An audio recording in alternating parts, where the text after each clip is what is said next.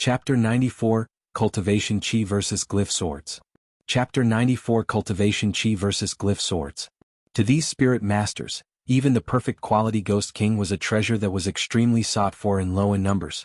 If they were to use it correctly, there was a chance that they could gain another totem or perhaps even refine it into a few extremely useful miasma-attributed medicinal pills. However, it was already too late to say anything. Since the Ghost King had already been refined into a soul-shackling chain, even if they had unimaginable strength, they would not be able to restore it to its original state.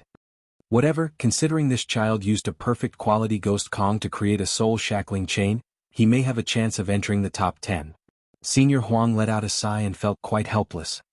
Seeing this, the others couldn't help but laugh and look at each other. Regarding perfect quality Ghost Kings as the Refining Corpse faction's master, he was naturally in need for this item the most. Other people could only use the perfect quality Ghost Kings to create a totem or medicinal pills, but if he were to obtain it, he could use it to practice numerous types of secret techniques that were previously cultivatable. This would allow his strength to increase by a large margin. However, it was already too late to be talking about this. As the time continued, the morning slowly passed by. The number of challengers on the first arena slowly became more sparse, so much so that the hourglass would go through half its time before someone would jump onto the stage. It was clear that at this time, after experiencing such a number of fierce battles, those still with courage to challenge the Lunar Monument's top 10 were sparse. This was so much the case that even Shi Chuan, 9 Infant Mountain's eldest senior, ultimately didn't choose to challenge the first arena. Instead, he had challenged a second arena disciple sometime in the afternoon and ended up occupying the 15th spot. However, even at this time, Gao Chong had yet to go up on stage. Instead, he would occasionally glare at Lu Ming with self-evident intention. Faced with this, Lu Ming smiled and seemed not to mind. Finally, when a disciple failed his challenge in the arena, the embroidered-robed spirit master once again brought the hourglass out. The minute sand slowly trickled away and passed 2/3 of the way, yet no one had issued a challenge. At this moment, the adjacent disciples couldn't help but become nervous. The barbarian ghost sect leader and the other spirit masters on the jade platform all changed their expressions as they watched. The tiny sand specks continued to flow and the remaining sand on the top of the hourglass quickly became 1/2, 1/3, 1/4. Gao Chong, who was originally coldly watching Lu Ming, finally twitched his face. After a short moment, he watched the sand and once looked back at the placid Lu Ming. A flint of hesitation flashed across his eyes. "Junior Gao, you cannot delay any longer. This brat clearly knows your plan, but once the time ends, they will no longer allow for any more challenges. This brat is most likely planning on forcing you to renounce challenging the top 10. The neighboring youth with arm rings lifted his head before impatiently speaking. "I don't believe that he would do something like this. Worse comes to worse, I won't participate in challenging the top 10 and waste the rest of my time with him," Gao Chong gloomily said. But Junior Gao, not only can he miss entering the top 10, he can also wait until the very last arena is about to close before entering the stage. Junior Gao, on the other hand, cannot delay like this. If you don't challenge the top 10, not only will your reputation suffer a large blow but Master's face will also be lost." When the youth with arm rings saw that the hourglass only had 1/10 of the sand left, he anxiously spoke. Hearing this, Gao Chong starting to become slightly impatient. "Senior Gao, it's unworthy for you to act like this because of a trifling thief. Worse comes to worse, let the other seniors deal with him. I don't believe that he actually has the strength to enter the top 10. Having listened to the conversation, Mu Mingzhu couldn't help but open her mouth. "That's right, this truly won't do. Let me personally challenge him. Even if my strength isn't enough to enter the top 10, I can still barely enter the top 20. The youth with arm rings nodded his head. "That works, I must do as you say. I really cannot let Master down.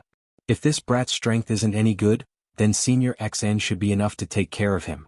If he really is able to enter the top 10 round robin, I will no longer be afraid of not having the chance to fight him." Gao Chong eyed the upper half of the hourglass where only a tiny layer of sand remained. He finally ground his teeth and spoke. Subsequently, his feet flashed and he turned into a shadow before appearing on the stage. High atop the jade platform, the barbarian ghost sect's leader emitted a faint smile when he saw this. Practically at the same time, Lu Ming also let out a soft smile. "I would like to challenge the 5th place senior Tai." Gao Chong's gaze swept over the banners in front of him before he coldly spoke. "You wish to challenge me? Very good. I would also like to see exactly how terrifying the legendary Earth Spiritual Pulse disciple is. The core disciple standing under the fifth banner was a youth wearing a wooden crown. After hearing Gao Chong, he immediately soundlessly stood up. As the fifth-ranked student on the lunar monument, like the four people ranked ahead of him from the very start, no one had dared to challenge him. Junior Zhang, if I remembered correctly, Tai Jian seems to be your mysterious Glyphs faction's most outstanding disciple. However, he isn't too interested in drawing glyphs, so he has been cultivating a method of integrated glyphs and secret sword techniques. The barbarian ghost sect leader suddenly opened his mouth and asked a question. Sect leader Tai Jian has been mainly cultivating the glyph sword technique that our faction's ancestor left behind. You also know that during the last large competition, due to him only recently picking up the glyph sword technique, he was only one ranking away from not entering the top 10. Presently, with such a large passage of time, I believe that the sword technique he has cultivated is even more out of the ordinary. Mysterious Glyphs faction's Master Zhang, who Lu Ming had met before, forced a smile as he replied. Other 6 people died plus are no longer under 30. Yes, this child was unexpectedly able to comprehend the glyph sword technique. One can clearly see that his talent truly surpasses the ordinary. Unfortunately, this sect doesn't focus on cultivating the sword like the Heavenly Moon sect, and thus we are unable to give him too many pointers. The barbarian ghost sect leader spoke in a pitiful manner. Then he can only rely on his own good luck in the future. Master Zhang seemed to be quite helpless. At this time, the 2 people on the elevated stage had already signed the life or death writ and the surrounding light shroud had arisen. A great battle was on the verge of breaking out. The youth wearing the wooden crown touched his sleeve. Instantly, a few-inch-long light yellow wooden sword flew into the sky. He proceeded to perform a hand technique and a faint silver glyph flew up. In a flash, it disappeared without a trace into the wooden sword. Suddenly, the sword produced a shrill sound and countless glyphs appeared on its surface. The youth subsequently performed a single-handed technique and pointed toward Gao Chong. The wooden sword abruptly went blurry before disappearing in the air. Gao Chong could only feel the air in front of him vibrate as a wooden sword emerged in front of him like a demon. He was startled and involuntarily shook his sleeve. A blood-red light rolled into view. However, at this moment, the youth with the wooden crown had already muttered an incantation from a distance. A Zila sound rang out and the wooden sword disappeared from the area where the coiling blood light was. Subsequently, a dozen of wood swords appeared on all 4 sides of Gao Chong. After a flashing silver light, they produced a chi-chi sound as if space was ripping apart and condensed into enormous cold sword rays that rushed toward the center. It seemed that in the next second, Gao Chong was about to be chopped into minced meat. Just the look of the attack was enough to terrify people. When the group of barbarian ghost sect disciples watching from under the stage saw this, they couldn't help but involuntarily cry out. Mu Mingzhu's face went incomparably white in a heartbeat. "Break for me." From within the sword ray, a clear voice rang out. A smothered sound resounded before a blood-red-colored ring unexpectedly rapidly expanded from the center as it violently surged outward. When they made contact with the blood-colored ring, the sword rays that looked devastatingly sharp unexpectedly successively disintegrated as they were repelled back by the blood chi. Ping! Gao Chong strode out from the blood chi. His arm went blurry as he grabbed a few-inch-long light silver sword from within the shattered sword rays. When the youth with the wooden crown saw this, the calm expression completely disappeared from his face. Instead, in a state of panic, he began to repeatedly perform hand techniques. The silver-colored small sword suddenly began struggling for its life like a small snake. It seemed like it was going to break free of Gao Chong's grasp in the next second. Seeing this, Gao Chong emitted an expression of disdain as he brought his 2 hands together and abruptly rubbed them. Within the blood chi's oscillation, the light silver-colored sword immediately retracted its radiance and once again transformed into a light yellow-colored wooden sword. Simultaneously, the youth wearing the wooden crown had his face go pale. He suddenly spat out a large mouthful of essence blood and seemed extremely exhausted. Gao Chong sneered and tossed the wooden sword to the side before walking toward the opponent. "I concede." This time, the youth wearing the wooden crown didn't wait for Gao Chong to actually walk over as he hastily admitted defeat with a bitter smile. The course of their fight seemed to happen in mere instant. Everyone near the stage naturally was wearing a gaping and shocked expression. When Lu Ming finished watching, his pupils couldn't help but contract. Senior sect leader. Although it's very faint, Only spirit masters should be able to control cultivation qi. How did Gao Chong achieve this? When Spirit Master Zhang saw that his disciple was easily defeated, the expression earlier on his face froze, and after a long time, he finally came to himself to hastily ask a question.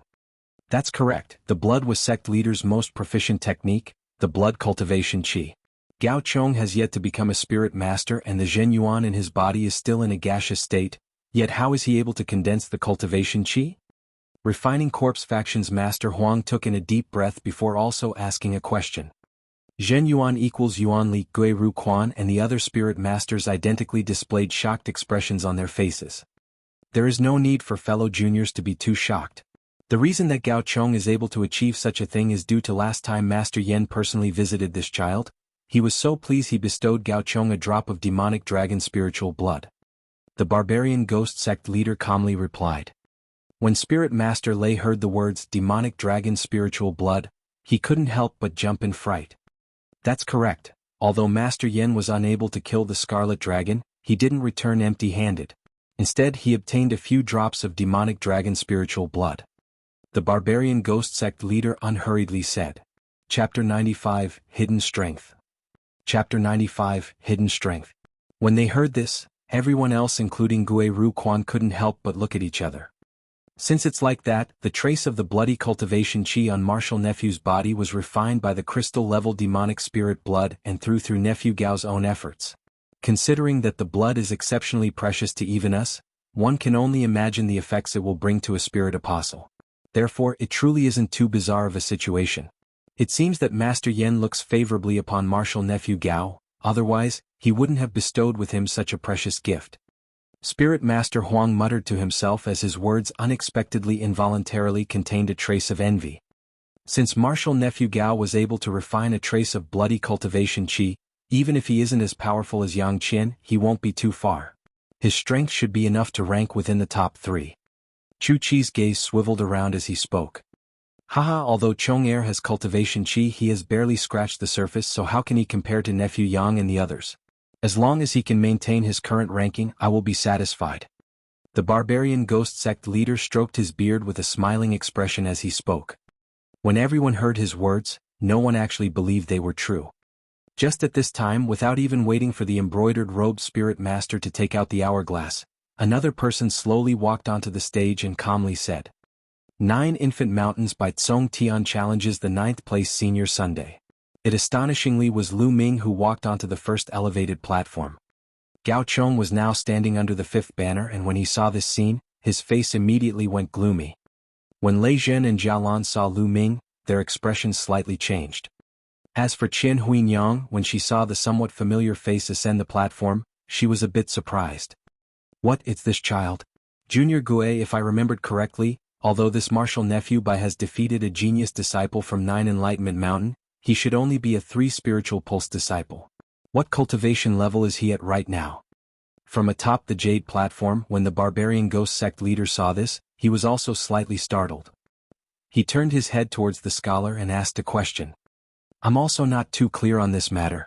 Recently, Junior Zhu and I have spent all our time on the deep-sea cold light iron, and haven't paid attention to the other disciples' cultivations. However, during the last small competition he seemed to still be a middle spirit apostle. Gui Ru Quan was naturally even more surprised and hesitated a bit before replying. Although he felt that Lu Ming would participate in the large competition, by no means did he believe that he would actually challenge the top 10 core disciples. This child has watched the preceding numerous battles and still dares to enter the arena. Thus he probably isn't arrogant, but should have something else that he is relying on. We should tentatively watch. Spirit Master Lin looked at the Lu Ming who was on top of the stage and laughed as she spoke. Mysterious Glyphs Division's Master Zhang glanced at Lu Ming and also displayed an expression of thought.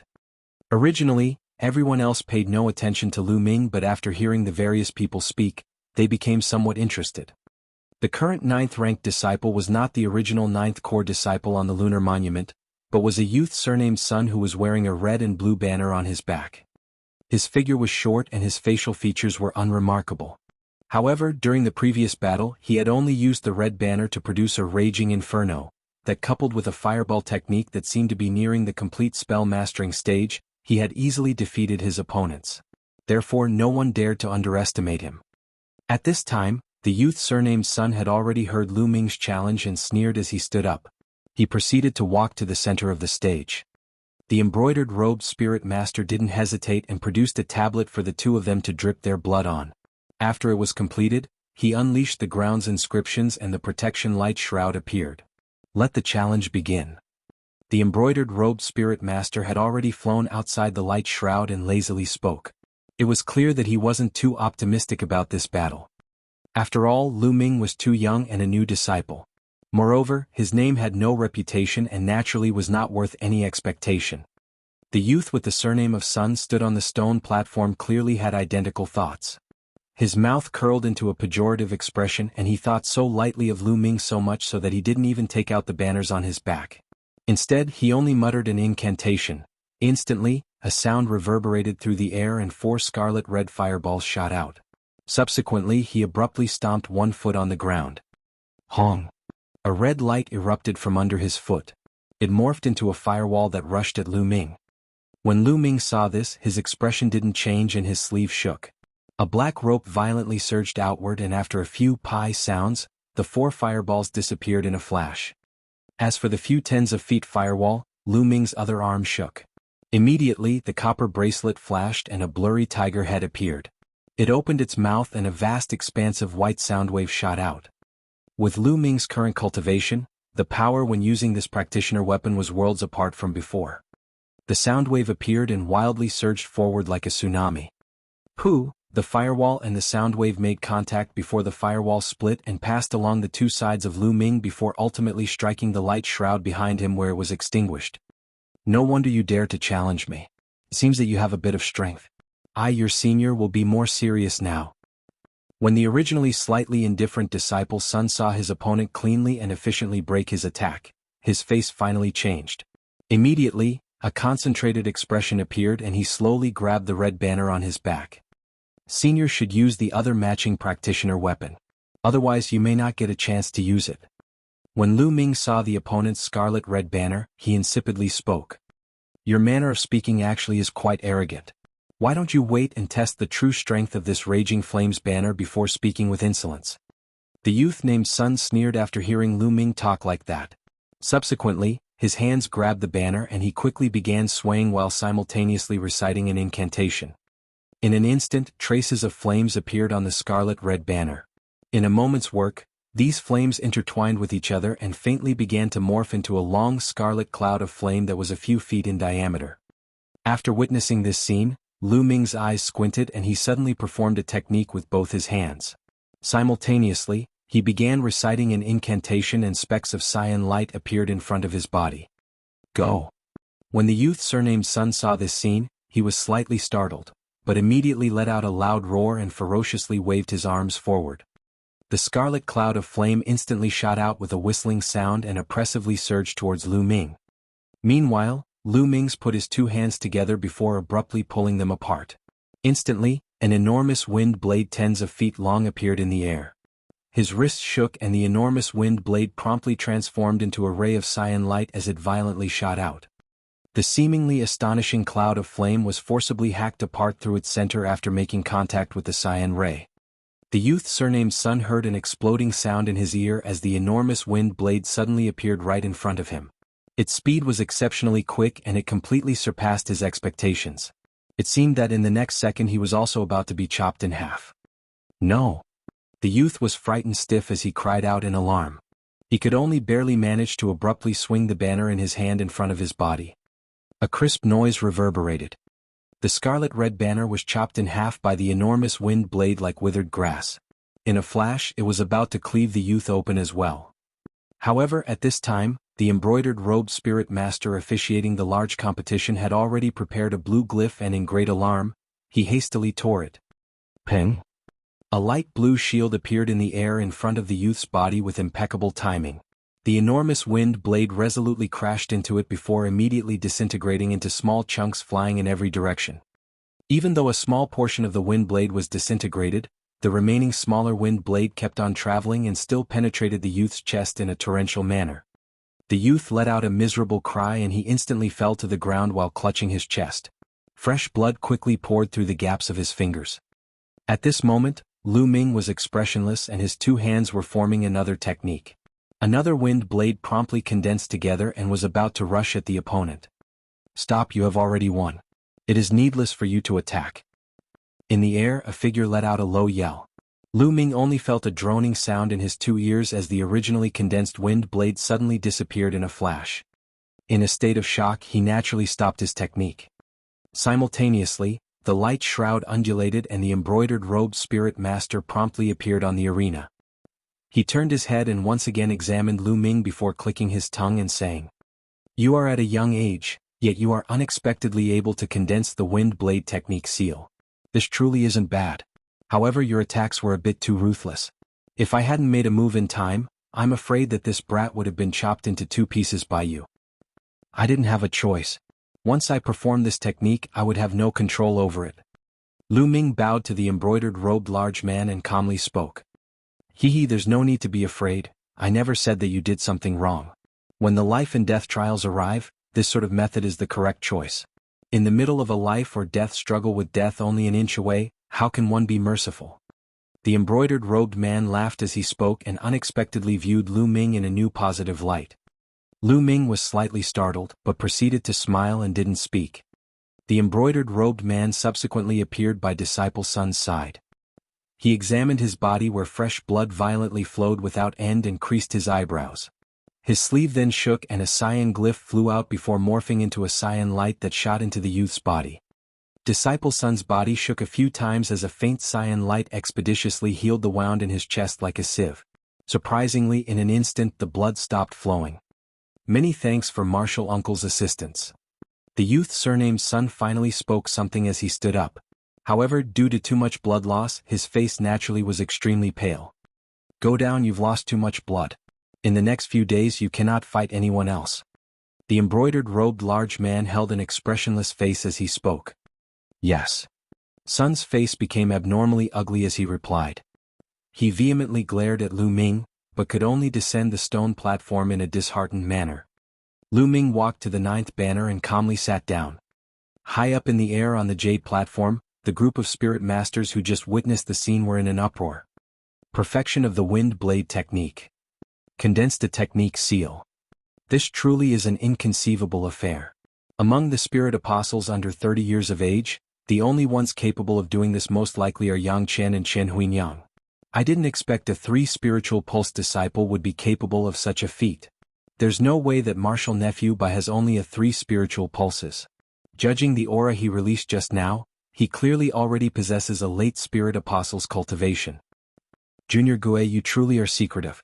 You unexpectedly managed to hide the fact that 9 Infant Mountain still had this sort of a genius disciple. Numerous spirit masters from various factions who were originally unfamiliar with Lu Ming were discussing him in an amazed manner. Master Zhang, Spirit Master Lin and the Barbarian Ghost Sect leader were somewhat familiar with Lu Ming and identically surprised. They each couldn't help but show a unique expression. As for Gue Ruquan, he stood to the side in a genuine state of shock. Chapter 96, Heavenly Intelligent Spirit Body. Chapter 96, Heavenly Intelligent Spirit Body. Junior Gue, the reason why Yang Chen was able to condense a fireball technique seal was because he spent 2 years cultivating it. As for the Qian girl's water arrow technique seal, during the last life and death trials she killed one of the water tribe's abnormal monsters and inadvertently managed to absorb it. However, because of this she almost went insane and died. If it weren't for Master Yen personally helping her suppress the seal, I'm afraid that she would not have lived to today. As for Martial Nephew Bai, he is only a 3 spiritual pulse disciple, so how would he be able to do this? If you were to argue that he underwent harsh training, it's still inconceivable. Senior Huang was slightly suspicious as he spoke. I myself am not too clear about this matter. You should know that Junior Zhu and Zhong didn't accept him as their personal disciple because of his talent. I would expect that he had his own other lucky encounter. Gue Ruquan hesitated before bitterly laughing as he replied. Learning the reason won't be easy. Why don't we invite Junior Bai up here to explain it to us? This way we'll all be clear. Baleful faction's Chu Chi pondered a while before suddenly laughing. This won't quite do. According to the commandments laid down by the ancestors, whatever opportunities our sect's disciples stumble upon, it is their own affair. It is not something us elders can inquire about. Gue Ruquan's expression changed. Senior Gue is thinking too much. This isn't inquiring about something to the end. If Martial Nephew Bai had only undergone an incredible increase in cultivation or had acquired a totem or practitioner weapon, we naturally wouldn't get involved. However, the condensation of this technique seal is truly a bit too odd. If we don't clear up the situation and there is something wrong, I'm afraid that it would be detrimental for the entire sect. Furthermore, just a little while ago, didn't sect leader clearly explain Gao Chang's solidification of his cultivation chi? Chu Chi indifferently said. Gue Ruquan's face suddenly became unsightly. When the other spirit masters heard this, they quietly discussed among themselves. In the end, there were those that endorsed this idea, but there were also others who disapproved. Faced with this situation, the barbarian ghost sect's leader knit his eyebrows. A while later, he finally opened his mouth and said, Martial Nephew Bai has already reached the realm of a late spirit apostle and naturally could not have spent the entirety of these past few years on secret techniques. Thus, simple inquiries is something we must do. Of course, Junior Gue doesn't have to be worried. This isn't an interrogation, instead it's only us elders asking a few simple questions. Even if Martial Nephew Bai is unwilling to answer, he will not suffer any punishments. After hearing the barbarian ghost sect leader say this, the other spirit masters looked at each other and most of them nodded approvingly. When Gue Ruquan saw this scene, he could only heed his words and agree. He certainly harbored an identical curiosity as to how Lu Ming was able to cultivate a technique seal. Thus, when the next challenger appeared on the first elevated platform, Gue Ruquan's voice transmitted into Lu Ming's ear. Lu Ming's thoughts quickly spun about and he calmly stood up on the stone platform. Then he proceeded to summon his cloud and fly toward the jade platform. When the other disciples saw this, they were naturally shocked. The embroidered robed spirit master seemed to have received other instructions and turned a blind eye to this. Disciple by Tsong Tian greets Master Gue, sect leader and the other masters and seniors. As soon as Lu Ming descended onto the jade platform, he immediately respectfully bowed. Tsong Tian, stand up. You did pretty well this time and unexpectedly managed to enter the top 10. If you are able to maintain this ranking, Master Zhu and I will heavily reward you afterwards. Right now there are a few things that your martial uncle, the sect leader and other martial uncles wish to ask you about. Try your best to answer their questions. If it is inconvenient for you to answer, we will not force you. Gue Ruquan wore a smiling expression as he helped Lu Ming up. Yes, I will definitely answer with all I know. After Lu Ming stood up, he calmly spoke. Martial Nephew Bai truly looks like a genius. There is no need to be nervous. The reason we called you is to ask you about two things. The barbarian ghost sect leader examined Lu Ming a few times while exposing a smiling face. I do not know what sect leader and the other master would like to ask? Lu Ming indifferently replied. Martial Nephew Bai, you are currently a late spirit apostle, right? The barbarian ghost sect leader nodded his head and proceeded to ask. Yes, I just advanced into the late stage not too long ago. Lu Ming unperturbed replied. With your 3 spiritual pulse body, it must have been extremely rough trying to cultivate to this realm. Since this is the case, you must have assiduously cultivated your FA Li and spent a lot of time on it? The barbarian ghost sect leader inquired. Yes, I spent most of the recent few years cultivating my principal cultivation method. Lu Ming responded in an affirmative manner. When you usually cultivate the wind blade technique, how much time did you spend on it? I don't spend too much time, I only spend 4 hours every day cultivating this technique. From Martial Nephew's previous battle, you have most likely cultivated the wind blade technique to perfection and condensed a technique seal. I truly did condense a wind blade technique seal. Since the time you needed to learn the technique wasn't long, how did you accomplish this? The barbarian ghost sect leader squinted his eyes. The other spirit masters couldn't help but listen with rapt attention. I don't really understand sect leader's question. Would you mind stating it more explicitly? Lu Ming seemed to be a bit confused. Martial Nephew Bai, don't tell me that you only spent 4 hours every day cultivating the wind blade technique and managed to condense the technique seal. When the barbarian ghost sect leader heard Lu Ming's question, his eyebrows creased. I truly condensed the technique seal in this manner. Lu Ming blinked his eyes and his face contained an expression of complete innocence. Once they heard this, the barbarian ghost sect leader and the other spirit masters to his side couldn't refrain from freezing in shock. Spending only 4 hours every day in cultivating a technique seal within a few years. If this truly is the case, there may actually be a logical reason. Senior Lei rubbed his chin as an odd glint of light appeared in his eyes while he talked. How is it possible? The barbarian ghost sect leader was shocked and abruptly turned his head as he asked a question. The others were also astounded as they looked over. Could it be that everyone has forgotten of the few spirit bodies told in legends that are inscrutable? There seems to be a spirit body that can accomplish this feat, the large spirit master Lei laughed. Could you possibly be talking of the extremely mysterious heavenly intelligent spirit body? Spirit Master Huang cried out in alarm. That's correct. Apparently, this heavenly intelligent spirit body possesses unfathomable intelligence. No matter whether the owner of this spirit body is comprehending a cultivation method or cultivating a secret technique, he or she is several if not tens of times faster than normal people. However, it's a pity that since this spirit body only amplifies intelligence, there's no way to check if a person actually possesses it. On the other hand, we know that this spirit body actually exists. Previously, Heavenly Moon Sect and Windfire Sect harbored two freaks who possessed spirit bodies of this kind. Although their FA was mediocre, their cultivation of spells and secret technique was something that a normal person could only dream of. Moreover, according to their secret technique training speeds, the spirit body can be divided into levels of low intelligence, adequate intelligence and genius intelligence. Spirit Master Lei recalled a memory as he spoke in a serious manner. After listening to Senior Lei, I remember hearing of such a rare spirit body. Ziz, could it be that Martial Nephew Bai possesses this mysterious spirit body? It's no wonder that we were unable to discover it during the opening spirit ceremony. Instantly, there were spirit masters who suddenly began clicking their tongues in wonder. However, aside from this disciple's small accomplishment in practicing secret techniques, my comprehension of cultivation methods is not very quick. After hearing their discussion, Lu Ming seemed to be slightly hesitant as he spoke. The heavenly intelligence body originally was an extremely mysterious spirit body. Thus, it is normal if it is slightly different from the legends.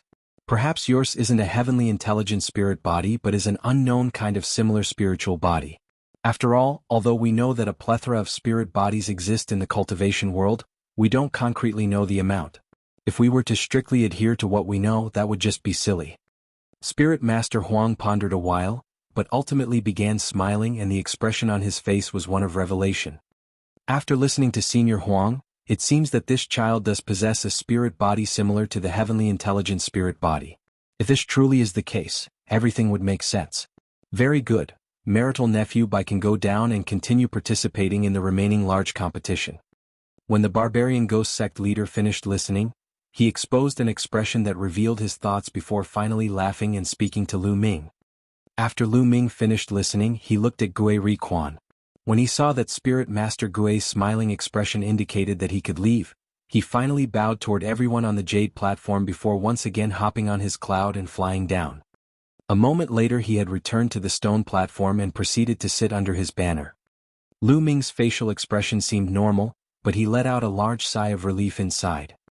Regarding the mysterious bubble in his body and the mysterious room, these were the largest secrets in his life. He naturally would not let anyone else know about them. However, in order to conceal his extremely quick secret technique and cultivation speed, he had begun trying to find an excuse to explain his situation since a long time ago. An unknown spirit body was an excuse that he had come up with a long time ago. For this reason, he ceaselessly scoured myriads of books and records relating to spirit bodies. He knew that there were a few spirit bodies that were undetectable, which was why he was able to maintain a calm expression without fear of getting called out. It seemed that currently, even though there was no way that the barbarian ghost sect leader would completely believe him, he had managed to smoothly pass the inquiry this time around. Thus, others would not easily suspect him. Since this was the case, he could fully perform his techniques in the large competition without worry. Lu Ming was slowly pondering this when the competition on the stone platform ended. Subsequently, a challenger jumped onto the stage and astonishingly expressed his desire to challenge Lu Ming. Lu Ming let out a faint smile and immediately stood up and walked to the center of the elevated platform. In the time it took to have a cup of tea, cyan flashes of light continuously formed in Lu Ming's hands as a quick successive number of wind blades rapidly shot at the opponent. It seemed as if he didn't need Fa to cast these wind blades. On the other side, a youth wearing a yellow robe clutched a black iron shield in front of him. He defended himself against the wind blade attacks with all his might as his shield danced around him. Lu Ming's wind blades were not only faster than normal wind blades, but their power was also much more potent than normal wind blades. With each wind blade that hacked the iron shield, the yellow-robed youth's figure trembled.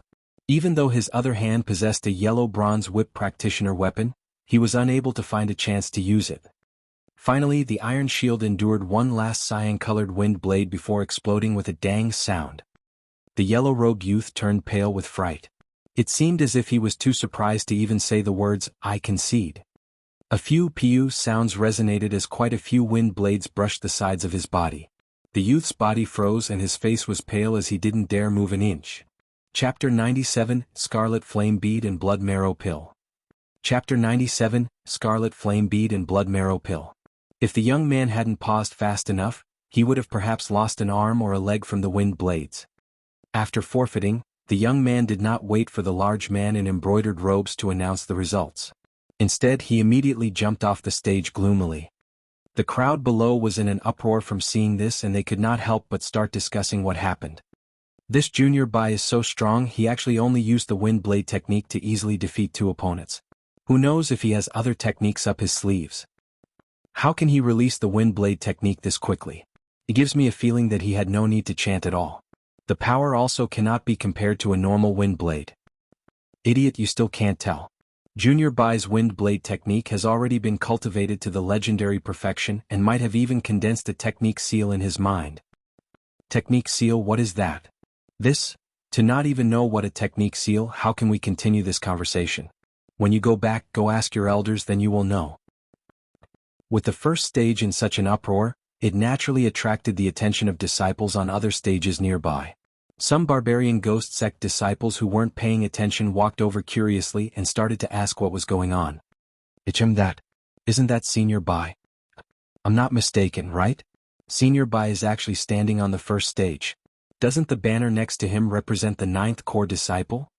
Shueshan was with the group of disciples that had walked over out of curiosity to see what was so lively, and after sweeping his gaze casually across the stone stage, he immediately became astonished to the point where he began to blabber. Wan Shaoqing and a few other 9 Infants faction disciples, after clearing seeing Lu Ming's face on the stage, all became dumbstruck. Also astonished were the other barbarian ghost sect disciples that recognized Lu Ming. The one most surprised from them was Mu Yunxian, that beautiful young woman whom had some understanding of Lu Ming. She was originally at the stage where Du Hai was. Seeing that Du Hai had just defeated a challenger, she relaxed a little and looked toward the other stages, resulting in her immediately seeing Lu Ming on the first stage. After seeing this, Mu Yunxian's facial features became colorful and overwhelming happiness rushed to her. For Lu Ming to really possess the power to gain a high placement on the lunar monument, even the barbarian ghost sect leader would have to think twice about whether it was time for Gao Chong to change his human cauldron. If Lu Ming could get into the top 10 core disciples and come back alive from the life and death trials, Mu Mingzhu would definitely be safe. The higher-ups in the sect would definitely not allow a person intimate with a disciple that had the potential for great contributions to be hurt by the people of the same sect. Just when Mu Yunxian was exalted, there were finally no more challengers for the first stage. The spirit master in embroidered robes allowed the sand in the hourglass to fall until the last granule of sand, before immediately announcing that challenges for the first stage had ended. The disciples under the 10 banners on the stage temporarily received their placements. Before the second round of challenges began, nobody could challenge them. After hearing the spirit master in embroidered robes make such an announcement, many of the disciples below looked at Lu Ming and the other people with envy and reverence. If this large competitions was like any of the past large competitions, for the 10 disciples on the stone stage, perhaps at least half of them would remain in the top 10 placements after the large competition finished. Even if some of the disciples dropped out of the top 10 ranking in the second round of challenges, they would still be ranked very high on the lunar monument. After the embroidered robe spirit master finished his announcement, Lu Ming and the other people also all left the stage one by one. Junior Bai, you gave face to our 9 Infants faction. Senior Bai, congratulations, you are the first disciple from our faction to enter the top 10 core disciples rankings in the past few years. Haha, with this, how can the other factions continue to look down upon the 9 Infants faction? As soon as Lu Ming stepped off the stage, Shueshan, Wan Shaoqing and other 9 Infants disciples immediately surrounded him and all spoke raptly. Lu Ming naturally handled it with modesty, but at this time, a cold voice was heard. Junior Bai, you really are a secretive person. However, don't think that just condensing a wind blade technique seal is enough for you to remain in the top 10 core disciples. According to what I know, Among the disciples that are lower ranked, they still have many other hidden cards and are waiting for the second round of challenges to fight seriously. If I were to celebrate, I should only do so after the whole large competition has ended.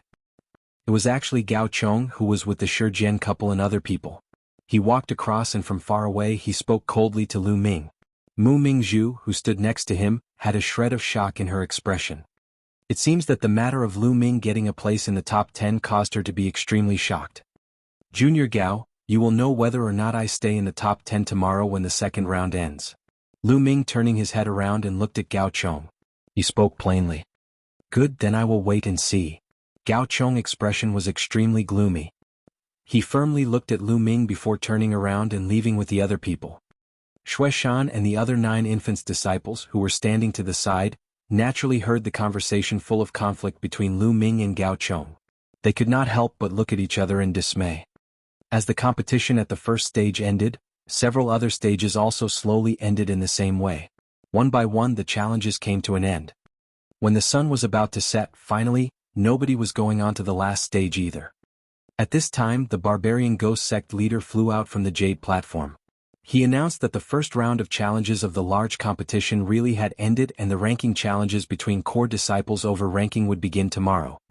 Most of the disciples dispersed immediately after hearing this. This so-called ranking challenge was when the 100 core disciples, who were split into the 10 stages, would challenge another disciple that was 10 ranks in front, with the possibility of moving up in the rankings. If they won they could continue to challenge higher-ranking disciples, but if they lost they would remain with their original rank. With this, the last 10 ranks and the first 10 ranks only needed to challenge or accept challenges respectively.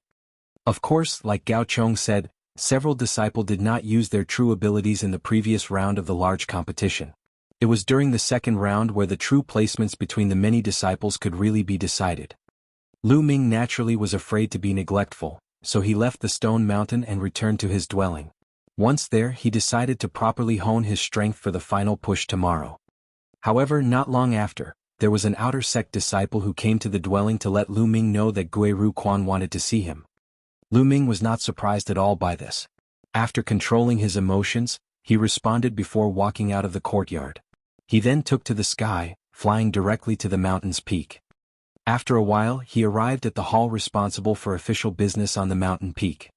There, other than Gui Ruquan, Zhu Qi and the martial ant Zhong, Shi Chuan also stood to the side with his arms crossed. Lu Ming hastily went up and paid his respects. Chong Tian, no need to be polite, you can get up. This time you did very well.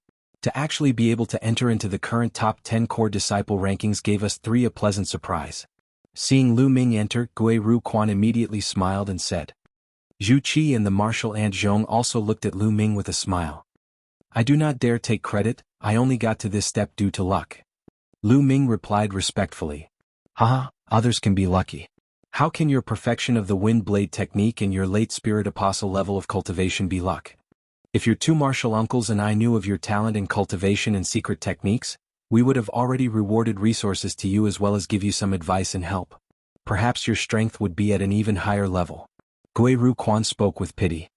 I only learned that condensing a technique seal was a very difficult thing to do not too long ago, otherwise I definitely would have reported to Master Gui about my achievements. Lu Ming naturally had an extremely honest expression. You don't need to worry about anything.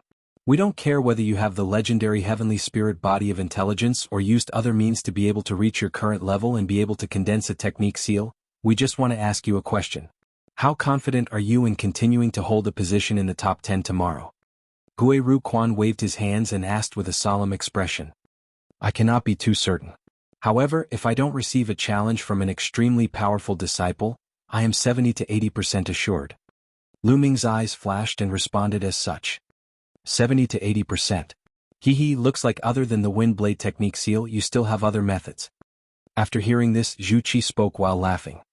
Gui Ruquan also revealed an extremely satisfied expression.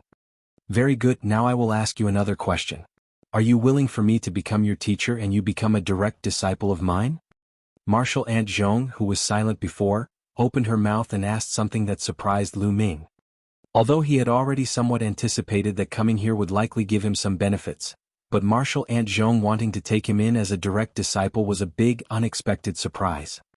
For him to be able to become the direct disciple of a spirit master was naturally a matter that he had wished for but knew that it would most likely not happen. Of course I am willing. Song Tian pays his respects to teacher. Lu Ming turned a little and started kowtowing to the martial ant and spoke respectfully. Very good, you can get up. Although you are only a 3 spiritual pulse disciple, but to be able to become a late spirit apostle as well as being able to condense a technique seal, who knows, you might have a shred of a chance to become a spirit master. You should greet your martial uncle Gue and martial uncle Zhu again. When martial aunt Zhong saw the situation, revealed a slight smile and said, I pay my respects to martial uncle Gue, martial uncle Zhu. Lu Ming immediately gave Gue Ru Quan and Zhu Qi a respectful kowtow. Martial nephew Bai, from now on you are a direct disciple of our 9 infants faction. Quickly get up. Gue Ru Quan smiled. Zhu Qi also waved his hand, allowing Lu Ming to get up. Since Song Tian has already paid his respects to the 2 of you again while his address to you has also changed, the respects should not be made in vain. Martial Aunt Zhong suddenly gave a light laugh at the other 2 as she spoke. Hee martial sister, do not worry. Since Song Tian has already been accepted under you, the greeting gifts naturally will not be little. Here I have 3 scarlet flame beads to give to martial nephew Bai. When you meet a strong opponent, you can activate all of them and throw them, it might be able to save your life. Zhu Qi gave a small laugh before pulling out a small skillfully made metal box from his sleeve and tossed it at Lu Ming. I am not as generous as Junior. I only have a bottle of blood marrow pill which can help you strengthen your essence blood. Gue Ru Quan smiled before also taking out a small pure white jade bottle and gave it to Lu Ming. Remember essence blood plus chi. Lu Ming naturally accepted these gifts consecutively with great joy. He carefully put the 2 items away and was not in a hurry to open them. Chapter 98, Glyph Armor. Chapter 98, Glyph Armor. Since my 2 seniors have already given you their rewards, I, as your teacher, will definitely not leave you disappointed. This is a practitioner weapon I used in the past. I will give it to you now, use it as a way to save your life in the future. After watching them give their gifts, martial Aunt Zhong revealed a satisfied expression. After taking a moment to think, she then produced a light yellow object from her sleeve and passed it to Lu Ming with a smile. Many thanks to teacher. This is... Lu Ming accepted the item and after examining it closely, he could not help but be somewhat amazed. This so-called practitioner weapon was actually a simple piece of inner armor made from strands of yellow bamboo with some type of unknown silver wire running through the whole body. Every strand of the bamboo had a 5-colored spirit inscription engraved on it. The color was very faint and blurred. If one did not examine it carefully, it would be impossible to discover. Junior, why did you take out that piece of glyph armor? That item saved your life countless times back in the day. After seeing the inner armor clearly, Zhu Qi could not help but slightly change his expression. Gue Ru Quan was also a little surprised. This item can only withstand attacks from spirit apostles, so it is no longer useful to me. To me now you can say it has value, but I am unable to use it. After all, this item has already been heavily damaged by people before. Though it has been repaired, it can only withstand 2 or 3 attacks at most before completely breaking. Also, I don't wear it normally, so it is better to give it to Song Tian for protection. Martial Aunt Zhong spoke with a carefree tone. After hearing these words, Zhu Qi and Gue Ru Quan thought they were quite logical, so they did not continue to say anything. Only now did Lu Ming understand the use of this armor clothes, and naturally gave great thanks before putting it away. Martial nephew Bai, about the 3 scarlet flame beads I gave you, each bead is equal to the full power attack from a low-level totem, so you are not allowed to use them during the Sect's large competition. However, if you are able to enter the life and death trials, since there will naturally be no control, Gue Ru Quan thought of something and gave him some words of instruction. Lu Ming naturally understood and agreed with the nod of his head. Martial Aunt Zhong and the other 2 then gave Lu Ming a few words of encouragement. Afterward, they let him return to rest properly for the battles of tomorrow. Lu Ming bowed to the 3 before leaving the hall. He flew toward the bottom of the mountain on a cloud. Who would have thought, Song Tian, that kid was actually able to enter into the top 10. Looks like this time our faction really has a good chance of changing our fortunes. Gue Ru Quan waited for Lu Ming to leave the hall before softly sighing and revealing his thoughts. Yes, martial nephew Bai's performance really did exceed our expectations. Before, we neglected him a little too much, but now that Junior Zhong has accepted him as a direct disciple and we have heavily rewarded him, any silent resentments he held should have been dissolved. This way, as long as he remains in the top 10 in tomorrow's battles, and if Martial Nephew Sure can also succeed in the challenges, our faction definitely can achieve a good result. We no longer will be at the bottom in the large competitions. Zhu Qi spoke with a smile. After hearing such words, Martial Ant Zhong also smiled lightly but did not respond. Chuanair, how have your preparations gone? Have you thought of who you want to challenge? Do you have confidence in getting into the top 10 tomorrow? Guiru Quan instead turned his head toward Shi Chuan, who was standing politely to the side, and asked, Master, do not worry. Tomorrow I am ready to challenge the 8th rank. I definitely will not have problems with my flying head and demon-subduing chain. Shi Chuan replied without hesitating. Very good, since you have such confidence we three can relax. However, we don't know if disciples with hidden strengths will appear. You definitely cannot be too careless. Guiru Quan nodded and then instructed prudently. Shi Chuan naturally agreed with his head nodding. Senior is a little too alert. Martial Nephew Shi's original strength wasn't weak. Yesterday he didn't even use his totem or the flying head, and he easily entered the top 20. Tomorrow getting into the top 10 naturally is an easy matter. Zhu Qi spoke with a light smile. I naturally understand this logic, but it is just best to be prepared for the unexpected. Chuanair, you should also return and rest properly. Guiru Quan forced a smile before instructing Shi Chuan. Shi Chuan spoke a word of agreement before also leaving the hall. Now it is just us. What do you two think the competition will be like tomorrow? Don't only speak of optimistic results, tell me what you really think. Although you two did not show up to the competition over the past 2 days, under the power of the formations, you should have seen enough. Guiru Quan waited for Shi Chuan to leave before becoming slightly gloomy. If we speak realistically, we cannot talk about it so easily. According to the strength of the disciples of the previous large competitions, Martial Nephew Bai and Martial Nephew Shi Chuan should have a very good chance of getting into the top 10. However, this time is somewhat different than the previous times. Not only did these talented disciples that would rarely be seen in the past appear, the Earth Spiritual Pulse, the Aphrodite Body and the Lightning Spiritual Pulse, but the strength of Yang Qian, Feng Chan and the other old disciples should have also had a surprising increase. Hearing and answering his question caused Zhu Qi's expression to also become serious. Not only is that true according to my observations, there are also many strong disciples that haven't entered the top 10. They are probably hiding their strength, ready to surprise the world tomorrow. Martial Nephew Shi Chuan can be said to be alright, he has the totem and the flying head to protect him, so getting into the top 10 should not be too big of a problem. However, for Tsong Tian, if he really only has the wind blade technique at perfection, perhaps tomorrow he will be unable to maintain his ranking. Martial Ant Zhong spoke while shaking her head. Yes, I see the same thing when I look at the situation. However, out of the current disciples in our faction, other than the two of them, nobody else has the strength to enter the top 10 core disciples. Although Xiao Feng also gained a placement on the lunar monument, he will still need a few more years of practice before being able to gain a better rank. Guiru Quan gave a light sigh again. Senior, you are unsettled. What we can do has already been done. As for the results, let them take their course. These other matters cannot be changed with our anxiety. Zhu Qi gave a light sigh as he replied. Hearing this, Martial Ant Zhong revealed an expression of agreement. What Junior Zhu Qi has said is right, we will know everything tomorrow. However, for Tsong Tian to reach the late Spirit Apostle stage as a 3 Spiritual Pulse disciple, is really a rarely seen matter.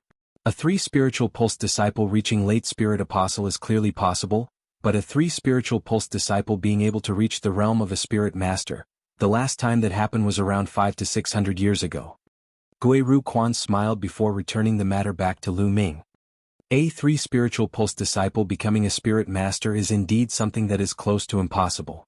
It is such a pity with Martial Nephew Bai's talent and techniques. Zhu Qi also became a little disappointed. This is not necessarily true. Since it has happened before, nobody can say that our disciple has no chance at becoming a Spirit Master. Certainly it will be more difficult compared to other people. However, if he is able to compete in the life and death trials and come back alive, the resources rewarded by the sect are astonishing. He has a chance to try. Martial Ant Zhong had a slightly different opinion. By using large amounts of resources to break through to Spirit Master, perhaps Martial Nephew Bai has a shred of a chance. However, he must first maintain his ranking tomorrow for this to be possible. Guiru Quan's eyes flashed a little as he spoke. In the end, everything really does depend on the results of the competition tomorrow. Zhu Qi mumbled.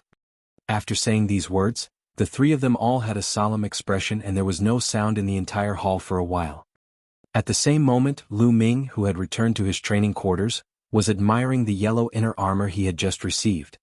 The bamboo strands that made up the practitioner armor gave off a slight cold feeling, and as Lu Ming stroked the surface with his hand, he realized the surface was not very hard. It instead gave people an abnormal feeling of something supple yet strong. After Lu Ming channeled some Fa Li into it, the inscriptions on the surface of the bamboo strands suddenly emitted faint light, illuminating the armor with fantastic beauty. After seeing this, Lu Ming could not help but become increasingly happy. Practitioner weapons were not rare in large sects and markets, but a glyph armor practitioner weapon on the other hand was very rarely seen. At least when he visited the Weizhou market, he only saw a few and all of them had a price close to the steep price of totems. Because this piece of practitioner armor had already been damaged in the past, it could only withstand another 2 or 3 Spirit Apostle level attacks before completely breaking. However, to Lu Ming, this was in fact an invaluable treasure that could save his life in desperate moments. Lu Ming looked over the piece of armor again. After confirming that there were no problems, he immediately put it on. It fit snugly to his inner clothes, allowing him to wear a green long robe over top. This way it was impossible to tell that there were any abnormalities from the outside. Afterward, he pulled out the metal box that held the scarlet flame beads and the jade bottle of blood marrow pills. He then opened them individually to have a look. The scarlet flame beads, surprisingly, were 3 dark, round beads the size of broad beans. They did not seem remarkable at all. The blood marrow pills were 10 or so bean-sized, blood-colored pills. When placed under his nose, there was a hint of a fresh and sweet smell. Although these blood marrow pills were not enough to strengthen all the blood essence in Lu Ming's body, they could at least cleanse the essence blood of some impurities which would let his life force be a bit more vigorous. Since Lu Ming still needed to compete tomorrow, now was naturally not the time to take these blood marrow pills and cultivate his essence blood.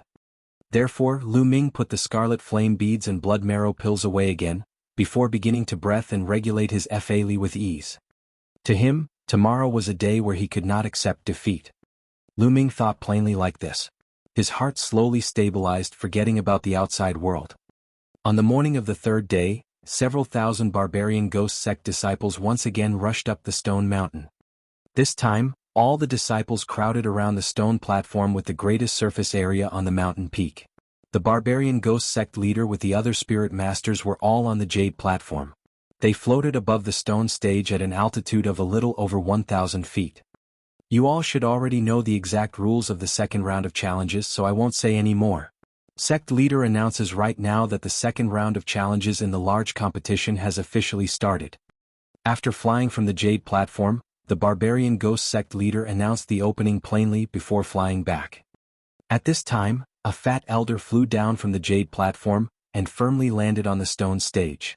After scanning around, he said while smiling, "Who am I? I believe the number of martial nephews who don't know me is very low. The second round of the competition will be hosted by me."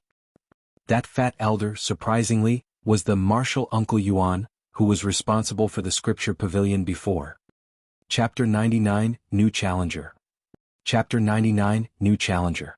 He was actually the spirit master responsible for hosting the second round of the large competition. Lu Ming was in great shock after seeing the fat elder's face from before, but after a few fast heartbeats, his expression was back to normal again. The fat elder shook his sleeve and small flags immediately shot out. They shook in the wind before transforming into banners that were inserted onto the 2 sides of the stage. There were at least 20 banners that formed neat rows side by side. Looking at the symbol on one of the banners, one side had 10 banners with the symbols of ranks from 100 to 91 and the other side had the symbols of ranks from 90 to 81.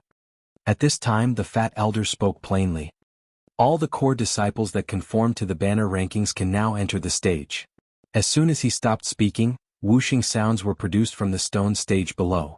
20 barbarian ghost sect disciples, who were already prepared, immediately flew to their respective banners one by one. No one was missing.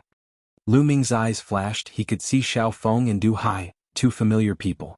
The 2 were respectively ranked in the 93rd and 89th positions.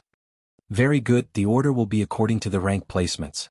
The lower 10 people can freely challenge the opposing 10 people once and the winner will go to the higher rank while the loser will now have the lower rank. After I ask 3 times and nobody continues make challenges, that will be the end of the challenges between these 2 groups. In each round of challenges, everyone will only have the right to challenge once. The round begins now. After shaking his head, the fat elder said without hesitating. After the core disciples on both sides looked at each other for a bit, a robust male walked out from below the banner and challenged one of the opposing disciples. The fat elder formed a one-handed sign and the inscriptions on the rock stage immediately flashed before a wall of light enveloped the whole stone stage. Since the two disciples in the center of the stage had already signed the life and death writs yesterday, they did not need to do it again. One immediately pulled out a long knife and the other one put on black boxing gloves as they both started forming hand sign and casting spells from far away. The battle between the two could not be said to be fascinating. They both constantly activated the practitioner weapons attacks to attack the opponent, while using different simple techniques to aid the attacks. The two were both abnormally cautious and protective people. They did not even think about approaching their opponent. However, like this, it temporarily became a battle of FALE consumption. The attacks from their practitioner weapons were easy to release, but their power was obviously not enough, causing them to be unable to break through their opponent's defenses. The strength of their secret technique attacks was enough to do damage, but the release speed made the techniques usable, with most of techniques being interrupted or easily dodged. Therefore, the battle between the two was just a process of constantly activating their practitioner weapons, simple techniques and constant running and dodging. It was enough to cause the crowd to feel drowsy. However, after the time it takes to eat a meal, the challenger finally caught the opponent at a moment where he was unable to dodge and a fireball hit the opponent, knocking him out. Then the fat elder announced the result, before the challenger went and stood under his opponent's banner with great exultation. The fat elder descended from the sky. After checking on the injured and giving him a quick treatment, he quickly ordered for the loser to be carried off the stage. He then announced for the challenges to continue.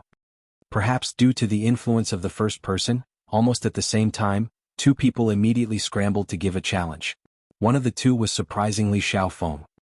The two looked at each other in the eyes and Xiaofeng, who was half a beat slow, backed off somewhat unwillingly. Therefore, after the new challenger chose his opponent, another round of battle started. However, Lu Ming only watched a little before silently sighing. The battle between the two on the stage was almost the same as the one before. They also used simple techniques and would activate their practitioner weapons to fight. There wasn't any great reason to watch. Lu Ming immediately stopped wasting his time watching and instead walked out of the crowd. He sat down cross-legged in a corner on the rock mountain with nobody around, silently maintaining his eyes closed. Although he could not see what was happening on the stone stage, he could still hear the cheering sounds from that side. However, he remained expressionless. On the side of the rock stage, as time passed, challenges ended one by one. Xiaofeng finally challenged an opponent in the end. He defeated his opponent with luck and took the 85th rank. Du Hai, on the other hand, successfully defeated a challenger and protected his rank. Therefore, after two more competitions, under the circumstance that there was nobody who still wanted to compete, the 100th to 91st ranked disciples left the stage. They were replaced by the 10 core disciples ranked from 80 to 71, once again starting another round of challenges. However, this time Du Hai and the other 9 people were the challengers. In this manner, the whole competition maintained this configuration of the lower 10 placements challenging the higher 10 placements. However, after the past 2 days of intense battles, a large portion of the disciples, who knew the extent of their abilities, did not use their right to challenge and only went up to show their faces before leaving the stage in satisfaction. In this way, other than the other rounds of battles between the disciples becoming slightly more exciting, the entire competition passed quickly, round by round. After half a day, Shi Chuan, Sima Tian and the other people ranked in the top 20 went up on the stone stage. At this time, Lu Ming, who was originally resting, opened both eyes. He rose up and walked toward the stone stage. It was indeed as he had expected. The battles between the top 30 and top 20 core disciples became abnormally intense. Almost every disciple ranked above 30 put forth a challenge. The disciples ranked above 20, including Shi Chuan, all displayed terrifying strength that made those previous disciples under rank 30 seem completely inferior. In the battles between these disciples, there was someone who used the falling rock technique that was close to complete spell mastering, causing pieces of head-sized rocks to fall like rain from the sky. There was someone who summoned 2 soldier-level ghosts at the same time, and under coordination, they caused the opponent to fall back step by step before pushing him off the stage. Another person displayed the extraordinarily strong body cultivation technique, utterly destroying his opponent's defensive practitioner weapon with one punch. Among the battles, after facing a challenge from a strong opponent, Sichuan also could not help but use his silver chain for the first time. He solidly bound his opponent with countless chains in an illusionary manner, before finally achieving victory over his opponent. Sima Tian also produced an ink-black, strange chilling short ruler for the first time, and with a swing clouds of strange chilling black air crazily floated out. The black air transformed the challenger into a black ice sculpture in a short while, surprising many people. However, other than those two, the bald, large man called Guju also caused Lu Ming some surprise. Other than the abnormally thick spirit chain, this person's aura gave him a faint, indescribably familiar feeling.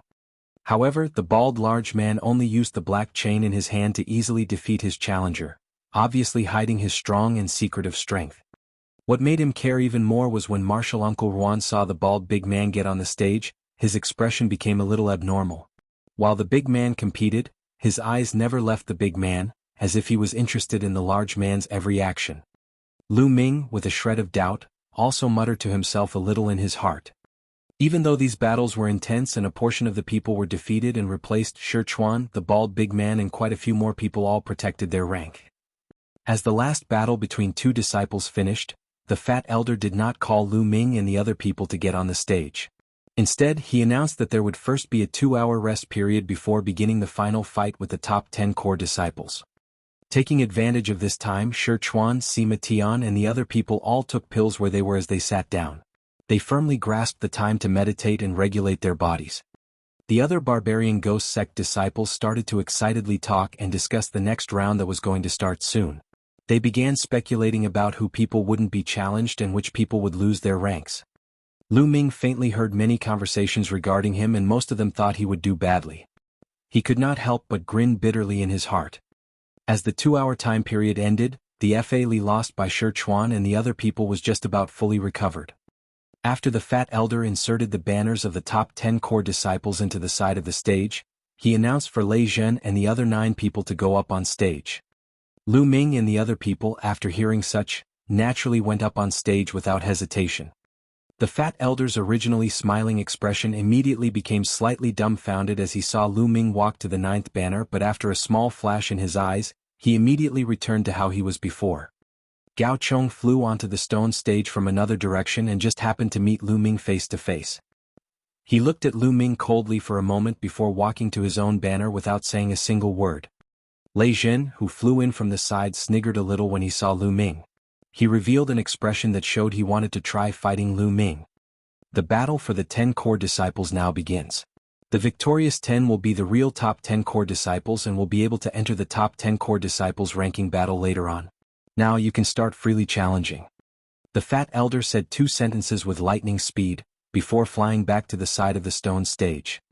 Although the people on the stage constantly looked at each other with keen eyes, the 10, including Sichuan, standing opposite Lu Ming, did not immediately have someone stand out for some time. However, among them, there were at least 5 or 6 gazes constantly sweeping across Lu Ming's body. Lu Ming's facial expression did not change, but he sighed inside. It was obvious that the opposing side had almost half of the people choosing him as their challenge target. This was a very ordinary thing. From the surface, compared to the others, he seemed the weakest. The reason why they did not immediately challenge him was mostly due to the fact that they were worried about if he still had other hidden techniques or cards up his sleeve. However, just when Lu Ming was thinking about why they didn't challenge him, someone on the opposing side who was close to Sichuan, finally and abruptly stepped forward. After a short hesitation, he spoke up loudly. Disciple Hu Fei would like to challenge the 9th-ranked junior Bai. I hope Martial Uncle Ruan will allow my challenge. This person was tall and skinny like a bamboo pole, but the embroidered robes he was wearing constantly revealed a faint azure light that would flash from time to time. At the same time, he carried a narrow, long, weird knife with the shape of a crescent moon.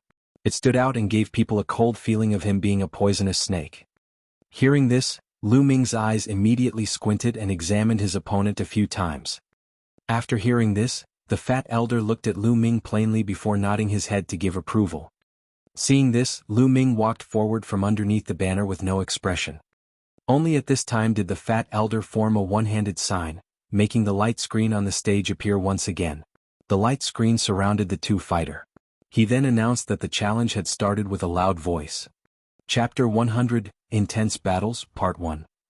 Chapter 100, Intense Battles, Part 1. Lu Ming stood in the same place without moving, but in his mind, he thought about his opponent's past battle. Specifically, a scene where Lu Ming's opponent approached the other combatant in the previous round with ghost-like movements and instantly placed the weird blade against the neck of the other combatant. Without a doubt, his opponent seemed to know some type of extremely powerful support technique. In Lu Ming's fight, he definitely couldn't let his opponent get near. Although Lu Ming did not move, he started chanting quickly and cast the Lighten technique on himself. After hearing the fat elder announce that the battle had started, the tall, skinny young man by the name of Gao Fei gave Lu Ming a snicker and formed a hand sign with one hand. Azure light immediately began to coalesce on his embroidered robe, slowly enveloping his whole body. From far away, he seemed like a man made out of azure light. After seeing this strange situation, Lu Ming's heart shivered and he suddenly raised both of his hands without hesitation. A sky-shattering sound immediately could be heard as 6 or 7 wind blades formed from azure light shot forward. After a few flashes, they were nearing Gao Fei, who was still surrounded by light. However, Gao Fei gave a weird snicker and blurred a little. The wind blades seemed to pass through his body as if the body was incorporeal. Seeing this, the spectators below all could not help but be surprised, and some people even cried out in shock. Lu Ming instead wrinkled his brows and did not reveal an expression of great surprise. The unbelievable scene performed by his opponent may have been able to trick most of the onlookers, but it was unable to trick Lu Ming's eyes. The wind blade seemed to pass through Gao Fei's body, but he actually just dodged at an extremely fast speed. Since his movements were so fast, it caused such an illusion as if the wind blades passed through him. Since his opponent's movements were quick enough to dodge the wind blade attack, Lu Ming knew that he would get a slight headache when trying to close out the match. Just at this moment there was a sliding sound. The man surrounded by light opposite Lu Ming drew his weird blade from his back as his body shook a little. Then he rushed forward as an azure shadow. Seeing this, Lu Ming rubbed his 2 hands together without even thinking. He raised them again and 10 or so wind blades immediately shot out. In the next moment, Lu Ming moved his 10 fingers a little and more wind blades appeared mid-air. With a flick, they again transformed into azure lights as they shot forward. Lu Ming actually released more than 20 wind blades all at once in such a short period of time. With only an abnormal sway, the faraway shadow formed from his opponent covered in light actually dodged all of the wind blades. After another blur, the shadow arrived only several tens of feet away from Lu Ming. Its movement was so fast that it was like a ghost. Lu Ming was secretly surprised inside, but without thinking much, he suddenly shook his sleeve and a black chain shot out like a poisonous snake. It viciously shot directly at Lu Ming's opponent covered in azure light. However, the person encompassed by light gave a cold laugh before shaking the weird blade in his hand. It immediately transformed into a dozen or so cold light rays which shot out, breaking the black chain in half. After that, he raised his other hand and a ray of jade light shot toward Lu Ming. Lu Ming gave a sound before suddenly sticking out an arm.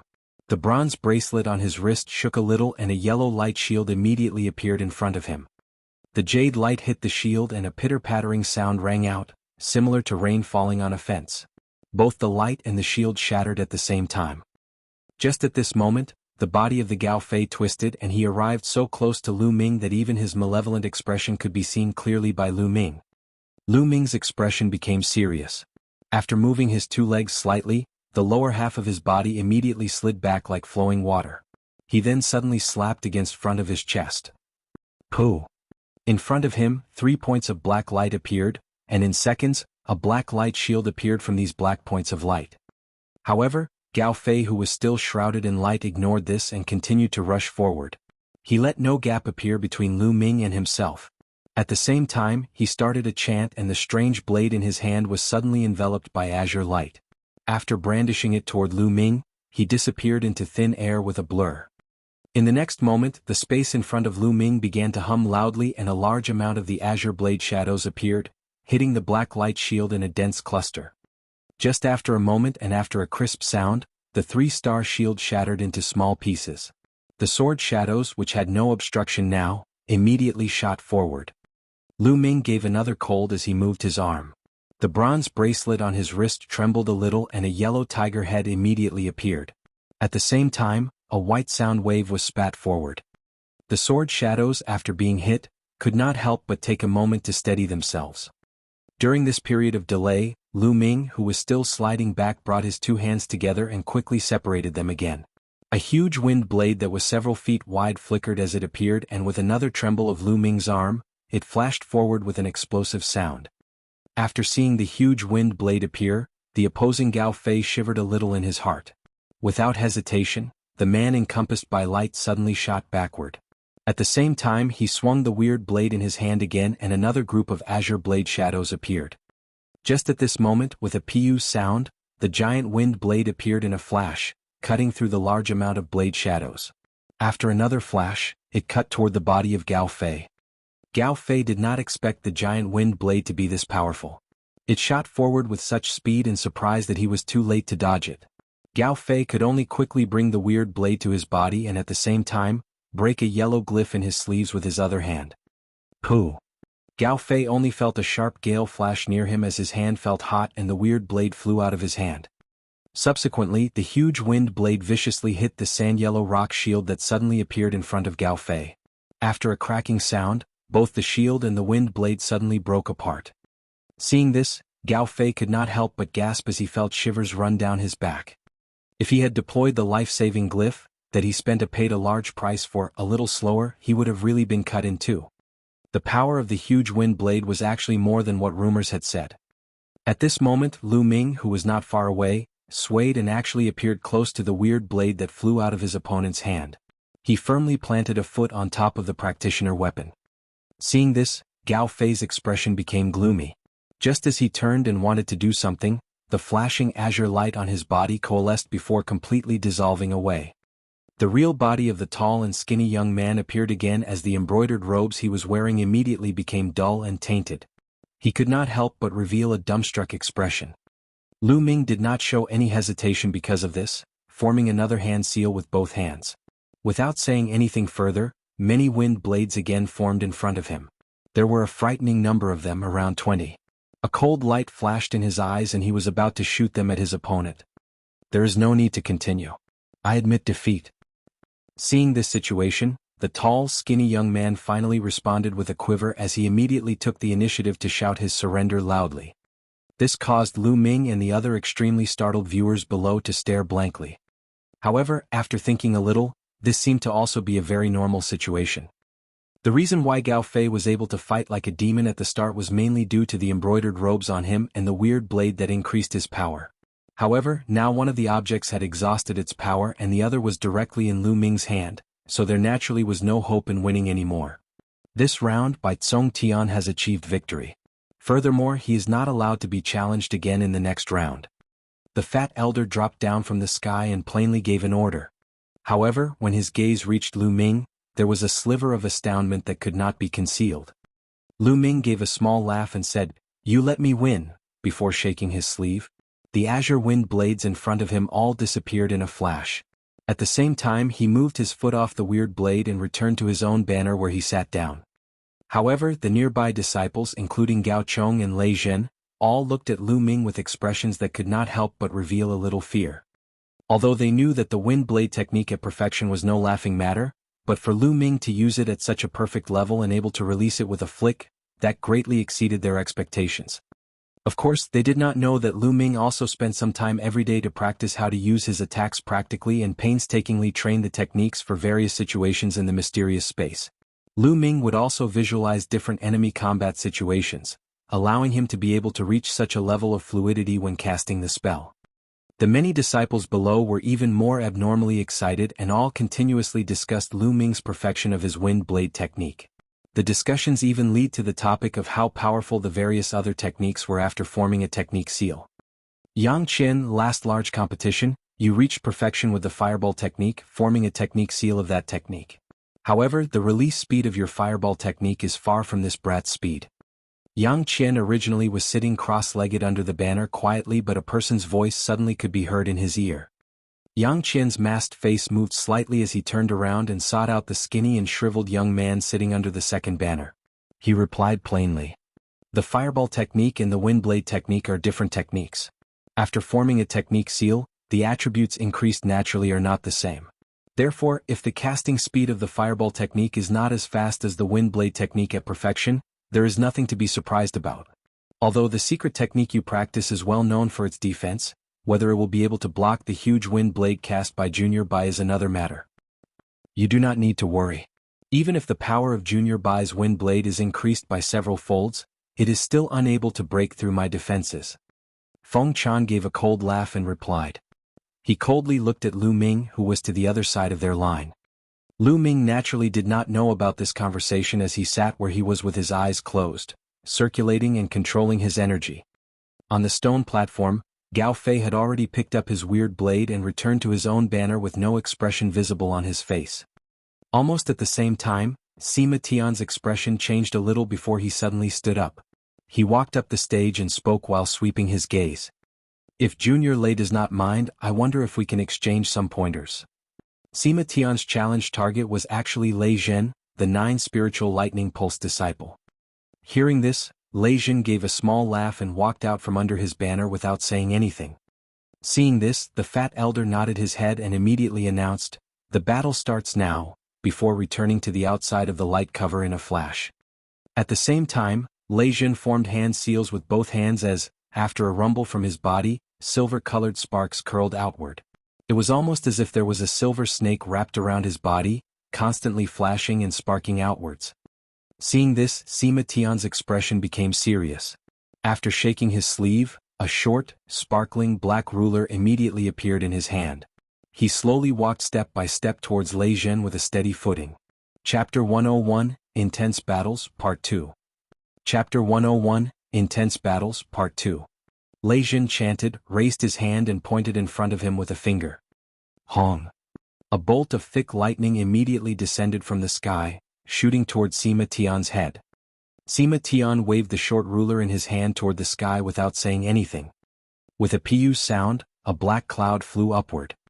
The lightning bolt hit the cloud and disappeared with a muffled sound. Totem. Lei Zhen had already been somewhat expecting it, but after seeing this situation, he could not help but cry out as his pupils shrank. Correct. I bought this ice mystery cloud ruler from the market after spending all my savings. It just happens to counteract your lightning techniques. Sima Tian spoke gloomily. After flipping a hand, suddenly a palm-sized yellow leather bag came into view. He tossed it into the air and after a flash of light appeared from within, a huge human-shaped ghost covered in black gas appeared in front of him. It was ferocious-looking and wore a piece of thick metal armor on its upper body. Its 10 fingernails were extremely black and abnormally sharp. Its body was covered in black, thick, hard hair. It was actually a metal-armored zombie. Both of its eyes constantly flashed green light and along with its astonishing aura, it was surprisingly a warrior-level ghost with a hint of intelligence. Seeing this, Lei Zhen's expression changed as he patted the black leather bag on his waist without hesitation. A flash of black light came from within and a winged, monkey-shaped ghost emerged from the light. This was the most commonly seen soldier-level nightcrawler. The only thing was, the tail of this ghost was red in color and after looking at the opposing metal-armored zombie, it did not reveal any surprised expressions. Instead, it arched its back and bared its fangs at the metal-armored zombie. Lei Zhen formed a hand sign with one hand and spat a cloud of essence blood at that nightcrawler. Pooh! The essence blood exploded into blood mist in the wind which then transformed into blood strands that quickly entered the nightcrawler's body. In the next moment, this ghost raised its head and gave off a mournful cry. Its crimson tail suddenly slapped against the stone platform beneath it and its body suddenly exploded in size in a flash, reaching a height of several tens of feet. At the same time, the tip of its tail swayed in the breeze before releasing a pu sound and transforming its whole body into a crimson flame. Mutated Nightcrawler. Seeing this, Sima Tian also revealed a surprised expression, but after a cold grunt, he slashed the short ruler in his hand at the empty air in front of him. At the same time he controlled the metal-armored zombie with hand signs from his other hand. The densely packed inscriptions on the short ruler began glowing and a large cloud of black gas rolled out from within. It rushed directly at the overbearing Lei Zhen on the other side. Before it had even reached its target, a mysterious, bone-chilling coldness reached out of it. The metal-armored zombie also gave out a low growl before rushing at his opponent. Lei Zhen did not pay attention to this metal-armored zombie. Instead, he revealed a slightly serious expression at the rolling black cloud. He quickly formed hand signs with his two hands, again raising them. Thunderclap sounds erupted out of nowhere. Bolts of lightning shot out from his interweaved hands, transforming into a huge lightning net that rushing forward to meet the dark cloud. Once the two met, there was a huge exploding sound. The black air and lightning became concentrated before emitting continuous exploding sounds while flashing as they became interwoven mid-air. Sima Tian revealed a focused expression as he again activated the short ruler in his hand, sending out another black cloud. The opposing Lei Jin gave a cold grunt before chanting without revealing any weaknesses. His 10 fingers constantly flicked forward, and every time they did, a bolt of lightning would shoot forward with a loud sound. At this moment, one side of the platform was covered with rolling black clouds. It was as if it were the ghost hell region. While the other side was instead a sea of silver, interweaving light that flashed crazily. The power of the two sides was astonishing while they actually reached a temporary stalemate. As for the metal-armored zombie, as soon as it had managed to move a couple hundred feet, it was met by the mutated night crawler with astonishing speed. Therefore, the two engaged in close combat, fighting as their black miasma and the crimson flames combined together. Low howls and cries could occasionally be heard from their exchange. The Fa Li inside Sima Tian was consumed at astonishing speeds, causing him to feel anxious, especially when his attacks did not have much of an effect. It must be known that although totems were extremely powerful, but to a spirit apostle, the consumption of Fa Li was a little too much. If he were to continue like this, he definitely would be the one to use up all of his Fa Li. It seemed that if he did not use a risky attack, he could not win the match. Sima Tian quickly thought of a few ideas before immediately opening his mouth to begin chanting. He shook his wrist and the short ruler in his hand flew into the sky. Suddenly, the ruler lit up, while in the sky, and 3 layers of black inscriptions could vaguely be seen on the ruler. He actually activated the 3rd restricted layer of his low-level totem, which was the greatest power that he could activate it to.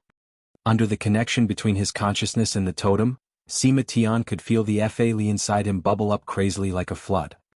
As for the short, black ruler, it spun a few times before slowly chopping at Lei Jin from far away. There was a muffled hong sound. The empty air above Lei Jin transformed into ripples, and a black shadow of a huge ruler, around 10 feet long, appeared, crushing down toward Lei Jin. Lei Jin felt the air surrounding him became tight, and a scary, suffocating aura immediately locked onto him. He could not help but display a serious expression. Okay, I want to see how powerful this mystery cloud ruler actually is.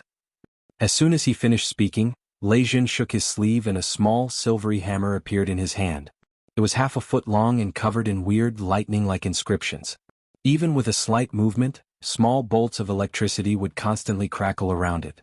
It was also a totem, and it seemed like its quality was above the black cloud ruler, which was a low-level totem. A shred of ferociousness could be seen in Lei Chen's eyes. The sparks on his body suddenly all bubbled into the small hammer in his hand as he firmly threw the hammer into the air. A huge, sky-shattering sound could be heard. A blurry, silver-colored lightning serpent dragon appeared and threw itself forward. Through the air it went with its mouth open and claws ready, breaking apart the huge black ruler mirage. The short black ruler gave off a hum, before dropping out of the sky with a dull light. Since Sima Tian's consciousness was connected with the totem, a mouthful of fresh blood immediately flew out of his mouth while his face became pale as the black ruler was damaged heavily. At the same time, he only had a wee bit of Fa Li remaining in his body, and he could not help but have his heart drop. As for Lei Jin, the one who just created the lightning attack, it was obvious that he still had plenty of Fa Li within him. After activating the totem that was mid-air again, the transformed lightning dragon immediately gave out a roar before rushing towards Sima Tian. Sima Tian's expression changed several times before sighing deeply. He cupped his fist at Lei Jin and said, "Junior Lei has no need to continue, I concede this round." As soon as he finished speaking, he summoned back the metal-armored zombie that was covered in injuries. He then grabbed at the air, causing the short ruler that was on the floor to fly into his hand. He then turned around and left with a defeated expression. This time he could not become one of the top 10 core disciples, and in the next large competition, he will have exceeded the age limit. There were naturally no more chances for him to stand among the top spirit apostles. Seeing this, Lei Jin relaxed inside and recalled his mutated night crawler, covered in injuries, back with a mental thought. He then grabbed at the sky. The silver lightning dragon dispersed with a flash, transforming back to the small hammer before falling. The Lightning Duke Hammer. For Junior Lei to actually give your nephew a middle-level totem, this is unexpected. However, this is a middle-level totem, perhaps he can only use 10 to 20% of the power within the totem. On the Jade platform, after seeing Lei Zhen collect the small hammer, the barbarian ghost sect leader spoke to Spirit Master Lei with some surprise. I recently obtained another totem and the power is actually above this lightning duke hammer, so I naturally gave it to Jenner. As for the power, to be able to use 10 to 20% would be enough for battles between spirit apostles. Spirit Master Lei replied with a slight smile. However, it is somewhat pitiful for Sima Tian. He had a warrior-level ghost as well as the low-level totem, the Black Cloud Ruler. If he had not used that attention-attracting move at the end, perhaps he still had a shred of a chance of coming back from defeat and winning. As for his strength, it should actually be enough to enter the top 10 core disciples. Chu Chi's eyes lit up a little as he spoke with some pity. Junior Chu, what are you trying to say? Could it be possible that you feel that my nephew being defeated by your faction should be what happened? Hearing this, Spirit Master Lei could not help but start rolling his eyes. Haha, Junior Lei is mistaken, how can I have such a thought? I only feel that if it was under the comparison of strength with the previous top 10 core disciples, this child originally did have the power to become one. Chu Chi did not become angry or mad at all and instead replied with a laugh. Spirit Master Lei snorted a few times, but did not continue the conversation. Seeing this, the other Spirit Masters smirked a little. They knew that there were some disagreements between the two of them, so they naturally did not join in on the conversation. Gui Ruquan also did not join the conversation. Instead he focused all his attention on the stage below. Although the victory of Lu Ming from before gave him a small surprise, he was worried more about Shi Chuan's challenge, a disciple whom he had put a great amount of resources into. At this time, the fat elder on the stone stage had announced the results. The surrounding disciples that had watched the battle could be considered to have widened their scopes, since the intense battle included a fight between totems and warrior-level ghosts. They discussed it excitedly without stop. When Lu Ming saw the two warrior-level ghosts and Sima Tian and Lei Zhen using totems, he was rather moved. However, after thinking about his two totems and the white-boned scorpion, he naturally recovered his calm and collected appearance. Although he did not battle against the two, the strength of his short sword spirit totem should not be below that of the small silver hammer. Also, the white-boned scorpion, after the training in the mysterious bubble, was not even on the same level compared to the two ghosts that had just entered the warrior level. At this time, a handsome-looking young man challenged the 7th-ranking Jialan with a somewhat passionate expression. Hearing this, Jialan did not have any expression. Only when the elder in embroidered robes announced that the battle had started did she start to slowly walk to the center of the stage. However, there were hints of pale purple light moving about inside her beautiful eyes. Seeing this, the handsome young man quivered a little. He quickly pulled out a previously prepared golden glyph, sticking it onto his body without saying anything further. In seconds, a layer of golden light appeared around him. Haha, Junior Jialan, I know the power of your innate eye abilities are very powerful, but this illusion-dispelling glyph specializes in defending against attacks from mental power. Your current Aphrodite body has no debilitating effects on me. The handsome young man laughed wildly and spoke. He pulled out a single-sided, green blade and started walking toward the young woman. Really? Now I want to test whether this illusion-dispelling glyph is really useful or not. The extremely good-looking young female stood where she was without moving. Only the purple light in her beautiful eyes began glowing brighter. Chapter 102, Intense Battles, Part 3. Chapter 102, Intense Battles, Part 3. In the time it takes to have a meal, the extremely beautiful young girl had yet to move from her original spot. The handsome youth, on the other hand, had already fallen 70 to 80 feet away from the blossoming young lady. Although the gold shroud of light on his body still persisted, foam was already seeping from his mouth and he was in a deep coma. When the fat old man flew down and declared the winner, the extremely beautiful young lady immediately and soundlessly turned around before walking away. She silently returned to her original banner. Regardless of whether it was on the stage or off the stage, there was absolute silence. From the very beginning, this challenger had displayed absolute confidence, but after walking only a couple of steps, he suffered from the effects of Jialan's eye technique and his movements grew slower. Despite being covered in the illusion-dispelling light shroud and forcibly moving forward, every step required strenuous effort, so much so that at the very end, the veins in his forehead were bulging and his face was blood red. Moreover, when he had made it to his current position, he had suddenly began babbling nonsense and waved his hands wildly in the air before finally collapsing to the ground in exhaustion. Such a weird situation caused the plethora of barbarian ghost sect disciples to suck in a cold breath of air. To them, Jialan clearly became much more mysterious and unfathomable. The fat old man gave light medical treatment to the youth before letting others carry him off the stage. He proceeded to announce the continuation of the challenging battles. Subsequently, someone proceeded to challenge Duan Kenzu. However, the challenger was no match for the transmogrified yellow ribbon that were so numerous that they could cover the sky. The challenger was ultimately firmly bound by the ribbon and could only helplessly admit defeat. At this time, Sherchuan finally walked up and challenged the 8th-placed gray-robed youth with an ugly complexion. During the previous battles, this youth had summoned a 100-boned level sacrificially refined white demon skeleton. Furthermore, he was proficient in a bone explosion secret technique that allowed him to turn sacrificially refined ghost bones into miasmic thunder that attacked the enemy. The power of this technique truly was not weak and quite unpredictable. Otherwise, other challengers would have already challenged this person. Instead, they challenged Lu Ming and the other new disciples. With this situation, aside from a select few people, most people didn't believe that Sherchuan could win his challenge. Nonetheless, when the two of them began fighting, everyone was taken aback.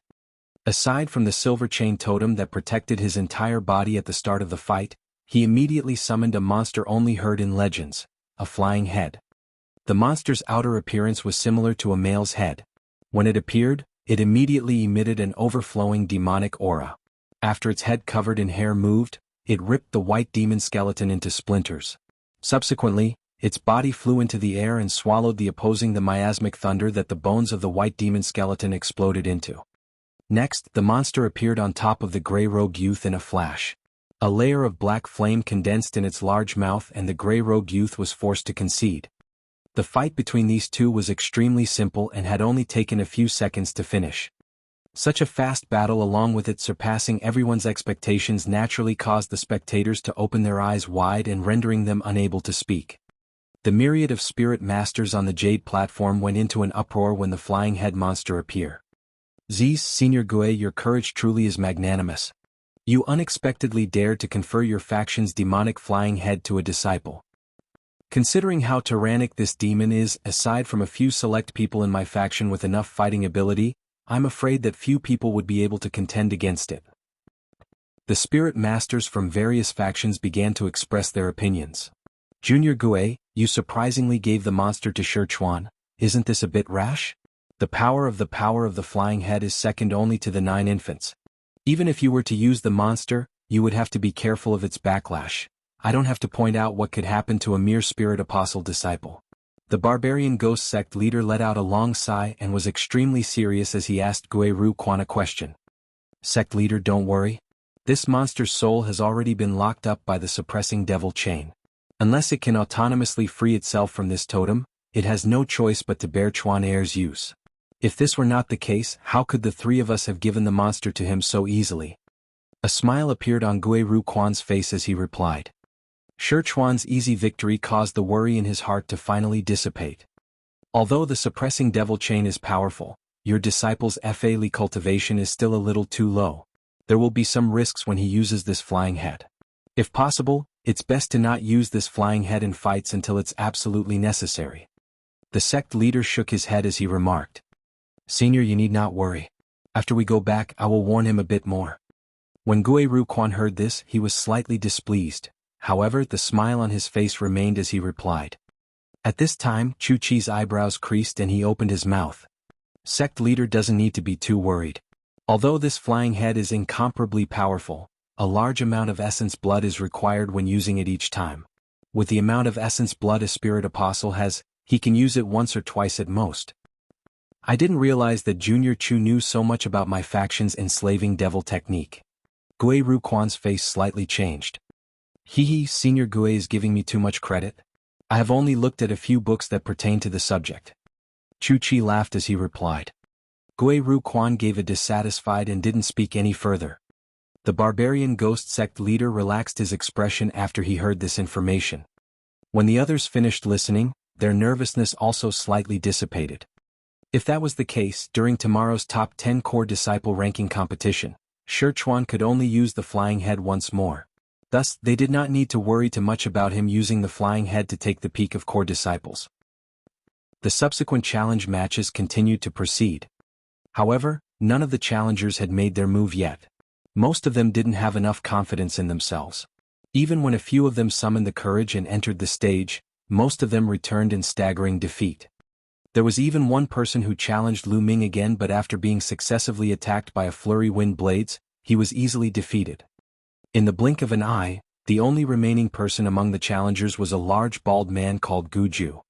Once he fought his challenging match, the second round of the large competition would be considered finished. Therefore, regardless if they were on the stage or off the stage, everyone's gaze fell on Guju. The big bald man stood up and walked to the center of the elevated stage. His gaze swept around everyone in front of him. Afterwards, he used his hand to rub his glossy bald head and he let out a laugh as he said, "I am an untalented fellow and I don't have much of a chance of defeating the others. Thus I would like Junior Bai to give me a few pointers." His challenge was astonishingly directed at Lu Ming. Although Lu Ming had already been challenged twice, 2 matches had passed between his last fight. This was coupled with the fact that he had not spent too much FA during his matches this competition, therefore he naturally could not refuse. Lu Ming was surprised at first, but after seeing the opposing party's unbridled gaze, he let out a light smile and stood up. "Since Senior Gu has requested a match, I can only accept the challenge." The second he finished projecting his voice, Lu Ming walked to the center of the elevated stage. Up in the air, when the fat elder saw the match arrangement between Guju and Lu Ming, the corners of his mouth curled and a strange expression flashed in his eyes. However, he didn't hesitate to announce the start of the competition between the two. On the jade platform, when Gui Ru Quan saw the scenario unfold, his face couldn't help but turn slightly ugly. Although Guju hadn't fought very much during the previous days of the competition, he had easily obtained victory every time he fought. It was clear that he had yet to use his full strength. How could this not make Gui Ru Quan worried for Lu Ming? If Lu Ming were to be kicked out of the top 10 core disciple ranking, the entire 9 infants factions would be incomparably sullen. When Chu Chi saw the discord on Gui Ru Quan's face, he let out a giddy expression to the side. Underneath them on the elevated stage, Guju suddenly shook his sleeve. A thick soul-shackling chain flew out. After revolving once, it transformed into a black gown-like object that encased his body. After the chain had surrounded him, Guju twisted neck and his 2 hands abruptly clenched into fists. In an instant, a jie bang sound of explosions rang out from within his body and his body instantly grew more than half a head taller. Subsequently, the big man let out a sinister laugh and formed a technique seal with his hand. From within his body, wisps of black gas rose into the air. After curling together, they transformed into a black spirit inscription that imprinted itself onto his clothes. In the next second, a black light appeared on the Guju's clothes. It unexpectedly morphed into barbed black bone armor. The armor seemed to sprout and protect every inch of his body, firmly hiding all of Guju's newly enlarged body. Then Guyu opened his mouth again and a ball of blood-colored light was spat out. He used one hand to grab it and subsequently rubbed it on his face. A shocking scene appeared. After massive bald man put the blood-colored light on his face, a ghost mask that seemed to be made of fresh blood covered his face. After a ting sound, the 2 eyes on the mask unexpectedly became 2 balls of faint green ghost flames. The originally human-like man instantly began emitting threatening miasma. He seemed to transform into a genuine ghost. Capitulation ghost technique.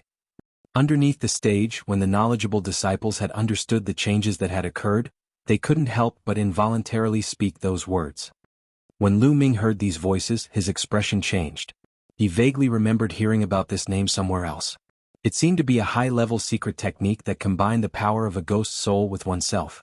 However, cultivating it was incomparably complex and the cultivators that managed to successfully perfect it were exceptionally few.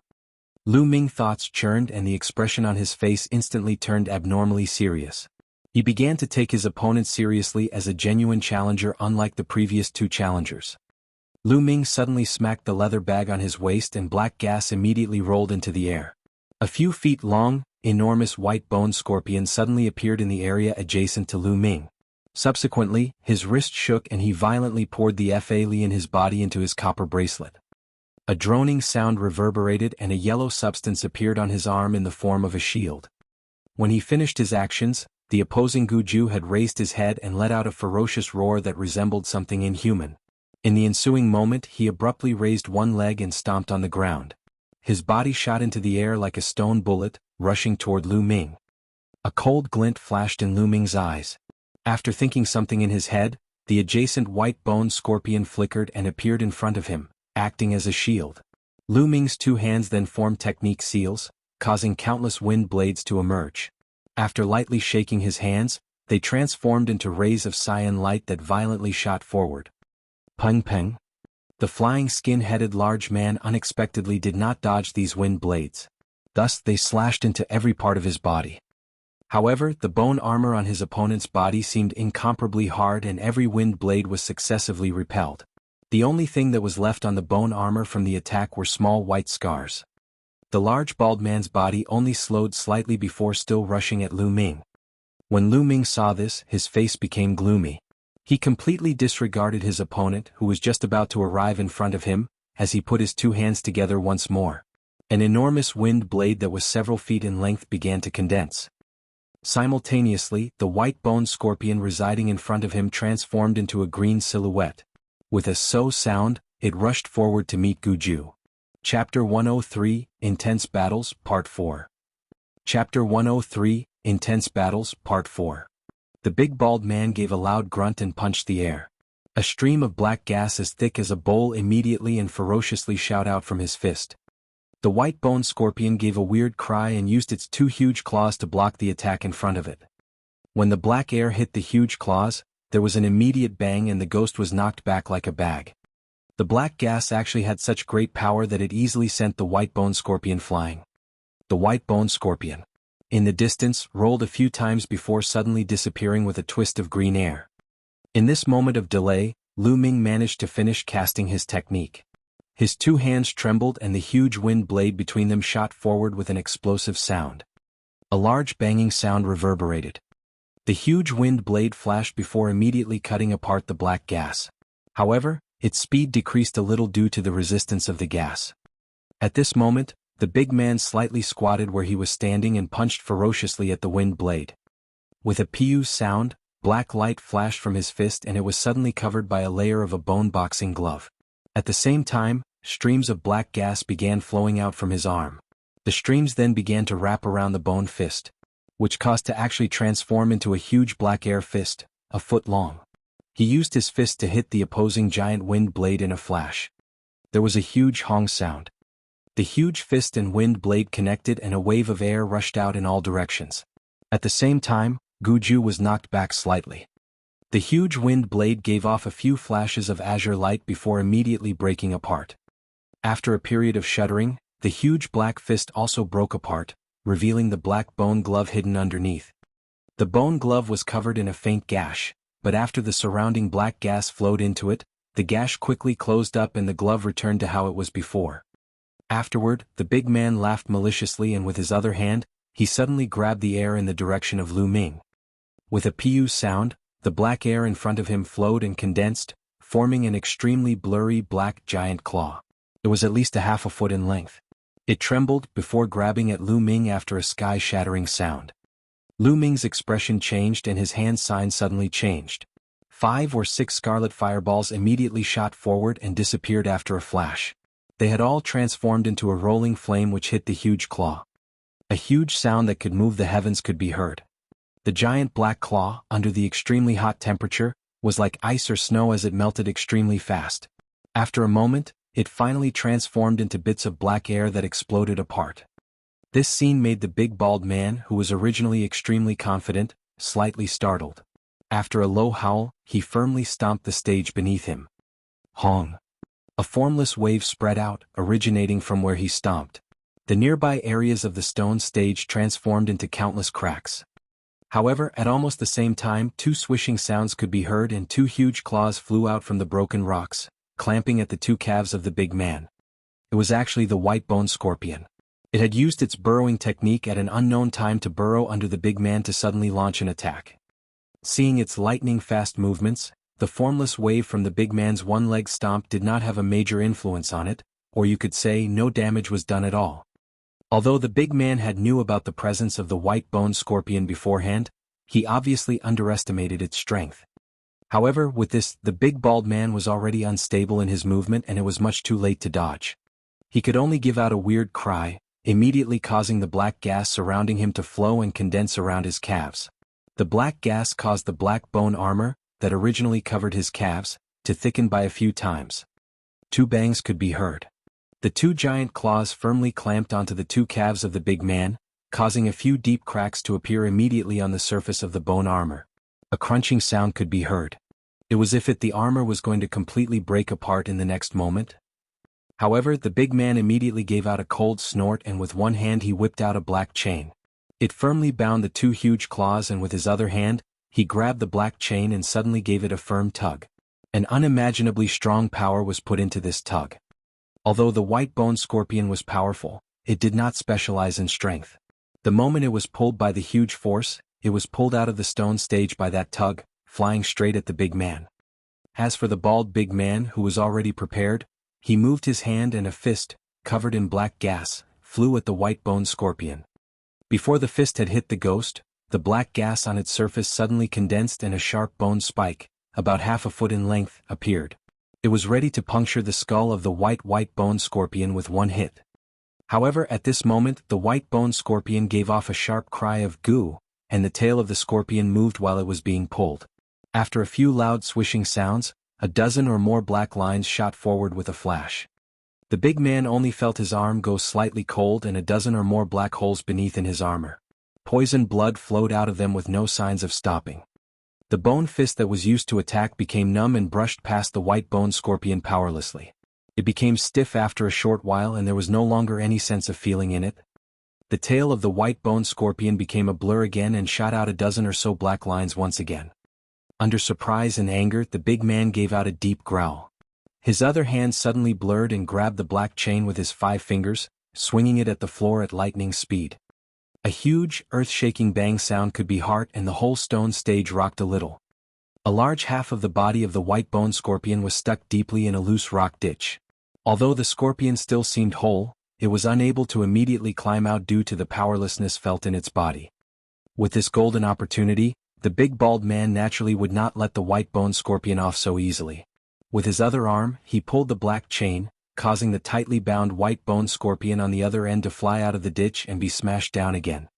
However, just at this moment there were a few PU sounds, and azure lights flashed a few times. They cut at the black chain, causing the middle of the chain to be severed in half.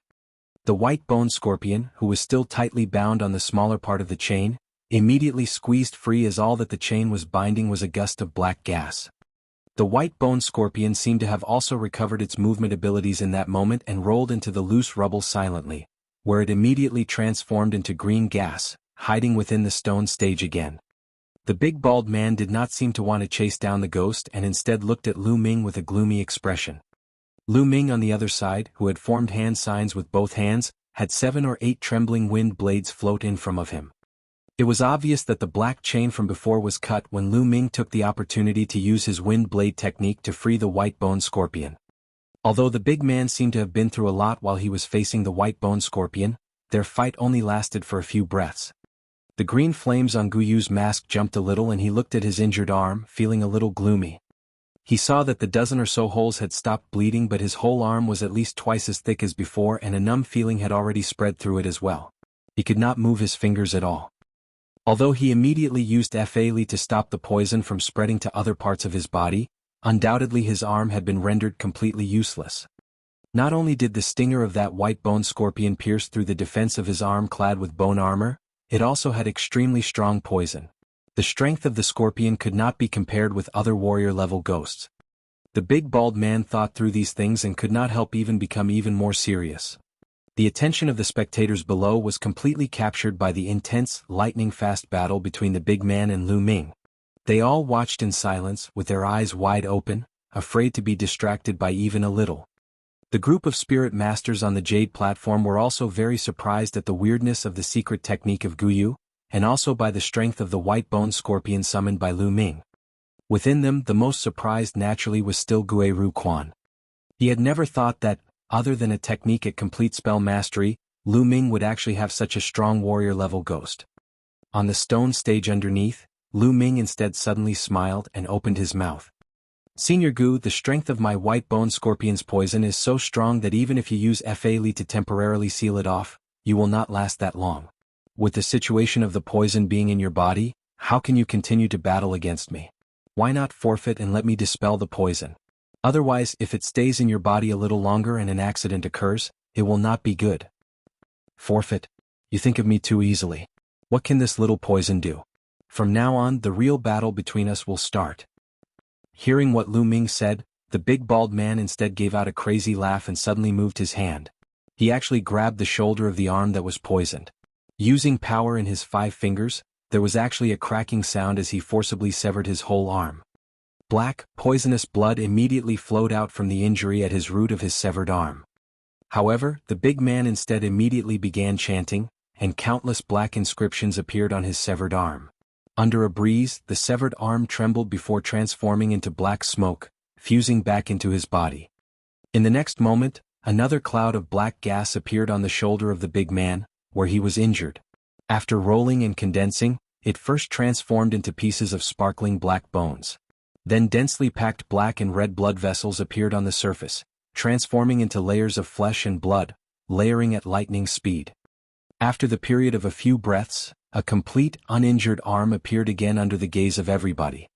Not only did this scene cause the normal disciples to all be dumbstruck, the group of spirit masters on the Jade platform were also gobsmacked. Yang Qian, who originally sat under his banner with his eyes half closed, abruptly widened them at the big bald man. A deathly silver light constantly flashed within in his eyes. As for Feng Chan, Chen Huanyang and the other disciples, after seeing this unbelievable sight, they all showed their individual horrified expressions. What a limb regrowing ability. It looks like the ghost spirit that he used in his capitulation ghost technique is a ghost with an innate techniques that specializes in regeneration. This type of ghost is rarely seen. He is lucky to have been able to find it as well as refine it successfully. The barbarian ghost sect leader instead rubbed his palms as he smiled. Indeed, it can only be explained like this. Although the capitulation ghost technique can retain the innate techniques of the ghost, the probability of that happening is very low. This Guju child is lucky. However, with this, the disciple under Senior Gue will be in great trouble. Even with the help from that white bone scorpion, it is perhaps very hard to achieve victory. Chu Chi blinked a few times before smiling slightly and speaking. If it hasn't reached the end, who wins and who loses is not a matter easily determined. Gue Ru Quan recovered from being shocked and became gloomy after hearing what was said. However, he replied with no expression. At the same time, on the stage below, Lu Ming became a little green after watching the broken arm of the big bald man regrow. However, after a deep breath, he suddenly shook his sleeve and a short, azure sword immediately appeared. Chapter 104, Intense Battle, Part 5. Chapter 104, Intense Battle, Part 5. Totem. The big bald man, who was about to laugh aloud and rush at Lu Ming in an earth-shattering manner, immediately gasped. He revealed an expression full of surprise. Just at this moment, the ground near Lu Ming flashed with a green shadow and the white-boned scorpion jumped out without a sound. It blocked the path in front of Lu Ming. The spectating disciples broke into an uproar again. When Gao Chong saw Lu Ming release the white-boned scorpion, he scowled a little. After seeing the short azure sword totem in his hand, he could not help but become dark-faced. You think you can stop me with a totem? Whatever, I will let you understand my true strength. The big, bald man gave a cold snort as he suddenly grabbed the many leather bags on his waist. He threw them into the air and threw out a few punches with hoo-hoo sounds. After a few sounds of explosions, the leather bags were immediately destroyed by the countless fist shadows. From inside, countless rolling whitish objects, the size of a thumb, scattered out. Following this, the big man formed 2 hand seals and began chanting. The black gas on his body suddenly floated into the air, absorbing all the objects that had scattered out. At the same time, the bone armor on the big man disappeared, transforming into rolling black gas. The air crazily spun around him, completely enveloping him after a short while. Waves of ghost cries could be heard from the black gas. At the start, there were only 1 or 2, but soon there were a dozen or so, 10s or so, and even up to hundreds of cries, as if countless ghosts were hidden inside. As the black gas rotated, the area it covered became larger and larger, spreading over hundreds of feet in the blink of an eye. Seeing this situation, Lu Ming was secretly startled and he immediately shook his sleeve at his opponent. A dozen or so wind blades appeared in front of him and they all immediately shot forward with sky-shattering booms. After a muffled sound, the wind blades all entered the black gas with a flash. They did not produce any more sounds, as if they were mud sliding into water. The ghost cries in the black gas instead received some type of provocation and became louder and more shrill in the blink of an eye. Lu Ming's expression became serious. The short azure blade in his hand gave off a hum, and a layer of faint azure inscriptions flashed. His wrist moved and it cut toward the opponent. With a clear sound, an azure sword image several feet in length flew out from the short sword. With a pu sound, the azure sword image cut into the black gas, releasing a flash of penetrating cold light. It actually cut through the black gas like tofu, directly rushing to the center of the black gas. Just at this moment, several sharp ghost cries could be heard and 3 white skulls that were the size of a fist rushed out of the black gas. They hit the azure sword image all at the same time. Hong hong hong. The 3 skulls transformed into 3 balls of black light and burst open. The azure sword image flashed crazily for a few moments before dispersing with the black light. Seeing this situation, Lu Ming's expression changed slightly. Just as he was thinking of what he should do, the opposing black gas suddenly began rotating, transforming into a humongous black wall. It looked to be rushing at and attempting to squash Lu Ming. Inside the rolling black gas, skulls giving off weird cries sometimes could be seen and seemed to surmount to hundreds of skulls. Lu Ming, who had already witnessed the power of the 3 self-destructing skulls from before, naturally felt uneasy after seeing this. Without hesitating further, he formed a single-handed seal and a lot of red light immediately began gathering in front of him. A fireball appeared in front of him and after Lu Ming pointed at it with one finger, it began to grow crazily. It instantly transformed into a huge fireball that was at least 5 feet in width. At the same time, its color had also become an extremely dark red. Perfection of the fireball technique. From the black gas, the big, bald man cried in fright and started trying to recall the huge black wall that was only 70 or 80 feet away from Lu Ming. However, at such a short range, Lu Ming would not give him this chance at all. He suddenly pushed forward with one hand and the huge fireball hit the black wall with a whoosh. Its red light glowed and immediately exploded. A huge sky-shattering, earth-trembling sound. The scarlet flames rolled forward before transforming into a black and red cloud of flames, engulfing everything nearby. Under the wave of heat, the white skulls, one by one, all exploded in a crazy flash. A large half of the wall formed by black gas had already been destroyed. Just at this moment, the shadow of a human figure flew out from the black wall, shooting backward in a flash. A cold light flashed in Lu Ming's eyes and 2 layers of inscriptions suddenly flashed on the short sword in his hand. Another azure light sword image shot out. This time the azure light sword image was abnormally fast. With a blur, it cut through the waist of the shadow, cutting the shadow in 2. This made the disciples below cry out in surprise again. However, after Lu Ming focused his attention, his expression was still serious as ever. The human shadow that was cut apart was actually only a human-shaped skeleton. At this moment, the black fire cloud had already died down, and the remaining black gas rolled to one side and gathered together before revealing the shadow of the big, bald man again. However, the black robe he wore was already in pieces and even a part of the blood-colored mask on his face had fallen off, revealing a small part of a scary jade-green shriveled-up face. This face of his would make people shiver, unable to do anything else. It seemed that the giant fireball from before had caused some heavy injuries to him.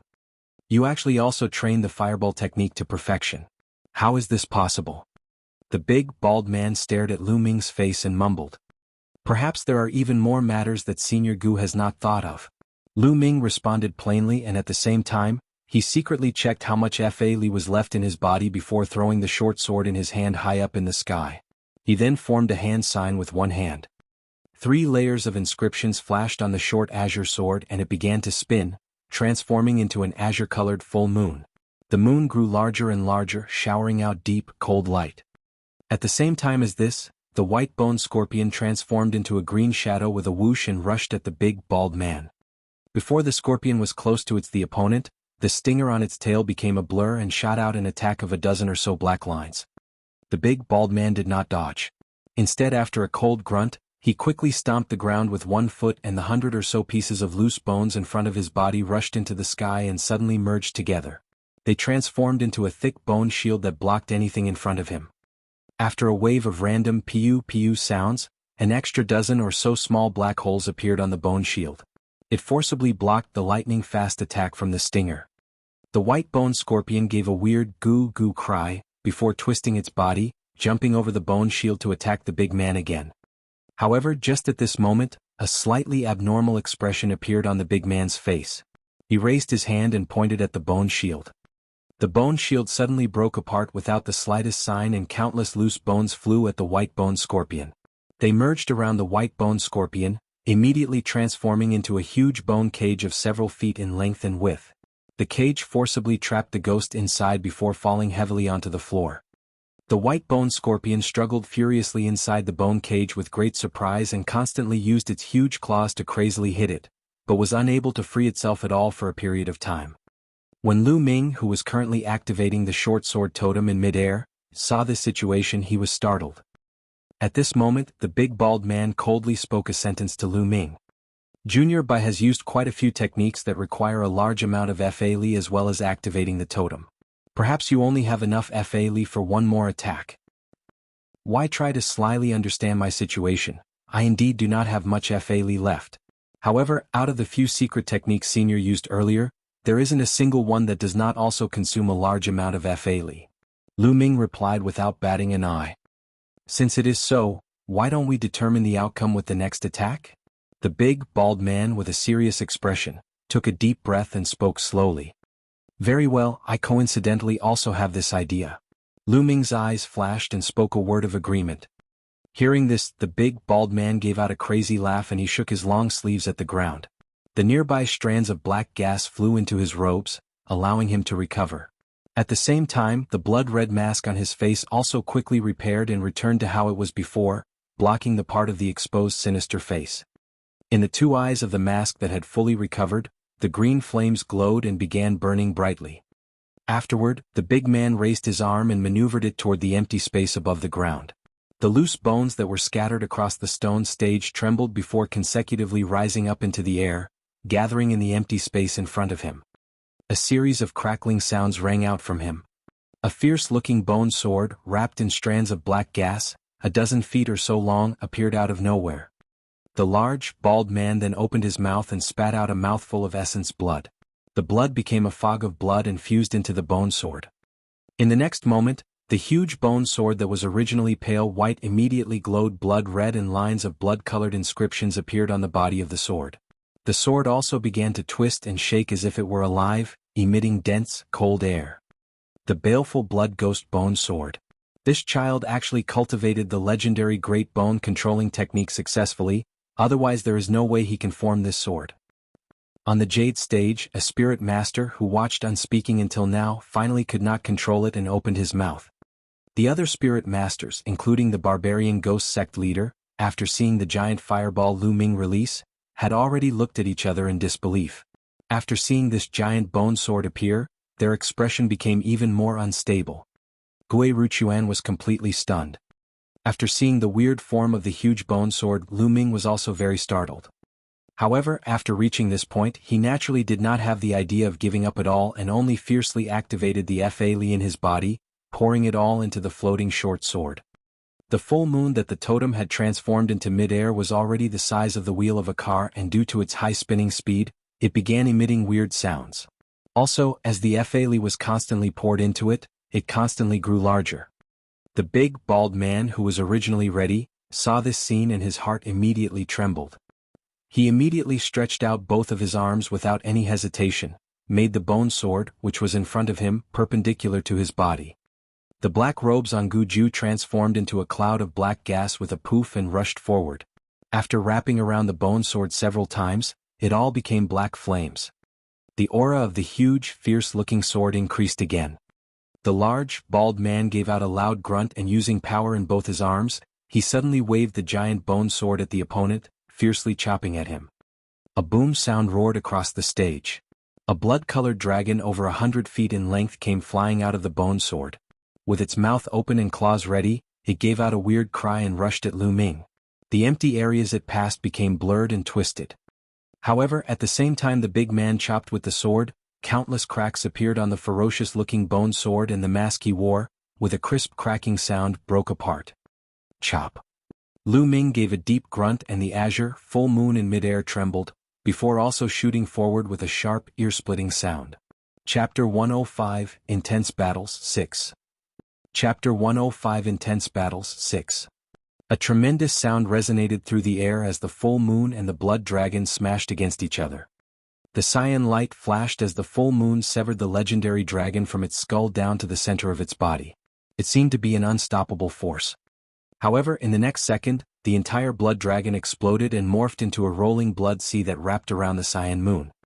The full moon swiveled around and the cold cyan light that it emitted ripped the surrounding blood mist to nothing, but more of the blood mist quickly emitted a fishy smell as it continued to rumble forward.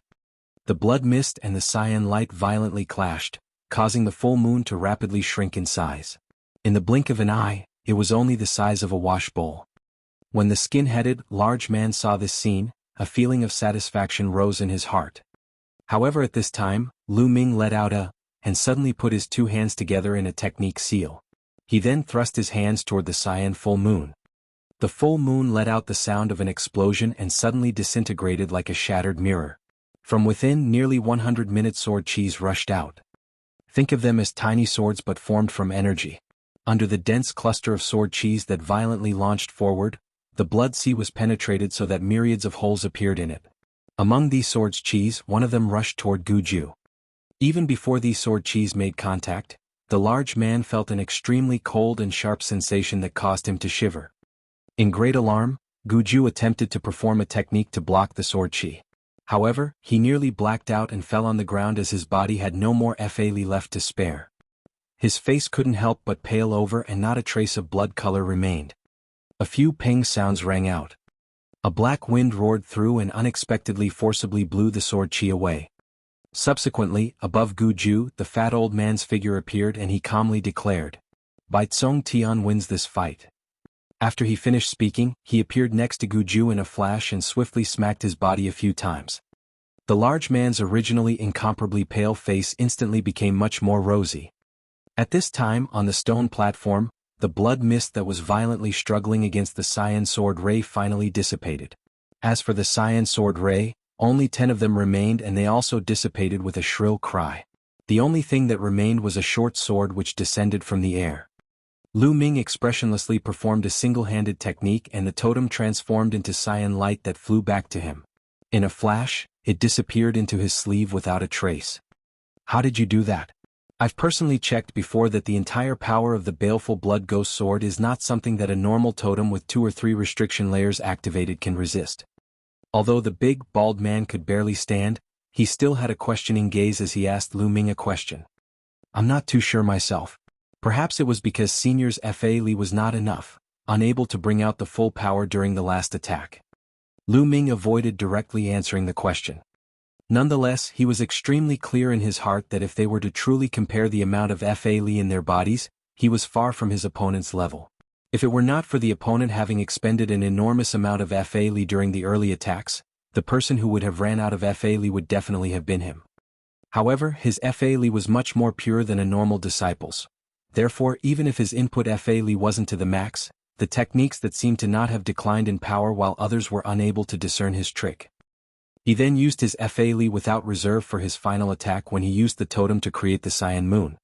Like what Guju said, if it were another person who made that last attack, the person who would have lost would not have been the bald, large man. A normal late spirit apostle activating the 3rd restriction layer on the short sword and ultimately releasing 6 or 7 sword cheese would already be considered pretty good. However, how could this compare to Lu Ming who was able to release nearly 100 sword cheese? This accentuated the fact that the purity of his body's Fa Li was already capable of amplifying the totem's power by nearly half. As for how much power the last strike held, I am very sure. Guju was about to say something but was not able to think of a follow-up question. At this time, the fat old man had a gloomy expression as he said, "Okay, since the competition has already ended, the 2 of you can go down.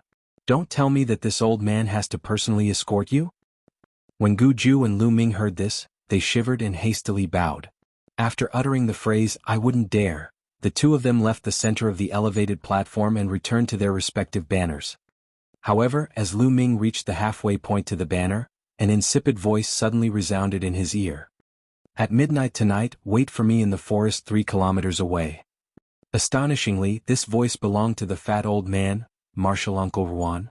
This caused Lu Ming's heart to shiver, but not the slightest hint that something unusual had happened leaked into his expression. He continued walking and sat to the side of the stage. At this moment, on the jade platform high in the air, there was only deafening silence.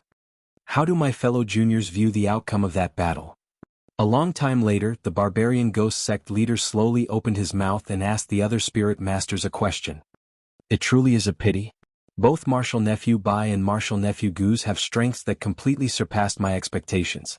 I'm afraid that the two of them can contest a spot in the top 5. No, they have the strength to enter the top 3. Spirit Master Lin let out a sigh as she spoke. She was currently in an extremely depressed mood. Earlier, if she had known that Lu Ming harbored a hidden spirit body like the heavenly spirit body of intelligence, she would have risked defending Gue Ru Quan in order to recruit him to her own faction. If she had done that, then among the 10 great disciples, wouldn't her faction hold 2 of the spots? Of course it was already too late. There was no way that Gue Ru Quan would give Lu Ming to her dancing ghost faction. This truly is the case, especially for Martial Nephew Gu. Ziz, he unexpectedly successfully cultivated the Great Bone Controlling Technique. Junior Zhang, he seems to be a disciple of your mysterious Glyphs faction. Could it be that you didn't know about this disciple's talent? Chu Chi wore a strange expression as he asked the middle-aged man a question. Gu Ju only had a 3 spiritual pulse body and didn't enter my factions as a personal disciple. Thus, I truly didn't realize that he secretly cultivated the Great Bone Controlling Technique successfully. Had I known earlier, how could I not have put more emphasis on helping him cultivate? Even if he is unable to become a spirit master, he definitely deserves my sect's unstinting resources because he was able to cultivate this great technique. It is still not too late, and as long as this child can cultivate this great technique to a certain realm, some of the sect's sealed items will finally find a suitable master. Master Zhang let out a bitter laugh first, but it immediately turned it into excitement as he replied. I agree. Ever since our sect's Master Sixteen founded the sect, those that were able to successfully cultivate the Great Bone Controlling Technique were limited to only 3 or 4. As for those items, only people who cultivate this great technique can use them. Junior Zhang, even if Gu Ju has no method of entering the 10 core disciples, when he returns you must raise him well. Perhaps in the future he will become an important fighting force for our sect. The barbarian ghost sect leader had a dignified tone as he spoke. Senior, don't worry. When this large competition ends, I will personally take him as my personal disciple and definitely help him cultivate the Great Bone Controlling Technique even further. Spirit Master Zhang instantly replied. Very good. Junior Gue Martial Nephew Bai was also extremely shocking during this battle. Not only did he condense a Wind Blade technique seal, but he also managed to cultivate the Fireball technique to perfection. It seems that it really is the heavenly spirit body of intelligence. Moreover, its level shouldn't be any lower than an adequate intelligence spirit body. However, why was the final full moon attack created by his short sword so familiar? Was this a totem you bestowed upon him? The barbarian ghost sect leader turned his head and inquisitively asked Gue Ru Quan a question. I also did not know that Song Tian managed to condense the Fireball technique seal.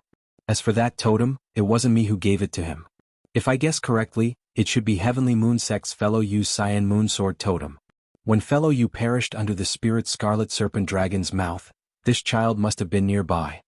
Gue Ru Quan forcibly quelled the excitement garnered from Lu Ming's victory and hastily replied. Simultaneously, he also silently cursed Lu Ming for unexpectedly hiding so many things from him. I understand it seems that his luck is not small. I even know a bit about this Cyan Moon Sword's history. Originally it was not Heavenly Moon Sect's. Thus, since it has been retrieved by my sect's disciple, it naturally is a totem of our sect. If Heavenly Moon Sect were to dispatch people to inquire about this matter, you can tell them that. The barbarian ghost sect leader came to a sudden realization and immediately replied with a laugh. Then Junior thanked sect leader in place of that child. When Gue Ru Quan heard the leader's words, he was instantly delighted. It was reasonable to say that this totem which was picked up by Lu Ming belonged to no master. Whoever managed to pick it up would not easily give it to another person. However, if Heavenly Moon Sect were to find that Lu Ming now possessed the item, a messy situation would naturally arise. After all, this was a well-known totem. Heavenly Moon Sect was also one of the kingdom's stronger sects and naturally would not easily let the matter go. However, since the barbarian ghost sect leader had just spoken on about the matter, he was naturally using his status as sect leader to take all problems brought about by the Cyan Moon Sword. Therefore, Lu Ming no longer had to fear the consequences of using the totem. It was clear that Lu Ming's performance caused the sect leader to start paying much more attention to him. During this large competition, I didn't expect this many disciples with hidden talents would appear. I was originally a bit worried about our sect's next generation being inferior to the other sections. However, I can now be much more relieved. The barbarian ghost sect leader laughed as he spoke to the others. It is martial ancestors' blessing that caused this many outstanding disciples in our sect. Perhaps in the not-too-distant future, our sect will flourish once more. The other spirit masters were somewhat excited as they spoke with each other. The amount of disciples who displayed outstanding characteristics during this large competition truly did surpass their expectations. It was not something other large competitions could even come close to. However, we cannot become too excited too early. I've heard that a few incredible genius disciples have appeared in Heavenly Moon Sect and the few other sections. I've also recently heard that Heavenly Moon Sect discovered a disciple with a sword communication spirit body. Sword cultivators are existences incredibly hard to deal with. If they are able to possess a matching sword body, they will be terrifying beyond imagination. I'm afraid that this Heavenly Moon Sect disciple's future accomplishments will not be inferior to the legendary Heavenly Spiritual disciples. Among the Windfire Sect's new disciples, I've heard that a genius disciple possessing a Fire and Water 9 spiritual pulse has appeared. As for Blood River Hall and 9 Orifice Mountain, although no news about them has been released, I believe that they do not lack talented disciples. Thus, in preparation for the life and death trials this time, the top 10 disciples of this large competition must be continuously pushed for the following year. We cannot let our sect's ranking in the life and death trials continue to fall. The smile on the barbarian ghost sect leader's face disappeared. Earth spiritual pulse equals 12, heavenly equals 15 pulses. Chapter 106, News. Chapter 106, News. When the other spirit masters heard this, they all became serious and replied, "Yes." Okay, since it's already quite late, I will announce that the top 10 core disciples battle will take place tomorrow. The barbarian ghost sect leader nodded his head. He was about to fly from the Jade platform and announce the rules of the top 10 competition that was to take place tomorrow. However, at this time from a certain direction, the shrill sound of air being split apart sounded as the thick mist around the mountain spread apart to reveal a 5-colored strange bird that was dozens of feet in length. Its head seemed like that of a vulture, yet its tail feathers were incredibly long and it had a pair of blood-red, abnormally large claws. As soon as the bird appeared, it made a beeline for the mountain and made the disciples who discovered it fall into slight disarray. There is no need to panic. This is a spirit bird of your martial ancestor Yen. Seeing this odd bird, the sect leader was also quite surprised, but he immediately shouted angrily at the disciplines who were making a fuss. His voice boomed across the mountain and the disciples under him calmed down. They then used gazes mixed with fear and respect as they looked at the 5-colored strange bird. Everyone knew that there was an extremely powerful martial ancestor in the sect. However, the martial ancestor rarely showed his face in public, and even the spirit masters in the sect had only seen him a couple of times. Thus, his royal identity in the sect was shrouded with mystery. In moments, the strange bird arrived above the Jade platform. After circling around in the air once, one of its originally tightly closed claws loosened. From within the claw, a green jade slit fell out. Afterward, without pausing, it flew back in the direction it came from. The barbarian ghost sect leader showed some surprise in his face and he beckoned with his hand. Instantly, the jade slit shot into his hand and the sect leader immediately put the slit to his forehead. Moments later, the green jade slit started to flash lights and the surprised look on the barbarian ghost sect leader flew off, replacing it was an extremely shocked expression. When the others saw this, they could not help but look at each other in anticipation and surprise. Sect leader, what has happened?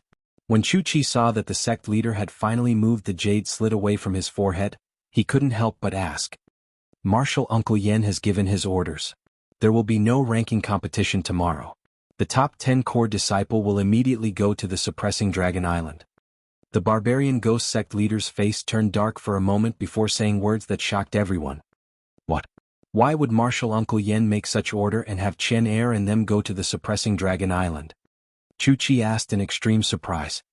Martial Uncle had just received a letter from Master Ming Yu of the 9 Enchantment Mountain.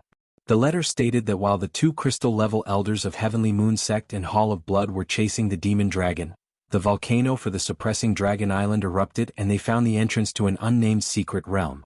The entrance has already decomposed and now only spirit apostles can enter.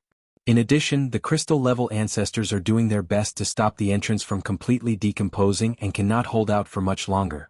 Thus, Martial Uncle Yin discussed the situation with others and decided to make the life and death trials much earlier.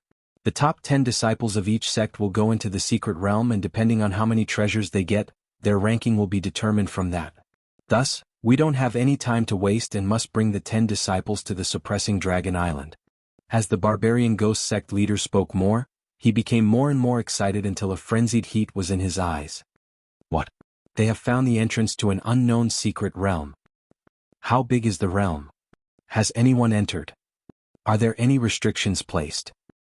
Chu Chi Gui Ru Quan and the Spirit Master Lei all exclaimed in surprise after hearing the news. However, with their excitement was a hint of fear.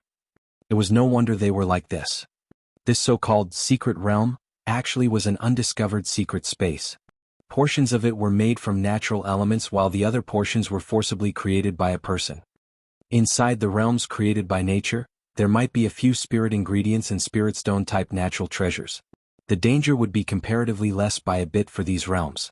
The other realms that were made mostly consisted of a few treasures left by formidable ancestors. However, it was also extremely dangerous because it was unknown how many fearsome traps, that could obliterate someone into nothingness, were in place in those realms. No matter what kind of secret realm it was, if someone were to reap a majority of the rewards in the realm in return, it would bring the entire sect and even a couple more sects endless profits. Once in the past, there was a small sect that managed to obtain an exceptionally powerful nameless cultivation method through luck. From there, its strength underwent rapid growth, and after a few hundred years, it proclaimed itself the hegemony of a few neighboring kingdoms. Of course, luck and danger existed side by side, and in the past. Another time there was a large sect that tried to monopolize a secret realm. They sent their entire sect's force into the secret realm, but their entire army ultimately perished and they ceased to exist in the cultivation world. Currently, the amount of secret realms that have been discovered were extremely few. There were even a few entrances to secret realms that appeared for a short while before disappearing without a trace. Some entrances to secret realms were stringent in regards to their method of opening them and the length of time they could be opened for. Furthermore, some of the traps in the secret realm were exceptionally mysterious and were not something regular sects could break apart, forcing people to feel hopeless. However, even if this were the case, every time a new secret realm was discovered, it would bring about a battle storm of blood. Myriads of sects would expend a lot of resources for this new secret realm. This time, the entrance to the new secret realm was collapsing, which meant there was no way any sect would be able to monopolize the realm. If it were the other way around, the Heavenly Moon Sect and Blood River Hall wouldn't have informed Barbarian Ghost Sect and the other sects. Instead, they would have quietly explored the realm on their own. Fellow juniors, I'm not too sure of what they're asking for. Master Yen only briefly outlined the situation. Currently, for contingency's sake, he has already gone to suppressing Dragon Island ahead of time. Therefore, tomorrow morning, I will personally bring this large competition's top 10 disciples there. Senior Huang, Junior Zhang, the two of you should be quite knowledgeable about formation traps, so you will accompany me tomorrow. The rest of you martial brothers should stay and defend the sect and quietly wait for news. I am merely following Master Yan's instructions, so each of you should perform your own task properly. In the short amount of time that follows, you absolutely must not leak this affair to others. The Barbarian Ghost Sect leader let out a bitter laugh in reply before hastily giving instructions. Yes, Sect leader. The two of us will immediately go back and prepare. We will definitely not miss such an important event. After hearing the instructions, Spirit Master Huang and the middle-aged Spirit Master Zhang were naturally excited as they replied. Chu Chi, Spirit Master Lin, and the others were somewhat unwilling to let such an opportunity go, but after hearing the Barbarian Ghost Sect leader bring up Master Yan's magnanimous name, they could only helplessly listen to the instructions. At this time, the Barbarian Ghost Sect leader flew off the Jade stage and announced in a loud voice at the disciples. The 10 great disciples of this large competition have already been determined. Respectively, they are Yang Qian, Feng Chan, Bai Chongtian and Lei Zhen. However, due to a certain reason, the challenging battles among the 10 great disciples will temporarily be postponed. Moreover, starting tomorrow, the sect will transiently close its doors for a month. During this period of time, unless one has received a sect order, he or she is not allowed to leave the sect. Violators will immediately be expelled from the sect. Okay, aside from Yang Qian and the other top 10 disciples, the others can return to their dwellings first. After listening to the announcement, the thousands of barbarian ghost sect disciples below were all gobsmacked and baffled. Nonetheless, after the barbarian ghost sect leader's strict gaze swept over them, they didn't dare express even the slightest dissent. After the ensuing departure of everyone from the stone mountain, soon the peak of the mountain only contained Lu Ming and the 10 disciples. Most of them had faces full of confusion as they looked at each other. You all don't need to be so shocked. There is naturally a reason why I asked you to stay behind. The situation is like this. Your master Yen, the barbarian ghost sect leader, slowly described the general outline of the secret realm and the shifting of the life and death trials to an earlier date to them.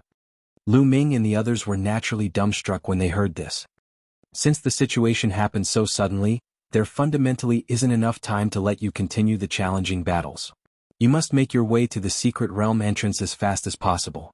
In the secret realm, you and the other sect's disciples will proceed with the life and death trials that should technically happen in a year. The achievement of the trials this time will also determine your ranking on the lunar monument. When we arrive there, Master Yen will explain the concrete rules. What you must do now is go back and properly preserve your energy. Tomorrow morning we will leave together. As long as the sect reaps hefty rewards during this life and death trial in the secret realm, you will definitely be heavily rewarded. Another thing is this information is currently a secret, so you may not divulge it to anyone else. The barbarian ghost sect leader was extremely serious as he spoke. After Lu Ming and the others finished listening, they all had flashes of understanding. Although they were each thinking different things, they naturally bowed and expressed their approval. The barbarian ghost sect leader nodded his head before immediately turning around and flying back to the jade platform, where he continued to discuss the secret realm situation with the other spirit masters. The top 10 disciples proceeded to successively depart the stone mountain. Half a minute later, Lu Ming had returned to his dwelling and he began pondering the situation regarding the secret realm. The appearance of such an event truly surpassed his expectations.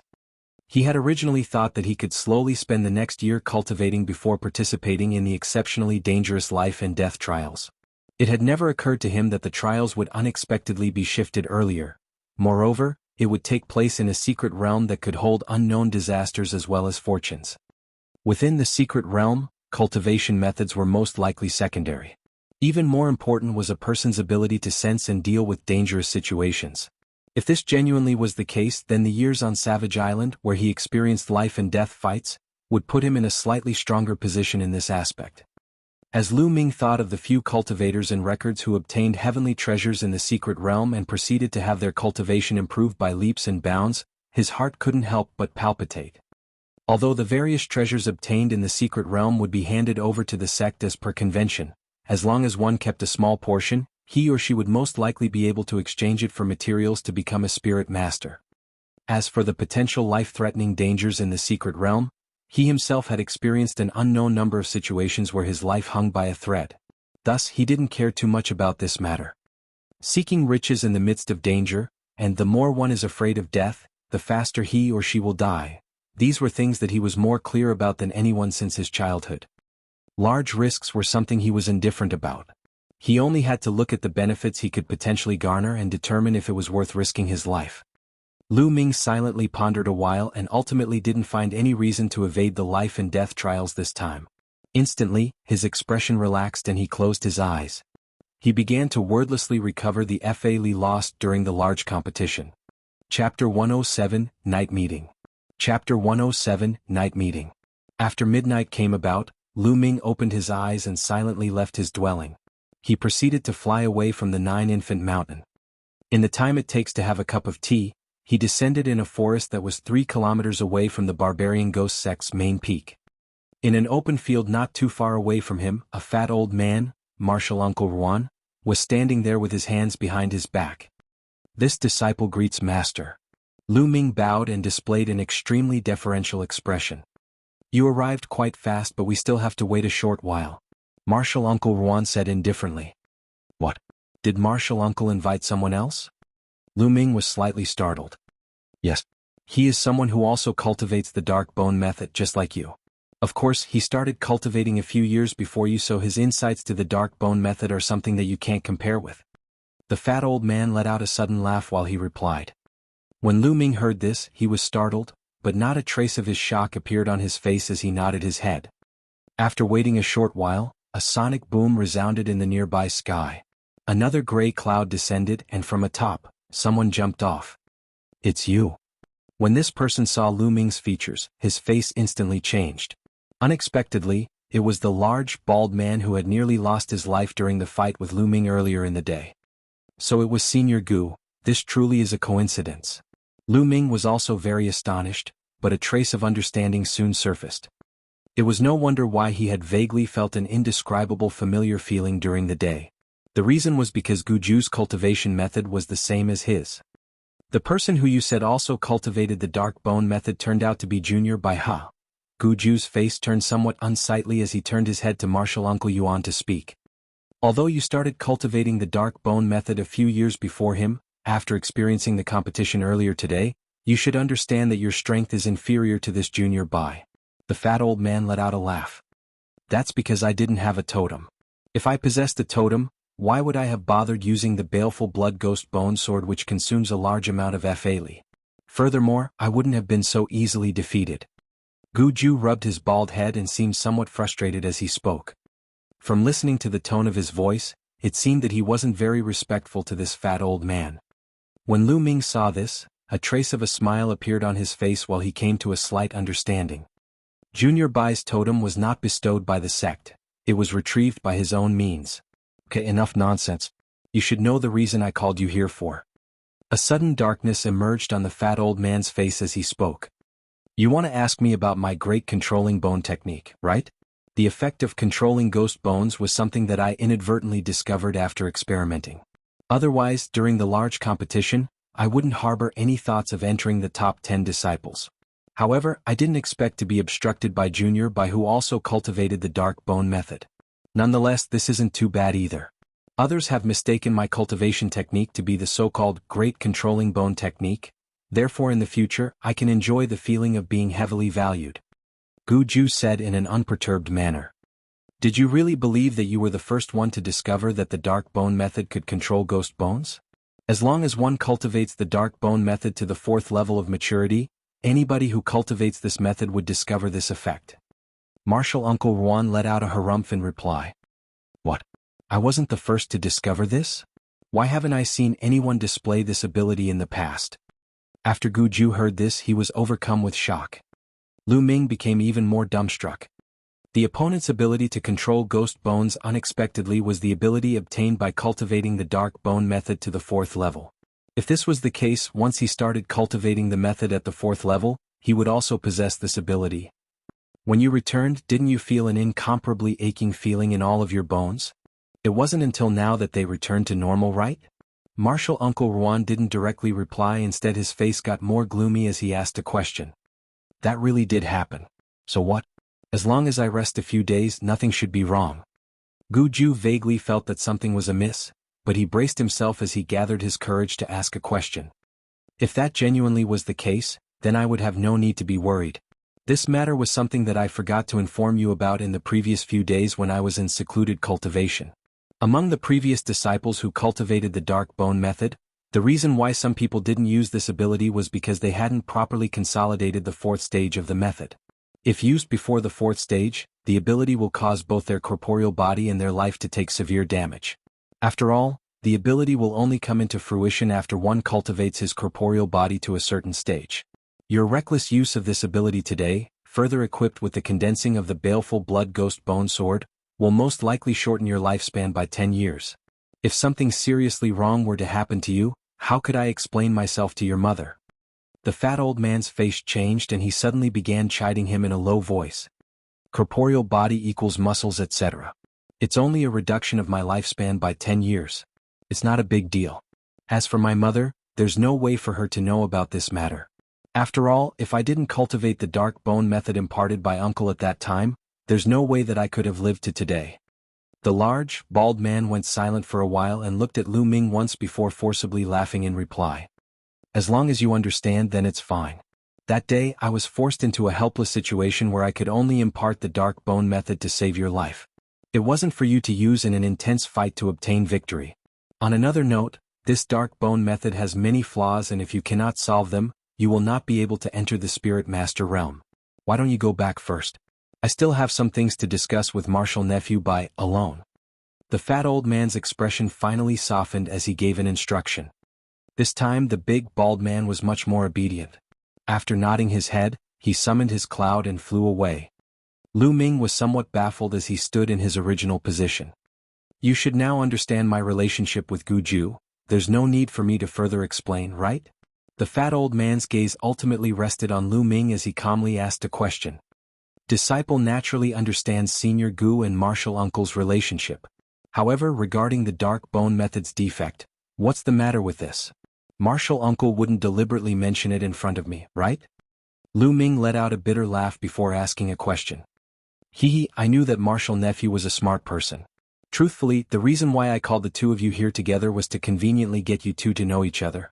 After all, the amount of people in the sect who cultivate this method is limited to only you two. Moreover, I should naturally inform you of a few matters regarding this method and explain a few things, since you have cultivated the dark bone method to near the 4th level. Otherwise, if you were to rashly break into the Spirit Master realm, that could very well be the day of your death. The fat old man let out a laugh as he spoke. I would like to hear Martial Uncle's guidance. Lu Ming's heart jumped. Ever since he realized that the first few levels of the dark bone method didn't contain any bottlenecks, he vaguely felt that something was amiss.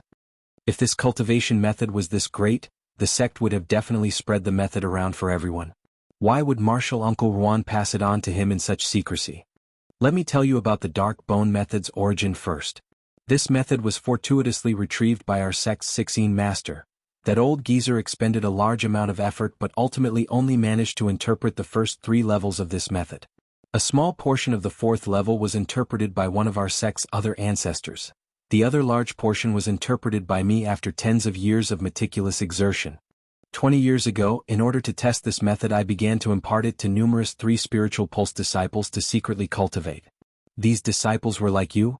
Most of them reached the peak stage of the late Spirit Apostle realm. However, when they attempted to advance into the Spirit Master realm, their bodies exploded and they all died without exception. When the fat old man reached this point, he suddenly stopped. Their bodies exploded and they died. When Lu Ming heard this, his face underwent a drastic change. You don't need to be worried. Since I have these failed experiments, I naturally managed to pinpoint the reason why they failed. A few years ago, I discovered that a tenacious mental strength was the prerequisite to cultivating this method. Otherwise, I would not have imparted this method to you.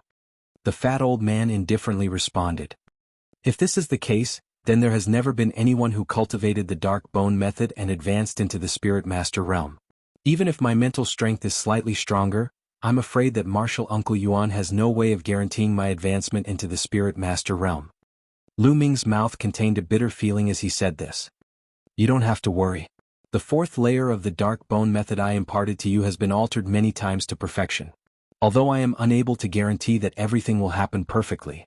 However, even if you fail to advance into the Spirit Master realm with your tenacious mental strength, the backlash should only damage a bit of your Fa Li and Yuan Qi. It shouldn't be enough to take your life. After all, the reason why the bodies of previous disciples would explode largely lay in the fact that their mental strength was insufficient to control sharp rises in Fa Li when advancing a stage. Moreover, if I am guessing correctly, the purity of your body's Fa Li is something far from what a normal disciple can compare to. If this truly is the case, then controlling your body's Fa Li will be even easier. Thus, there shouldn't be that big of a problem. The fat old man let out a slight laugh. How does Martial Uncle know about the purity of my Fa Li? A trace of surprise flashed across Lu Ming's face. The Cyan Moonsword totem in your hands was something that I came across years ago during a treasure inspection convention. I am very aware of the power it can exhibit when the 3rd restriction layer is expedited. Aside from your body's Fa Li being more pure than a normal disciple's, I couldn't find any explanation for the last strike you used to defeat Guju. The fat old man nonchalantly said. I see. I only have one last question now. Why did Martial Uncle choose tonight to explain everything? If you were to let Martial Nephew just cultivate it in a carefree manner, wouldn't that be much easier and simpler? Martial Uncle better not cite a worried conscience as your excuse. After Lu Ming nodded his head, he blinked his eyes and asked a question. Finding my conscience? Why would it be because of such a senseless reason? Martial Nephew, do you feel that if I had not imparted the dark bone method to you, you could have cultivated to the peak stage of the late Spirit Apostle realm without any bottlenecks as a 3 spiritual pulse disciple? You must know that the majority of regular 3 spiritual pulse disciples hit a wall when they are a middle spirit apostle, and sometimes even when they are a beginning spirit apostle.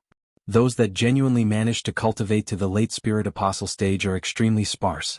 Moreover, according to the original text of the Dark Bone Method's record, as long as one's cultivation method is suitable and one possesses ample preparation, the chances of breaking into the spirit master realm are something other methods are far from achieving. The true reason as to why I chose tonight to inform you was because I wanted to give you the next stages of the Dark Bone Method along with my notes that I have made over the years about the Green Death language. Afterward, I will be going into true secluded cultivation and not coming out until I either become a middle spirit master or die. The Fat Elder sighed and told Lu Ming everything. Chapter 108, Departure. Chapter 108, Departure. Martial Uncle Ruan, even if you want to undergo secluded cultivation to break through your bottleneck, you do not need to give such things to me. After hearing what he had said, Lu Ming was very surprised and could not help but speak with suspicion. The secluded cultivation this time is different from times before. When I was young, my meridians were once injured by a great opponent, so originally, my level of cultivation would have been stuck at the level of a beginning spirit master. However, I discovered a method that allowed me to break through the bottleneck of the beginning level when I started to understand the Dark Bone Method. This method is very dangerous, and if I forcefully attempt to break through, perhaps there is only a 1 in 3 chance that I can come back alive. As for the remaining 2/3, I will be like the other spirit apostles practicing the Dark Bone Method that tried to break through the spirit master bottleneck, exploding and then dying. The Dark Bone Method and the Green Death language is the product of several tens of years' worth of hard work on my part. I don't want it to be lost without a sound. After all, I never accepted any personal disciples. Originally, Ju-Air was not a bad candidate, but it was a pity that his mental power was only average and he will be unable to break through from a spirit apostle to a spirit master. Therefore, only you are left as the best candidate to inherit this. If I can break through to middle spirit master, then everything will be fine. If I do not survive, all you need to do is to make sure these things are not lost and left without an inheritor. The Fat Elder explained matters as such and revealed a sincere feeling to his words for the first time. Martial Uncle, worry not. I will definitely use all my power to achieve this. Lu Ming quickly thought a few times, and after determining that there were no other problems, he easily agreed. Very well, this jade chit is handmade by me. All the information is recorded in it. You can first place it on your forehead and scan through it with your consciousness to check if there are still any problems. After saying this, the Fat Elder produced a milky white jade chit from his sleeve. He rubbed it with his fingers a few times as if he was unwilling to part with it, before handing it over. Lu Ming bent over and accepted the jade chit before placing it on his forehead. A wave of consciousness swept through the chit and suddenly, Lu Ming's head felt heavy. Immediately, a purple ball and a white ball appeared in his mind. As soon as Lu Ming's consciousness touched the purple ball, a countless number of green ancient words came flying out and lined up together to form quite a few pages of text. This was the Dark Bone Method in its original ancient Green Death language form. However, when Lu Ming glanced over it, he suddenly paused. Then, when his consciousness touched the white ball, the text that consisted of only the Green Death language became mixed with ordinary words. This was Martial Uncle Ruan's interpretation that was obtained after many years of research. Lu Ming only skimmed through both versions before removing his consciousness from the jade slit. Martial Uncle Yuan, why does this Dark Bone Method only have 5 pieces? If I remember correctly, shouldn't the entire method contain 9 levels? Lu Ming asked in a surprised manner. Our sect founder only found the first 5 layers of the cultivation method. The remaining 4 levels are located in an unknown location. However, the first 4 levels are actually enough. It took me 10 years of hard work to interpret the 4th level. If Martial Nephew Bai is able to interpret the 5th layer's meaning, then you can be considered a genius in understanding the Green Death language. When you actually become a spirit master and have no need to continue cultivating the Dark Bone Method, then you can exchange it for another high-ranking suitable method. The first 4 levels of the Dark Bone Method will have provided you a fairly sturdy foundation. If you do feel like going down this path, then the Refining Corpse and Balefulline factions' respective high-level method will not be bad choices. The fat old man calmly replied. I see now. Back then, when Martial Uncle told me I had no need to change to another method, it seems that you were trying to deceive me. After Lu Ming heard the fat old man's words, he couldn't help but grin. At the time, if I had not said that, then I'm afraid that I would have had to waste a lot more words convincing you to choose this cultivate method. The old man let out a laugh, but the expression on his face didn't change in the slightest. Lu Ming listened but could only remain silent. That's right, if I don't succeed in becoming a middle spirit master and you manage to become a spirit master, then if you have the ability to help me take care of Guju, he can be considered one of my few relatives in this world. The fat old man's face became solemn. If I truly possesses the ability, then it is only natural. Lu Ming was slightly startled as he replied. Very good, you still have some time now, so if you had any complications when you were cultivating the dark bone method, then you can ask me right now. I will do my best to answer your questions. A trace of a smile appeared on the old man's face after he heard Lu Ming's reply. Thank you very much, Master. I actually have a few places in the dark bone method where I have yet to comprehend. One of them is... Lu Ming was overjoyed and immediately started asking away. An hour later, Lu Ming finally departed the forest on his cloud with a satisfied expression. He flew toward the Nine Infants Mountain. The fat old man remained in the forest and he slightly squinted his eyes as he stared at the gray cloud slowly flying away. After an unknown length of time passed, he insipidly said, Sect leader, since you have been here for such a long time, why are you still hiding? After his voice faded, his gaze shifted and turned towards a large neighboring tree. Junior Ruan is worthy of being Master Yan's personal disciple. As I expected, this sort of a concealment method cannot escape your attention. An indifferent voice came from the large tree. A figure flashed and from the tree, a yellow-robed old man walked out. A trace of a smile hung on his face. It actually was the barbarian ghost sect leader. Sect leader saw me give the item to Martial Nephew Bai but didn't stop me. It seems that you agree with my decision. The fat old man let out a chuckle. Since Martial Nephew Bai is the only disciple cultivating the dark bone method who has a chance of becoming a spirit master, coupled with the fact that he only received a duplicate because the original text of the dark bone method is still in the scripture pavilion, I naturally had no reason to stop this. Truthfully, when I saw that Martial Nephew Bai had become a late spirit apostle in such a short amount of time with merely a 3 spiritual pulse, I had already guessed that he was cultivating the dark bone method. The fact that Martial Nephew Gu is unexpectedly your sister's son and that cultivating the dark bone method to the late stage gives one the ability similar to the great controlling bone technique, surprised me. I've never heard of these things before. The barbarian ghost sect leader let out a sigh as he spoke. You had better not use Guju. Just now, you also heard that his current cultivation isn't enough to use the controlling bone ability. Using it will cause him to lose a large chunk of his life force. The fat old man immediately spoke in a vigilant manner. Haha, Junior doesn't need to worry. Now that I know about Guju's actual circumstance, giving those few sect items to him to control will leave me uneasy.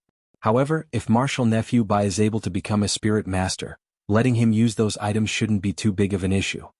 The barbarian ghost sect leader replied in a composed manner. Emichim, if Martial Nephew Bai is able to become a spirit master, then the problem of his physical body crumbling will not happen. Giving him the items to use is rather fitting. This time, the fat old man expressed his concurrence and nodded his head. Very good. Although finding a 3 spiritual pulse disciple with a strong mental strength isn't easy, if we actually put our hearts to it, we should be able to find a few. As long as Martial Nephew Bai is able to use the dark bone method to smoothly become a spirit master, then I will report this to Master Yen and have him particularly look for these sorts of disciples to cultivate this method. If this is the case, Martial Brother can be considered to have done great merit for our sect. The barbarian ghost sect leader rubbed his hands and laughed as he proceeded to talk. Do you truly believe that any random 3 spiritual pulse disciple with a slightly stronger mental strength will be able to use the dark bone method to become a spirit master? When the fat old man heard the sect leader's words, an odd expression appeared on his face. What? Don't tell me that the words Junior spouted earlier were lies? When the barbarian ghost sect leader heard this, he was slightly startled. They can't be considered lies. I only downplayed the danger of when one breaks into the Spirit Master realm. With his current situation, if he fails to break into the Spirit Master realm, then I'm afraid there is a good chance of his body exploding, causing him to ultimately perish.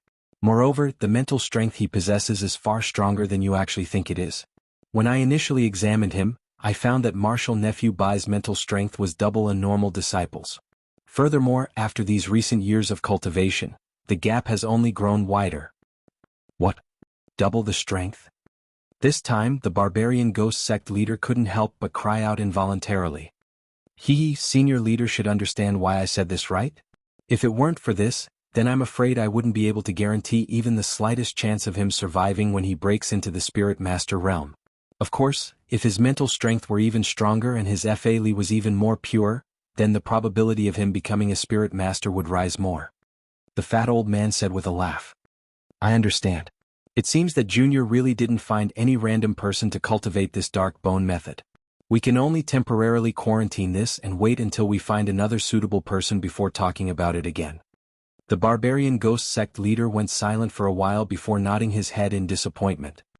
If it weren't for this, then I would have already reported it to teacher. I would have no need to cover it up until now. The fat old man carried an indifferent attitude. To the side, the barbarian ghost sect leader could only bitterly smile. That's right, Junior Ruan, are you really going to enter secluded cultivation to break through into the middle liquid level realm? The barbarian ghost sect leader was somewhat worried as he asked a question. Liquid equals Spirit Master. I have already discussed this matter with Master. Although I still have 20 to 30 years left in my lifespan, I can only maintain the peak condition of my body in these next few years. Once this period of time passes, even if I take a risk to break into the next cultivation realm, it will be useless. As long as I succeed, I will have another 100 years to live. I have a 30% chance of succeeding, so it should be worth it to take the risk. The fat old man's expression turned serious as he replied. Since Junior truly has a firm resolution, then I will not speak any further. I can only hope for Junior Ruan's success during the next few years of secluded cultivation, allowing your cultivation to undergo a large improvement. The barbarian ghost sect leader seemed to see the fat old man's determination and instantly stopped trying to dissuade him any further. In the preceding time, the affair between the two men ended with the barbarian ghost sect leader talking about leading the group into the secret realm before each of them hastily bid the other goodbye and left the forest. On the morning of the second day, the black gas in the air above the main gate surged around. Inside the black gas, one could vaguely make out the body of an enormous bone boat that was about 200 feet long. The barbarian ghost sect leader, Spirit Master Huang, Spirit Master Zhang, Lu Ming, and the other top 10 core disciples surprisingly stood in the boat. The barbarian ghost sect leader gave a command and the bone boat immediately shuddered. It proceeded to fly toward the distant horizon at breakneck speed while surrounded by the surging black gas. Chapter 109, Martial Ancestor Yen. Chapter 109, Martial Ancestor Yen. During the journey, the barbarian ghost sect leader, along with the other spirit masters, ceaselessly discussed information pertaining to the secret realm. To the side, Lu Ming and the other 10 core disciples harmonized their breathing and cultivated in their respective spots on the bone boat. They didn't have any intentions of talking with each other. Thinking about it, this was a completely normal occurrence. Those who were able to kill their way into the top 10 disciples would naturally have arrogant attitudes and would find it beneath their dignity to collude with others.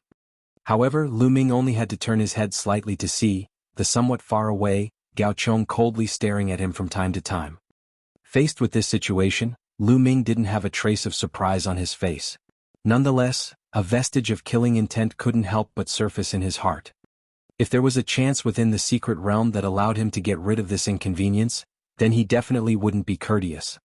This bone boat was clearly a flying type totem, and it was definitely not a low-quality one.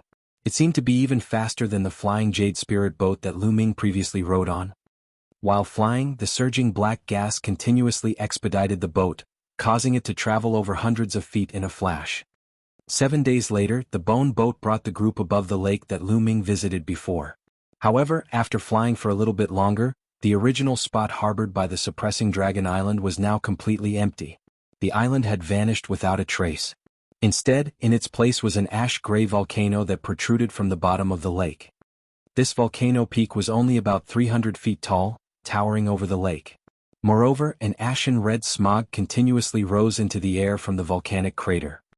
On the surface of the lake, neighboring the volcanic crater, a plethora of various-sized floating reefs, that were composed of previously spouted volcanic ash, seemed to make up a bunch of small islands. The smallest reef was only a few tens of feet in size, while the largest was thousands of feet wide. Among them, the largest floating reefs contained a few simple stone temples constructed on top of them. Furthermore, there were a few people moving about on the reefs. With a rumbling sound, the bone boat found a floating reef to descend onto. The barbarian ghost sect leader brought Lu Ming and the others off the bone boat. "Fellow barbarian ghost sect members, you guys are late. Heavenly Moon Sect, Blood River Hall and my 9 Enlightenment Mountain disciples have already arrived. Only Firestorm Ways people have yet to arrive. From a large adjacent floating reef, a cyan gas flew over. In a flash, it arrived in the air above Lu Ming and the others. From within, a cyan-robed male with a face like crown jade spoke to the group below him with a slight smile on his face. So it's 9 Enlightenment Mountains fellow Jianghu. We aren't as close to this place as your 9 Enlightenment Mountain is. We must naturally expend more time to get here. As for Heavenly Moon Sect and Blood River Hall, since this secret realm was first discovered by them, it is only natural for them to be here earlier than us. The Barbarian Ghost Sect leader examined the green-robed male in midair before nodding his head and speaking. That is true. Actually, my sect's disciples only arrived here a day before yours. As such, my sect leader would like to invite you various fellows over, to collaboratively discuss the affair regarding the secret realm. Jianghu said with some hidden meanings. I understand. Let me make arrangements for my sect's disciples first, and in a little while, I will bring my 2 juniors over to pay a visit to your sect leader. The Barbarian Ghost Sect leader naturally understood the opposing party's intent and instantly replied in affirmation without batting an eyelid. Hearing this, Jianghu was overjoyed and spoke a few more words of decor before transforming into a cyan gas that flew back to its original floating reef. At this time, the Barbarian Ghost Sect leader made Lu Ming and the others begin constructing a stone temple. He then made Spirit Master Zhang and Huang lay down a few simple restrictions in the floating reef's vicinity. After the time it takes to have a meal, everything was complete. The Barbarian Ghost Sect leader gave another instruction to the disciples and then proceeded to bring the 2 other spirit masters to the 9 Enlightenment Mountains floating reef. Most of the disciples entered the newly constructed building and sat down. The remaining few of them walked around the entire floating reef, while occasionally examining the surroundings. Lu Ming also found a corner in the stone temple to sit down in a cross-legged manner. The Barbarian Ghost Sect leader and the other 2 were gone for nearly half the day. When they returned from the 9 Enlightenment Mountains area, there was a gray-robed old man with a triangle hair bun accompanying them. This old man's facial features seemed ordinary, but his 2 hands were abnormally thick. A light green pouch hung on his waist and his aura was extremely ordinary. When he entered the stone temple with the Barbarian Ghost Sect leader, he immediately and impolitely sat down on a stone chair in the center of the temple. After the Barbarian Ghost Sect leader issued an order, all the disciples instantly gathered in the stone temple. Your fortunes are quite great, since today, you are unexpectedly able to see Master Yan's true face. Quickly come over and pay your respects. Master has just recently returned from the secret realm's entrance and has a few things to help guide you. The Barbarian Ghost Sect leader hastily spoke to everyone. Once everyone heard this, although Yang Qian and the others had already made this guess in their hearts, they still couldn't help but be shocked and proceeded to successively formally pay their respects to the gray-robed old man. Stand up. You are my Barbarian Ghost Sect's most outstanding disciples. Originally, you should have had another year of cultivating before participating in the life and death trials. However, I didn't expect the secret realm to appear, so I didn't have an alternative. Nonetheless, according to Marital Nephew's words, the strength of this group of disciples far surpasses previous large competitions' top 10 disciples. If this is the case, then I can be much more relaxed. The gray-robed man examined Lu Ming and the other disciples before exposing a satisfied expression while nodding his head. Master, these 10 are definitely our sect's most outstanding group of disciples in 60 years. By lucky coincidence, we were able to come across the secret realm, so perhaps this is an opportunity for our sect to rise. The Barbarian Ghost Sect leader stood beside the old man and replied with a laugh. I hope this is the case. Along with the other old geezers, I have already used a secret technique to have an approximate probe of the secret realm. We have tentatively determined it to be an extremely rare natural secret realm. The interior shouldn't have any traps, so the probability of danger is sharply lower than usual. Otherwise, I wouldn't have endorsed using this secret realm as the area for the life and death trial.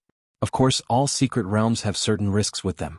All you have to do is search for as many precious resources as you can. Moreover, there are no limits to methods and manners of accomplishing this task. Since the rewards involved are so prodigious this time, Heavenly Moon Sect and Blood River Hall have already secretly entered an alliance. In order to oppose this, our sect and 9 Enlightenment Mountain have just discussed entering an alliance. However, an alliance is only an alliance and no more. If you genuinely do encounter something good, then you should operate as you would no matter what sect the opposing disciple is from. If such a case truly arises, I will take responsibility. Martial Ancestor Yen said in an extremely imposing manner. Natural Secret Realm. This truly is too good. An alliance with 9 Enlightenment Mountain? Amazement, shock, and excitement appeared on each of the disciples' faces. Most displayed an expression of unexpectedness. Martial Ancestor Yen seemed to turn a blind eye to this and proceeded to say, however, you must not lower your guard. In the natural secret realms, there is still a possibility of encountering dangers that far surpass your imagination. For example, there could be monsters that exist in the secret realm, or the interior's environment could be so vile that normal people would have no way of surviving. The barbarian ghost sect leader also gave a few reminders. After the group of disciples heard this, a cold shiver once again arose in their hearts. All of this is secondary. The most pressing issue is still the spirit Scarlet Dragon that fled into the secret realm. Martial Ancestor Yen once again said something that caused everyone to jump in fright. What? That demonic dragon also fled into this secret realm? Master, are you joking? If each sect's disciples enters the secret realm, wouldn't that be the equivalent of sending a lamb into a tiger's den? This time, Martial Uncle Zhang's face underwent a drastic change as he hastily asked a question. Do you think that I am treating this situation like a joke? You don't need to worry, that Scarlet Dragon has already been heavily wounded, so much so that even though it fled into the secret realm, it's already dying. It shouldn't have any strength left to retaliate. It's a pity that when the demonic dragon escaped into the secret realm, it used the last of its strength to destroy the entrance so that those with the strength of a spirit master and above are unable to enter. Otherwise, there would be no need for us to dispatch these youngsters. Us few old geezers would then be able to sweep away all the resources in one go, while also eliminating that demonic dragon. Truthfully, this Scarlet Dragon should be the most precious treasure in the secret realm. Martial Ancestor Yen let out a harumph as he spoke. Martial Nephew made a mistake in thinking like this, please forgive me, Martial Uncle. Master Zhang remembered that Martial Uncle Yen paid a lot of attention to his face, and instantly, his heart skipped a beat as he hastily smiled obsequiously. However, it's also lucky this way. Otherwise, at the time, I'm afraid that the 2 seniors from the Heavenly Moon Sect and Blood River Hall would have hogged the secret realm for themselves and would not have informed our sect. Martial Uncle, we can thus look at it as a good thing. Spirit Master Huang had a face full of smiles as he spoke. This also makes sense, but nevertheless, it seems to me that even though the Suppressing Dragon Island's treasures left by the Suppressing Dragon Master were first discovered by our sect and the 9 Enlightenment Mountain, was truly a useless discovery. We clearly discovered this area first, but let people from Heavenly Moon Sect and Blood River Hall find the entrance to the secret realm first. Junior Zhu didn't expect that the earthly fire would still harbor the entrance to the secret realm. Moreover, when that suppressing dragon came into being, they spent everything trying to hide. How would they have had time to thoroughly search the vicinity? The barbarian ghost sect leader explained. No matter what you say, Zhu Qi and Spirit Master Zhong still let the other sects take advantage of this. When this matter finishes, I will be sure to scold them. Martial Ancestor Yan's eyes were slightly popping out as he forcefully spoke. These overbearing words shocked Lu Ming and the rest of the disciples. However, the barbarian ghost sect leader exchanged bitter smiles with his 2 Spirit Master Juniors. Thankfully, they knew that their martial uncle was always like this, tough words but a soft heart. Otherwise, they would really have to worry for Zhu Qi and Spirit Master Zhong. That's right, Martial Uncle Yuan, how is the entrance now? How long can it last? The barbarian ghost sect leader asked with some worry. The entrance's situation isn't too good. That demonic dragon clearly knew where the entrance's weak spot lay and most likely had entered it more than once. Therefore, that attack caused the entrance to be in an eternally crumbling state. The only reason why it hasn't collapsed yet is because of us old geezers using special treasures to maintain the entrance. However, we can only hold it for at most a month, and if we factor in the damage from the disciples from the various sects entering, there might only be half a month. Martial Ancestor Yan's expression finally turned serious as he replied. Chapter 110, Evil Guest. Chapter 110, Evil Guest. To explore a previously unknown secret realm, perhaps half a month is not enough time. After all, we still don't know how big the area of the secret realm actually is and whether or not there are other exits in it. After hearing what was said, the barbarian ghost sect leader became a little worried. Having too little time is a matter that we can do nothing about. We, the old geezers, can only ensure that the entrance is stable during this period of time. Listen well, the moment you go in, you must carefully keep track of the time, and as soon as the time has come, no matter what has been discovered, you must all immediately come out through the entrance. If you come late, then you will be trapped inside forever. Martial Ancestor Yen ordered the disciples. The group, including Lu Ming, naturally all nodded their heads. They gave sounds of yes in agreement. Also, the rankings for this life and death trial will be determined by the amount of resources you bring out from inside. When the time has come, no matter how many resources you find in the secret realm, I will decide that you can keep 10% of the resources. That will be your reward for the life-threatening situations you go through. Martial Ancestor Yen shrugged and spoke again. This time, all the disciples became even more exalted. Also, Martial Nephew Sect Leader, do you have the items I told you to bring from the storage rooms? The gray-robed elder thought of something and asked out loud. Since Martial Ancestor has specially ordered, how can I forget? All the items have been brought. Hearing what was said, the barbarian ghost sect leader replied without hesitating. That's good. Hand them out right now and let them become familiar with them before we continue speaking. Martial Ancestor Yen spoke while nodding his head. Yes. The barbarian ghost sect leader gave a sound of agreement, and produced a faint folded-up yellow silk handkerchief and many thumb-sized round white beads. With the shake of his hand, he threw them at Lu Ming and the 9 other people. Lu Ming subconsciously moved his arm, catching the silk handkerchief as well as the round bead with his hand. He started examining them with a few curious glances. He only felt that the handkerchief was thin like the wings of a cicada. It was also covered in layers of faint yellow inscriptions. If someone looked at it for a little too long, it would give them an abnormal dizzy feeling. The round bead instead seemed crystal clear like the average crystal. These Sumeru handkerchiefs can be considered a low-level totem. They do not have any other abilities and only have one restriction level, but they can shrink what they wrap up by hundreds of times, making the shrunk item convenient to carry. The only fault is that even though the item's size becomes quite small, the weight does not change. As for those sensory beads, they have been refined by a special secret technique and can detect the positions of other beads within a radius of 5 kilometers. All of you carry one on you. It will definitely provide great help after entering the secret realm. Martial Ancestor Yen explained the items with a couple sentences. Hearing this, all of the disciples naturally thanked their martial ancestor again. Anyway, you young disciples, leave first and go familiarize yourselves with these 2 items. Once the disciples of the Firestorm Way arrive tomorrow, you will immediately enter the secret realm. The barbarian ghost sect leader ordered with a smile. Of course. Yes. The group of disciples gave a sound of agreement before all leaving the stone hall. They began exploring the uses of the 2 new items that were in their hands. After waiting for the group of disciples to leave the great hall, the smile on the barbarian ghost sect leader's face slowly disappeared. He turned around to face the gray-robed elder. He took a deep breath and asked, Martial Uncle, what do you think about these disciples? Can they be compared with the disciples of the other sects? This cannot be determined so easily. After all, I only glanced at the disciples of the other sects from far away and did not personally measure their strength. However, if it is just based off my own feeling, our sect perhaps is not looking as optimistic. The expression of the gray-robed elder also became serious as he replied. Is it really so? The 10 core disciples our sect has just brought over are much stronger than the 10 core disciples of the previous large competition by a great margin.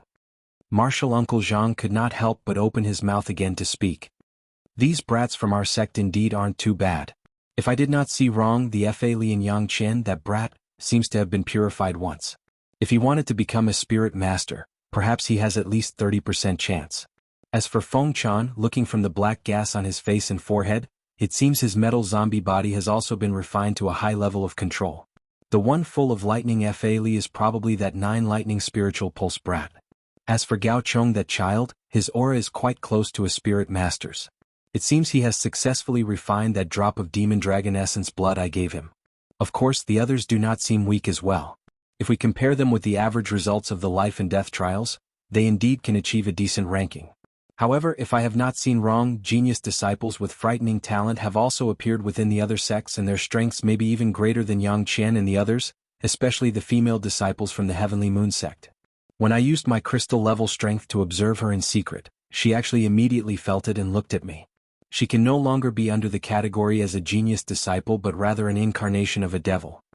Martial Ancestor Yen spoke slowly with a gloomy light in his eyes. What, to be able to feel Martial Uncle's presence, how is that possible? If it really is so, it must be that female Heavenly Moon Sect disciple with the sword communication spirit body. Spirit Master Huang and the middle-aged practitioner were stunned, both stunned. Yes, I believe it is so too. Other than the Heavenly Moon Sect, the other sects also have many disciples with out-of-the-ordinary auras. When Yang Qian and the others meet them, I cannot be certain that they will win. Martial Ancestor Yen spoke coldly. If it really is like this, then won't you say that our sect will come last in this life and death trial again? The barbarian ghost sect leader's expression became a little ugly. That cannot be determined so easily. After all, the competition this time is determined by the amount of resources collected. As long as the brats from our sect have a little better luck and are smart enough to avoid the strongest people of the other sects, who knows, they might bring us a pleasant surprise. The expression of the gray-robed elder became tranquil again. We can only hope so. The expression of the barbarian ghost sect leader changed many times, before giving a long sigh as he replied. At the same time, Lu Ming was playing around with the faint yellow silk handkerchief in his hand with extreme excitement. From time to time, he would cover a big grayish-white rock the size of a watermelon beneath his feet with the silk handkerchief. After it had shrunk to the size of a bean, he would pick it up and change it back to its original size. As for the white round bead in his other hand, it was currently flashing faint white light. If one looked into it and focused, one could discover that there were 10 black dots the size of a grain of rice, currently spread across the whole round bead. Some did not move while others constantly moved without stopping. After an unknown amount of time, Lu Ming seemed to get bored. He put the two items away before casually finding a corner with no people. He started breathing in and out, regulating his breathing silently. As he breathed in and out, the needle of the thickness of a hair hidden in his sleeve also moved a little. It was as if it was secretly breathing. On his two arms, there were 2 additional bumps the size of soybeans sticking out. Inside each bump was 1 black and 1 white object the size of a rice grain. Similarly, they also constantly changed in shape slightly as Lu Ming breathed in and out. They looked like they were alive, making it seem extremely weird. At this moment in time, the color of the sky was already darkening. The sunlight from the faraway setting sun shone on Lu Ming and the other barbarian ghost sect disciples. It was as if they were covered in a layer of fresh blood, giving people an indescribably serious feeling. In the morning of the second day, Lu Ming, who was currently sitting cross-legged as he regulated his aura, suddenly felt the floating reef beneath his body shake. Although it was extremely weak, it still shook him awake from his meditation. Lu Ming immediately gazed out far away. He seemed to be astonished. He started seeing the surface of the nearby lake suddenly shake and form ripples of water. As the shaking beneath him grew stronger and stronger until the whole surface of the lake began forming waves, as if it were blown by the wind. Only at this moment did Lu Ming hear the faint rumbling sound from far away in the sky. At the start it was extremely weak, but after a while it became extremely loud. At this moment, the shaking of the entire lake surface became even more powerful. Such a disturbance naturally caused the other disciples, the barbarian ghost sect leader and the other 2, who were in the stone hall sleeping, to walk out in surprise. Their expressions were of doubt as they all looked up in the sky with their head tilted in the same fashion as Lu Ming. As for that martial ancestor Yen, he could not be seen and had left the floating reed at an unknown time. The Heavenly Moon Sect and the other sects on the other floating reefs also had a similar reaction. Many disciples stood up and looked toward the sky. After waiting a little longer, they found a black dot suddenly appear in the sky far away, slowly growing larger. After a short while, it became a blackish mountain peak of 2,000 feet tall, that quickly flew toward the floating reefs. At this moment, the booming sound in the sky had become deafening and the whole lake shook even more, forming huge waves of tens of feet tall. The flying peak. Why did the Firestorm Way pilot this sect treasure here?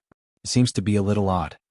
After seeing the appearance of the Black Mountain Peak clearly, Spirit Master Huang immediately asked the barbarian ghost sect leader as his expression changed dramatically. This indeed is a little odd. However, don't worry first, let's see how the people of the Firestorm Way explain this. I believe that no matter how stupid the Firestorm Way can be, it will not challenge the other 3 sects all at the same time. The barbarian ghost sect leader knit his brows as he replied. As for the other floating reefs nearby, a few spirit masters also began mumbling to themselves. Their expressions obviously carried a hint of seriousness. A while later, the black mountain peak finally flew into the air space close to a few floating reefs, carrying a crazy gust of wind with it. It stopped in the air a few thousand feet above the lake with a jay-bang sound. As a wave of loud laughter came from the top of the black mountain peak, 40 or 50 people flew out of the mountain peak together. The leading man was a middle-aged, golden-robed Taoist practitioner. With an even louder voice, he spoke in the sky. "Fellows, please do not blame us. The reason as to why I, the sect leader of Firestorm Way, have come a little slow is entirely due to the fact that there is currently an important guest in our sect.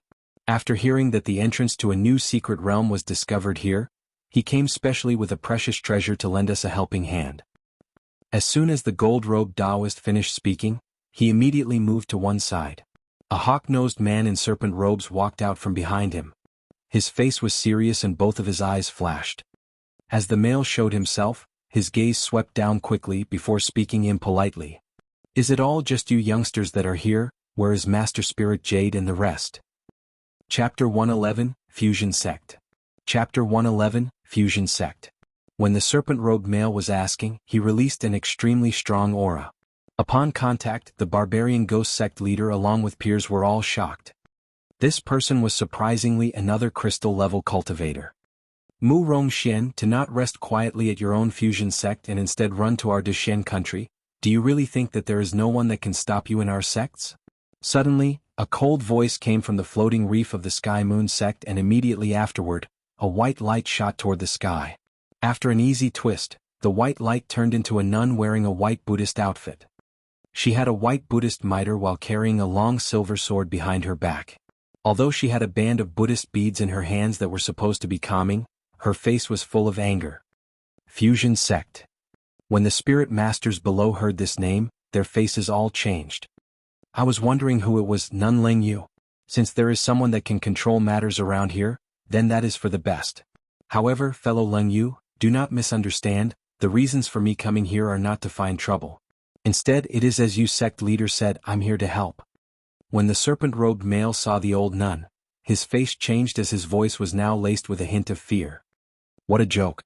Our sects have never needed anyone from the fusion sect when doing something. Fellow Mu Rong, go back to where you have come from." Nun Ling Yu rejected without even the slightest hesitation or respect. Hearing this, the serpent-robed man's face darkened. At this time, the sect leader of the Firestorm Way spoke up with a bitter smile on his face. "Ancestor Ling Yu, the reason for why Ancestor Mu Rong is here is because of Martial Uncle Qi Yang's invitation. However, Martial Uncle met something on the way here and will come shortly after to personally explain the situation." "What is that old geezer trying to do now? The fusion sect has always dominated the Jianghu country and have never had any relations with us few sections. Why would they suddenly come to our Deshen country and also pick such a great time to come?" Hearing this, Nun Ling Yu stared deeply at Firestorm Way's sect leader as she spoke. "Ancestor Mu Rong is a close friend of Martial Uncle Qi Yang from many years ago. When our sect received information of the secret realm, Ancestor Mu Rong was coincidentally a guest at our sect. In addition, he has a secret treasure that will be extremely helpful in maintaining the entrance of the secret realm. Thus, Martial Uncle made large strides to invite Ancestor Mu Rong." The sect leader of the Firestorm Way seemed extremely wary of Nun Ling Yu and immediately explained. "A treasure that can maintain the entrance to a secret realm." Nun Ling Yu finally showed an expression other than anger. "Our fusion sect has many treasures that are beyond your imaginations. Were it not for me being a guest at Firestorm Way and fellow Qi Yang sincerely inviting me over, do you really think that I would come to such a place?" Mu Rongxian replied heavily without respect. "If you really are here to help, then forget my earlier words. However, what are those disciples doing here?"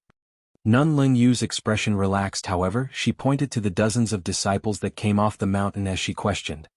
Among the disciples, only 10 of them wore the green and red outfits of the Firestorm Way while the others all had the light silver outfits of the Fusion Sect. "Oh, for me to use the treasure there will be some consequences. You didn't think that I would help for nothing, right? These disciples were brought by me to communicate and learn with the Firestorm Way's disciples.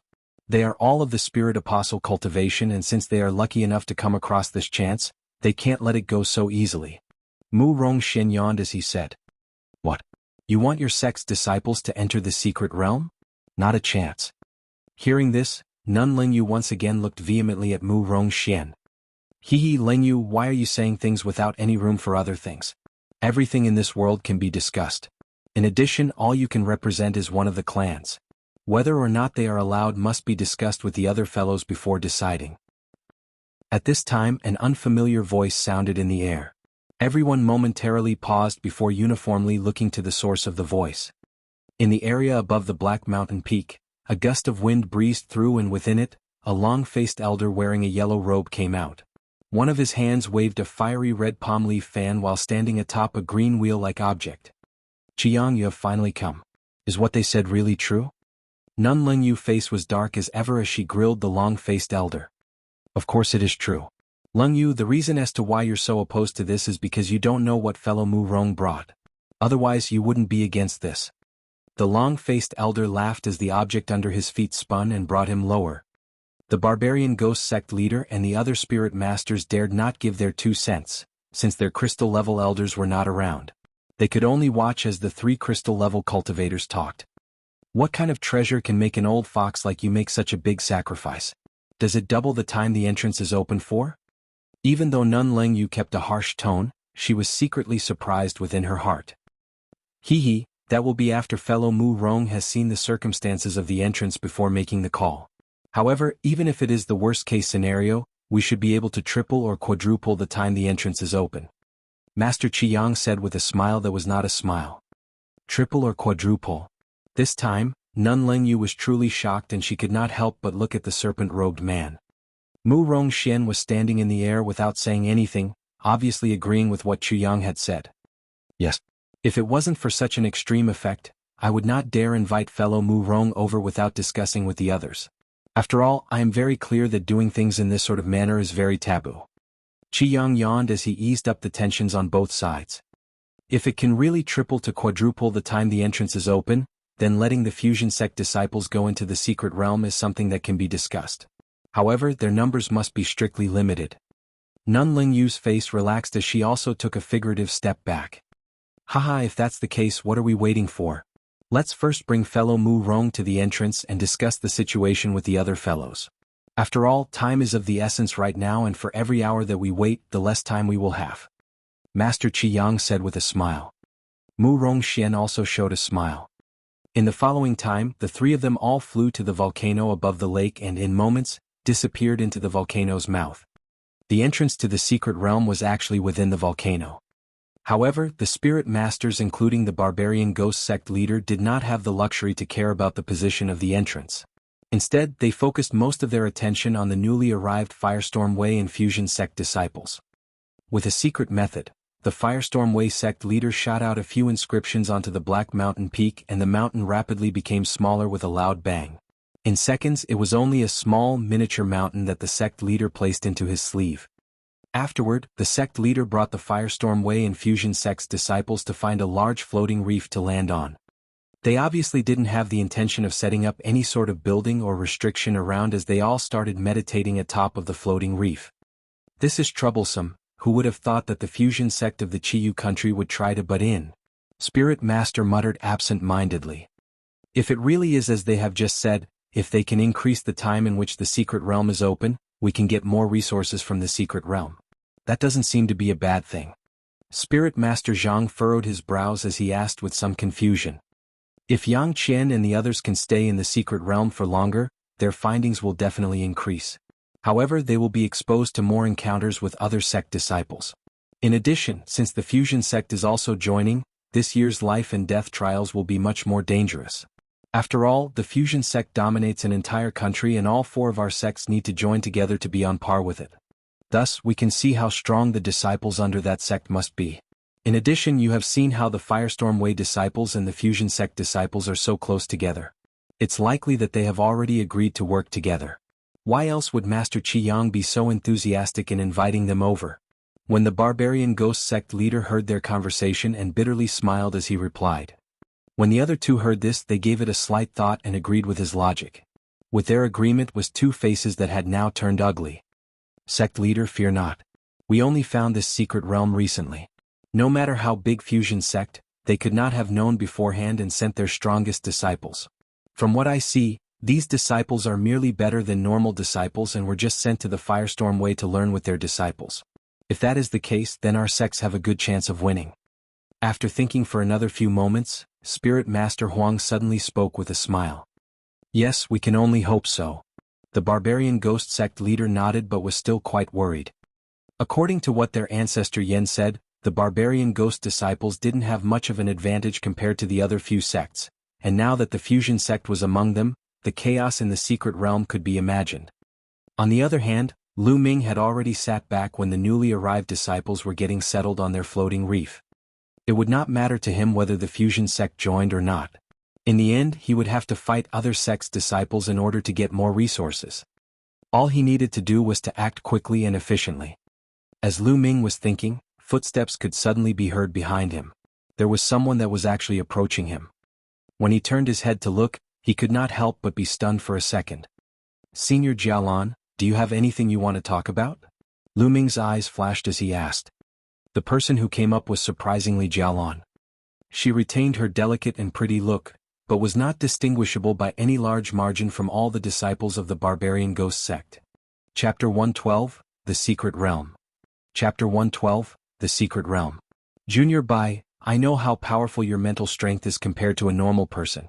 Have you felt anything abnormal from the disciples of the fusion sect? Jialan had her brows knit and asked a vague question.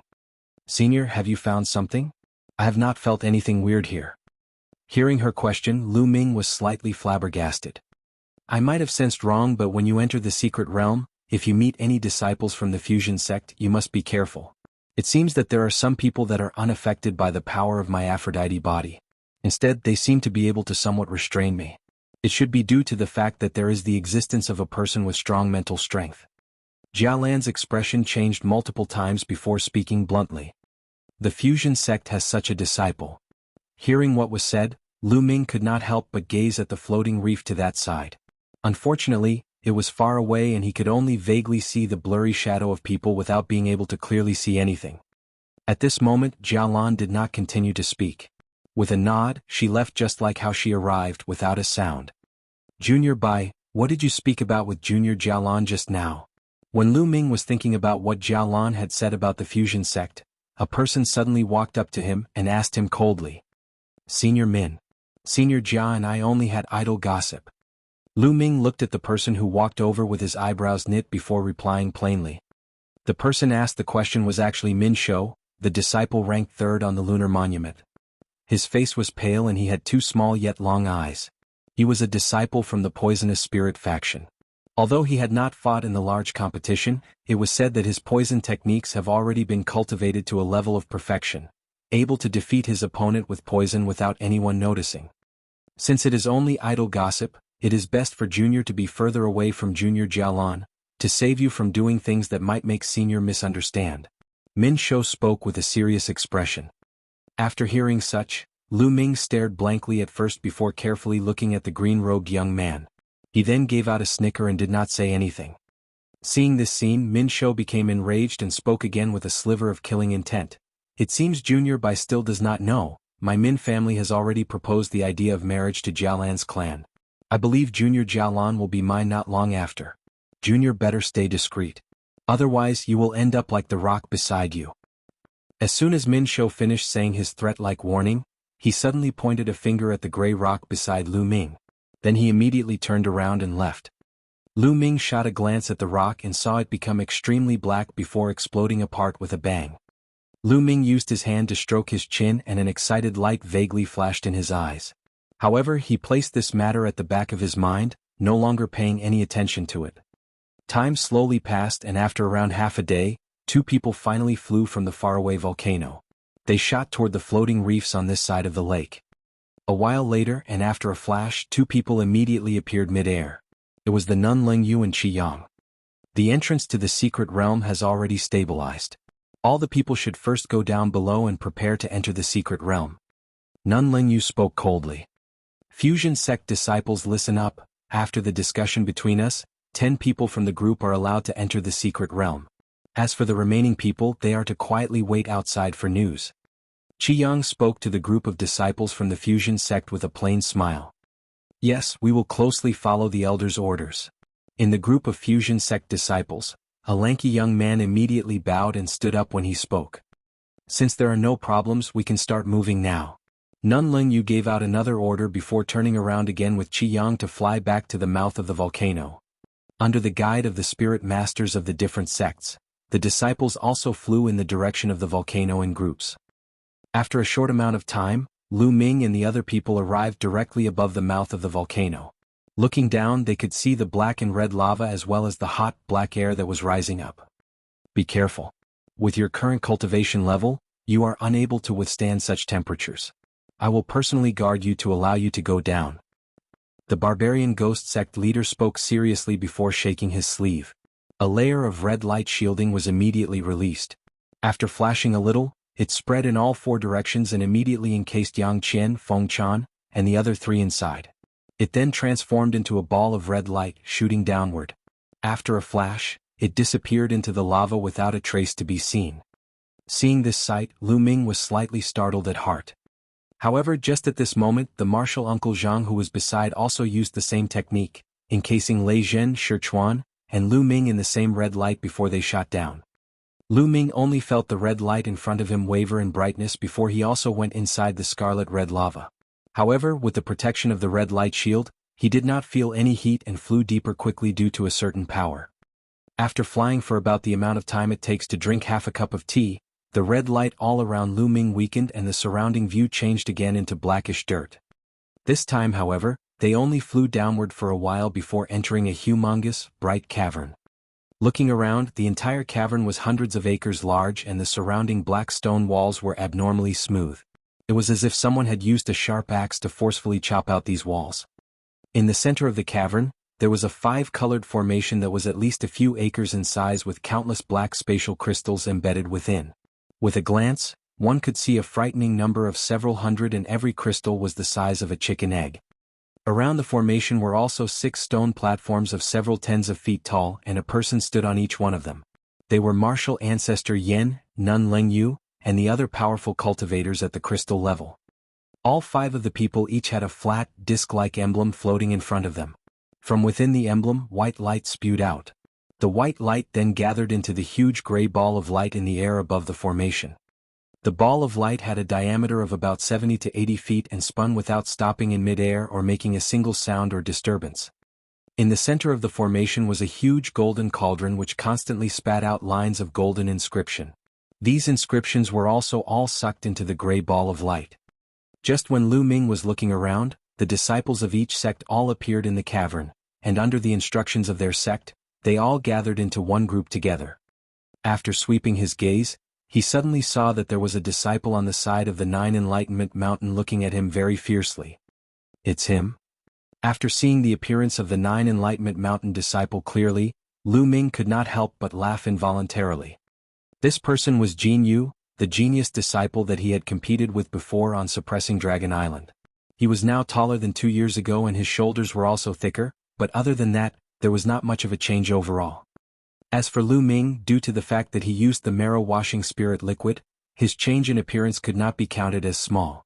Thus, it was quite impressive for Jianghu to recognize him with a single glance.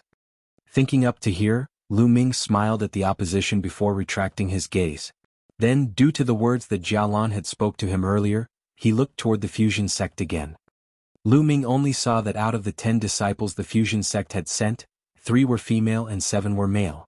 The 3 females were somewhat good-looking and the 7 young men could be said to have out-of-the-ordinary auras. However, after looking at them hastily, he did not see any abnormalities. It seemed that if Jialan had not felt wrong, then Jialan was very used to lying. Lu Ming did not dare to look more, so he retracted his gaze and gave the other few sects a rough sweep. The disciples from the Heavenly Moon sect wore white all over and all carried swords on their back. The Hall of Blood disciples mainly wore blood-red clothes in contrast and had an undescribable reek of blood. Although the 9 Enlightenment Mountain disciples had messy apparel, most of them had bulging full leather bags on their waists. At this moment, a male with skin that was almost transparent finally began to speak. Very well, since the people have all gathered after the length of time it takes to burn one incense stick, we will start entering the secret realm. As soon as he finished speaking, he shook his sleeve and a whoosh could be heard. A stick of already lit incense shot out, slightly inserting itself into the ground nearby. However, before this, let's first go over the rules of the life and death trials. After all, the fusion sect is a guest and may not be too clear about the rules of the life and death trials. A tall and skinny male in long blood-red robes, after glancing at the stick of incense, spoke with a serious smile. This trial is different from other trials. Why would rules be needed? The only rule is that there is no need for rules. The disciples that enter the secret realm can use whatever methods and whatever ways to collect all sorts of resources without limitation. They themselves are responsible for the lives and deaths that occur in this period of time. Once all the disciples have emerged, we will follow what we have decided before. The rankings will be based off how much resources each sect receives. Nun Lingyu spoke without an expression. It seems that fellow Lingyu has a great amount of confidence this time in the disciples you have brought. Sure, let's do it like this. The male who had almost transparent skin gave a weird smile when speaking. I do not have any opinions. It cannot be better than this. The other crystal-level existences all either agreed verbally or nodded. Mu Rongxian, the crystal-level cultivator of the fusion sect, instead squinted a little and controlled the round disc in front of him. From the start to the end he did not speak at all. Very well, since everybody has no other opinions, let the younger generation begin preparing. Master Lingyu glanced at the small remainder of the burning incense and spoke calmly. According to the old rules, all the sects send one person in at a time. Master Lingyu spoke plainly. The other people seemed to have no comment to this method. Therefore, when the stick of incense finally finished burning, the first disciples of each sect began walking into the formation in the center one by one.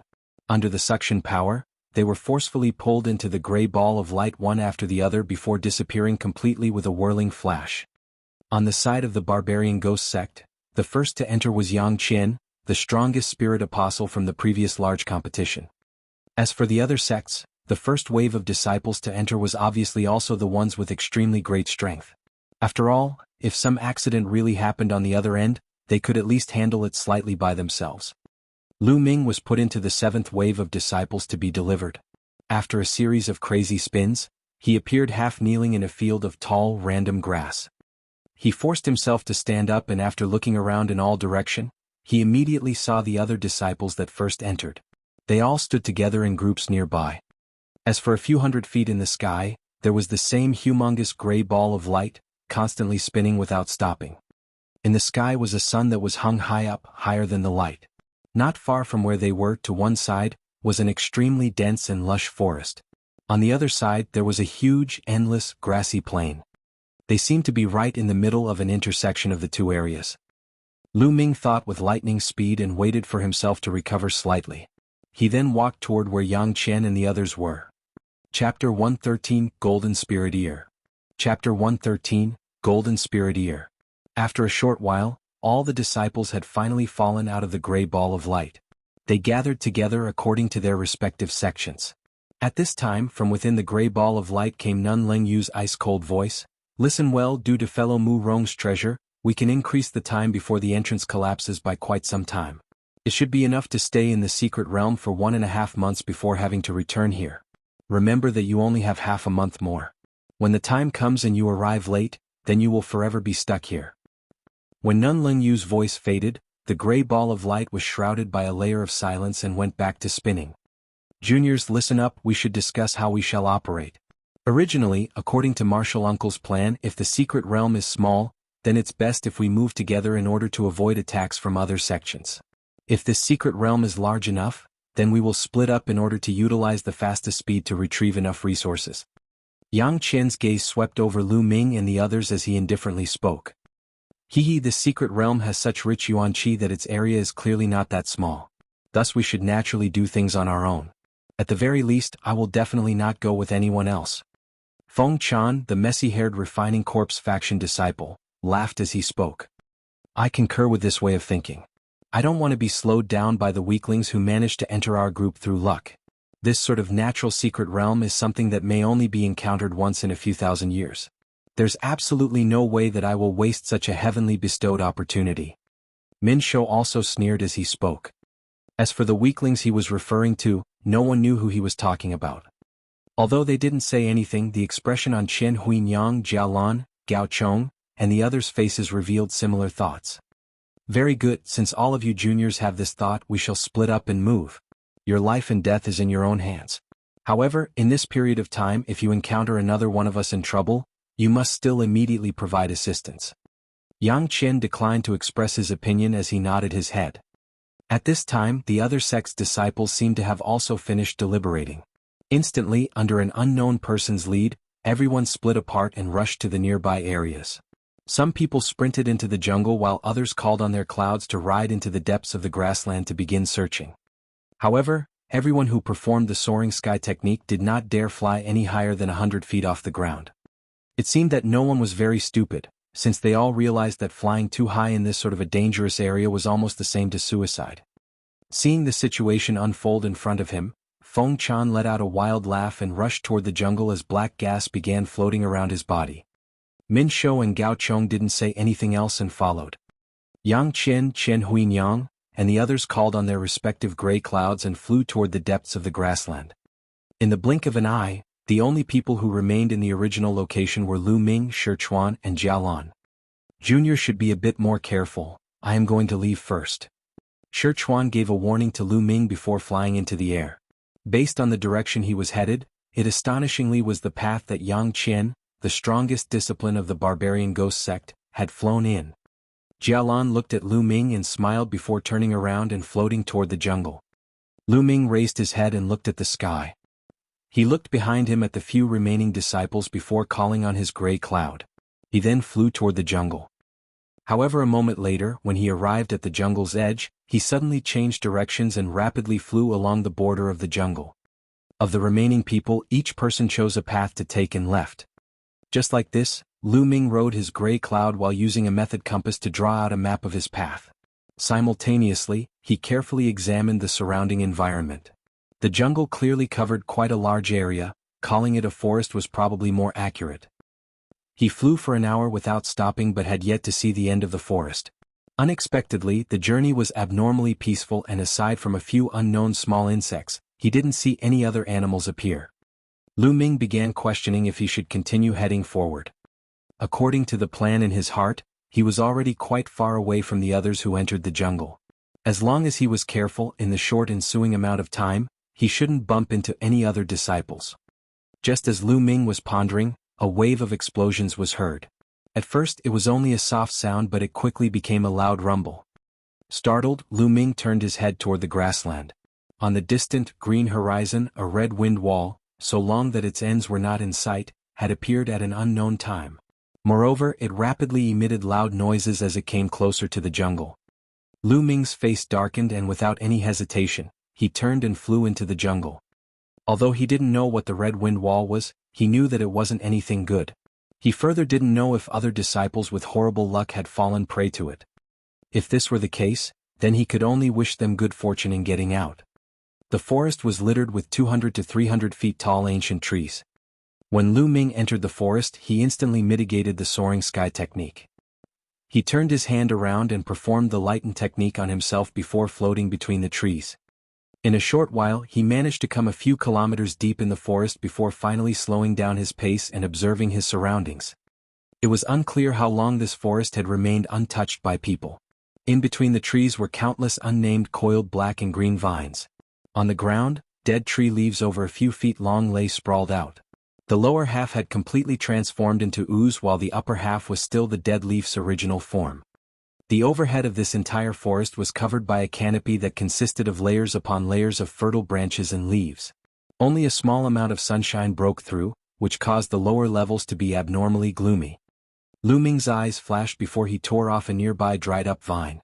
Using 20% of his strength, he was unexpectedly unable to tear it off.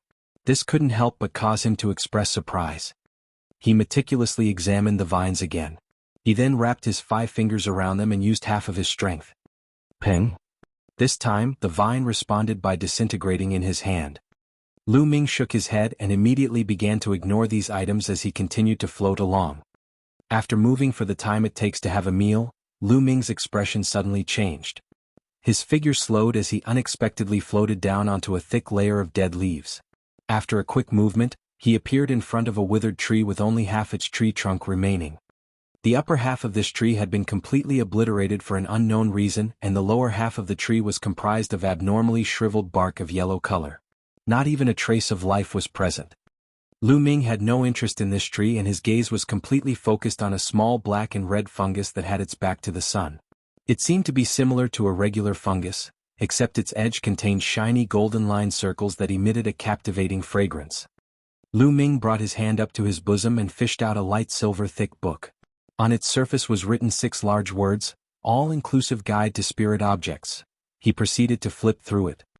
This book was specially distributed by the barbarian ghost sect leader to the top 10 disciples.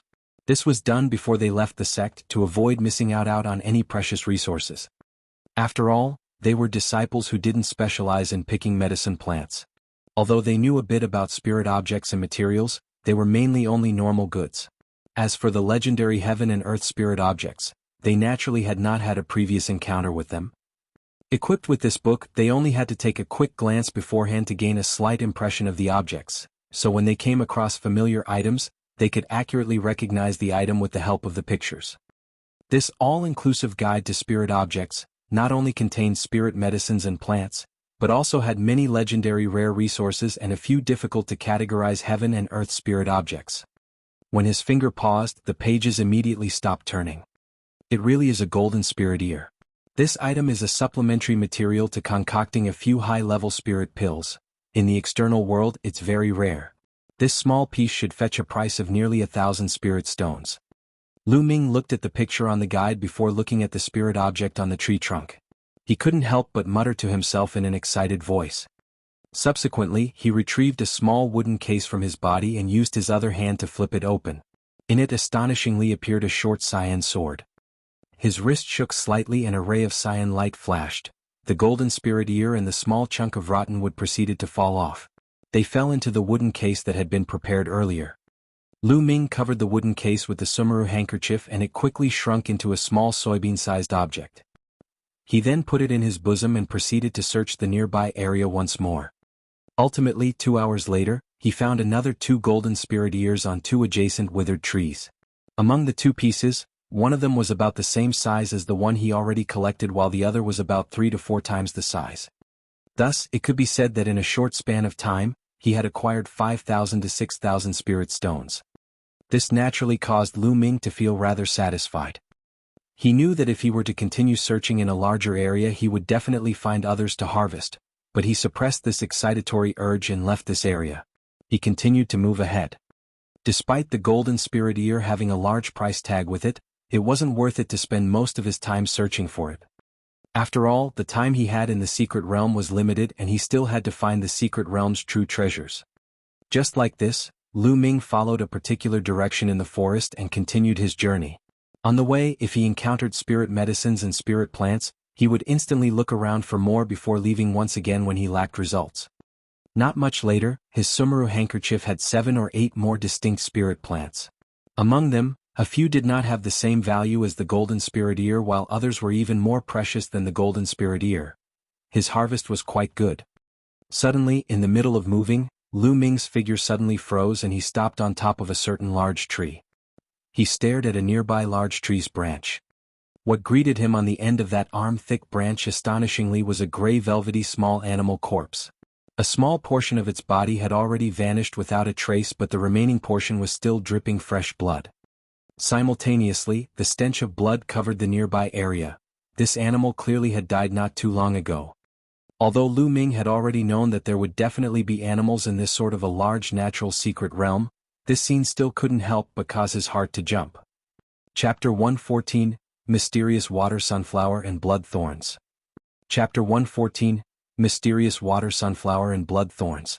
Lu Ming quickly looked around and when he didn't find anything abnormal, he moved toward the dead animal.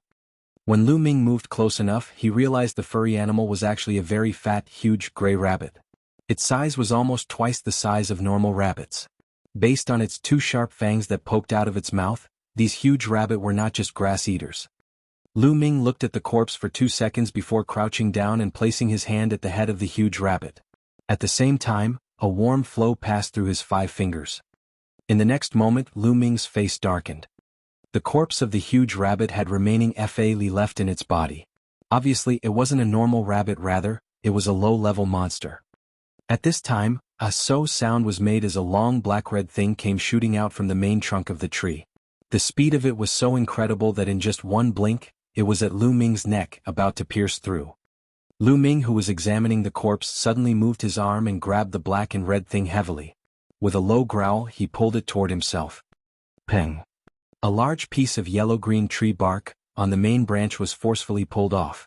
However, while flying toward Lu Ming, it transformed into a huge gecko monster that tried to slash at Lu Ming. The black-red thing was apparently the monster's tongue. Pu. 2 wind blades shot out from Lu Ming's hands, and after green flashes, they cut the monster into 3 parts. The 3 parts of the gecko immediately became lifeless as it fell to the ground with fresh blood bursting forth. Only then did Lu Ming let go of the tongue that he was still holding. Floating down from the branch, he landed near the new corpse and started examining the various aspects of the monster. This monster was less than 5 feet long and its body was abnormally flat. Its green-yellow skin turned to a milky white, glossy appearance.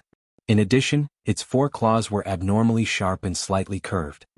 It's actually a color-changing gecko. No wonder I couldn't discover it despite being so close. After Lu Ming distinguished the monster's features, he smiled and talked to himself. Although the level and power of the color-changing gecko was not high, its skin was extremely hard to come across in the outside world. In addition, it was the main ingredient in making quite a few spirit armors and clothings. Lu Ming's sleeves shook and a light green short sword appeared in his hands. In the time it took to have a cup of tea, there were only 3 slabs of meat left on the ground. Once Lu Ming put away the 3 pieces of the milky white monster skin, he didn't loiter and kept moving forward. 2 days later. Lu Ming stood atop a large tree without moving. In the surrounding trees, there were quite a few leopard-formed monsters that were almost 10 feet in length. By their position, they had surrounded Lu Ming. All of these monsters had a scarlet pattern on their skin and green eyes. Under the roar of one of the leopards, all of the monsters opened their mouths and multiple fireballs shot out. Immediately afterward, they turned into afterimages as they pounced on Lu Ming. Pu. Lu Ming's sleeve shook as a black chain shot out like lightning. With a simple sweep, the black chain put out the fireballs and Lu Ming's other hand flicked something out from within his sleeve. A green light shot out and after blinking around Lu Ming, it managed to pierce through the heads of all of the monsters. Without another sound, all the monsters fell lifelessly from midair. Without even looking at the monsters again, Lu Ming continued on away from the corpses. These monsters were fire leopards that were also common in the outside world. Thus, Lu Ming had no reason to stick around. 5 days later. In a hidden part of the forest, Lu Ming was carrying a flowery tree that was half of his height as he transformed into streaks of green that flashed between the trees. He no longer had the calm manner that he did just days before. Closely behind Lu Ming was a huge buzzing sound as a black cloud was persistently chasing Lu Ming. Suddenly, one of Lu Ming's hands swept behind him and a scarlet fireball came shooting out. Instantly, it burst apart in front of the black cloud. As the heat from the fireball splashed into the black cloud, countless black dots came falling out of the black cloud. They were all black hornets that had a ferocious appearance. Each of them were about the size of a thumb and their entire bodies were covered with light silver patterns while they had a 1-inch long poisonous stinger. Although the swarm of hornets was slightly delayed as the black hornets touched the ground, they immediately flapped their wings and flew back up. It seemed as if the powerful fireball had no effect on them. The black cloud paused before it started chasing Lu Ming again. After an hour, Lu Ming was covered in a dense shroud of black gas as he jumped into a pond that was only an acre large. Swiftly, he dived to a depth of 20 to 30 feet. The hornet swarm buzzed angrily above the pond for quite a while before flying away helplessly. Moments after the swarm left, Lu Ming let out a deep breath as he flew out of the pond. The black gas on him slowly faded away, revealing Lu Ming to be completely dry. Lu Ming looked in the direction the hornet swarm left and his face showed an expression of fear. These silver spider hornets were worse than their legends. Not only did they fly extremely fast, they also had high resistances to many spells. If it weren't for Lu Ming finding a pond beforehand and taking the effort to clear out the strange fish within the pond, he might have had to have taken out his totems to fight the swarm head-on. With the numbers of the swarm, even if Lu Ming were able to defeat all of them, most of his FA would be gone. And in this kind of place where danger lurked in every shadow, having no FA was pretty much fatal. As Lu Ming thought about the consequences, He looked down at his silver-colored flower tree and started smiling. The flower tree had silver dots littered across it, and at the top of it, there was a silver sunflower that was the size of a palm. At the center of the sunflower were dozens of light silver seeds.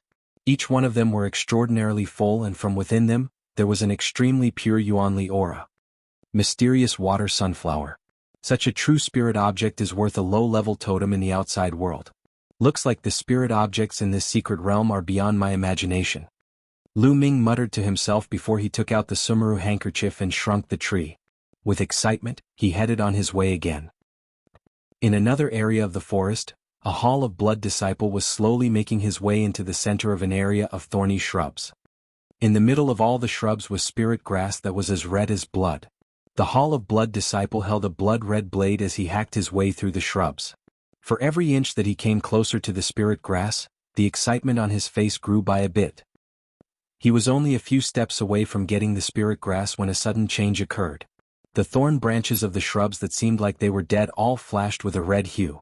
Then it was as if they came to life as they started stabbing at the Hall of Blood disciple.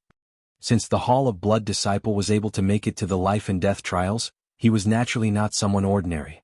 Although he was surprised at this situation, he immediately made a hand sign and a blood-colored light cover shrouded him. At the same time, his blood-red blade swept forward and transformed into many afterimages that ferociously cut at the surrounding thorn branches. The moment these afterimages made contact with the thorn branches that were around the disciple, a muffled sound came out and the seemingly powerful slashes only cut apart 3 to 4 thorn branches. With this, the Hall of Blood disciple felt a heat transmit to his hand and he almost dropped the blade in his hand. The thorny branches then completely wrapped the Hall of Blood disciple. However, all of the thorns were blocked off by the blood-red light shroud and none of the thorns reached the disciple. Although the Hall of Blood disciple's heart was in his throat because of these changes of event, when he saw that the light cover held, he slightly relaxed. He made a single-handed technique and sparks began to fly around him. It was as if he was about to cast a powerful fire attribute spell against the thorny branches around him. However, as soon as these sparks appeared, the thorny branches around the disciple trembled. Sharp, shrill sounds were made from the thorns and the branches pulled back before shooting forward. The power in these attacks was so strong that they were like arrows shot from a tough bow. Ah! Seeing this, the Hall of Blood disciple instinctively cried out. It was too late for him to add extra defenses. The blood light cover that was around the disciple could only defend for a quick moment before it faded into mere light fragments.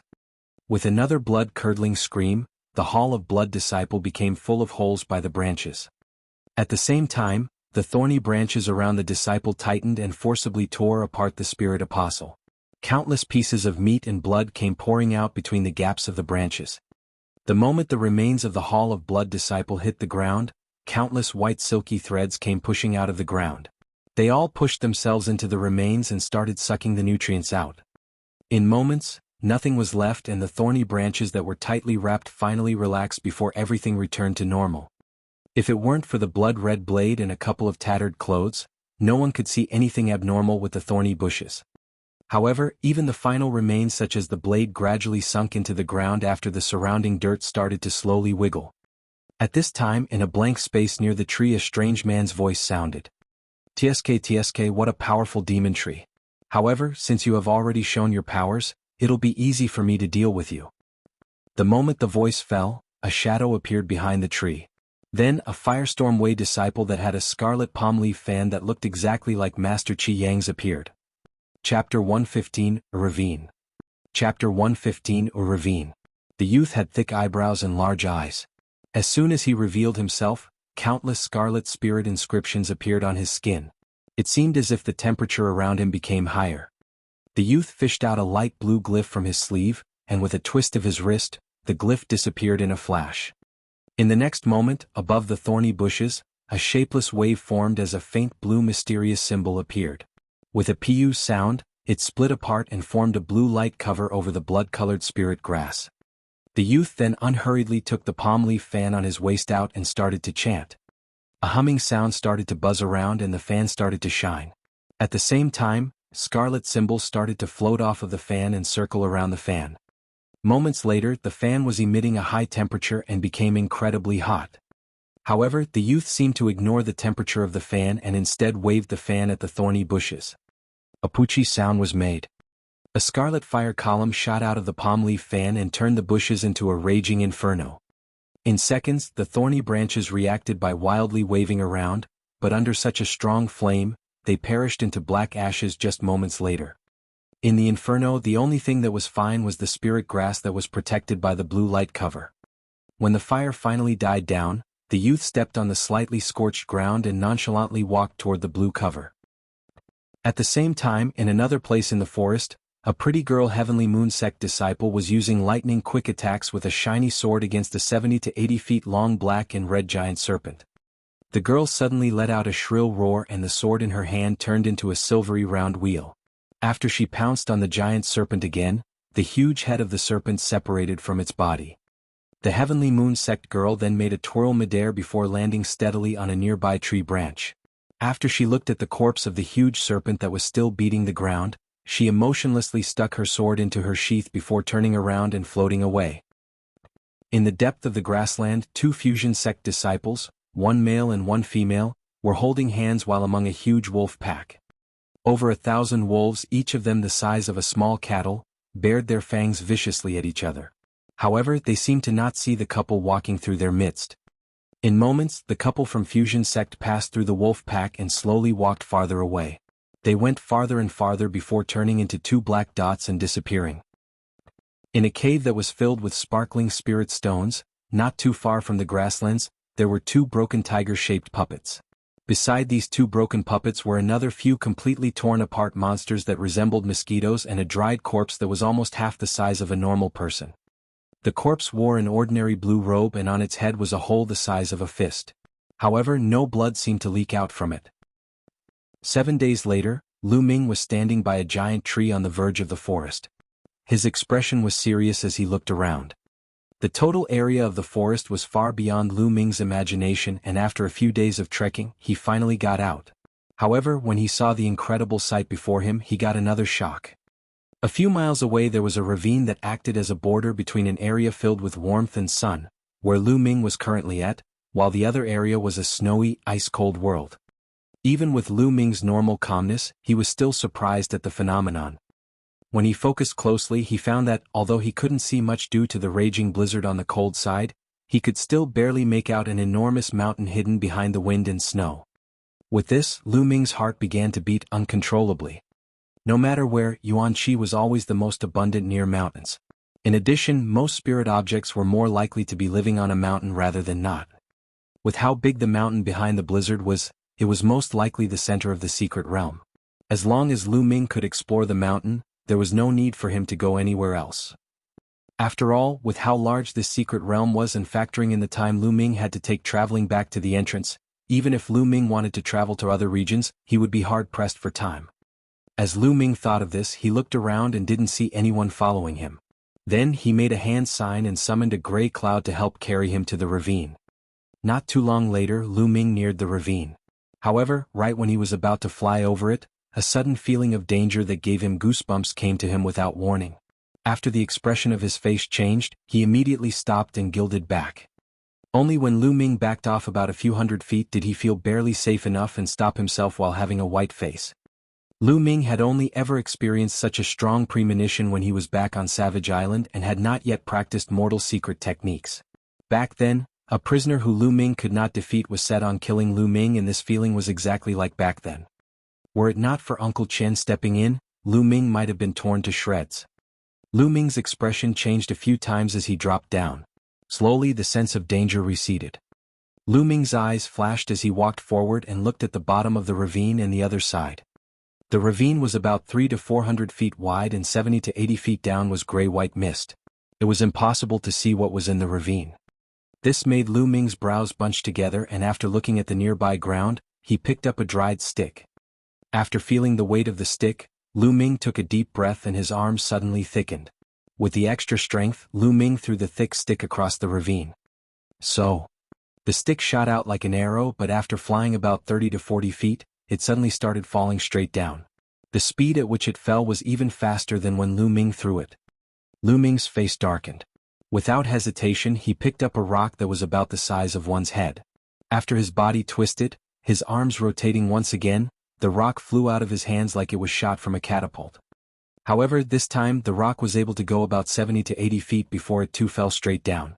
It was as if there was an invisible force pulling it down. A natural gravity field.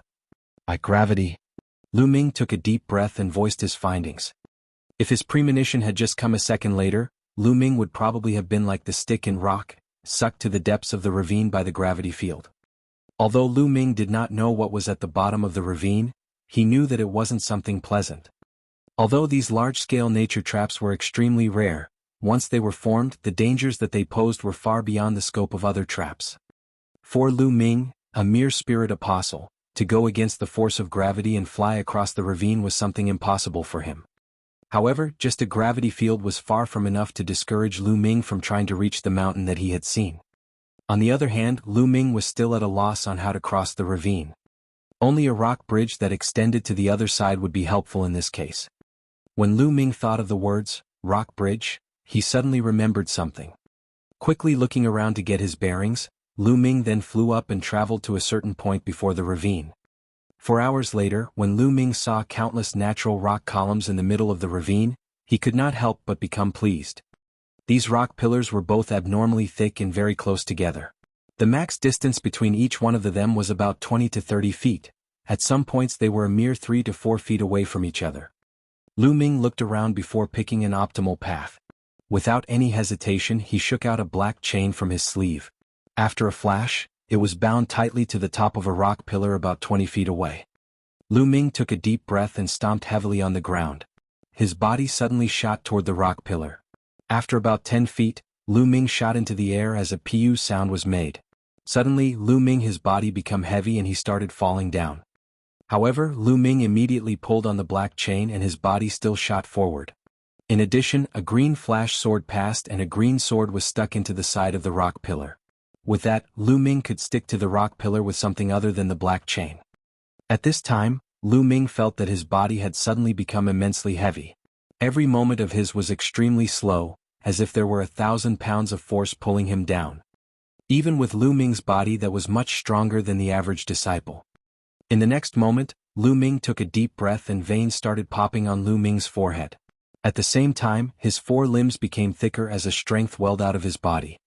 Lu Ming pulled out the green sword and with a tug of the black chain, he actually started climbing upward, slowly, until he reached the top of the rock pillar. After barely stilling his body at the top of the rock pillar, Lu Ming shook his sleeves and the black chain loosened off the pillar and was shot out and tied to another pillar. Lu Ming made a low roar and jumped to the next pillar. On another part of the ravine, an incredibly thick and long rock pillar bridged the 2 sides of the ravine. Gao Chong had both of his hands curled into fists as he heavily stepped on it.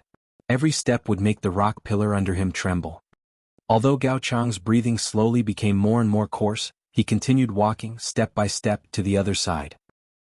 At the edge of the ravine, a female disciple of the Heavenly Moon Sect was standing on a gray cloud that was hovering quite close to the ground. She looked at the ravine for a few times before her wrist shook and a huge gray rabbit was flung across the ravine. The huge rabbit only flew tens of feet before it fell, with extreme fear, to the bottom of the ravine. Seeing this, the young disciple's face momentarily went blank. It seemed as if she was calculating something.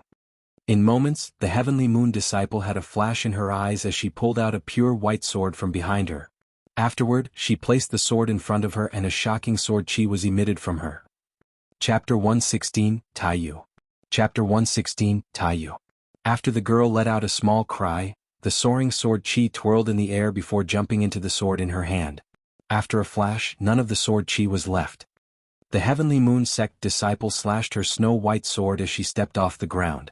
They became a cold light that was 10 feet long as both the sword and disciple shot toward the other side of the ravine. Their speed was almost as fast as lightning. If someone saw this scene, they would have definitely cried out in shock. A sword cultivator could only grasp becoming one with the sword after the sword cultivator became a spirit master. Even though this was usually the case, quite a few of sword cultivators with lower talents still could not do such a thing after becoming a spirit master. For example, the spirit master Yu of the Heavenly Moon Sect that died to the Scarlet Dragon back then was a spirit master sword cultivator that had a middle-tier totem, yet she couldn't do such a thing. In addition, this technique would place all of one's Fa Li into the sword and become one with the sword.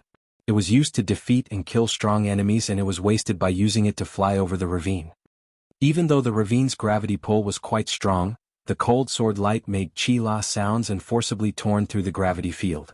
Moments later, they got to the other side of the ravine, and the Heavenly Moon Sect disciple returned to her regular figure once again instead of being a cold light.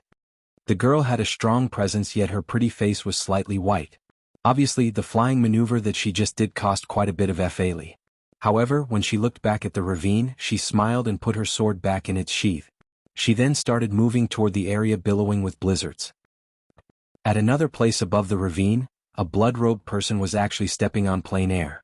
Every step that he took, a blood light would flash on his body while a blood lotus would form and support the blood-robed person. Each of the blood lotus formed and disappeared. Without any pause, the blood-robed person made it to the other side of the ravine. When he raised his head, it was shockingly a 20-year-old face. With heat in his eyes, he looked at the mountain behind the blizzard and plunged straight into the snow. So, Lu Ming felt the gravity force on his body disappear. Immediately, with excitement, he pulled on his black chain and his body was like an arrow as he quickly bridged the last 10 feet. He immediately appeared above a rock mound that his black chain had been tied around. When he looked back, he felt that his entire body was very sore. He could not help but let a bitter smile out and put away his black chain. Taking a deep breath, he started advancing forward. In the time it took to eat a meal, Lu Ming had reached the edge of the snowy lands. Gritting his teeth, he plunged into the blizzard. However, after a few steps, a cold wind blew straight into Lu Ming's face. Instantly, he felt that he was about to freeze solid. Immediately, Lu Ming's face changed. Without hesitation, he made a hand technique and black gas started rolling out of Lu Ming's body before completely covering it. In addition, Fa Li came surging out from Lu Ming's spirit sea and kept flowing within him to keep him warm. Like this, Lu Ming walked forward slowly. The blizzard here stronger than Lu Ming had imagined.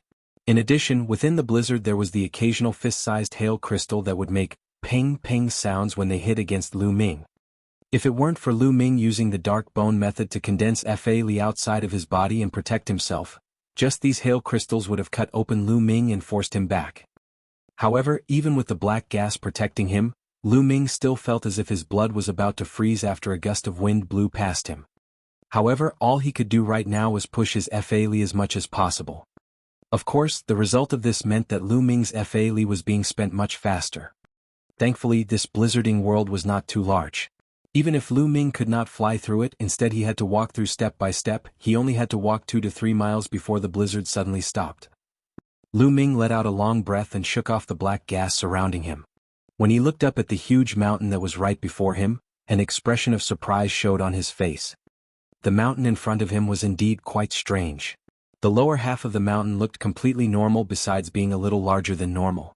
However, the upper half was split into 5 different smaller mountains that were of different sizes.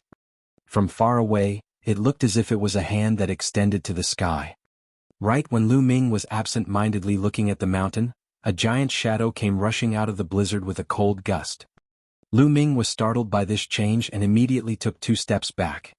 The huge shadow was in fact a huge ape puppet that was over 30 feet high. Its entire body was a dull black, as if it was made entirely from iron essence. A 9 Enchantment Mountain Disciple. Lu Ming slightly relaxed. No matter what was said, the Barbarian Ghost Sect and the 9 Enchantment Mountain had an alliance. However, when his gaze swept around, he could not help but hesitate. There was no one near the huge ape puppet. So it's a junior from the Barbarian Ghost Sect. To be able to get here without harm, Junior's strength isn't bad. Suddenly, a voice came from the ape puppet. You are? This voice naturally shocked Lu Ming and his gaze instantly focused on the giant ape. Oh, this is the first time Junior has seen a large-scale puppet. Let me come out and meet with Junior. With some apology in his tone, the stomach area of the giant ape suddenly flashed white and revealed a small door that was about half a person tall. From within, a blue-robed youth came crawling out. He had a round face with an ever-present smile, making people like him as soon as they saw him. My name is Taiyu. Sorry about earlier. The moment the youth came out, he revealed a bigger smile and greeted Lu Ming. So it's Brother Tai, I am Bai Chong Tian. Lu Ming's eyes flashed as he cupped a fist and replied. Bai Chong Tian? You are the Barbarian Ghost Sect disciple that defeated Junior Jianghu. Ah, this is such a coincidence. Taiyu paused for a second before he started laughing freely. Does Brother Tai know me? Lu Ming showed some surprise. Junior Jianghu is quite arrogant and his ability to control puppets can be said to be only found in 1,000 years. Ever since he was defeated by your hands, he started cultivating like crazy and has said that he will personally defeat you. Taiyu spoke with a hint of glee, and he appraised Lu Ming as if he was something exotic. I was merely lucky to win last time. If we were to fight again, I would have no chances of winning. However, Brother Tai's puppet is quite interesting. Hearing this, Lu Ming furrowed his brow and changed the topic of the conversation. Indeed, these kinds of puppets that can carry someone are indeed quite rare even in the 9 Enchantment Mountain. These puppets have their strengths and weaknesses. Using one to travel through some dangerous region like what we just passed through is its advantage. However, in fights, it is merely a large target. After all, it is quite big. Taiyu explained and then sighed. I see. However, since Brother Tai has reached this point, what will you do next? Lu Ming nodded and his expression revealed nothing as he asked his next question. Does this even need to be said? Since I'm at this treasure mountain, I won't be returning empty-handed. Junior Bai, do you want to come with me? With puppet scouting, it'll be much safer than you traveling by yourself. Taiyu's eyes blinked as he replied. Thank you for the offer, but I expended quite a bit of FA Li earlier and I'll rest for a while before considering going into the mountain. Hearing this, Lu Ming responded without hesitation. In that case, I won't force Junior Bai. I'll be leaving first. The round-faced youth gave a big smile and cupped his hands. After replying, he went back into the giant ape. With a hong-long sound, the giant ape stood up straight and took large strides as it moved toward the mountain. Although the speed of the ape wasn't very fast, each stride would bring it over 20 feet. In seconds, it disappeared into the forest not too far away. Lu Ming looked in the direction that the giant ape went in and narrowed his eyes. Then he shot toward a different direction that was slightly off from the path that the giant ape took. Not too long later, Lu Ming stopped in a tree hole at the edge of the mountain. After patting the leather pouch at his waist, the white-boned scorpion appeared in a huge cloud of green gas. It then rubbed Lu Ming with its front 2 claws before digging into the ground. Seeing this, Lu Ming relaxed and sat down in the tree hole. He started to recover the FA Li that he had lost earlier. Lu Ming's stay in the tree hole took about half a day. When he opened his eyes again, not only was his FA Li completely recovered, his spirit was also much better than before. After all, the experiences for the past few days also took quite a toll on Lu Ming's spirit. Pooh! Green gas puffed out of the ground in front of the tree hole before the white-boned scorpion came digging out of the ground. It then croaked a gua sound twice at Lu Ming and seemed to be quite happy. Lu Ming stilled for a second before seeing an emerald green spirit stone in each of the claws of the white-boned scorpion. Wood spirit stone. Lu Ming took the 2 green stones and after fiddling with them for a second, he exclaimed in surprise. Didn't I tell you to stay here? Where did you find these things? In his shock, Lu Ming could not help but scold the white-boned scorpion. The result was the scorpion's green flame eyes flashing for a couple of times before it dug itself back into the ground. In a little while, it came out of the ground and there were another 2 emerald green stones in its 2 claws. There are a lot of wood attribute spirit stones below. This time, Lu Ming was quite shocked and his heart started beating fast. Chapter 117, Levitation Grass and the Centipede. Chapter 117, Levitation Grass and the Centipede. It must be known that the value of wood spirit stones were among the top for the 5 elemental spirit stones. After all, in both the farming of spirit plants and many healing practices, wood spirit stones were used heavily. In addition, the production of wood spirit stones was much lower compared to the other elemental spirit stones. Thus, a single low-level wood spirit stone would be able to sell for up to 20 spirit stones. If it was a middle-level wood spirit stone, its worth would be about 40,000 spirit stones. Because of this, Lu Ming twisted his wrist without hesitation and his sword appeared immediately. After Lu Ming placed his FA Li within it, it started to emit a half-foot-long, cold, green light. He then hacked it violently at the ground. Under the green light, the ground was cut away as if it were tofu. Lu Ming's other hand grabbed at thin air and lifted up, throwing out dirt that was the size of a washbowl. At the same time, the white-boned scorpion started wildly waving its 2 huge claws and started helping Lu Ming dig. 2 hours later, there was a tunnel that was 200 feet long and straight down. The dirt that was dug out even made a small mound next to the tunnel. Suddenly, the white-boned scorpion stopped digging and, with a twist of its body, became green gas and tunneled downward. Lu Ming's eyes sparkled as his green sword slashed down again. Suddenly his slash made a ka-cha sound and what he hit wasn't soft dirt and instead a thick rock layer. Without another word, Lu Ming struck out another few times before he felt his body suddenly become weightless as he fell. What he landed in was a natural rock cavern.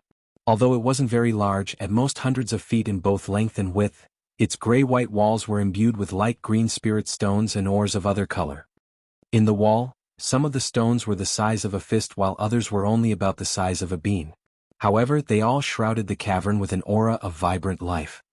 Lu Ming was incredibly happy, and when he was about to walk near the cave walls to take a closer, a thick scent of vegetation entered his nose. After a quick scan, Lu Ming found emerald green grass in the corner of the cavern. Although it was only 2 inches long, it was almost transparent and covered by a white mist. Levitation grass. Lu Ming only needed to glance at the small grass before he exclaimed in surprise. He quickly took out the all-inclusive guide to spirit objects. After scanning through it, he found a page that had a picture that matched what he was seeing. Levitation grass, a natural spirit object. It is very rare and only born in places of abundant wood attributed chi. If consumed raw, it can make one's body as light as a feather and help one develop immunities to some poisons along with the ability to calm one's mind. It's the main spirit ingredient in many formulas. The distinguishing factors are as followed. Lu Ming quickly looked through the description in the book and matched it to the small grass in the corner. After confirming that they were exactly the same, he walked over without hesitation. Lowering his body, he touched the grass lightly with his finger. A cool feeling came surging onto his finger. Lu Ming then wafted the milky white gas next to the grass and sniffed it with his nose. Immediately, a thick fresh scent went into his nose as his spirit immediately freshened. Good, it matches the description completely. It definitely is that spirit grass. Although such a good thing can be used in alchemy, it definitely cannot go into the outside world. Lu Ming muttered to himself before he dug out the small grass. He then cast a water ball to wash the grass. Afterward he hit the grass hole. Lu Ming had thought that the grass would be quite bitter. Yet the moment the grass touched his tongue, it actually transformed into a sweet liquid that flowed straight into his throat. After sucking his mouth, Lu Ming realized that his entire mouth was quite sweet. After that, he stretched his legs and jumped a couple of times. However, he didn't feel anything out of the ordinary. It seemed that the grass would slowly improve Lu Ming's physique instead of it being a one-time thing. Even if it was like this, Lu Ming was still very satisfied with his find. The levitation grass was incredibly rare in the outside world. Even though Lu Ming did not know how many spirit stones the grass would sell for, but to be called extremely rare by the book, its worth could be imagined. Lu Ming reminisced about the sweet taste and was about to check the ores and spirit stones on the cavern walls when the white-boned scorpion next to him made strange screeches. Immediately, it raised its claws at a nearby wall and acted as if it was facing a strong foe. Surprised, Lu Ming looked at the wall and found that there was a slit a few feet long in the wall, and from within purple gas was billowing forth. This is... Lu Ming's mind thought of something, but before he could do anything else, he suddenly felt dizzy and a faint scent of blood came to his nose. Poison. Lu Ming let out a shocked cry and instantly stopped his breathing. His body shot back as he quickly took out a green bottle and placed a crimson pill that was within the bottle into his mouth. After he finished his actions, he finally felt the dizziness in his head lessen slightly. Lu Ming didn't know that the purple gas actually was much more deadly than just dizziness, and the pill that he had just taken wouldn't have much of an effect. If it weren't for the fact that Lu Ming had eaten the levitation grass and used the marrow washing liquid to strengthen his body, he might have really died already without a sound. The white-boned scorpion seemed to not really fear the purple poisonous gas. When Lu Ming backed away, it instead raised the stinger on its tail and the green flames in its eye socket soared. At this time, a hoarse sound was transmitted from the slit and a huge amount of purple gas came pouring out. Then a 4-foot-long to 5-foot-long centipede with incredibly long antennas. Its entire body was green and it constantly emitted purple gas from its mouth. With just one glance, one could see that the centipede was incredibly poisonous. Chi-chi, the scorpion's back stinger moved slightly and a dozen of black lines shot out. The large centipede that had just climbed out immediately had a dozen black-red colored holes cover its body as emerald green poisonous blood shot out of the holes. When the centipede felt the attack, it immediately became enraged. After coiling together, it jumped into the air and pounced forward toward the white-boned scorpion. At the same time, the The small feet under its body moved to reveal a small purple-red spike at the end of each leg. The white bone scorpion shook and dodged the attacks of the centipede. At the same time, the black stinger of the white bone scorpion shook and pushed away the centipede that was still in the air. Afterward, in a "so" sound, it turned into a ball of green gas that pounced onto the centipede. It then waved its front claws and snapped at the centipede. However, the centipede's shell seemed to be abnormally hard. Even the sharp white bone scorpion's claws could only make dents that were of varying depth without actually harming the centipede. However, the white bone scorpion's back stinger was able to wound the centipede's body quite a few times. However, the centipede's life force was incredibly strong, and despite the many wounds that it took, it still had the strength to wiggle around trying to free itself. In addition, its small spikes made many scars on the ground, while the poisonous gas that it spit out was even more dense than before. In a few moments, it almost made a huge ball of purple gas that encompassed the surrounding area. Even the gray rocks around the centipede started to crumble apart under the deadly poisonous gas. Lu Ming originally thought about helping, but after taking 2 steps forward, he started to smell a bloody scent while his head once again became dizzy. With shock, he immediately jumped back. The white bone scorpion was completely in control. Lu Ming wasn't too insistent on going forward. As for long-ranged attacks, the giant centipede was in a deadlock with the scorpion, and the purple gas was obstructing the vision of Lu Ming. Thus, in fear, Lu Ming didn't do much extra. However, Lu Ming could only stand still for a few moments before his face darkened. Under the thick purple gas, the white bone scorpion, which was at a great advantage, hacked a few more times before its movements started to become sluggish. At the same time, the green flame in its eye sockets diminished by a visible amount. The green centipede took this chance to struggle free of the scorpion and fight the scorpion on even ground. In addition, abnormal light purple spots started to surface on the white bone scorpion's originally deathly white body. The purple gas was so strong that even the white bone scorpion couldn't resist after being exposed to it for a while. Lu Ming's mind quickly spun as he decided to use the communication spirit technique to link to the white bone scorpion's conscious. In the next moment, the white bone scorpion's stinger vaguely waved and forced the centipede to retreat 1 step. The scorpion's lower legs then moved, and it immediately ran out of the poisonous cloud. After taking such a large flurry of attacks, the centipede was naturally unwilling to let the scorpion go. After a hiss, it chased after the scorpion with green blood trailing out of it. However, the moment the centipede left the purple gas cloud, Lu Ming raised his 2 hands and so sounds rang out. 7 or 8 wind blades instantly shot forward. In shock, the centipede tried to slink back into the poisonous cloud, but it was too late. After a green flash, all of the wind blades landed on the centipede without fail. After a ka-cha sound, each of the wind blades impaled themselves about halfway into the centipede's body before not being able to go any further. The centipede rolled on the ground from the pain and into the purple gas. A killing intent surfaced on Lu Ming's face, and after the twist of his wrist, a light green sword appeared in his hands. After a low roar, he slashed toward the gas. Chi. A line of green sword chi flashed out and sliced through the poisonous gas. In the next moment, hissing sounds within the purple gas intensified as green blood started to pour out. Afterward, loud ping-ping sounds echoed in the cave. It was as if the centipede was still trying to struggle for life. Lu Ming's brows jumped. Putting away the sword, he made hand signs with both of his hands, and scarlet fireballs started showing up in his hands. After a flick of his wrist, 5 to 6 fireballs shot out. Hong hong. The fireballs exploded within the poisonous gas and turned everything into rolling flames. Chapter 118: The Attack. Chapter 118: The Attack. Under the sea of fire, the poisonous cloud slowly disappeared. In moments, everything went back to silence.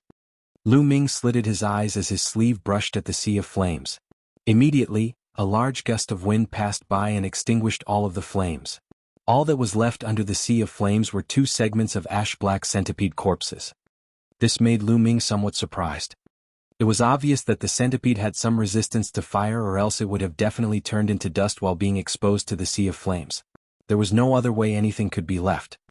At the time, a so sound was made, and the originally lackluster white bone scorpion rushed past Lu Ming and made a beeline for a segment of the centipede corpse. After its 2 claws hacked at the corpse, it was able to scavenge 2 things out. They were a purple-red meatball and an emerald-green crystal. The meatball was only the size of a fist, and purple liquid would occasionally from it. The moment these drops of purple liquid hit the floor, they would make a black hole in the ground. This ball of meat was in fact the giant centipede's poison sac. As for the other emerald crystal, it looked like a wood spirit stone. However, upon closer inspection, it could be found that the color of the crystal was much thicker and more intense than an ordinary wood spirit stone. Before Lu Ming could study them more, the bone scorpion swallowed the poison sac. After a strange cry, the poisonous spots on the scorpion began to spread. Then, the body of the scorpion shuddered before it lay down on the ground and stopped moving. When Lu Ming saw this, he immediately used his communication spirit technique to connect with the white bone scorpion. However, the ghost's conscience was quite dizzy and didn't have much of a reaction. Lu Ming's brows furrowed and he didn't show an expression of surprise. The white bone scorpion controlled its own thoughts and it probably wouldn't harm itself by swallowing the poison sac. However, Lu Ming was afraid of the scorpion being unconscious for a couple of days. If that was the case, it would be quite troublesome. It should be known that the final tens of days were quite crucial. It was quite likely that the disciples of the other sects would be fighting with Lu Ming. Without the help of the white bone scorpion, his strength would diminish by almost half. Lu Ming was thinking of this as the purple poisonous spots on the white bone scorpion slowly spread to the rest of its body. The front claw that held the emerald crystal loosened, allowing the crystal to fall out. At the same time, green gas bubbled out of its body, covering the white bone scorpion's entire body. Lu Ming paused for a second before he walked up and picked up the green crystal. In addition, he brought it before his eyes. At close proximity, he realized that there was a silky, milky white thing within the crystal. It also faintly emitted a bloody scent. Lu Ming thought about everything within the all-inclusive guide to spirit objects, and couldn't remember anything that looked the same as the crystal.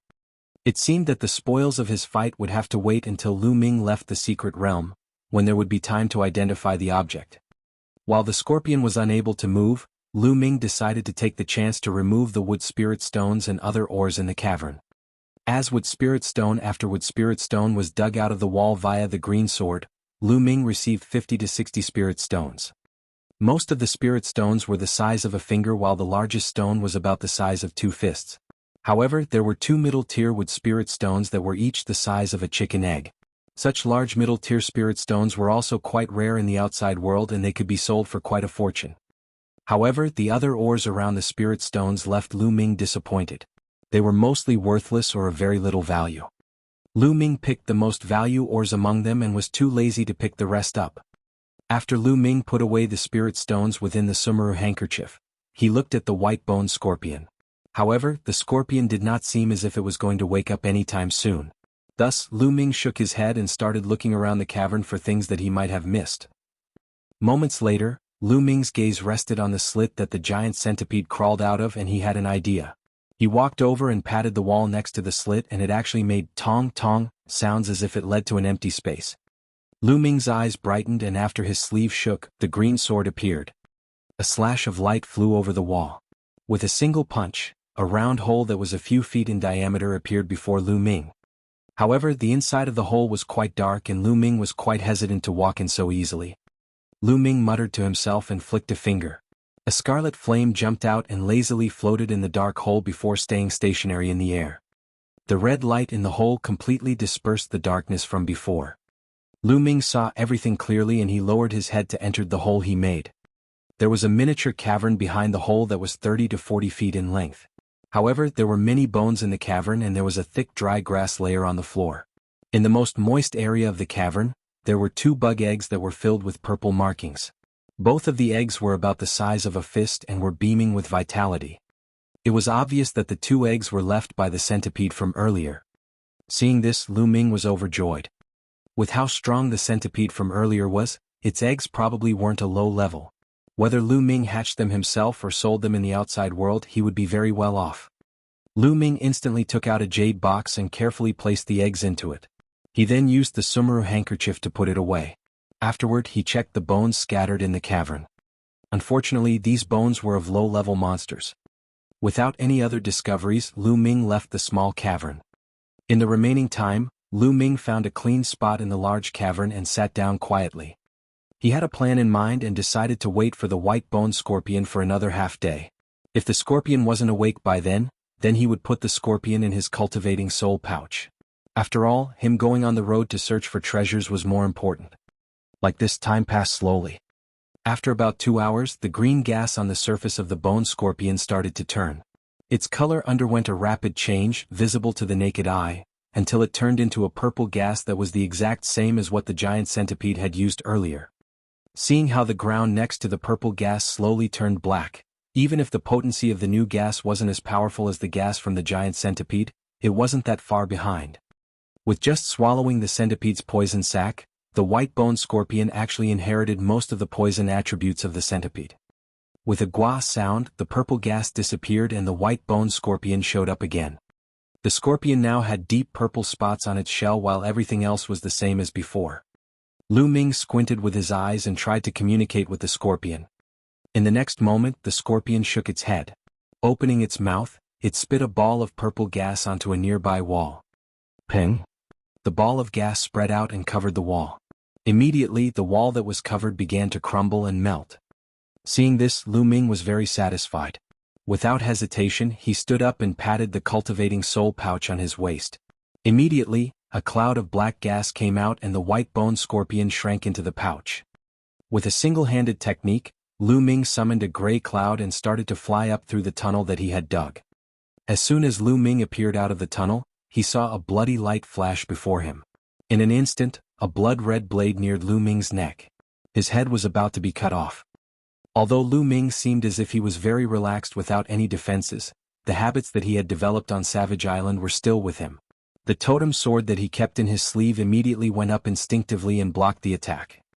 A large hong reverberated as Lu Ming felt his arms grow warm. Under a great force, his body was pushed backward. Slanted, he flew out of the tunnel and knocked the trees next to the tunnel down. Before Lu Ming could stabilize his body while under extreme anger, he heard a familiar chi-chi sound. Immediately after, he saw green flashes before his eyes. 7 to 8 wind blades shot out with sharp sounds and were about to cut Lu Ming in pieces.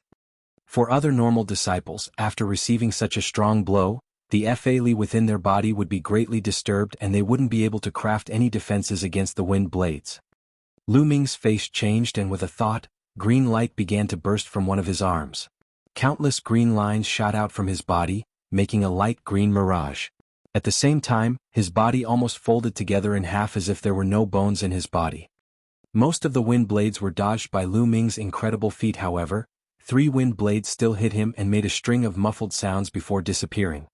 Lu Ming's body straightened and returned to normal before he landed tens of feet away. All that was on his chest were a couple of long and swallow wounds with blood flowing out. However, because of how shallow his wounds were, the blood flowing out suddenly stopped after the Fa-Li and Lu Ming passed through the wounds. At the same time, the mirage flashed a couple of times before it became something solid. It was actually an armor that was weaved out of vines. Although it was extremely simple, it could still protect the vital spots on the top half of his body. It was Lu Ming activating a spirit vine seed at a crucial moment, transforming the vine into armor. If it weren't for the suddenness of the ambush and the vine armor not getting a chance to completely solidify, even the wounds wouldn't be left. At this time, Lu Ming's face was still extremely ugly. A small half of that was because of the twitching pain caused by the activation of the bloodvine technique. The other half was because not too far from Lu Ming were 2 people, one male and the other female, that had joined to ambush him. The man had a bloody robe while he held a blade in his hand. In addition, his face was full of killing intent. The female had the robes of the Firestorm Way and was abnormally well developed. She had peachy eyes with a misty green, short ruler.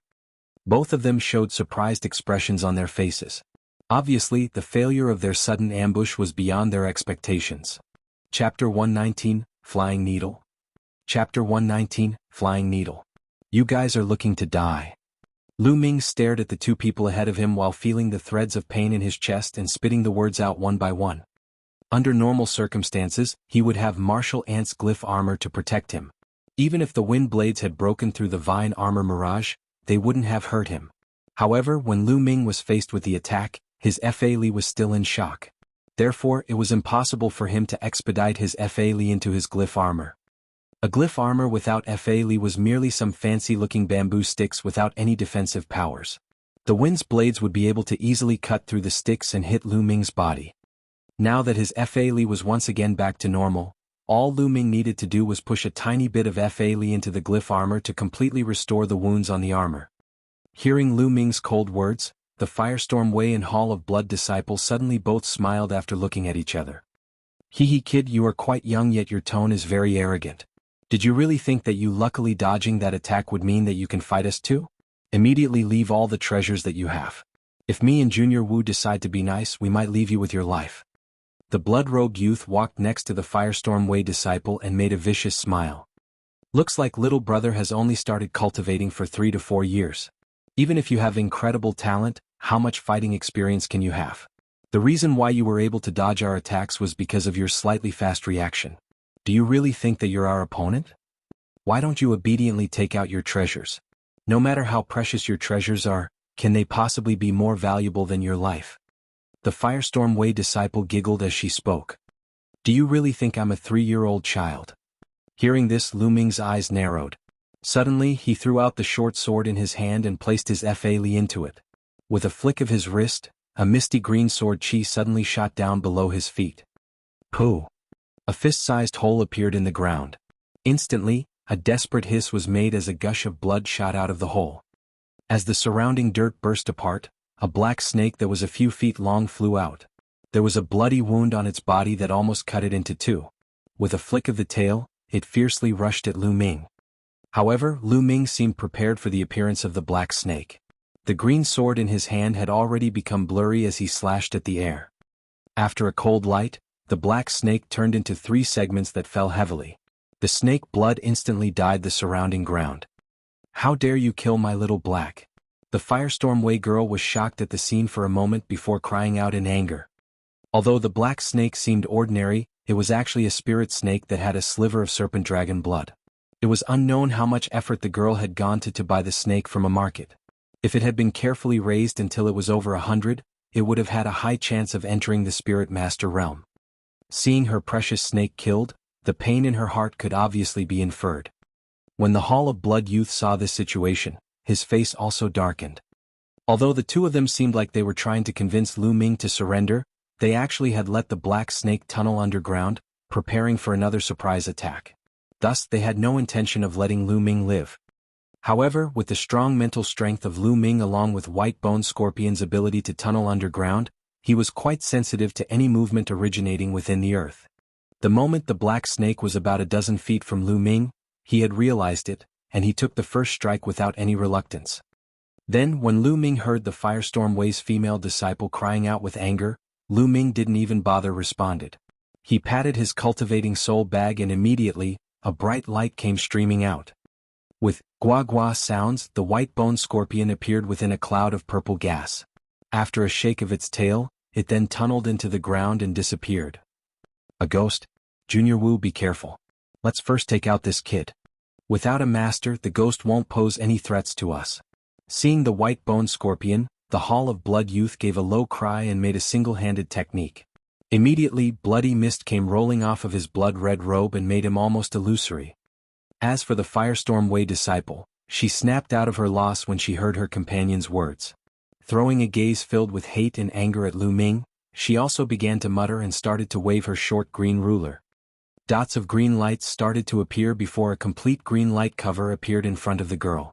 Then she started to slowly float upward, finally stopping about 700 to 800 feet above the ground. The height was probably to create a buffer against any attacks that the white bone scorpion could launch at her from underground. Then, with a single-handed technique, wind blades started appearing and floating before her. There were a total of 7 to 8 in mere seconds. Complete mastery of the wind blade technique. Seeing this, Lu Ming's eyes narrowed. Without another word, he also made a one-handed technique and 7 to 8 wind blades appeared before him. When the Firestorm Way disciple that was still in the air saw this, her face changed a little. At this time, the Hall of Blood disciple that was hidden within the bloody mist made a large roar. His arm wielding the blood-red blade moved and a tainted blood-colored light blade shot out with a sharp screech. In coordination, the Firestorm Way girl pointed at Lu Ming with her ruler. Immediately, the wind blades floating in front of her shot at Lu Ming. Lu Ming shook his sleeve and the wind blades in front of him instantly shot forward. With the green sword in his hand, he also made green sword chi shoot out. First, the wind blades collided together. However, the wind blades by the Firestorm Way disciple only made a green flash before they were completely destroyed into dots of light by Lu Ming's wind blades. Lu Ming's wind blades were still in pristine condition after the encounter. After a flash, they appeared before the Firestorm Wei girl's face. Shocked, the girl waved the short green ruler in her hand. Immediately, a green tornado rose up before her and sucked all of the wind blades into it. A sky-shaking sound roared across at this time. The green sword chi and the blood-red blade chi had crashed together. The green and red lights intertwined as they both started tearing each other apart. In the end, they both exploded in a muffled explosion, unleashing waves of pressurized air that expanded in a circle around them and forcefully tearing a layer off of the surround ground. Faced with such a sight, the Hall of Blood disciple was not surprised in the least. He immediately stepped heavily on the ground and with bloody mist surrounding him, he went forward into the pressurized air waves. Lu Ming immediately made another 7 to 8 wind blades that shot at the Hall of Blood disciple when he saw that the disciple was trying to get close to him. With dang-dang sounds, the Hall of Blood disciple waved his blood-red blade and knocked away all of the wind blades. With another jump, he was merely tens of feet away from Lu Ming. Despite how close he was, the disciple stopped completely. However, the blood-red blade in his hand became blurry as he raised it above his head with both hands and started chanting some indecipherable words. Immediately, the blood mist around the Hall of Blood discipline surged into the blood-red blade. The blood-red blade that was originally less than 3 feet long became a huge, strange-looking enormous blade that was almost 10 feet long. At the same time, the aura emitted by him became extremely dangerous. The Firestorm Wei disciple that had just used her tornado to sweep away the wind blades didn't force an attack on Lu Ming. Instead, she crushed a white glyph and pointed her green ruler at the Hall of Blood disciple. With a white flash, a strand of white gas appeared and intertwined with the body of the Hall of Blood disciple. Seeing this, Lu Ming's face darkened.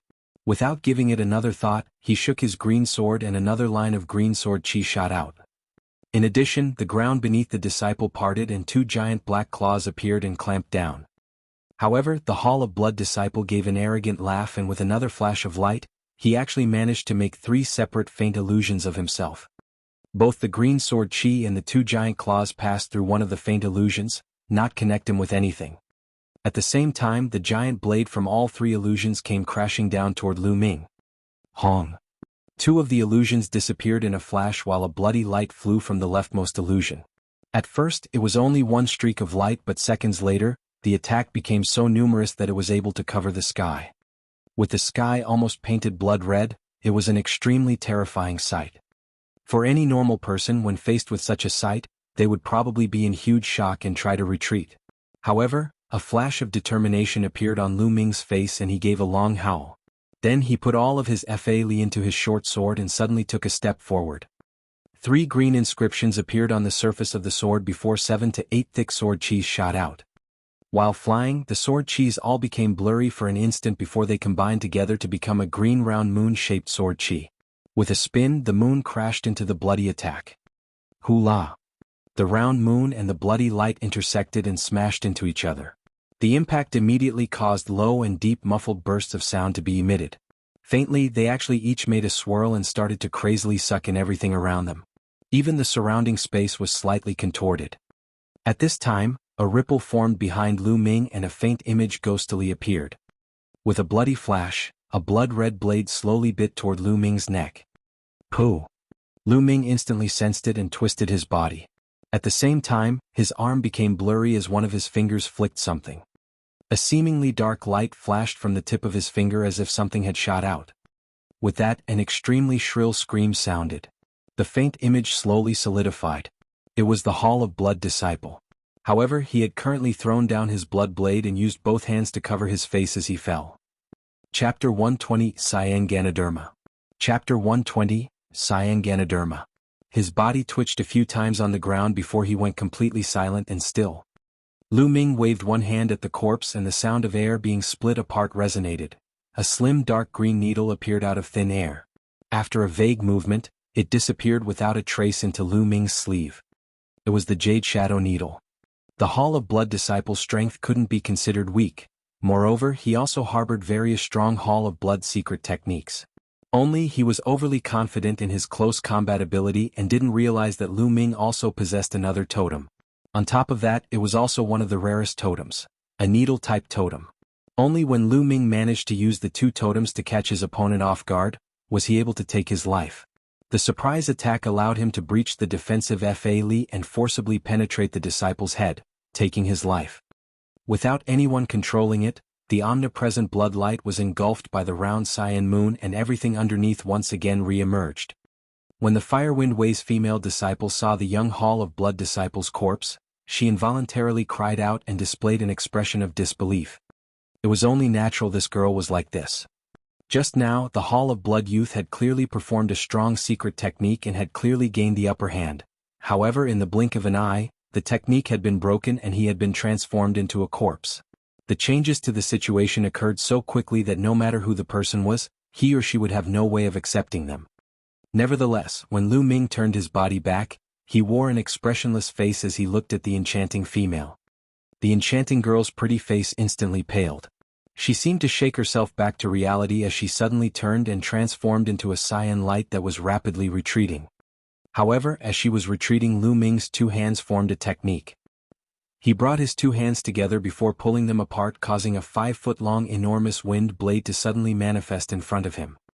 His arm shook and the enormous wind blade transformed into a ray of cyan light, whisking through the air. The Firestorm Way's female suddenly heard a shrill cry. She instantly swiped her short ruler in a frantic manner behind her. A cyan ruler figure that was tens of feet long became obstructed behind her. In the next second, a few snapping sounds echoed and the enormous wind blade severed both the ruler and the disciple's protective cyan light apart. It then passed through her waist. The enchanting female let out a cry as her body transformed into two pieces that fell from the sky and heavily hit the ground. However, even in this situation, the girl didn't immediately die. Instead, with a malevolent expression, she retrieved a glyph and instantly tried to crush it. In the next second, however, a swooshing sound echoed from the ground and a black streak rapidly shot out. In a flash, it pierced the girl's skull. The front end of the black streak astonishingly was an abnormally sharp blackish dark green scorpion hook. This time, the girl only slightly moved her mouth a few times before the object in her hands fell out and her neck went slack. She didn't breath again. At this time, the white-boned scorpion crawled from the adjacent ground and pulled its scorpion hook out of the corpse. Subsequently, Lu Ming calmly walked over and eyed the object that fell from the hand of the girl. With one hand he grabbed it and put it in his palm. It was a light cyan-colored glyph. However, the exterior of the glyph held traces of scarlet red spirit inscriptions. After using his mental energy to examine it, Lu Ming immediately discovered that an exceptionally berserk wind and fire Yuanli was contained within it. It was clear that this was not a normal object. Lu Ming obviously took this clearly high-ranked attack glyph. To the side, the white-boned scorpion moved its claws and brought two items from the surrounding ground to Lu Ming's side. Lu Ming carefully and discovered that it was a cyan-colored jade ruler. Only it had split into two pieces. It seemed that this item was a peak-tier practitioner weapon and not a totem. Otherwise, even if its ruler silhouette was destroyed by the enormous wind blade, it would not be enough to break the original body. Even though it was in this state, Lu Ming still took the two pieces and further rummaged through the Firestorm Way girl's corpse to find another dozen or so glyphs, a few bottles of medicinal pills, two mid-tier practitioner weapons and a pouch filled with miscellaneous items. Within the pouch he also found a small and exquisite cloth bag. Unexpectedly, it was another Sumeru handkerchief. Lu Ming's eyes lit up and he instantly weighed the bag in his hand. Subsequently, he muttered an incantation and his hand formed a few symbols. Next he grabbed the bag and lightly shook it at the ground. A multicolored light rolled out. A pile of items suddenly appeared on the ground. The items seemed to be ores and 6 or 7 small boxes crafted from jade or wood. Lu Ming examined these ores with a quick glance before opening all the jade boxes. Subsequently, an excited expression appeared on his face. As expected, the items held in the wooden boxes were considerably expensive spirit grasses and spirit plants. Although they were incomparable to his levitation grass, 2 of the plants were not cheaper than his mysterious water sunflower. Lu Ming put the items into his Sumeru handkerchief in an unrestrained manner before walking over to the Hall of Blood Youth's corpse. At this time, the upper half of the enchanting female's body had melted. And in such a short period of time, turned into a puddle of black and purple blood. When the other half of the corpse touched the liquid blood, it also began to quietly dissolve. The white-boned scorpion's tail poison was unexpectedly this formidable. Moments later, Lu Ming astonishingly obtained items of much greater value from the Hall of Blood Youth's corpse compared to the Firestorm Way's girl disciple. Aside from the low-grade totem in the form of a long blood-colored blade, he also found a Cyan Ganoderma he could swallow from the opponent's Sumeru handkerchief. It seemed to be at least 300 to 400 years old. Exalted, Lu Ming immediately picked out the spirit plant and proceeded to swallow it. When the spirit plant entered his stomach, a rush of heat instantly spread to his various meridians. Lu Ming used a fireball to transform the Hall of Blood corpse into ashes. He then made the white-boned scorpion defend the outside of the cave while he himself once again entered the cave and began to meditate. After 1 hour, he let out a long sigh and once again reopened his eyes. Currently the Fa-Li in his body had increased by a large amount. It was the equivalent to a few months of normal bitter training. Moreover, this was after he had suppressed over half of the medicinal effects and had only refined a small portion. If he were to fully refine it, he would most likely gain the same amount of Fa-Li as half a year of training. Although there were a few other spirit plant that also increased Fa-Li among those that he collected, it was a pity that they were too impure and had to first be refined into pills. Otherwise, if he were to swallow a few, he would be able to enter the peak stage of a late spirit apostle and wouldn't have to buy additional Fa-Li increasing medicinal pills after exiting the secret realm. Lu Ming let out a sigh before standing up and summoning his gray cloud. He hopped on it and flew out of the cave. In the time it takes to have a cup of tea, Lu Ming had already put the white-boned scorpion away and slowly disappeared into the mountain forest. Half a day later, a male wearing fusion sect apparel appeared in the nearby area. When he approached the mountain forest, his pupils contracted. After he examined the area, he discovered the traces of the earlier battle. He also found the cave dug by Lu Ming. After hesitating, he flew a few times around the area and determined that no one else was nearby before he jumped into the cave and hastily began to inspect it. However, when the seemingly scholarly male flew out of the cave and fixedly stared at the pool of blood that was the Firestorm Way girl, he sniffed the area and let out a solemn expression as he muttered, "What a terrifying poisonous power. I don't know which sect this person hails from, but he or she managed to fight 1 versus 2 and further managed to kill both sects' disciples. Whatever, since this person went up the mountain this way, I should swap locations. It would be better if I didn't encounter such a monster." The scholarly male shook his head and swiftly left in a different direction. Simultaneously, at the edge of the lengthy ravine, Yang Qian and a tall black-faced youth stood side by side. The black-faced youth's eyes were abnormally bright and his body was covered in a shiny silver armor. In his hand was a light gold-colored, short rod. Not far across the ravine was an astonishing area of surging lava. Clouds of blackish-red vapor spiraled into the air and dyed most of the sky in a blackish-red color. It was as if one could feel the direct surging heat. Through the red light of black smoke, 7 or 8 kilometers away, a large mountain peak still managed to catch the attention of the two of them. It's somewhat strange. We clearly walked in a perfectly straight direction, but the compass pin in our hand still indicates that we've walked in a large circle. Without knowing we've arrived here. Looking at this area, it should be the center of the secret realm. Brother Yang, what do you make of this situation? The black-faced youth lowered his head and looked at the cyan-colored disc object in his hands and clicked his tongue.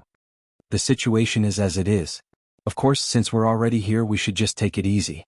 A few abnormal and peculiar activities occur in a secret realm. Contrary to what you might expect, finding the center is actually a glorious thing for us. After all, the majority of the secret realm's treasures are in that large mountain. Yang Qian seemed to be very familiar with the black-faced youth and indifferently replied, "Yes, this does make sense. Since this is the case, we should see who arrives there first out of the two of us." The black-faced youth nodded his head before he suddenly let out a laugh. Subsequently, his shoulders trembled and the armor on his body made a gabbing sound. It unexpectedly transformed into a pair of silver-colored wings that were few tens of feet long. The black-faced youth resolutely flapped the wings and his entire body soared into the sky as he arrogantly flew in the direction in front of him. Although his flying speed dropped by half when he flew over the ravine, not even a trace of strain appeared on his expression. In a short while, he had slowly flown to the other side and didn't even bother stopping as he continued to fly forward. Seeing this, astonishment flashed over Yang Qian's eyes. However, he let out a cold snort and slapped the dark green pouch on his waist. Instantly, a black gas surged out and after condensing, morphed into a 20-foot-tall enormous bone ghost that had the head of an ox and the body of a human. Minotaur. Go. Yang Qian performed a single-handed technique and expressionlessly gave a low roar. Suddenly, the ghost in front rolled and transformed into a 10-foot-tall enormous bone bird amidst surging black gas. This bird's two phosphorus-like white bone wings moved and soared into the sky while wrapped in the black gas. However, it made a revolution in the air before swooping back down and using its claws to grab onto Yang Chen's shoulders. After lifting him up, it flew toward the ravine ahead. Chapter 121, Brother and Sister. Chapter 121, Brother and Sister. On top of the surging lava, Duan Kanzu stared at the similar-featured boy and girl standing in front of him. His face was abnormally pale and the long robe draped around him was astonishingly ripped to tatters, exposing a bandage-like yellow ribbon wrapped around his skinny body.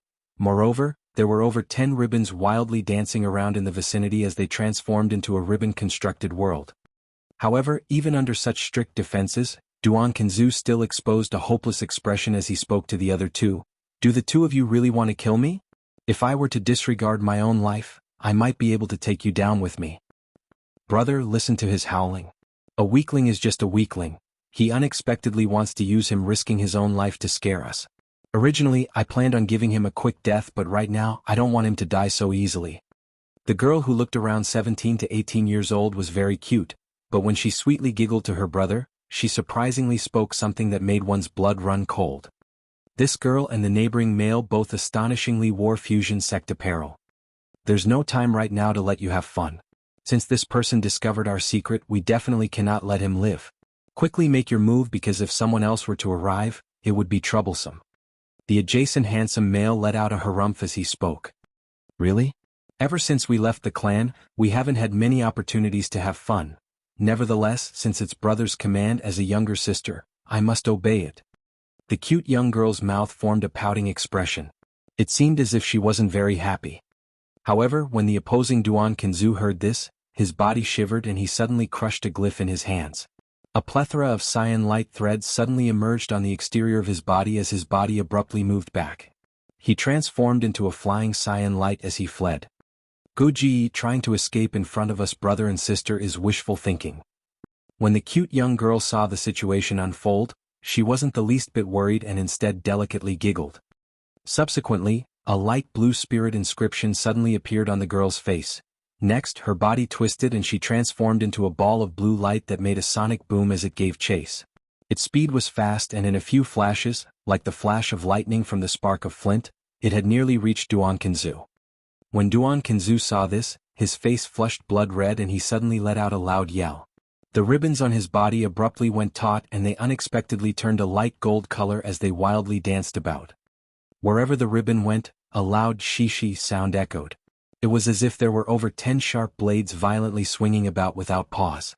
This caused Duan Kanzu's body to be enclosed by golden blade silhouettes. However, the cute young girl turned a blind eye to these sharp blades and let out a giggle. She then dived into the thick layer of blade silhouettes. A cold light flashed and instantly, a PU sound was heard. At least 10 blade silhouettes instantaneously slashed the cute young girl's body.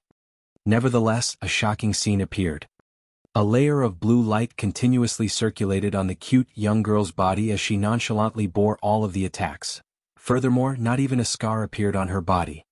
Duan Kanzu was alarmed and hastily pulled out a short green saber from his sleeve and hacked at his opponents. However, it was already too late.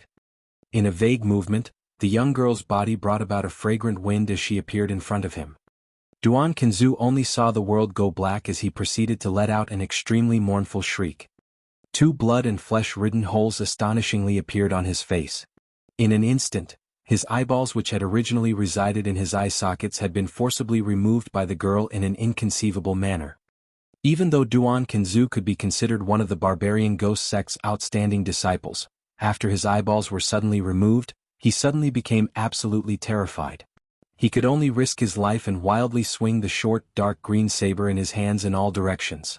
Successive saber cheese crisscrossed and caused white markings to appear in the nearby empty space. However, the cute young girl let out a laugh and errantly moved about, causing him to be unable to accurately pinpoint the opponent's location. Duan Kanzu's heart instantly sank. Sister, you've taken too long. Whatever, I'll personally get rid of him then. At this time, the male's cold voice suddenly rang in his ears. In the next instant, Duan Kanzu suddenly heard the sound of billows in the nearby empty space as an enormous force violently rushed in all directions. The dancing ribbons next to Duan Kanzu, after trembling, were successively suppressed and were made to retreat by the force. His body became heavier and he wasn't even able to lift a finger. "You guys." He let out a terrified yell and was about to suck in a breath and yell something else out, but the second he opened his mouth, a berserk yuan li poured into his mouth. Unexpectedly, it stuffed whatever he was about to say. Not even a trace of blood was visible on Duan Kanzu's face. If his two eyes were still there, he would be able to see that in the nearby empty space the cute young girl was pouting behind the Fusion Sect male. As for the Fusion Sect male, his hands were in a circular position and the long hair that covered his head fluttered in the wind. Simultaneously, his fair skin was covered in deep blue spirit inscriptions. One of his eyes had completely turned dark blue. The empty space surrounding Duan Kanzu was filled with sounds of water crashing, wave after wave. In addition, a continuous stream of light blue glyphs rushed out from the space. These blue glyphs surrounded Duan Kanzu and continued to flutter about. In the time it takes to have a cup of tea, they had completely wrapped his body so that not even rain or wind could penetrate. When the male saw this, his pupils flashed and his hands in a ring shape suddenly recombined in the center. He spat out the word, "Die." Instantly, all the glyphs abruptly crowded into the center. Duan Kanzu, who was trapped inside, slightly expanded before exploding with a muffled sound. Countless pieces of flesh splattered about and this barbarian ghost sect disciple disappeared without a trace from this world. "Big brother, your waterfall technique is truly becoming increasingly formidable. It seems that in not even 10 years you can return to the..." Upon witnessing this scene, the cute young girl started beaming with happiness. Censored by the author. "Sister, didn't I say that we cannot rashly speak of affairs concerning our clan?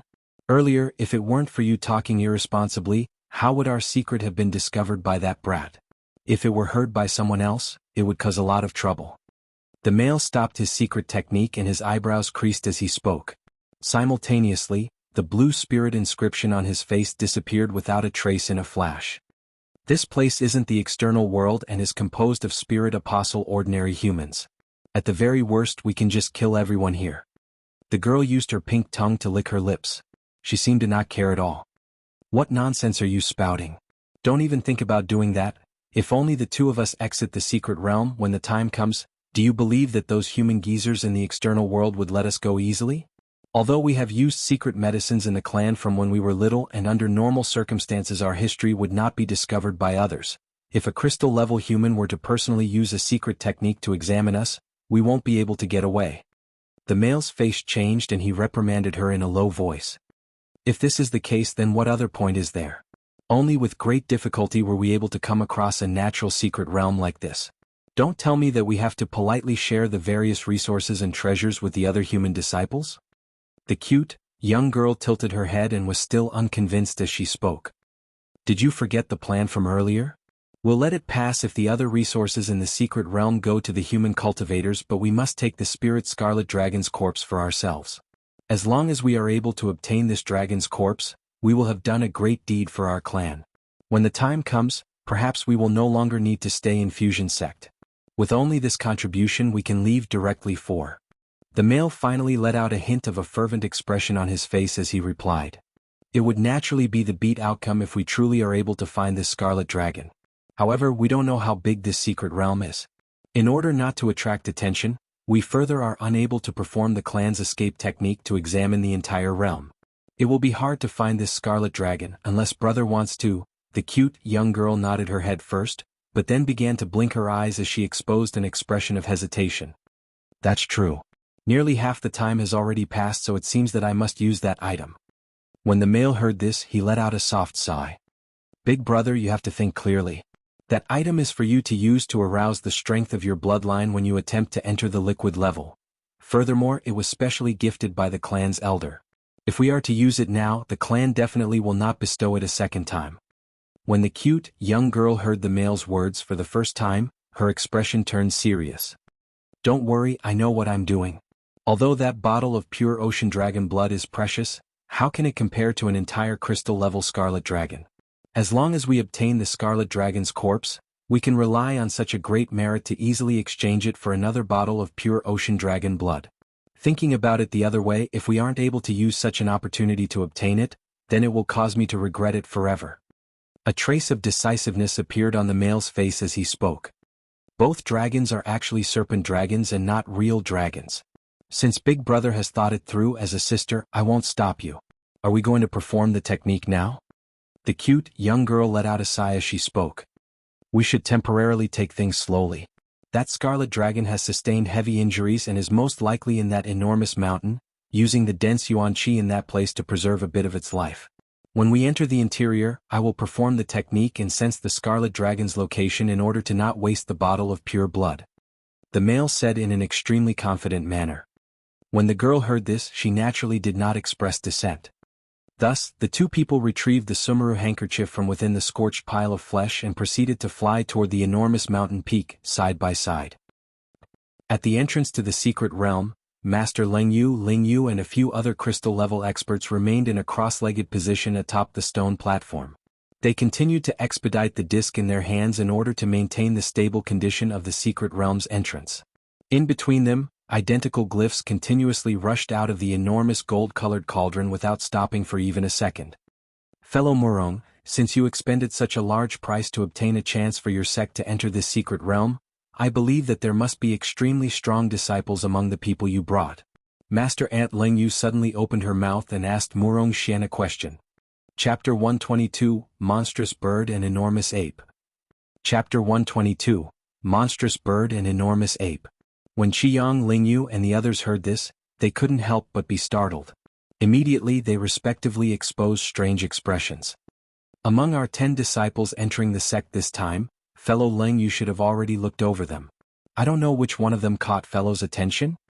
When Murong Xian heard her words, he was also startled, but instantly laughed and replied with a question.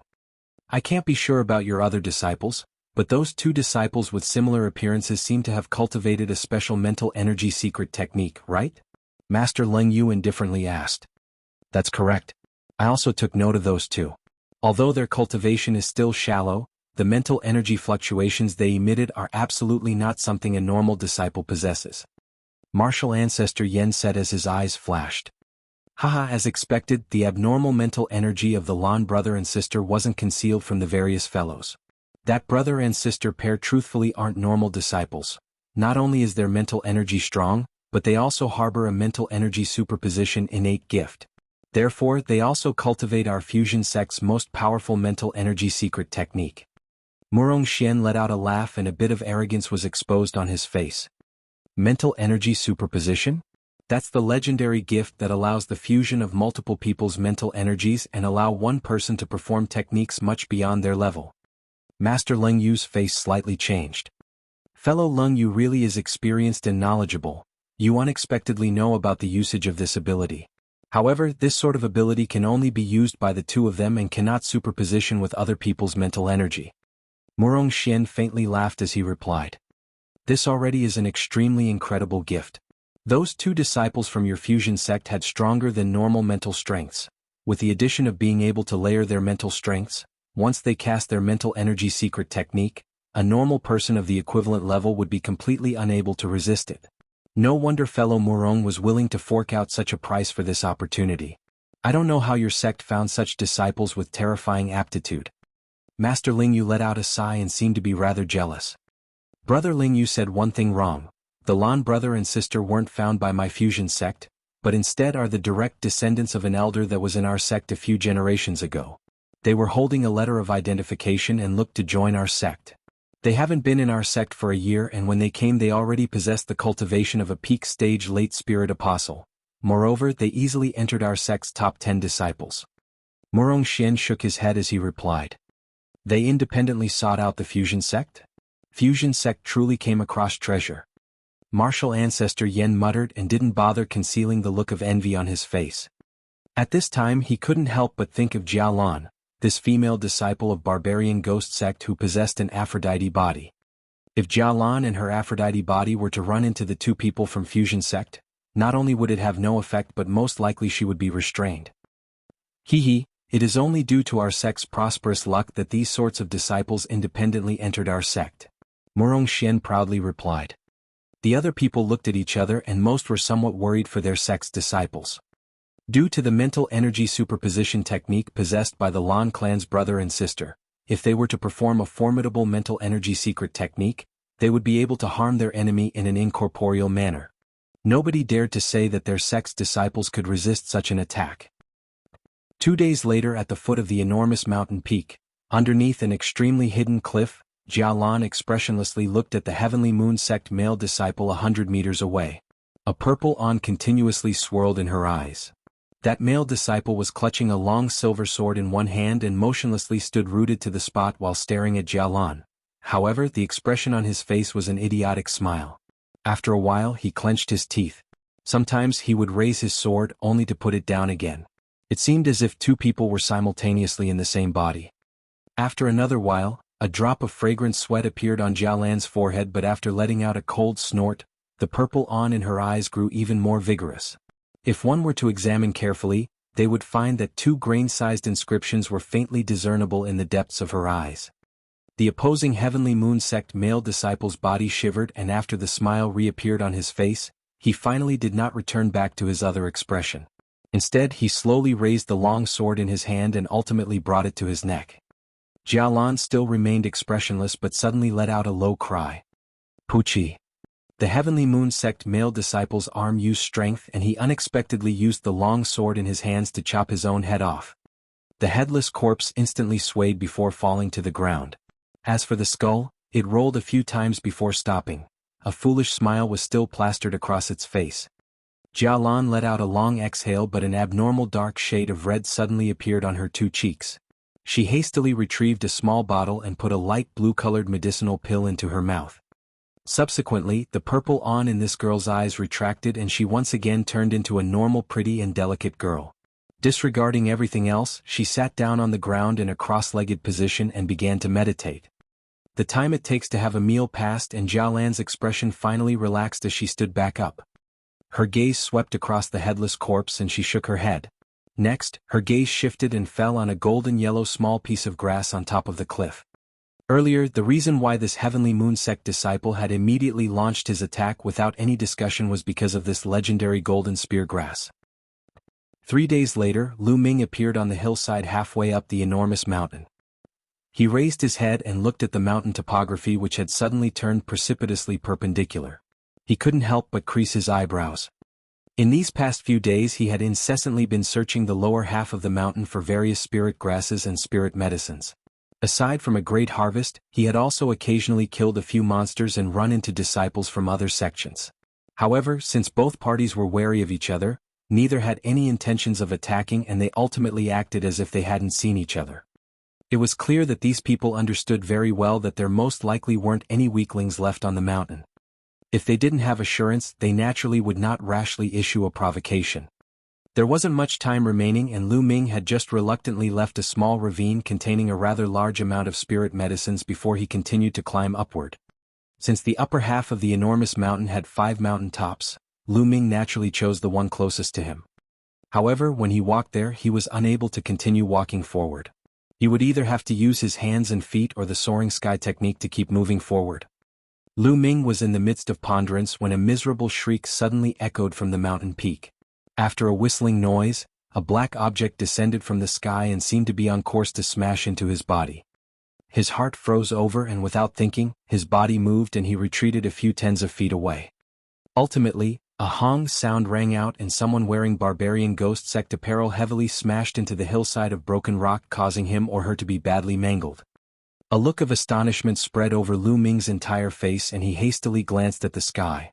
He didn't discover anything abnormal and quietly walked forward 10 steps.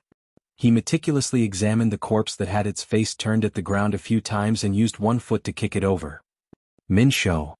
Although the face had been smashed by the rocks on the ground so that blood flew everywhere, he had instantly recognized the corpse's host and couldn't help but be extremely shocked. This barbarian ghost sect poisonous spirit faction disciple had recently spoken threatening words to him. Right now he had unexpectedly met a violent death and appeared in front of him. Could it be that someone had launched a sneak attack on him up there? Lu Ming's heart was somewhat overwhelmed with shock, but he quickly cycled through his thoughts while simultaneously examining the corpse. Although the corpse's exterior was badly mutilated, it clearly wasn't the reason for the host's death. His eyes flashed and suddenly fell on the skull. On the head of the corpse, a rather large blood hole was apparent. A plethora of fresh blood incessantly flowed out from within. Lu Ming's eyebrows creased. He suddenly stooped down and picked something out from the corpse. He then put it into his palm and began examining it. It astonishingly was a light black-colored feather. Its texture was incomparably sturdy and its fringes were eminently thin. It unexpectedly was as sharp as a knife's edge. When Lu Ming finished identifying the black feather in his hands, his face couldn't help but change. What lay in front of him was quite troublesome. The mountain peak unexpectedly harbored a monstrous bird. Although he didn't know what this monstrous bird looked like, he seemed to be able to imagine its ferocious and powerful appearance as it clawed through Min Shou's head with merely one claw strike. Otherwise, with Min Shou's poison techniques, he wouldn't have fallen in this state so easily. Monster birds were already the hardest monsters to deal with. Even if they weren't a match for their opponent, they only had to start flapping their wings and the opponent could only helplessly watch. If he were to run into a monstrous bird that knew long-ranged attacks, he could only wish for good luck.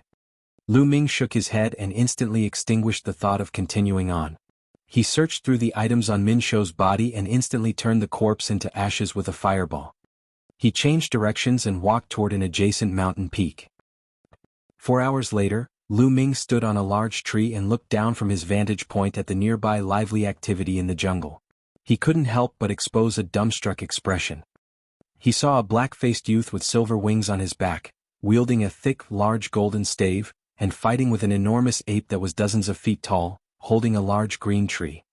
Of the two, one had an incomparably agile figure that transformed into layers of successive stave silhouettes when he swung the golden stave in his hands, while the other was wielding a large tree that was over 100 feet long. It only used a few simple strikes back and forth, but each attack was earth-shattering and eminently ferocious. Unexpectedly, it caused the opponent to continuously retreat. One man and one ape. Everywhere they went, a plethora of trees were smashed or knocked apart. In an instant, an earthen pit within the jungle appeared with continuously changing dimensions. This caused onlookers to feel fear and trepidation in the face of danger. It was clear that no matter who approached a tiny bit closer, one would most likely turn into a pile of meat paste and die by the enormous tree or golden stave. Lu Ming's gaze faintly danced around and he found that there were many people hidden in various other spots in the jungle. He didn't know if they were the black-faced youth's acquaintances that stayed in hiding, or whether, like himself, they had their own intentions. Just at this moment, the black-faced youth seemed to burgeon and he suddenly let out a wild laugh. He abruptly slapped an item on his stomach with one hand. Immediately, a wave of kacha sounds erupted and a blood-colored armor promptly appeared on his body.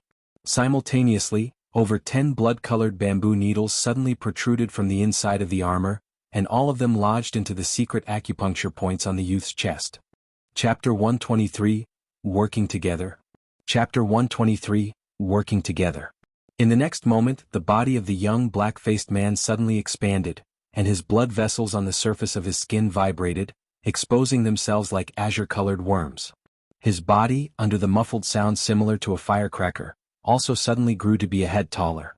Countless faint, blood-red inscriptions rushed out, covering every inch of his body. The black-faced youth gave a loud chuckle before the golden stave in his hand also grew by half its size with a swing.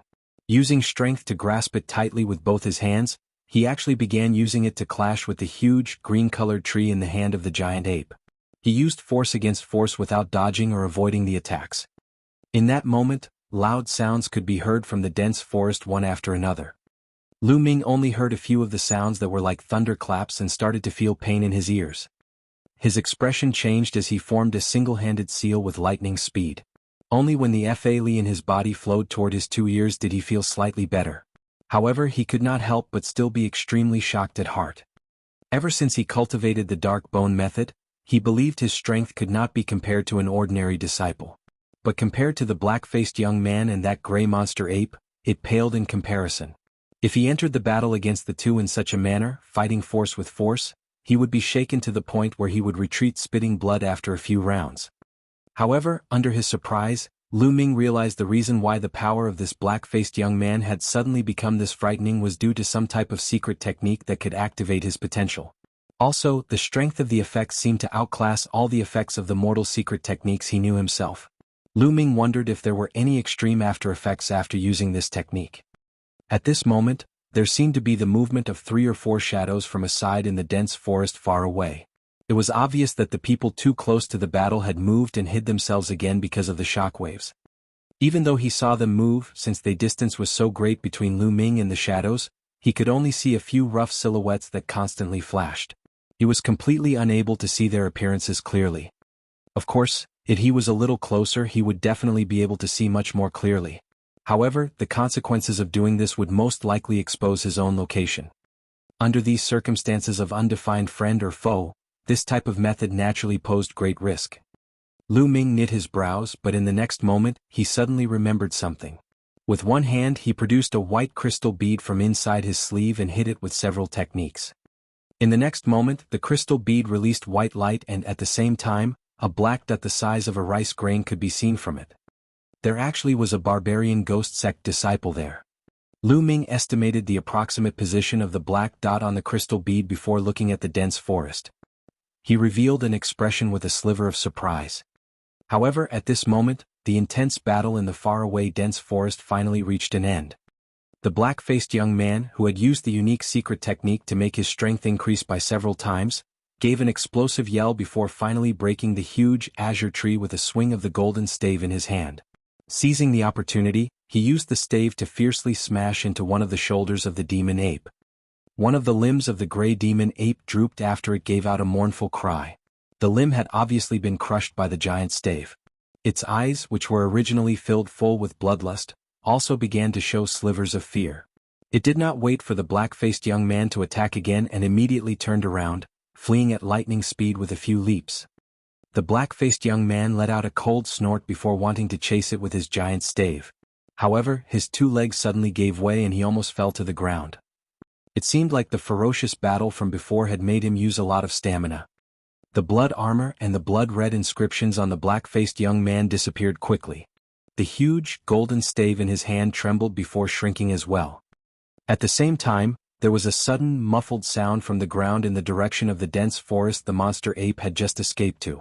Countless pieces of dirt flew into the air and a huge bone ghost covered in black air with the head of a bull and the body of a man, rushed out from the ground. After a deep growl, it tackled the gray demon ape to the ground.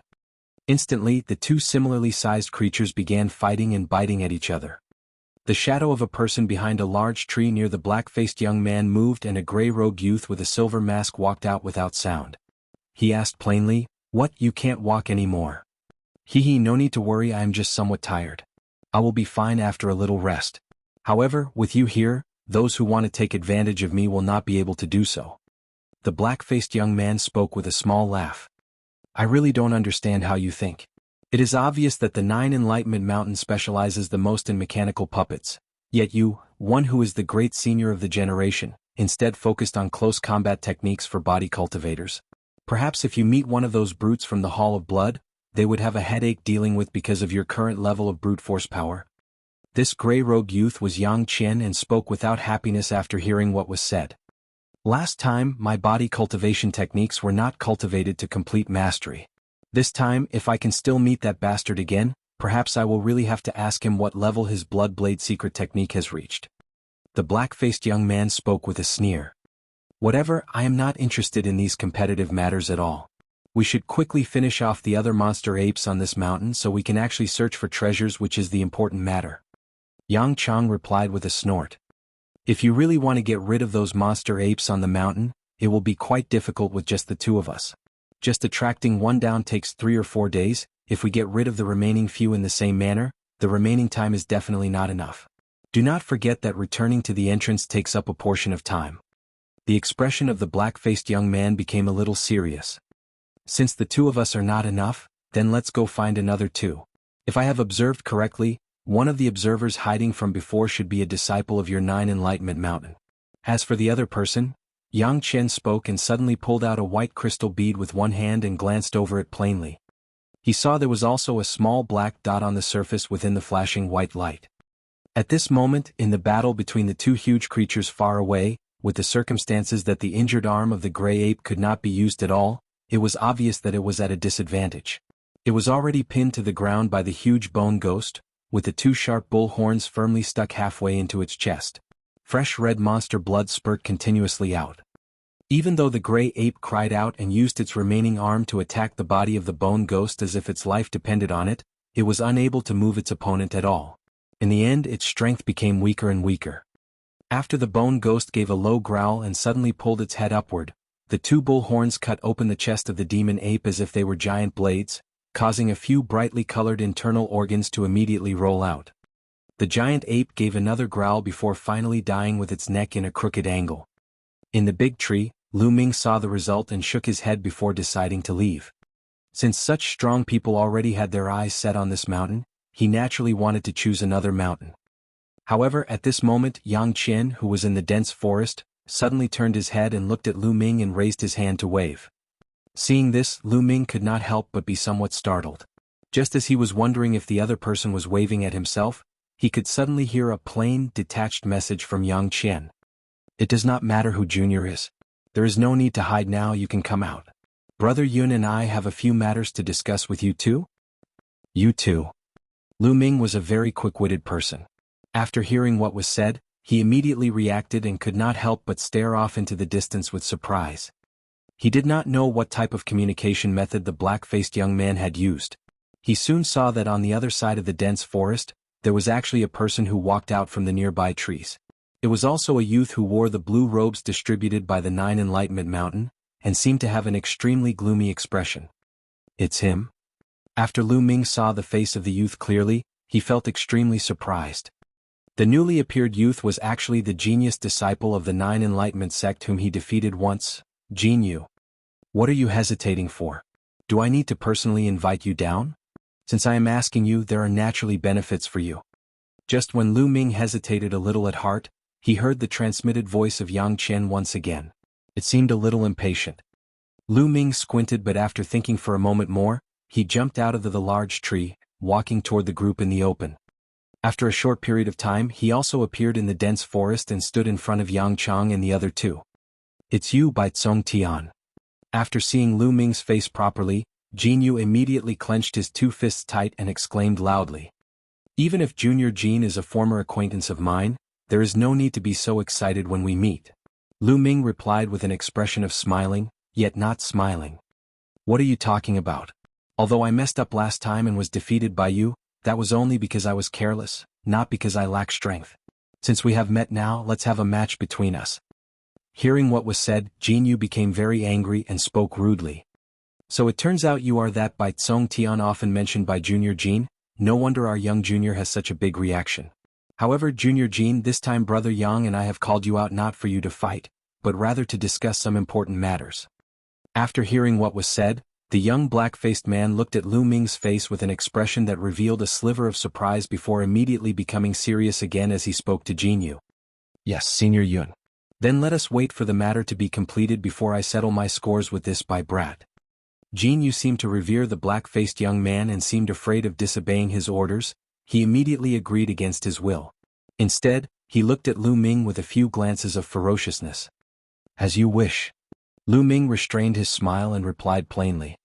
Yang Qian instead had his arms folded and stood to one side. From start to end, he did not intend to join in on the conversation. "I do not understand the important matter that the two seniors have called us over for?" Lu Ming turned his head as he asked Yang Qian. "Do you want the resources and treasures of this mountain?" Yang Chang asked with a small sparkle in his eyes. "What Senior Yang is saying?" Lu Ming's expression changed as he trailed off. "If you help us get rid of the few remaining monster apes on the mountain, the two of you can come with us to search for all types of treasures later on. This mountain is so tall, even if the four of us share it, we still should be able to return with plentiful of rewards." The black-faced young man gave a slight smile and followed up by revealing their idea. Chapter 124, Sword Communication Spirit Body and Shui Ci. Chapter 124, Sword Communication Spirit Body and Shui Ci. "There are other monster apes on this mountain?" Jianghu, who had just personally witnessed how scary the gray monster ape was, sucked in a deep breath after hearing what was said. "Correct, excluding the one that was just killed, there are still 7 others on the mountain. Also, the gray monster ape is only ranked middle in strength within apes. Out of the 7, there is another monster ape with golden fur, which has a strength that is perhaps only half a step away from a spirit master. If we came across it alone, we would not be able to overpower it by ourselves. Yang Qian spoke seriously. Hearing this, Lu Ming's expression could not help but change a little. However, you do not need to worry too much. Although the strength of these monster apes is very powerful, most of them have low intelligence. We only need to use some simple tactics to be able to bait them over one by one. The only problem is, it wastes a little too much time this way. However, if the two of you join in and help, we can take some risks and bait one or two extra down every time. The black-faced young man followed up and explained. With the strength of the two seniors in addition to the two of us, it should not be a problem to fight against 2 or 3 monster apes every time. However, the most powerful ape, the golden-furred monster ape, is not included with this plan. Lu Ming thought for a little before slowly speaking. That is natural. We will definitely first plan to get rid of the other 6 apes and then work together to fight the golden-furred monster ape. Also, perhaps the 2 juniors still do not know, but if the gallbladder of these monster apes are consumed with medicine wine, they can help increase your strength by a few levels. Of course, these gallbladders must be consumed when fresh and you must not consume too many in one go. Also, the stronger your body is, the weaker the effects will be from consuming them.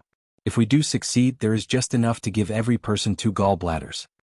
The black-faced young man did not seem to care at start, but then suddenly revealed a mysterious expression and spoke. Incredible.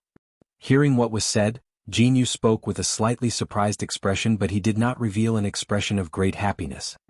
This was a very ordinary matter, since he was not a body cultivator. If his strength was stronger or weaker by a little bit, it was no real difference. After hearing what was said, Lu Ming became interested, but he did not show his interest on his face. Instead, he knit his brows and continued to ask. Do you 2 seniors really need to ascend this mountain?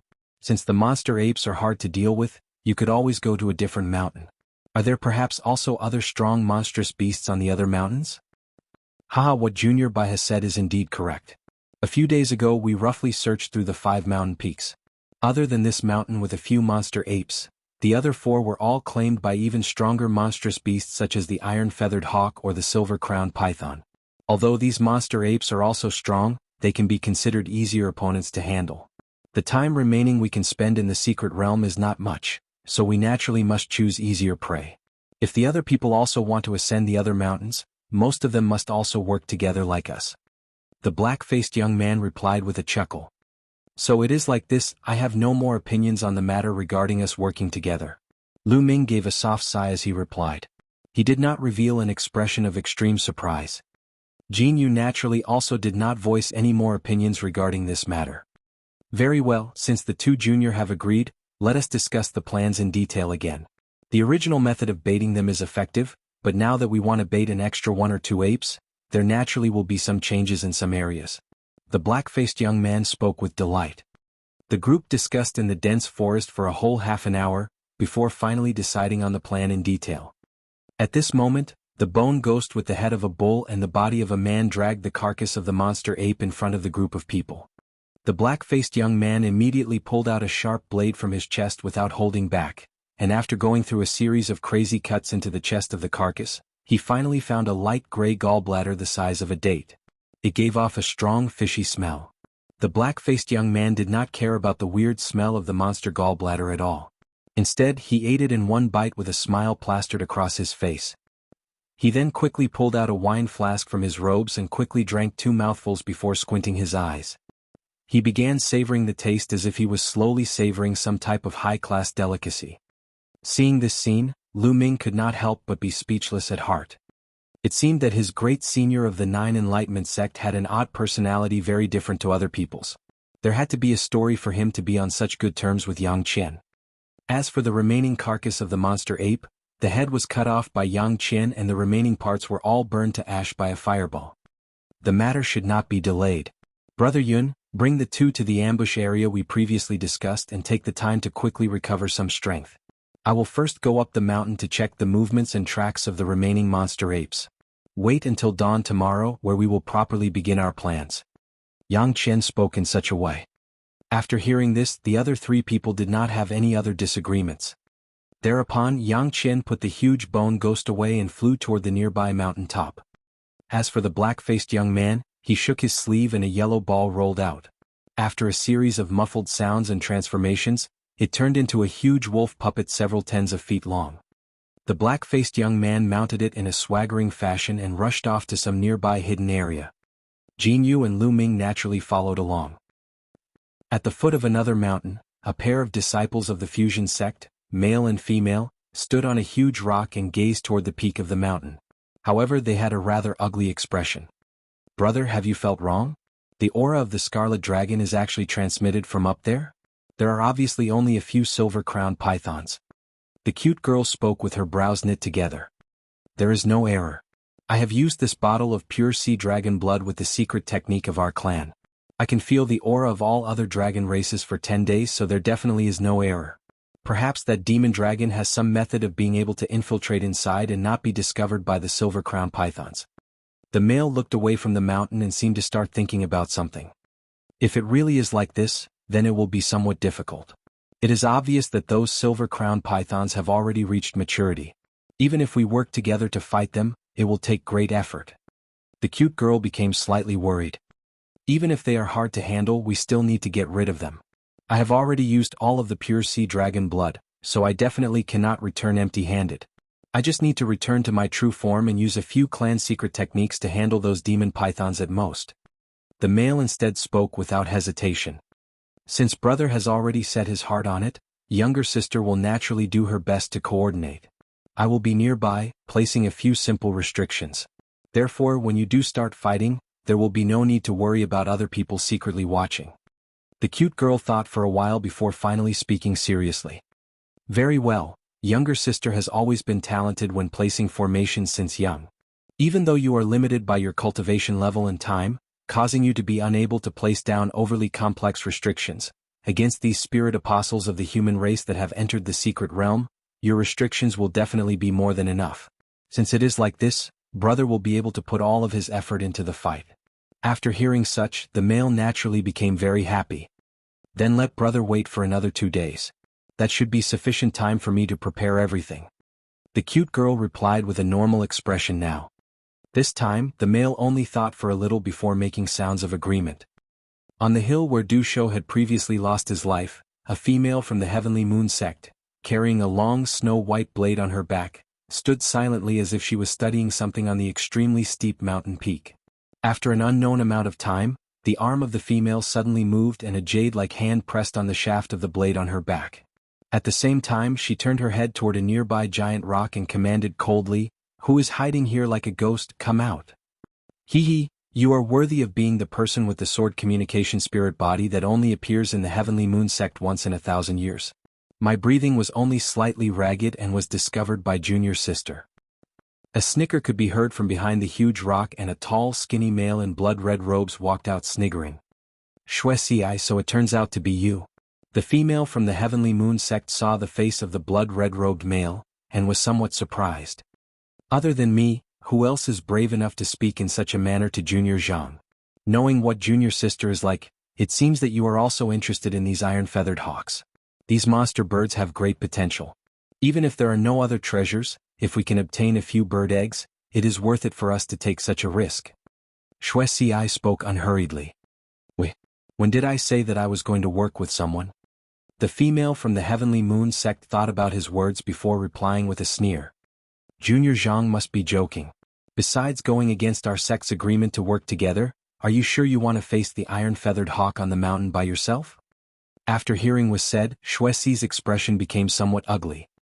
"Do I still need to discuss with you what I do? Leave now or receive 3 blows of my sword. If you are able to withstand the 3 blows and remain standing without injury, perhaps I will think about that matter." The young lady from the Heavenly Moon Sect spoke without expression. Her wrist shook and the snow-white longsword on her back was immediately drawn by a few inches, revealing its glittering blade. A cold aura immediately spread toward Shuexi. As soon as Shuexi came into contact with this cold aura, he immediately began to shiver. With a deep shout in great anger, his aura increased and a blood aura rose into the sky. It spun round and condensed before shooting down to loop around the male several times. From far away it seemed like a blood-red python that was abnormally big. Seeing this, the female of the Heavenly Moon Sect remained expressionless. However, with a light shake of her wrist, the long sword on her back was pulled out by another portion and the cold aura immediately spread out in all directions as if it had a shape. The areas where the glowing white cold aura passed gave off loud crackling noises and a thick layer of frost actually formed over them. Good, since junior sister really wants to measure my strength, I, who is the senior, must also witness the profoundness of the sword communication spirit body. The blood-robed male squinted and stared at the young female from the Heavenly Moon Sect for quite a while like a poisonous viper. He then suddenly laughed heavily and spoke. As for the young female, after hearing such words, she finally revealed a shred of surprise in her expression but did not hesitate to say, "The first blow." As soon as she finished speaking, the long sword on her back became a blur and flew in front of the male. After a sudden tremble, a large portion of eerie cold light radiated outward. With a sky-shattering sound, it suddenly transformed into a flurry of sword shadows, shooting toward her opponent. Chapter 125, Ambush. Chapter 125, Ambush. A little while later, Wuxia was still standing straight-backed where he had been before, but his face was now somewhat pale. At the same time, the black hair on his head had actually turned blood red. The ground nearby was covered in sword marks and a huge ditch of 70 to 80 feet long could be seen. You really have received 3 blows of the sword. It seems that you are a little stronger than what the rumors say.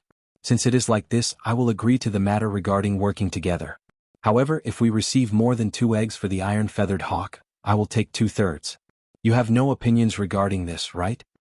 With a hum, the young female from the Heavenly Moon Sect returned the snow-white longsword in her hand back into its sheath and spoke plainly.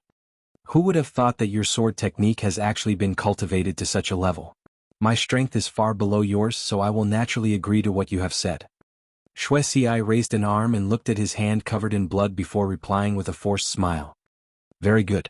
Since we are working together, we should have very good chances against handling those iron-feathered hawks. The female from the Heavenly Moon Sect nodded before turning her head to look at the steep mountain peak not far away. A fiendish expression flashed across her face. On a spacious rock platform on the tallest mountain situated in the middle of the rest, Gao Chong, Feng Chan, and 7 or 8 disciples from various sects were gathered together. They were not fighting but rather discussing something with a low voice. As they were discussing, there would be some people that could not help but turn around and look at the tall mountain peak not far from them from time to time, revealing expressions full of greed.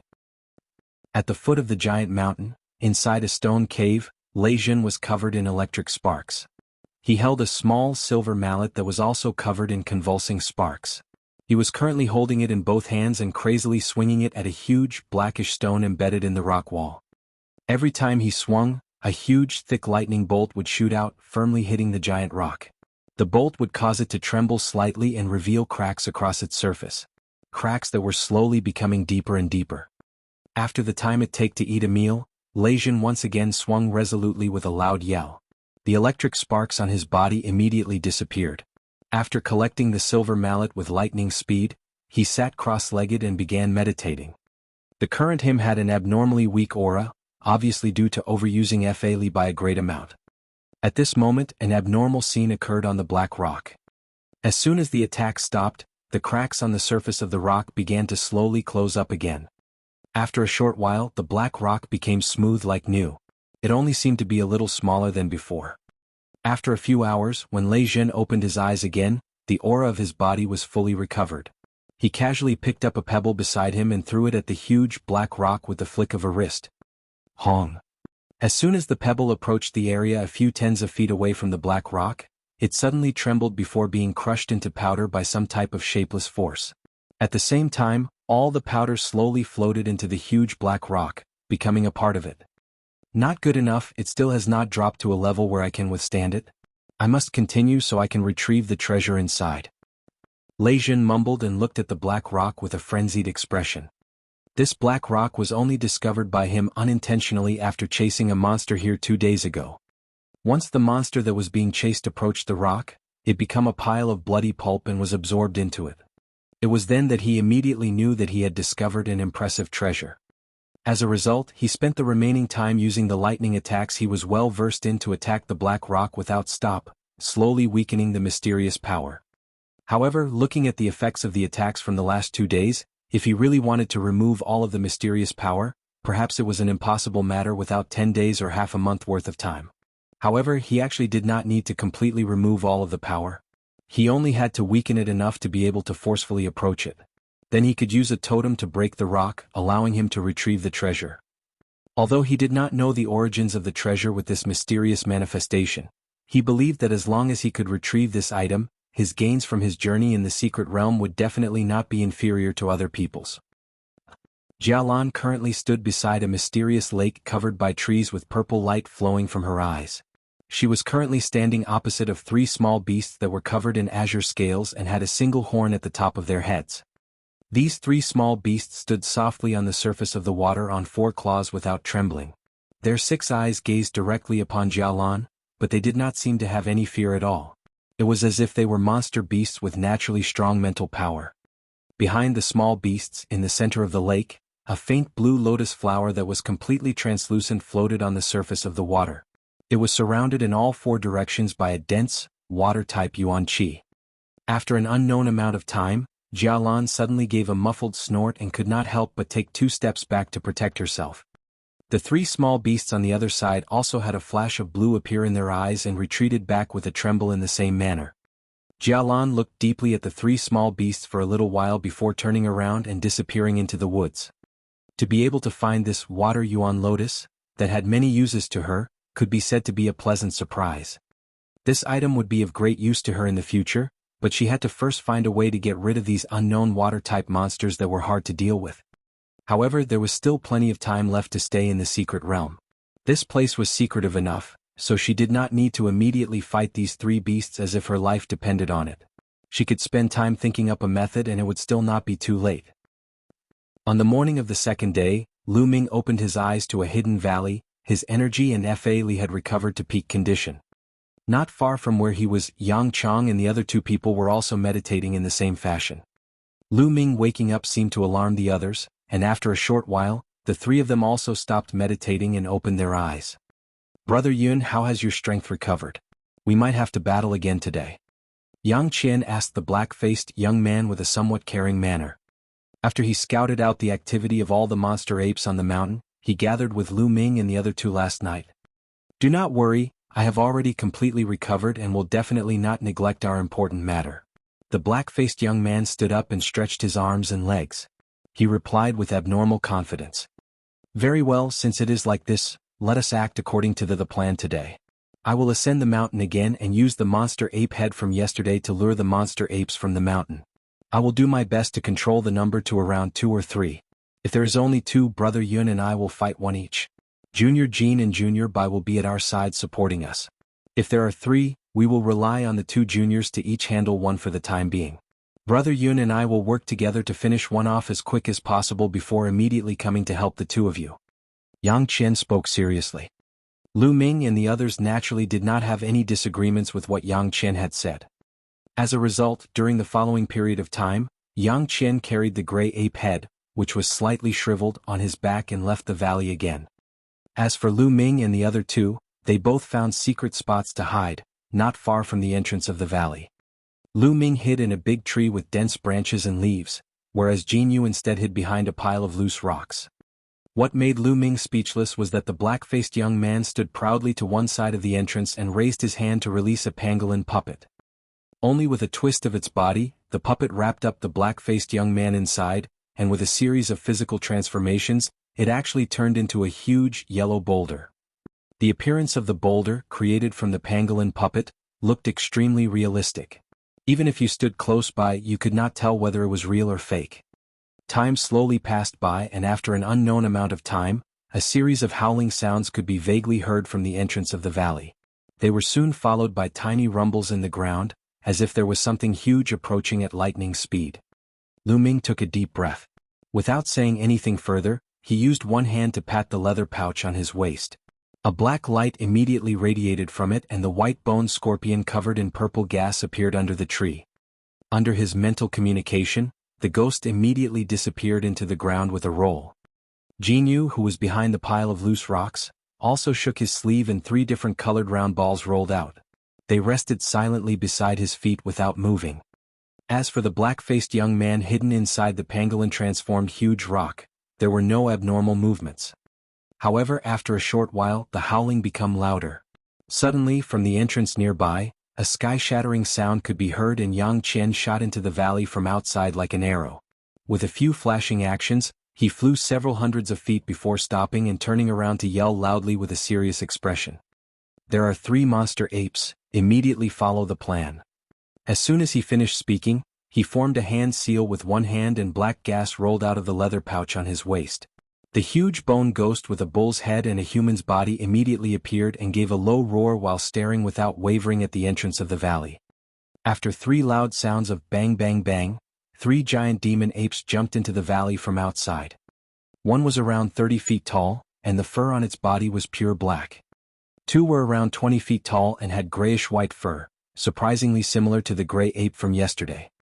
As soon as the 3 monster apes jumped into the valley, they immediately gave a growl and rushed at Yang Qian. Yang Qian snorted before forming a hand sign with one hand, causing black air to roll out from his body. The air then condensed, immediately transforming into a huge black palm that firmly shot toward the opposing huge black ape. At the same time, the bull-headed bone ghost by his side also rushed forward with big steps. At the same time, there was a series of popping sounds from where Jianghu was hiding and 3 leopard-shaped puppets, each around 10 feet tall, flew out. Their body moved and they rushed toward the closest gray monster ape like lightning bolts. In the blink of an eye they started fighting and biting together. On the other side, the other monster ape who was currently running suddenly rolled wildly toward one side. In the ground where it was originally standing were 2 huge claws snapping together at nothing. However, before the huge ape stood up again, a screeching sound whistled through the empty air as 7 to 8 wind blades flew out of the big tree Lu Ming was in. With a few flashes they neared the giant ape. 7 to 8 can also be thought of as 7 or 8, just a Chinese way of expressing things. The gray monster ape gave an angry roar and suddenly used its large foot to firmly stomp on the ground. After a series of trembles nearby, an earth wall quickly appeared from the ground. With a few sounds of bam bam, the wind blade attacks left a few shallow marks on the ground where they had hit. The ape, consumed by its rage, had traveled several tens of feet in the blink of an eye, directly rushing at the tree Lu Ming was in. With this, the 3 giant apes had all been rapidly separated. Chapter 126, Exterminating Apes, 1. Chapter 126, Exterminating Apes, 1. At this moment, a wild laugh could be heard from the huge yellow rock. The giant rock rumbled and with a blur, it once again transformed into the pangolin puppet. At the same time the black-faced young man appeared, he produced a short, golden stave from his sleeve at lightning speed. He swung it in the wind and it transformed into a huge, golden stave over 20 feet in length. He roared loudly while walking toward the opposing huge, black ape and ignored the other 2 gray monster apes. Yang Qian was already fighting hard against the black monster ape, working together with his bone-headed ghost. This monster ape also produced a blackish metal stave from somewhere and under some crazy waving, a wild wind swept up nearby. In addition, the afterimages of the black stave layered up like a small mountain, forcing Yang Qian and the bull-headed ghost to fall back step by step. It was as if they couldn't forcefully receive the blow. Hong. A golden stave immediately hit the shadow of the black stave and the contact between the 2 released a shockwave, causing the huge black ape to tremble and fall back by half a step without choice. As for the black-faced young man who had approached from nearby, it was even more unbearable for him. From the clash of the 2, he could not help but fall back, taking 7 to 8 steps and almost had the golden stave leave his hands. This monster has such strong power. The black-faced young man regained his balance before yelling out without thought. You don't say. Other than the golden-furred monster ape, this black monster ape is the strongest. Even if we work together we still need to be extra careful. Yang Qian gave a snort and replied. With one hand he slapped the empty air in front of him. The black air around his body rolled and condensed before forming a huge palm that pressed forward. It was perfectly timed and stopped the monster ape that had wanted to take advantage of the situation to rush the black-faced young man. The black monster ape became extremely mad and suddenly waved its metal stave at the sky. With a sound similar to the sudden clap of thunder, it crushed the black palm to smithereens. However, in this period of delay the black-faced young man who had recovered, chanted a little and formed a hand sign. Countless blood vessels appeared on his body and the blood-colored armor appeared again. His chest was stabbed by several tens of sharp bamboo spikes, poking into various secret acupuncture points. His body immediately expanded in size, and with an angry yell, he once again swung the golden stave in his hand. With the bull-headed ghost, they both rushed forward. Together, they stopped the monster ape who had originally planned to rush at Yang Qian. The black monster ape was naturally so mad, to the point it actually stomped in fury. After a few crazy swings with the black metal stave in its hand, the crazy winds nearby strengthened by a few levels. Even under the situation of one fighting two, it was still able to force the two to constantly fall back. However, at this moment Yang Qian pulled out something from his sleeve. It was surprisingly a white bone bow the size of a palm. He grabbed it, and with a tremble in the wind, it immediately expanded to a length of around 5 feet in a flow of black light. Yang Qian chanted and slowly drew the bone bow in his hand. The nearby black air immediately rushed crazily in front of his body before rolling and condensing into a blood-red bowstring. Countless black inscriptions also appeared and transformed into a shiny black arrow.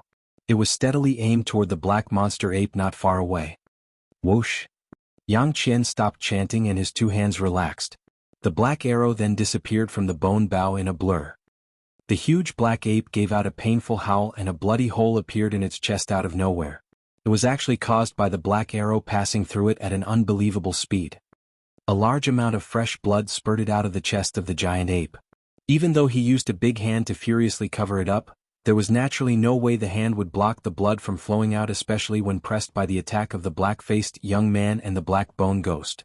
This caused the ape to finally reveal a terrified expression. As for Yang Qian, who had fired the arrow, his aura had dropped by a level, almost like he had used a lot of Fali. He put the bone bow away and continued to control the black air to form hands and join in on the attacks. With such an attack, the monster ape slowly became unable to endure the attacks, even though it back as if its life depended on it. At the same time, the 3 leopard-shaped puppets controlled by Jianghu were sent flying by a white rock stave the gray monster ape had casually produced from the ground. They had no fighting power at all. Luckily Jianghu stood far away to use his technique, and his number of puppets was comparatively more, so they could all constantly rush at the monster ape, ignoring life or death.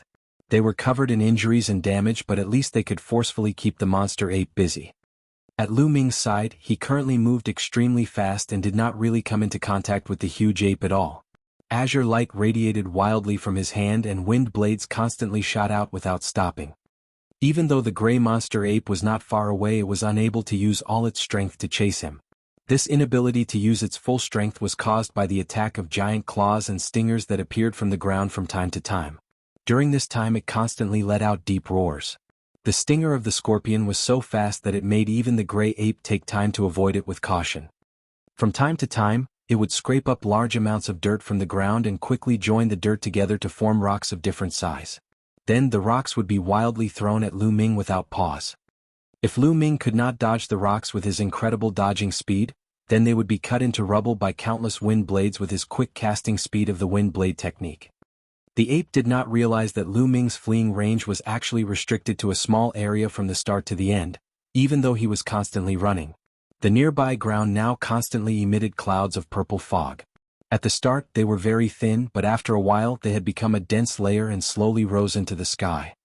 All of the air around them gave off a faint fishy smell. Lu Ming himself had already secretly taken countless poison-nullifying medicinal pills. With the movement of his body, he also avoided a few areas where the poison gas was thickest. As for the gray giant ape, it rushed straight through and breathed in large amounts of the fishy air without even realizing. With this chasing and dodging, the monster ape gave out a low roar. When it once again grabbed at the ground nearby for a handful of dirt, its head suddenly felt huge pain and it almost fell to the ground. At this moment, a few loud chi-chi sounds could actually be heard from the nearby dirt, and several tens of black lines shot out from the ground at the same time.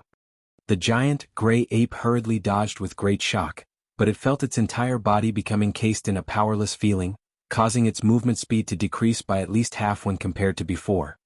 A miserable shriek sounded.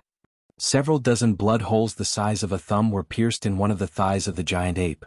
After a little while, the sides of the blood holes became extremely black. The blackness spread outward at a speed that could be seen by the naked eye. After the time of a few breaths, the whole thigh of the giant ape had become abnormally black and purple. The giant, gray ape fell to the floor with a plop, and at the same time, it gave out a screech of extreme fear. The black and purple thigh actually began to dissolve bit by bit, starting from where the injury occurred. Lu Ming, who was far away, suddenly stopped moving and brought his two hands together before separating them. A giant, azure wind blade appeared out of nowhere, and with the shake of his wrist, it shot forward with a flash. There was an explosive sound and azure light that the giant wind blade transformed into appeared close to the front with a blur. Although the giant ape realized there was something amiss, since it could hear the sharp howl of the wind blade, trapped in a situation where it could not move its body at all, it could only forcefully use its two arms to block the front of its body. With a pew sound, a blood-red light appeared. The two arms of the giant ape were cut off together with its head and sent rolling. Fresh blood immediately spurted out of its neck, reaching several inches high. The headless corpse of the monster ape shook a few times before collapsing, never moving again. The nearby soil opened up and the white-boned scorpion actually immediately jumped out. With a few messy swings of its huge claws at the corpse of the gray ape, it found a purplish-red gallbladder and quickly scuttled to where Lu Ming was. Lu Ming formed a single-handed sign with a calm expression and took the gallbladder into his hand. He then casually put it into a wooden box before turning around to look at the other two battles.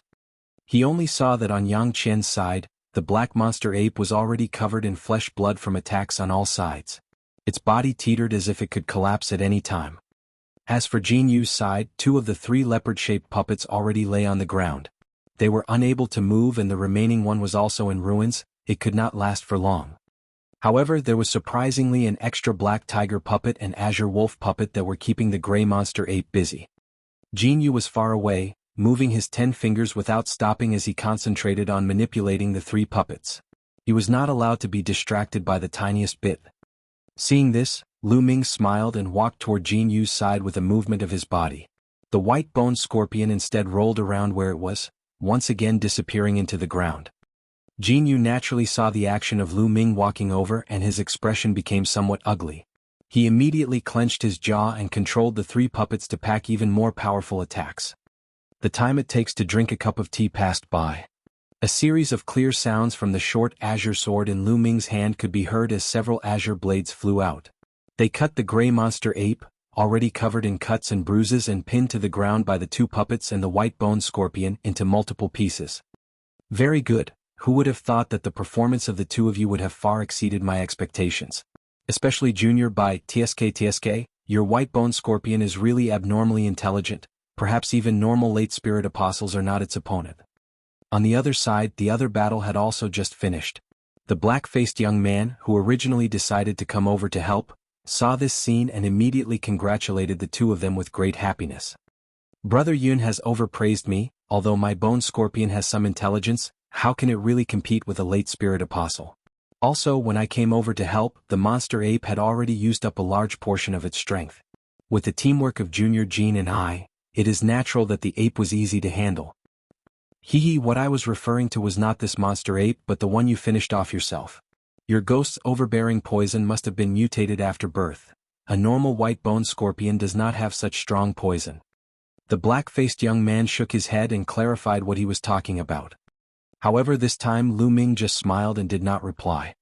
Anyway, now is not the time to relax. Hurry up and get rid of those corpses. Also quickly recover some Fa. Since these three monster apes will not return back up the mountain, I am afraid that the other few will not stick around peacefully on the mountain. It is better to quickly find a hiding spot. Yang Qian also walked over and spoke in an urging manner. Hearing this, the other people tensed up and Jianghu immediately moved to recover the gallbladder from the corpse of the gray ape. The other people all released fireballs, burning the three corpses to ash. Subsequently, the four people left the valley without the slightest hesitation. The place immediately became silent. 4 hours later, the rumbling sound of footsteps could be heard again. With a flash of black shadows, one golden and one black monster ape appeared at the entrance. The gold-furred monster ape was not taller than 10 feet. It wore a simple piece of wooden armor and carried a jade-purple wooden stave in its hand. Its two eyes constantly flashed with silver light, almost like it had high intelligence. Chapter 127, Exterminating Apes, Part 2. Chapter 127, Exterminating Apes, Part 2. With a few leaps, the two monster apes arrived at the place where the other three monster apes had been killed. They looked around and the black monster ape in the group sniffed around before revealing a serious expression. The golden-furred monster ape pulled out a huge black stave from the nearby dirt. The stave was still covered with blood marks. It brought its nose forward and sniffed before immediately raising its head to give off an angry roar. Subsequently, all the hairs on this ape stood on end and its body suddenly increased to over 40 feet. It then suddenly jumped up and down a few times before jumping behind the pile of loose stones Jianghu had previously hid himself. It suddenly used its two hands to slap down. With a bang, all the rocks in the radius of several tens of feet transformed into broken pieces in the blink of an eye. All of the pieces quickly flew into the monster ape's two hands, transforming into a stone stave 70 to 80 feet in length. It seemed capable of holding up the sky. The giant ape only used its two hands to abruptly slide up the two sides and the surface of the stone stave became much smoother. At the same time, the grayish-white color changed into a light silver with a metallic luster. The golden-furred monster ape rotated the giant silver stave and ferociously swung it down. There was an immediate loud sound capable of shaking mountains and the whole pile of loose rocks transformed into a huge ditch 5 feet deep. Subsequently, the giant ape started randomly swinging the giant silver stave everywhere and crushed almost half of the valley in its rampage. Only after this did it become slightly less angry, and its body recovered to its previous size in a flash. It casually threw the giant stave that was in its hand onto the ground before leaving with the black ape. The giant silver stave left the hands of the monster ape and after the time of a few breaths, it lost all its luster on the ground, once again transforming into a grayish-white color. After a soft breeze, the whole stave turned into dust with a plop and disappeared with the wind. When the two monster apes walked to the entrance, the nose of the golden-furred monster ape, walking in front, suddenly twitched slightly.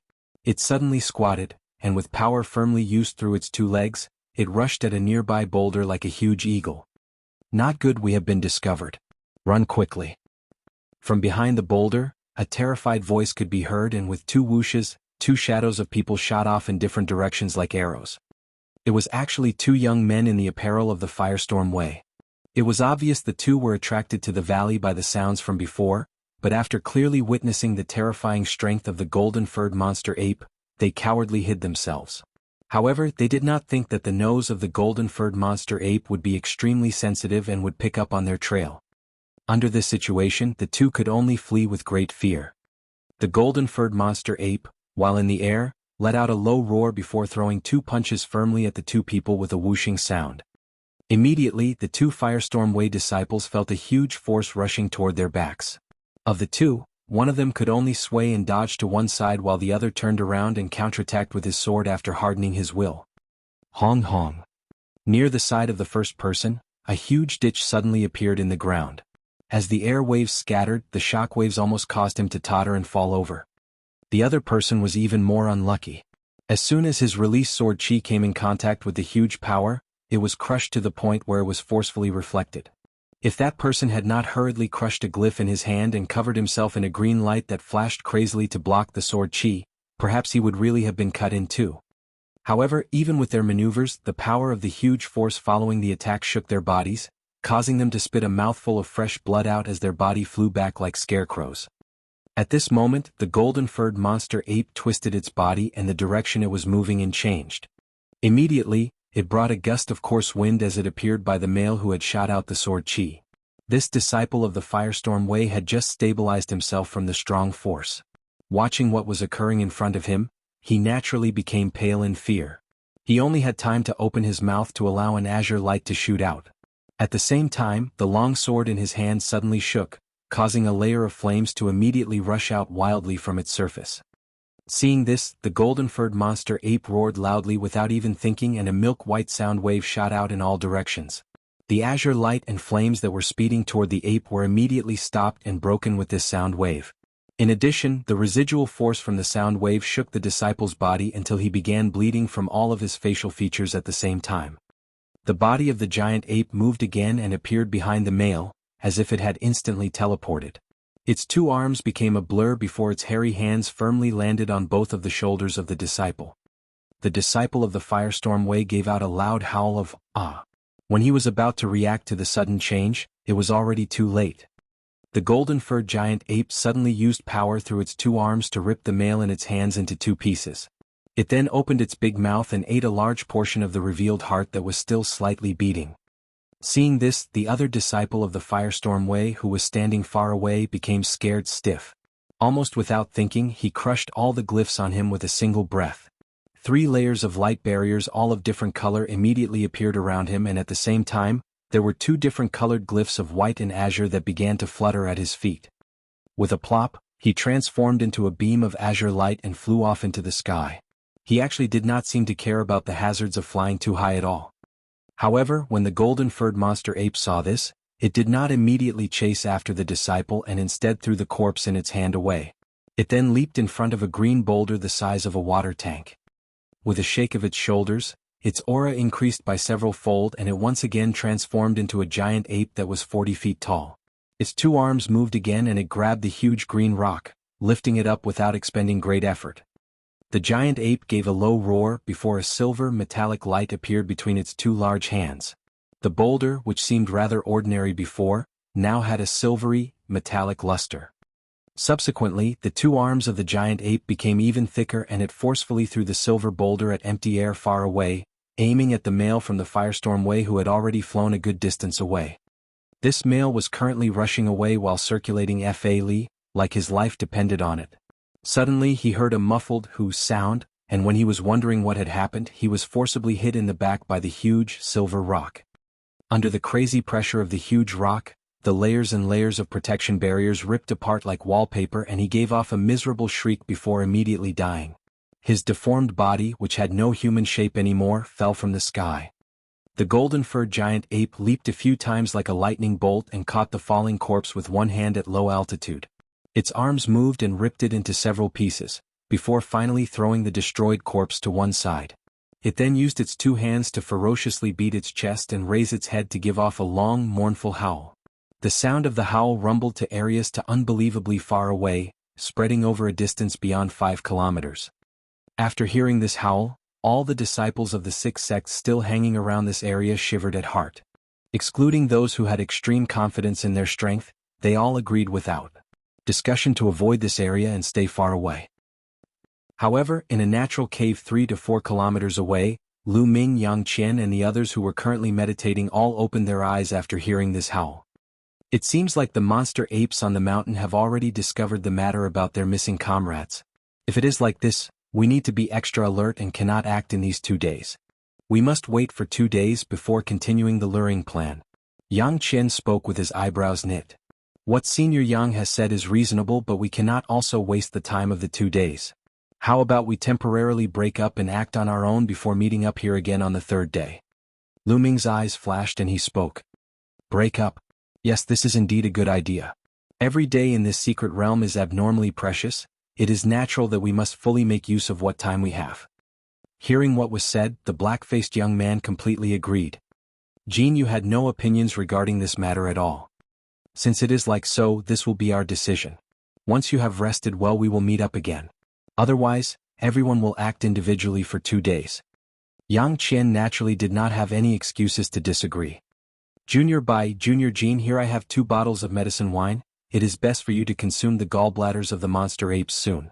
Otherwise, after a long time, the effects will decrease severely. The black-faced young man suddenly smiled at the 2 and spoke. He then twisted his hand and 2 thin, long jade bottles of similar size appeared in his hand. Many thanks to Brother Yun, I will not be holding back. Hearing what was said, Lu Ming did not play courtesies and received it. Jianghu obviously could not reject such an offer. During the remaining time they did not talk about anything else. They all concentrated on meditating and recovering their strength. After several hours, when Lu Ming once again opened his eyes, there was no one else except for him left in the cave. He was not in the least bit surprised by this change. Instead, he took out the jade bottle he had previously received without hurry and opened the lid. He lightly sniffed at it and suddenly thought for a bit before producing a white pill from his body. He crushed it and poured it in. He lightly shook the jade bottle and gazed into it before nodding his head with satisfaction. He then took out the wooden box that he had previously placed the monster gallbladder in. After a short while, he resisted the heavy fishy smell with difficulty and shoved the purplish-red monster gallbladder into his mouth. He then used the half bottle of medicine wine to swallow it down. In no time, Lu Ming felt a hot feeling rise up in his lower abdomen. He immediately closed his eyes without hesitation and began to slowly refine it. Only after 2 hours did he breath out slightly and stand up. After he lightly stretched his arms and legs, a series of faint cracks could be heard from his various joints. Lu Ming's eyes flashed, and with a bit of power through his legs, he jumped up 10 feet. It was as if his body was as light as a feather. With the blur of a hand, he grabbed a piece of rock that stuck out in the ceiling of the cave. He slightly used power through his 5 fingers. With a crack, the rock, which seemed hard, immediately turned into a bunch of broken rubble. With a twist of his body, Lu Ming floated back to the ground almost as if his whole body was not heavy at all. Not bad, my strength has increased by a lot. However, it seems like the effects of that levitation grass I ate before are also starting to show extremely obviously. Now, when I fall from high up in the sky, even if I don't use the soaring sky technique, there should be no big problems. As for the aspect of speed, Lu Ming lifted his 2 hands and closely examined them before mumbling a few sentences. When he said the final sentence out loud, his shoulders suddenly shook and he rushed away from where he was standing like a breeze. Afterward, the whole cave was covered in the sounds of air splitting apart and several blurry shadows appeared. After a while, it was as if 7 or 8 Lu Mings had appeared in the cave at the same time. When all of the shadows rushed at the same area, Lu Ming's body once again appeared very clearly. Chapter 128, Exterminating Apes, 3. Chapter 128, Exterminating Apes, 3. Not bad, my speed should be several times faster than when I first entered the secret realm. Lu Ming mumbled to himself with words full of joy. There was no surprise to that. These were the results without the aid of any secret techniques. If he used other amplification techniques, his speed would be even faster, to a level that was hard to believe. It was no wonder this levitation grass could be ranked among the top spirit objects. The effects were indeed frightening. In addition, this grass seemed to also have the side effect of nullifying poison and calming the heart. The consequence of these changes could not be measured easily or quantifiably. Perhaps only when he encountered relevant problems would the two really display their impact. Lu Ming thought a little again. In the remaining time, he decided against remaining in the cave. Instead, he slightly organized the items on him before leaving unhurriedly. Close to a mountain that was perfectly straight, a ball of light orbited around the mountain peak, and behind it followed 2 monstrous hawks, one big and one small. The 4 wings flapped in the wind without stopping, rapidly chasing. The 3 had already orbited the mountain peak 7 or 8 times in the blink of an eye, and without realizing, they had left the mountain peak and descended to the foot of the mountain. The birds behind seemed to almost catch up to what they were chasing in front. Suddenly, from the white light, a tender shout could be heard and a cold, white light rolled out. The 2 monstrous hawks behind seemed to suffer from something and immediately flapped their 2 sets of wings wildly with sharp cries. Only like this were they able to forcefully evade the cold light. At this moment, a ray of blood-red light appeared from the nearby steep cliff. The cliff had seemed empty before, and with a flash, it transformed into a huge, blood-red blade several tens of feet long. The blade chopped toward the slightly smaller monstrous bird. The smaller monstrous bird hurriedly flapped its 2 wings with great surprise, and there was an immediate chee-chee sound. Immediately, large feathers from it shot out like torrential rain. An immediate chain of explosions occurred when the blood-red light came into contact with the feathers, and hundreds to thousands of small holes were pierced through it. However, the remaining blood-red light continued to fly at the smaller monstrous bird without stopping at all. With a hong, the other monstrous bird that rushed over and flapped a wing to hit the remaining blood-red light, dispersing it. However, at this moment, a cold voice could suddenly be heard from within the ball of white light. Sword person as one. As soon as the voice stopped, a blurry shadow in the ball of white light seemed to move. Consequently, an otherworldly rainbow light flashed out, shooting toward the huge monstrous bird. Before the rainbow light had even started to approach the huge monstrous bird, the bird had felt a life-threatening danger, and it beat its 2 wings crazily in a hurried fashion to immediately avoid the light. However, the blood-red light that had originally been dispersed by the strike from earlier suddenly turned blurry and transformed into strings of blood-red silk, quickly entangling the body of the bird. The strands tightened, causing the bird to be unable to move. Because of the moment of delay, the cold rainbow light flashed through the body of the giant monstrous bird, and with a turn, it quickly looped around the smaller monstrous bird in the same lightning-fast fashion. As the light of the sparkling sword dispersed, a young female wearing the robes of the Heavenly Moon Sect appeared. Carrying a snow-white longsword in her hand, she was extremely pale. It was obvious that the previous strike seemed to consume a large amount of Fa Li. At this moment, fresh blood suddenly spurted out of the bodies of the two monstrous birds. They transformed into four halves and dropped from the sky. Junior Jianghu, what powerful powers you have. The feathers on the iron-feathered hawks cannot be easily cut through even with my blood sword, and yet Junior Sister cut through the two of them at the same time with one blow. But is Junior Sister all right? Your expression does not look very good. From the blood mist by the steep cliff, a man in blood-red robes suddenly appeared and spoke to the female from the Heavenly Moon Sect with a light laugh. Why don't you try and see whether I can still use the secret technique of sword person as one? Hearing what was said, the female from the Heavenly Moon Sect replied with a cold laugh. Junior Sister worries too much. I only casually asked a question. However, we spent a lot of effort and finally finished off half of the iron-feathered hawks. There are now only two more left on the mountain. After Junior Sister has rested, how about we bluntly kill our way to the mountain top in one breath, getting rid of them with one final flourish? The light in Shuexi's eyes flashed slightly before hurriedly sighing and asking. The strength of the remaining two iron-feathered hawks cannot be compared with the two just now. If you can finish off one by yourself, I do not mind finishing off the other one. The female from the Heavenly Moon Sect shot a glance at the blood-red-robed young man before replying plainly. Junior Jianghu must be joking. I wasn't even able to handle the one before, so I naturally am not able to handle the two on the mountain. Hearing what was said, Shuexi forced a smile. Since it is like this, don't mention anything like directly killing our way up. We naturally still need plans to handle the remaining two iron-feathered hawks. However, before this, it is important for me to first recover my Fa Li. The female from the Heavenly Moon Sect replied with the sound of a before voicing the rest of her reply. She then flew toward a small patch of forest far away by herself without a care. Seeing the female flying away, his expression became gloomy, but after a few flashes in his eyes, he snorted in secret and walked with big steps in the opposite direction. On the tallest mountain peak in the middle, Feng Chan, Gao Chong, and another 7 spirit apostles currently fought against a huge monster together. This beast had the head of a lion, the body of a tiger, and was a whopping 50 feet in length. It was covered in light blue scales and had a pair of purple red-fleshed wings on its back. It spat countless fireballs the size of bowls out of its mouth that made the surroundings become a sea of flames, causing the people surrounding it to become battered and exhausted. No matter what type of spell or weapon the spirit apostle surrounding it used, as soon as the attack came within several feet from the body of the beast, it would be hit and dispersed by a spark of blue lightning that appeared nearby with a bang. This monster was actually a spirit beast that had innate lightning and fire attributes. If it weren't for the large number of people surrounding it and the many glyphs that were specially prepared beforehand to counter the power of lightning and fire, there would already have been deaths and injuries occurring. However, even with such preparations, the protective barriers started to show signs of wearing off and disappearing.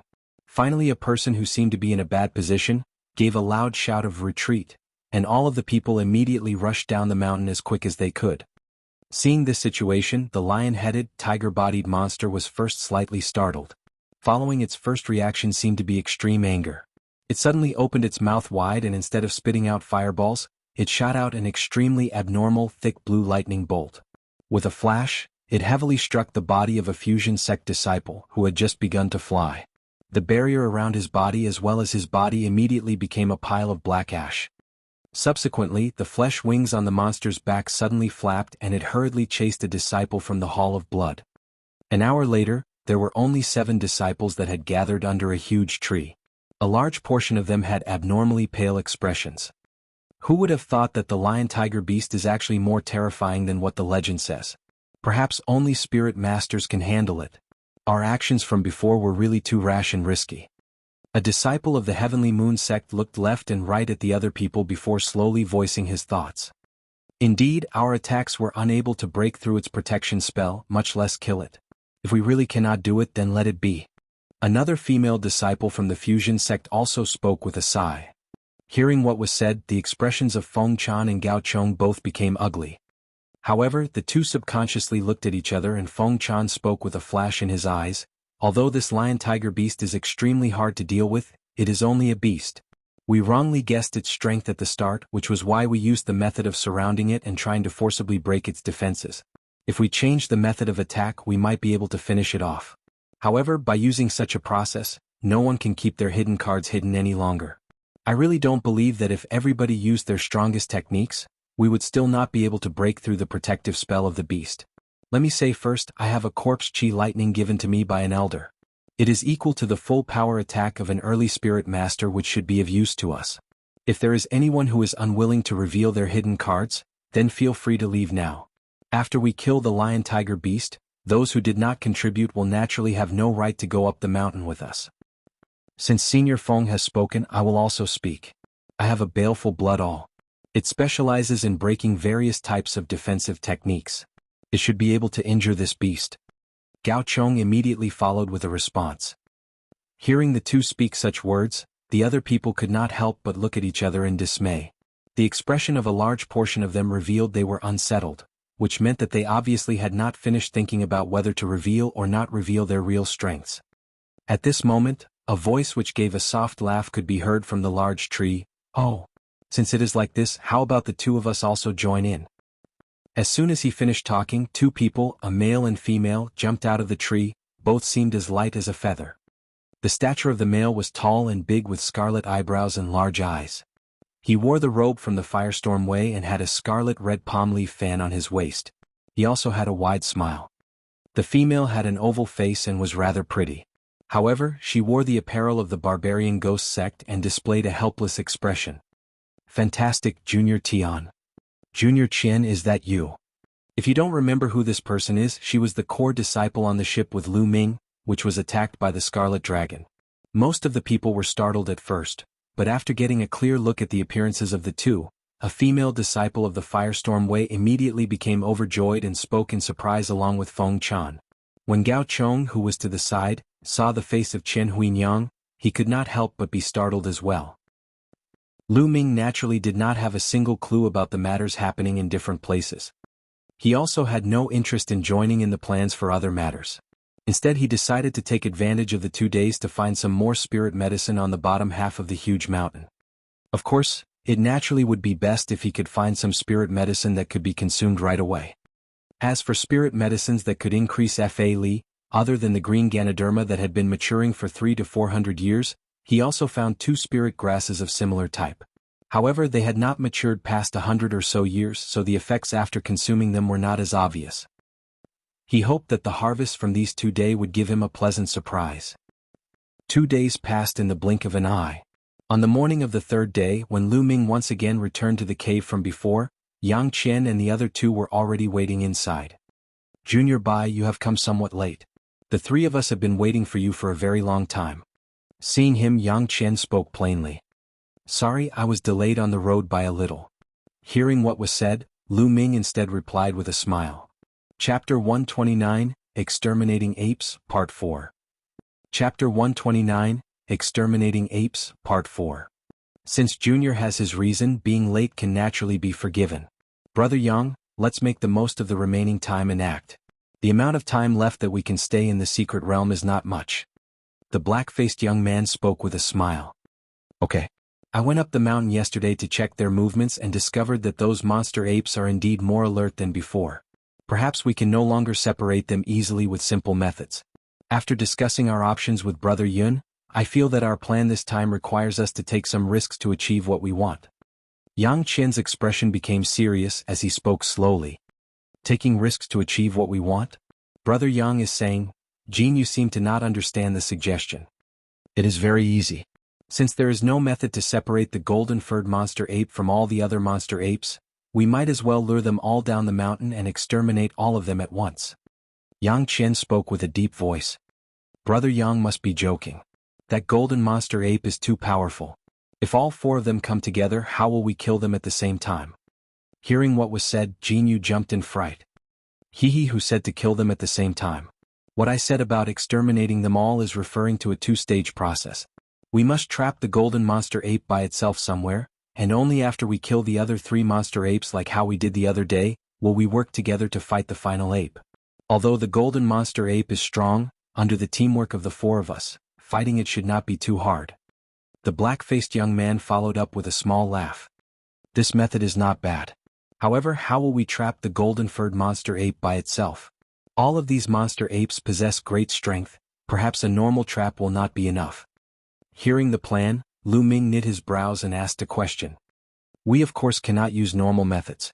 Here I have a set of 6 miasma illusion formation flags. As long as we place them down beforehand, they should be able to trap the golden monster ape for 7 to 8 minutes.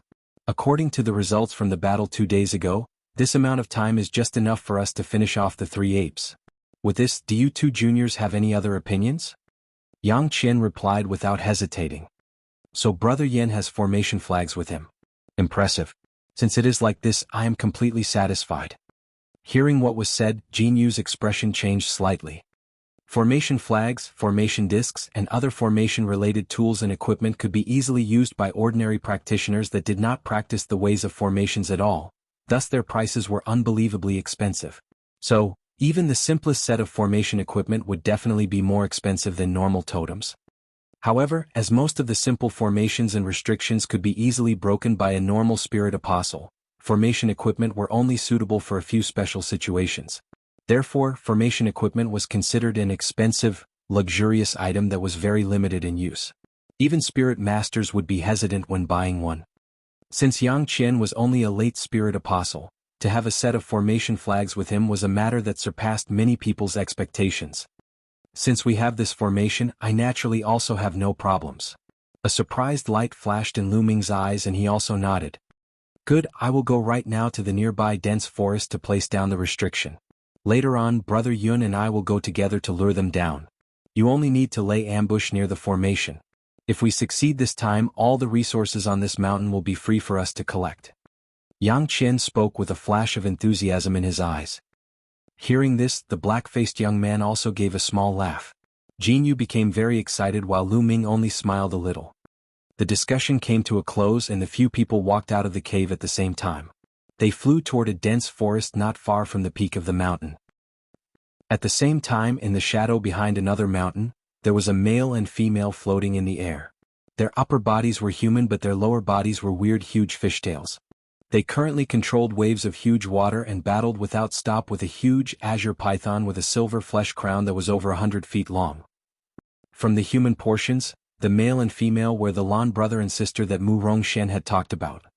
At this moment, there were incredible amounts of blue waves spinning around them and from their exposed arms to their faces, there were numerous blue spirit inscriptions. At the same time, their eyes were a shade of dark blue. The giant azure python's eyes were blood red as it was spitting green gas everywhere. The crown on top of its head had also turned a bright silver that seemed extremely threatening. Think of a crown as a horn but not of something hard and instead something soft and made of flesh. Sometimes countless water arrows would fly at the giant python like rain. Other times the giant python would open its mouth to unleash green wind bullets to shatter the surrounding waves. All in all, the two sides had reached a stalemate and it was unknown just how long it would take before a victor could be decided. In addition, in a hidden pond under the mountain, there was a broken blue formation along with 2 much smaller silver crown python corpses. In the middle of another pond, Jialan bent down and used a jade handle to knock on a blue lotus flower. Handle http://bikey. Baidu.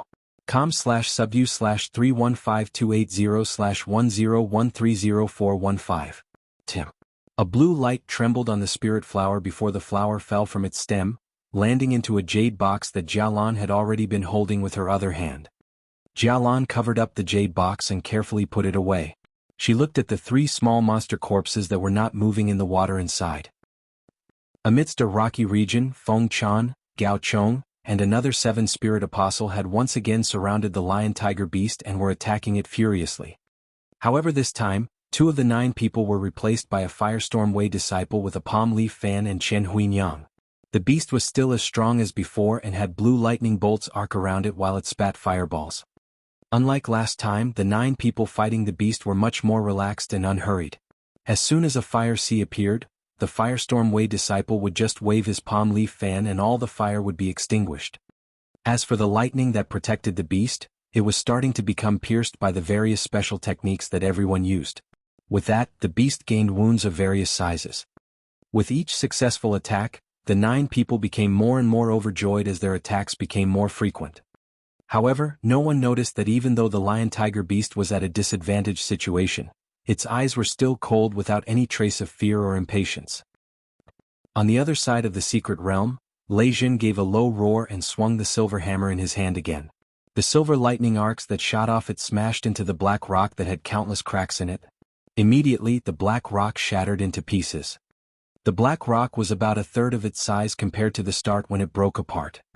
Lei Jin had originally thought that it would take another 4 to 5 days before he weakened the mysterious power until he could withstand it. However, it seemed that the treasure was going to see the daylight now. Lu Jun was originally stunned when the black rock shattered, but immediately became very excited. He swung the silver hammer in his hand a couple more times to break off the residual or beyond the black rock, revealing the treasure hidden behind the black rock's true appearance. What he saw was a light brown ore that had countless silver line patterns on it. The lines seemed to layer atop the brown ore. It was as if the silver patterns were wrapping around the ore. Lei Jin suppressed the happiness in his heart and quickly put away his silver hammer. He then picked up a piece of rock on the ground and with a flick of his wrist the rock went shooting at the ore. Ping! The rock met no resistance and successfully hit the gray ore. In addition, it bounced slightly back before falling to the ground. Nothing abnormal occurred through the entire process. Lei Jin was pleasantly surprised and immediately walked forward a few steps, intending to pick up the rock. However, the moment when Lei Jin's finger touched the brown ore, a sudden chi-chi sound rang and dozens of silver threads atop the ore suddenly shot out. At such a close distance and no warning, Lei Jin didn't have time to react before his entire body was pierced through by the silver threads. With an angry shout, countless lightning arcs appeared on the body of Lei Jin and his sleeve shook as his silver hammer returned to his hand. In the next moment, Lei Jin was about to smash the hammer down. At this time, the silver patterns on the gray ore suddenly flashed and also bulged out. All of the silver threads that had already detached from the ore suddenly moved around and cut through Lei Jin as if they were long, sharp blades. Immediately they cut every part of Lei Jin, even his spirit that was in the form of a small ball of black gas, into pieces. With a dang sound, the silver hammer dropped to the floor where a large pool of blood was waiting. Lei Jin, a barbarian ghost sect disciple with a 9 lightning spirit pulse, and highly regarded by many spirit masters, actually fell in this unnamed cave. However, in the next moment, an even more surprising scene occurred. After flying around for a bit, the silver threads from the brown ore suddenly stuck themselves into the blood pool that they had made. They started to suck up the blood while making zzz sounds. These silver threads were unexpectedly hollow in the middle. They were straws that were incredibly small and thin. With the blood sucked into the brown ore, the silver patterns on the ore began to shine brightly. At the same time, the entire ore began to slowly pulse as if it had a life of its own. The blood nearby was quickly exhausted with the dozens of silver threads leaching from it. However, these silver threads seemed unsatisfied as they stuck themselves into the surrounding chunks of Lei Jin. Immediately, the final pieces of Lei Jin became abnormally dry and shriveled. It was as if every single drop of liquid within them had been sucked clean by the silver threads. With this, the silver patterns on the ore expanded a little and a ping sound rang out from within the threads. At the start, there was only this one sound, but after a little while a second sound rang out, a third sound followed. In the time it takes to have a cup of tea, the brown ore had fallen into a rhythmic beating. At the same time, every time the brown ore made a sound, more silver threads would shoot out from it. With time, the entire cave was filled with these silver threads, and with surprising speed, the threads began to grow and plunged regions beyond the cave. Slowly, the originally brown ore began to have a blood-like rosy color. It was as if it was recovering its original appearance. The ore was, in fact, a giant heart that was slowly regaining its vitality. At the same time this giant heart was regaining its vitality, the insides of the mountain started to slowly and strangely change to something that no one had ever seen before. Chapter 130, Exterminating Apes, 5. Chapter 130, Exterminating Apes, 5. Lu Ming was hidden in a large tree as he silently watched the mountain that was not too far away. In a place less than a few hundred feet from him was the 6 miasma illusion formation that Yang Chen had placed down earlier. The restriction formation did not have any effects that could damage the enemy and only restricted the enemy through illusory effects. All in all, it was still extremely simple and could be easily broken by those who had some knowledge in formations. However, this formation was more than enough to trap a monster ape for a period of time. Lu Ming pondered a little before he retracted his gaze and looked at another small tree that stood nearby. That tree seemed normal, but in reality, it was one of Jianghu's puppet beast's transformations. He was currently hiding inside of the transformed puppet beast. It seemed that he had learned a tactic of Senior Yun's to be able to use this kind of hiding technique. It seemed as though these puppet beasts were really quite useful. If he had the chance, he would consider buying a few puppets that had assistance abilities. They definitely might be of use in the future.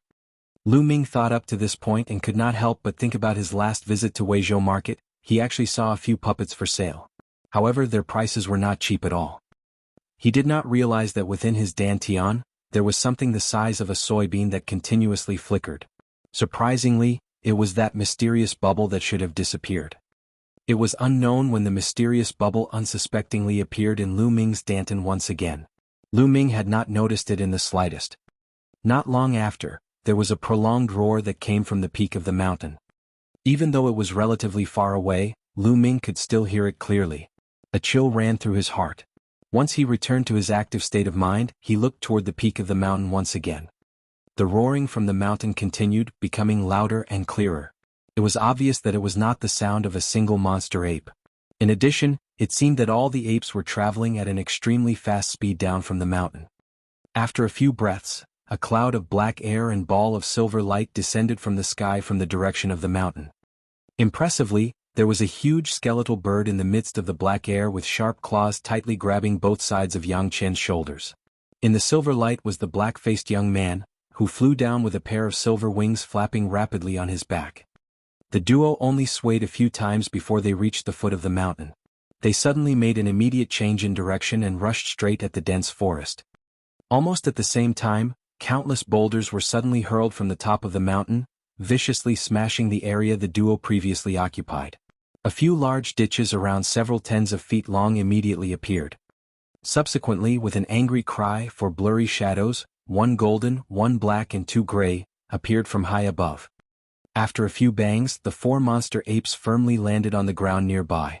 The golden monster ape let out a deep roar, and hurriedly chased after the Yang Qian duo with a speed that made it seem like it was flying. The Yang Qian duo who were in front were not all that panicked. After all, the formation was not far away, and after gauging the distance between them and the monster apes behind them, there was obviously more than enough time. However, when the duo arrived at a distance less than 200 feet away from the dense forest, something unforeseen occurred. After a deep growl, the golden monster ape suddenly rushed sideways and leaped onto the shoulders of the huge black ape. It then immediately curled its body.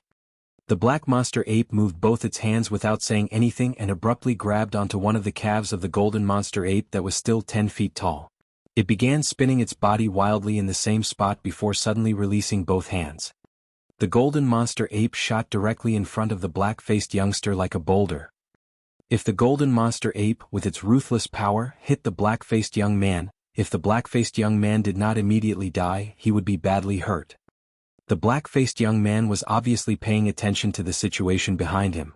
After seeing the maneuver clearly, he was greatly alarmed and could only suddenly flap the silver wings on his back. With the sway of his body, he dodged to one side. Bang! The golden monster ape brushed past the black-faced young man and suddenly spread its four limbs, landing firmly at the edge of the dense forest. It then raised its head and looked at the Yang Qian duo. It actually revealed a ferocious expression at the two. Such a scene occurring before their eyes chilled the hearts of the Yang Qian duo, causing them to stop in their tracks without realizing. After all, the extensive abilities of the golden monster ape meant that facing it alone was impossible. However, with this delay, the three monster apes behind them had leaped a few times and gradually neared where Yang Qian was. Not good. There has been a change of plans. We need to go help them. Lu Ming, who was a person that had lived through countless life-or-death fights, knew at a glance that the Yang Qian duo were in a predicament. Without any further thoughts, he yelled at Jianghu softly. With a twist of his body, he turned into a shadow, flying out of the dense forest. Jianghu, who was originally hiding in his puppet, saw this and also hurriedly put away his transforming puppet. With a shake of his sleeve, 3 round balls were thrown out, and with a blur they transformed into 3 huge azure wolf puppets that followed close behind Lu Ming. It was obvious that the huge, golden monster ape heard the sounds from behind. It immediately turned its head and looked at Lu Ming and the 3 puppet beasts with aggressive eyes. It immediately revealed its fangs and let out a deep, threatening growl. Brother Yun Jinyu Lu Ming, deal with the 3 monster apes behind first. Let me lure this golden ape into the formation. It was no wonder that Yang Qian was the top senior of the barbarian ghost sect. He thought quickly and was able to come up with a counter-strategy right away. He immediately formed a hand seal with one hand and the huge bone bird above him immediately transformed again within the black air. With a blur, it turned into a huge bone ghost with the head of a bull and the body of a man. It then took the lead to rush at the opposing golden monster ape with huge steps. At the same time, a small white bone bow appeared in his hand with the tremble of Yang Chang's sleeve. After the black air around him rolled and condensed, it once again transformed into a huge black hand, striking the golden ape. After Lu Ming and the others heard what was said, they naturally all moved individually. Rushing to separate monster apes, they began to fight. The opposing golden ape raised its head and gave off a loud roar, suddenly banging its two fists on its chest.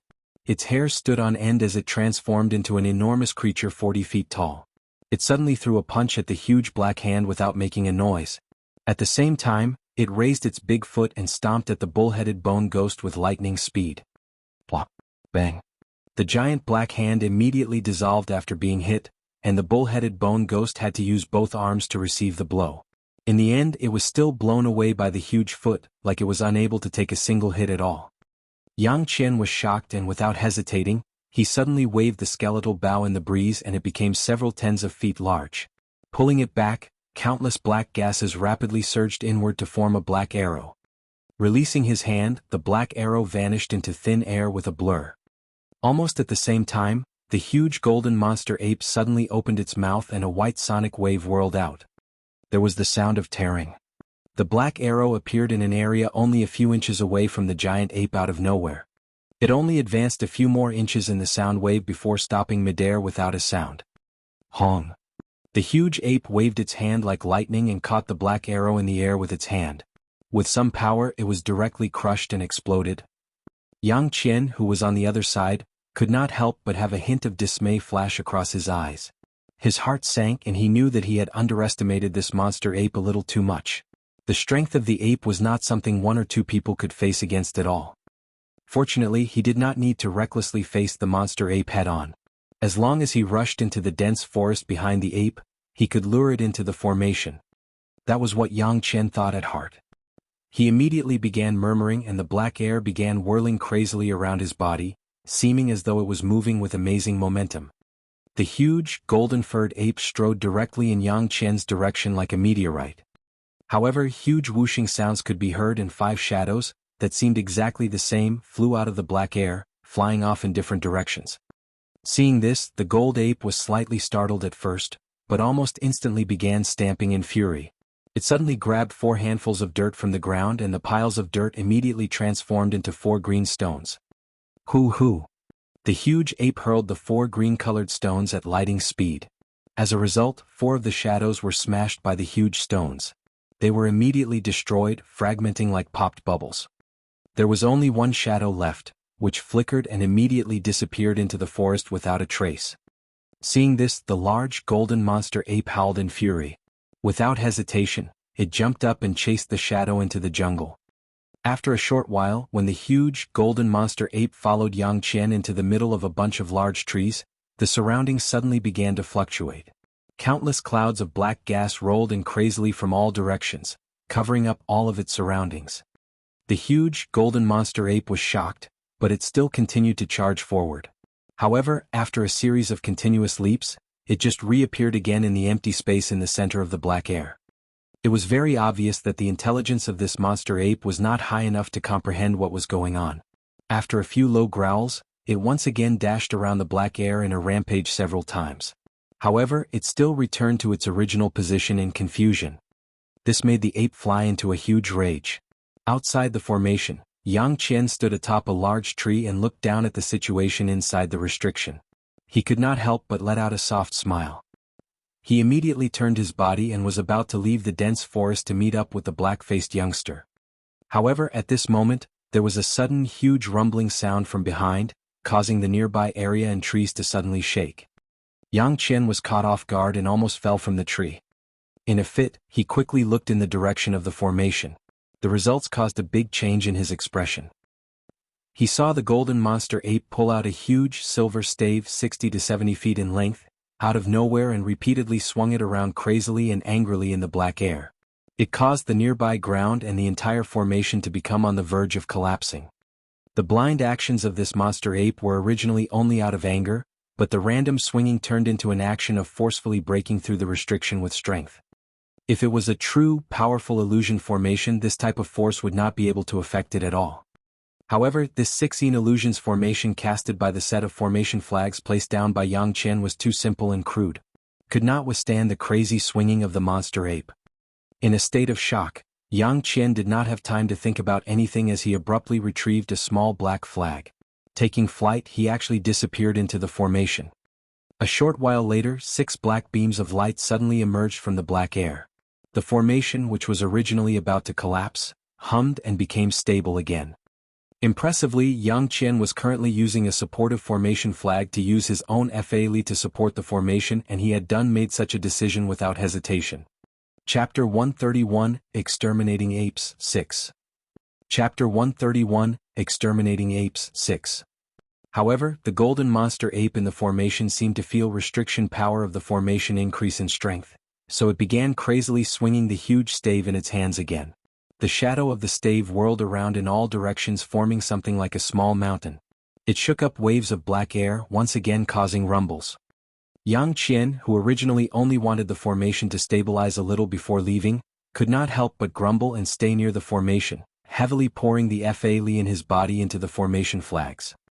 Immediately inside the formation, the black air and shadows of the stave clashed forcefully, and from time to time, a black tornado that rushed into the sky would be whipped up, causing the entire restriction to constantly shake. On the other side, with the sway of his body, Lu Ming flashed past the gray monster ape like a ghost while the ape had its 2 legs firmly clamped by the white-boned scorpion. At the same time, many blades of azure sword chi shot forward with flashes, cutting the giant ape into several parts. The fresh blood from the ape dyed the ground red. Subsequently, Lu Ming did not stop at all, and raising one hand, he shot 4 or 5 wind blades into the battle on the other side. On that side, the black-faced young man had once again used his body cultivation secret technique. He swung the golden stave at the black monster ape, fighting blow for blow in his battle. However, compared to the gray monster apes, the strength of the black monster ape was obviously much greater. Although the black-faced young man had used several supporting secret techniques together, he was still not a match for the black ape, since he was the only opponent. Therefore he was forced to constantly retreat. If it were not for the 2 mechanical short silver cylinders that appeared from his shoulders out of nowhere and the balls of silver lightning flames that were spat out from the cylinders from time to time, perhaps he really would not be able to keep the monster ape busy and would have already lost. The black monster ape used the black metal stave in its hand to ferociously hit forward 3 times, causing the black-faced young man to be knocked back a few steps. Afterward, when he wanted to take a step forward and continue fighting, he heard a small whooshing sound and saw several wind blades shot over.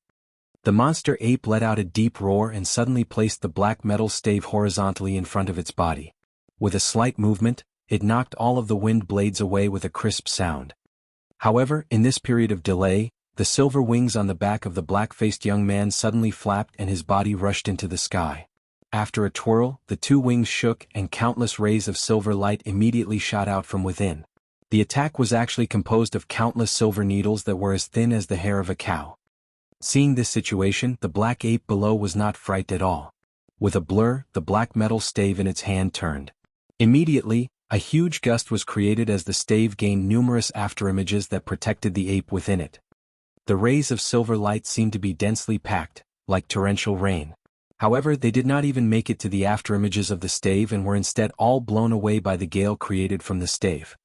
Subsequently, the short silver cylinders on the shoulders of the black-faced young man let off a few bangs as a dozen or so clumps of silver lightning fire were ejected with exploding silver light. The silver wings on his back flapped crazily a few times again and he shot down like a crossbow bolt. At the same time, he took advantage of the power of swooping down and swung the golden stave in his hand. At the same time, Lu Ming arrived nearby with a few flashes and without saying anything, his short, azure sword trembled. After a few sounds, 4 or 5 azure sword chi blades rushed out close together. Although the 2 had not discussed this matter beforehand, their teamwork was actually flawless. The giant, black ape naturally realized it was surrounded and that the attacks of the 2 people were all very aggressive. It seemed that neither attack could be ignored. It immediately gave off an angry roar, before all of the hair on its body stood on end. The metal stave in its hand suddenly swayed and transformed into 2 huge shadows several tens of feet long with a blur. They each separately flew at Lu Ming in the sky. 2 loud, earth-moving bangs seemed to sound at the same time. On Lu Ming's side, the sword chi and the air waves made from the stave mutually exploded after making contact. In the sky, above the giant, black ape, the silver lightning fire and the golden stave ferociously hit the black shadow of the stave and a shocking air wave rolled out from the collision. The monster ape gave off a cry before it was uncontrollably pushed down. His two calves actually completely sank into the ground. The black-faced young man midair instead seemed to be in an even worse situation. The rebound of the huge power caused his body to be immediately knocked back. He flipped several times in a row before he spat out a mouthful of fresh blood and could stabilize himself midair again. Although Lu Ming on one side had caused the black ape to divert a small part of its attention, fighting blow for blow this time had caused the black-faced young man to suffer. Of course, the ape was also not in such a good situation. Its two calves had sunk into the dirt and had actually suffered from a period of paralysis, unable to immediately get out of the ground. At this moment, Lu Ming stomped on the ground with one leg without saying a word, and became a shadow rushing at the monster ape. Seeing this situation, the huge black ape let out a deep roar of threat. With the movement of its arms, the black metal stave swept across with a whoosh. Although it had not really hit yet, a wave of huge invisible force was already rushing at Lu Ming. Lu Ming had a flash of clever light in his eyes. With a twist of his body, he became as light as a feather under the powerful invisible force, like a willow leaf dancing in the air, floating in from above the black metal stave. At the same time, he murmured, and formed a hand sign with one hand before raising it again. 3 scarlet fireballs shot out. However, what nobody realized was the moment the fireballs were shot out, a ray of jade light also shot with a flash behind the fireballs from Lu Ming's fingers. The giant, black ape naturally also did not realize the secret within. With the swing of its 2 large furry hands, it crushed the fireballs. However, in this momentary gap, the jade light immediately flashed forward and pierced right through one of the eyes of the black ape at an indescribable speed. The monster ape gave voice to a miserable shriek. Influenced by the pain it felt, it threw the metal stave away and smashed the ground nearby ferociously with its 2 hands. It finally pulled its 2 calves out of the soil. Subsequently, it rushed at Lu Ming in a crazy manner, swaying from one side to another. Seeing the ferocious look that the black ape displayed with only one eye open, the other eye was constantly spurting out fresh blood, it was obvious that it hated Lu Ming to the bone. It even ignored the black-faced young man who was still in the sky. Seeing this situation, the black-faced young man naturally became surprised and excited. With an immediate deep shout, he stabilized the fa that was knocked around his body before rushing down with the swing of his stave. However, at this moment, a sudden change occurred on the ground. The black monster ape only took 2 steps toward its target before the soil under it opened up. 2 giant blackish claws emerged from within and clamped onto the furry calves of the ape with lightning speed. The black ape gave off a loud howl and instinctively arched over subconsciously, using one big hand to scoop it below. With a chi-chi sound, a dozen or so black lines shot out from the dirt and passed through the giant hand with a flash. The giant ape once again let out a miserable shriek, but its fury allowed it to clench its other hand and swing it ferociously at the ground, like a huge hammer. A muffled hong sound rang across the ground. A huge ditch, the diameter of several tens of feet, appeared underneath the monster ape. The entire body of the white-boned scorpion was revealed at the bottom of the ditch and it seemed to be stunned. A ferocious expression appeared on the face of the giant ape and its calves suddenly shook. A huge amount of power rushed into them. The 2 huge claws immediately opened from the force generated by its calves. The huge ape then used a big hand to scoop down with lightning speed. It forcefully grabbed the white-boned scorpion, bringing it out of the ground. After using power through its 5 fingers, it immediately crushed the body of the scorpion to the point where it could not move even in the slightest. If it were not for the unbelievably firm body of the white-boned scorpion, perhaps it would have been crushed into smithereens. However, the black ape was obviously not satisfied with this and opening his bloody mouth wide, he revealed a set of sharp fangs. It was about to throw the white-boned scorpion into its mouth and crush it into pieces, to avenge itself. However, at this moment, the white-boned scorpion instead gave off a cry of, "Goo goo," and a cloud of thick purple fog was suddenly spat out of its mouth. At such a close distance, it was perfectly spraying into the face of the giant ape. The giant ape let out a miserable cry and firmly threw the white-boned scorpion at the ground. It used its 2 hands to cover its face, constantly giving voice to a mournful cry. This all seemed extremely complicated and slow, however, it all occurred in the time of 2 breaths. Lu Ming had not even landed on the ground yet. After seeing the situation, he immediately knit his brows and pointed a finger at the empty space in front of the monster ape. Pooh! The ray of jade light that had previously disappeared once again shot out of nowhere from nearby, and with a flash, it actually entered through the ear of the black ape and emerged from the other ear with a spurt of blood. Subsequently, it shot back with a blur and disappeared into Lu Ming's sleeves. With a plop, the huge body of the black monster ape actually loosened and it fell to the ground without any life left in it. At this moment, the arm of the monster ape had turned black and red. The dozen or so black holes in its palm also began to dissolve the palm as black blood flowed out. Junior, by what great strength! You actually finished off this monster ape by yourself. Only now did the black-faced young man slowly drop down from high up, and his gaze at Lu Ming had a shred of extreme amazement. Brother Yun has flattered me. If it weren't for you attracting its attention, I would not have been able to succeed this easily. Senior Yun should go help out Senior Yang first. He has not returned, so it seems that there are a few problems on that side. I will first finish off this gray ape with Jianghu before immediately meeting up you, the two of you. Lu Ming smiled a little and looked in the direction of the formation in the dense forest. He then spoke smoothly. Very well, the gallbladder of the black ape belongs to you. I will first go and help Yang Chen then. The black-faced young man pondered a little before agreeing with a sentence. His wings shook and he transformed into a ball of silver light that shot toward the center of the dense forest. As for Lu Ming, he used his consciousness to communicate with the bone scorpion, telling it to retrieve the gallbladder of the black ape. He himself turned around and walked toward the last battle that was going on. On that side, the three azure wolf puppets were still in a tangle with the gray monster ape. Jianghu had also long since hidden himself in a large tree not far away as he put all his attention into casting puppet techniques. It was obvious that he had learned from his mistake last time. He only controlled the azure wolf puppets to play around with the gray ape without facing it head-on at all. When Jianghu noticed that Lu Ming was walking over, his serious expression on his face turned to relief.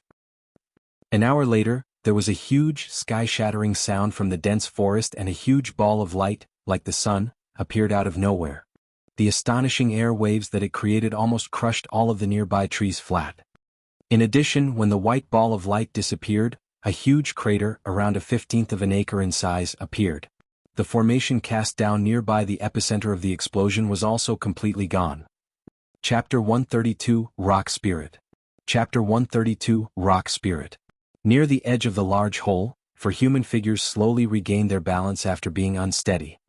That ape is truly quite fearful. It was already almost dead from our combined efforts, yet it actually knew to self-destruct its conscious. If it weren't for the power of the formation which blocked it slightly, perhaps some people really would have immediately died. The robes of the black-faced young man were now in tatters from the explosion before, and after seeing the black, burned carcass in the huge crater, he could not help but mumble with some fear. Yes, I also didn't think that this monster ape had the temperament to explode like this. Seeing that there was no chance to win, it actually did not plan to flee. Instead, it decided to take us down with him. A small part of the silver mask on Yang Chen's face was blackened and he spoke with a deep breath. However, Senior Yang's formation flags are completely destroyed. It really is a pity.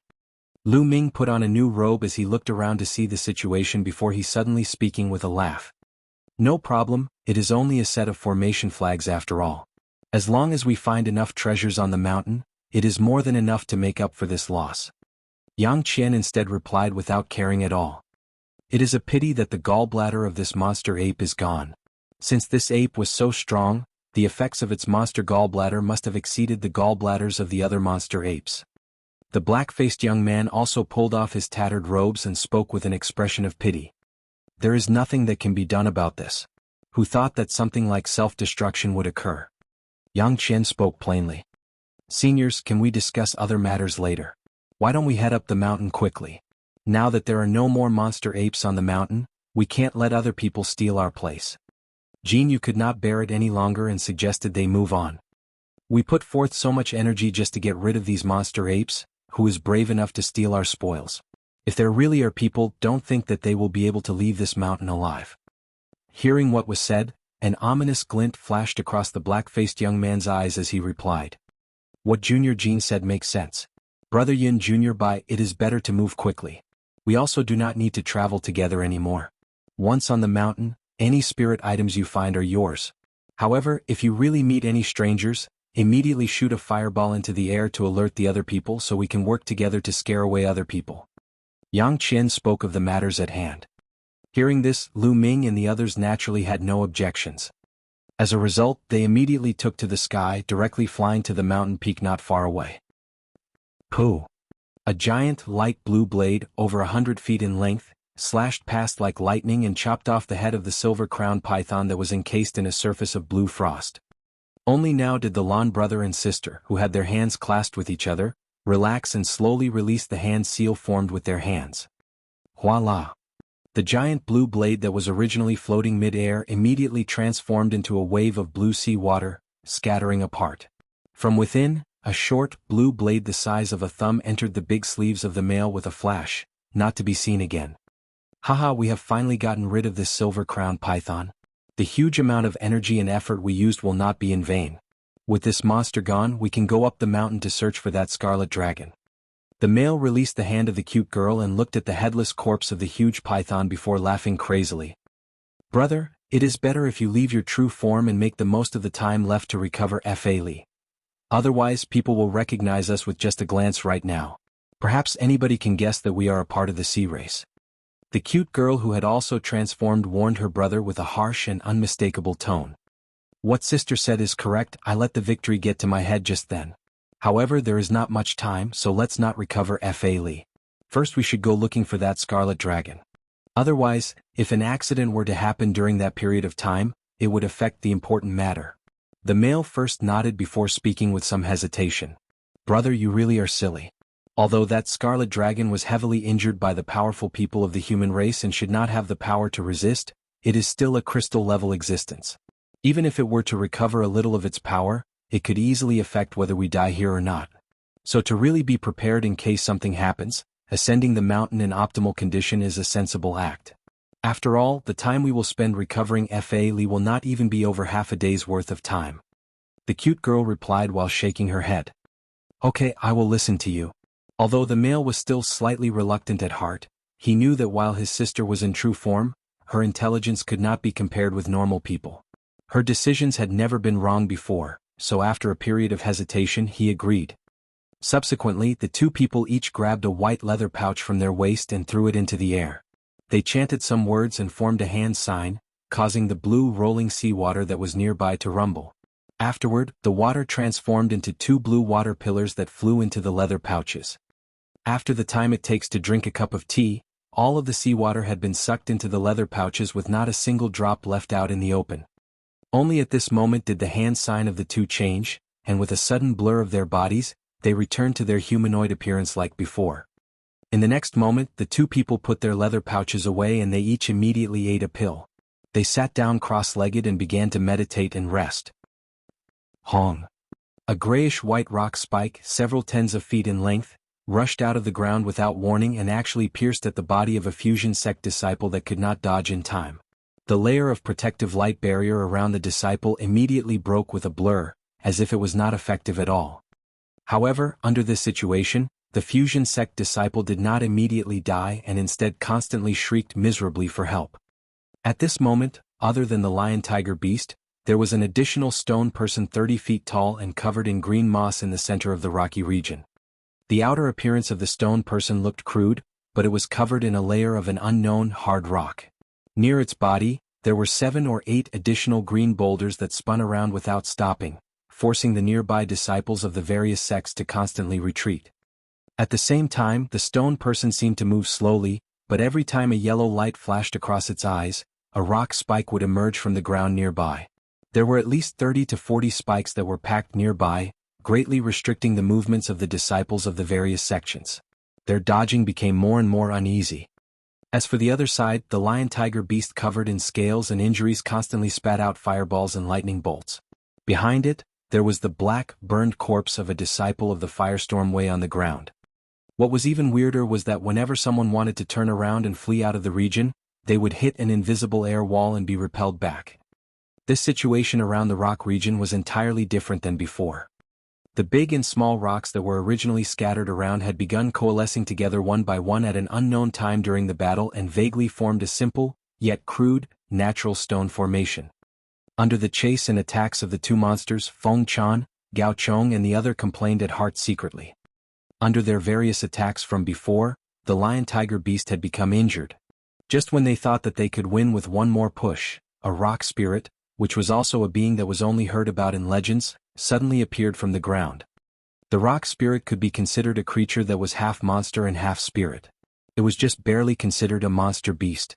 However, it had the natural ability to be able to use various earth element techniques from birth, and its skin was extremely thick and tough. It could also easily use rocks to form an outer shell as well as repair the shell anytime. As a result, normal methods or tactics could not hurt it at all. Feng Chan and the others had heard rumors about rock spirits, but they were only things recorded in books. They had already injured the lion-tiger beast, and thus they naturally were not willing to give up slaying the monster halfway. As a result, they immediately stayed where they were, wanting to kill the lion-tiger beast.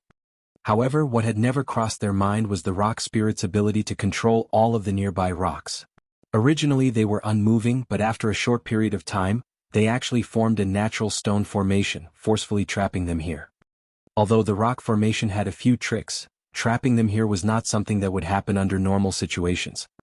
If the formation was combined with the attacks of the two monsters that had great strength, the situation would naturally be completely different. What was even worse was that the lion-tiger beast, who seemed to be at death's door earlier, suddenly increased in strength. Whether it was the fireball spat out or the power of the lightning protecting its body, all attacks had literally become half a time stronger than before. This monster had actually never used all of its power.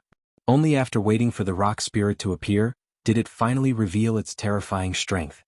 If it were not for Tian, the young man from the Firestorm Way in their group, who suddenly used an extremely powerful secret technique that combined water and fire to endure a large portion of the attacks from the lion-tiger beast, perhaps everyone really would have been wiped clean by these two monsters in just a short while.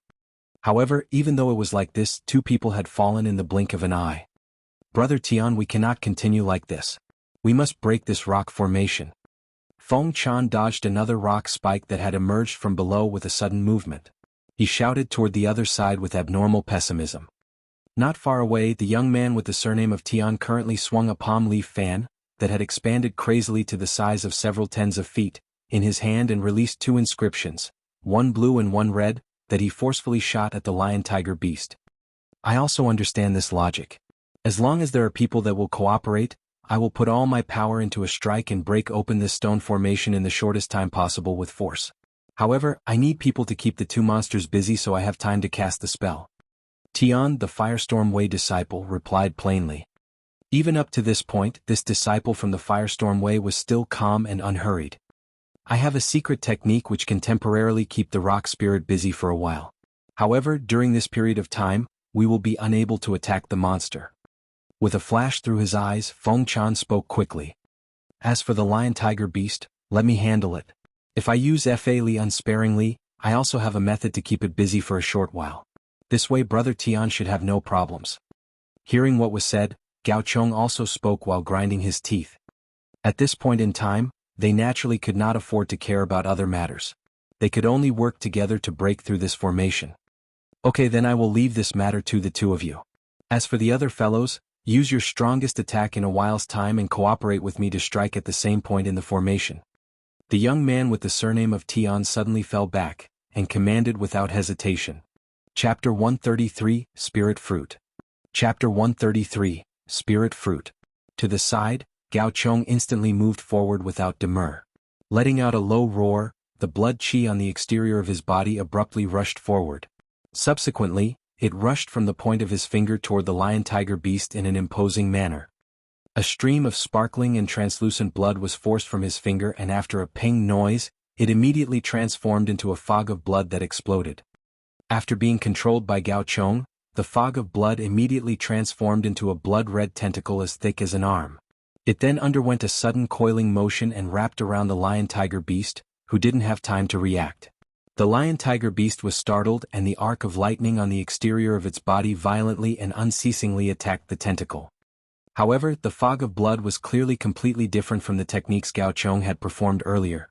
Not only was it not immediately dispersed by the lightning, but it also managed to tighten its rigid grasp on the beast amid the lightning. This caused the lion-tiger beast to feel even more pain, and the lightning arc on its body began to flourish even more. Symbol Chi. Someone felt the terrifying aura emitted by the blood-red tentacle and couldn't help but cry out involuntarily. A shocked expression successively appeared on the others. Adjacently, Feng Chan looked profoundly at Gao Chong before also rushing toward the stone spirit in a flash. A yellow light flickered in the stone spirit's eyes and a rock spike pierced from under Feng Chan's foot. However, Feng Chan's body abruptly shriveled up and the exterior of his body momentarily turned a jet black color. He unexpectedly continued to rush forward without regard for the rock spike that had pierced the ground by his foot. Hong. The rock spike pierced Feng Chan's waist but unexpectedly disintegrated after a boom. Seemingly simultaneously, Feng Chan's body flashed again and forcibly made its way right in front of the stone spirit. Black gas from his two hands rolled together and astonishingly formed a light silver-colored boxing glove that proceeded to attack the stone spirit. At this time, a successive series of smothered echoes immediately resounded. It was the 7 to 8 enormous green-colored stones that were rotating in the air that continuously smashed into Feng Chan's body. It seemed as if they were striking steel essence as they exploded one after the other upon contact. Although Feng Chan continuously retreated under the strikes, not even a trace of an injury appeared on his body. Instead, he abruptly stamped his foot on the ground and arrived right in front of the stone spirit in a flash. He violently attacked with his two hands. In an instant, a sonic boom resounded and countless figures of silver boxing gloves violently flashed. They immediately caused a plethora of disintegrated rock to break off and fall from the stone spirit's body. Although the stone spirit's movement was slow, it would not let the opponent attack it at such a close range without retaliation. Instantly, it emitted a low, peculiar roar from its mouth. Abruptly, it stomped its foot on the ground and promptly, on the nearby ground, myriads of large and small rocks began floating into the air. After another shudder, they flew at Feng Chan like torrential rain. Feng Chan let out an angry roar and the silver boxing silhouettes suddenly changed directions. Like a blossoming flower, they wildly shot in all directions and a majority of the rocks were forcibly smashed. However, a small portion still managed to smack into his body where they then exploded on contact. Nevertheless, Feng Chan still didn't seem to sustain any injury. The two of yous can't hold on for very much longer, Brother Tian, hurry up and make your move. Although Feng Chan looked like he was impervious to swords and spears, causing the stone spirit to have no method of injuring him for a while, he still gave voice to an urgent cry. Impervious to swords and spears, invulnerable. It was clear that this astonishing method of defense couldn't be sustained for too long. The Tian Firestorm Wei disciple wiped the surprised look off his face and gave a sound of agreement. He then turned toward the stone formation behind him and threw the palm leaf fan in his hands into the air. Then he extended his 10 fingers and performed hand signs. These hand signs all shot into the palm leaf fan and disappeared without a trace. Immediately, a loud droning sound resonated and a plethora of blue and red inscriptions rushed out. Chen Huinyang and the other remaining disciples also successively performed their techniques in preparation to coordinate with Tian, the Firestorm Wei disciple, to create an astonishing attack. Po, po. When the red and blue inscriptions near the palm leaf fan grew massive and seemed to have condensed into such a dense amount of space without leaving any room, the aura on the Tian Firestorm Wei disciple suddenly flourished. On his body, astonishingly, one blue and one red thick light halo simultaneously appeared and began revolving around him. Ice and fire twin spirit pulse. Seeing this situation immediately, someone cried out in shock.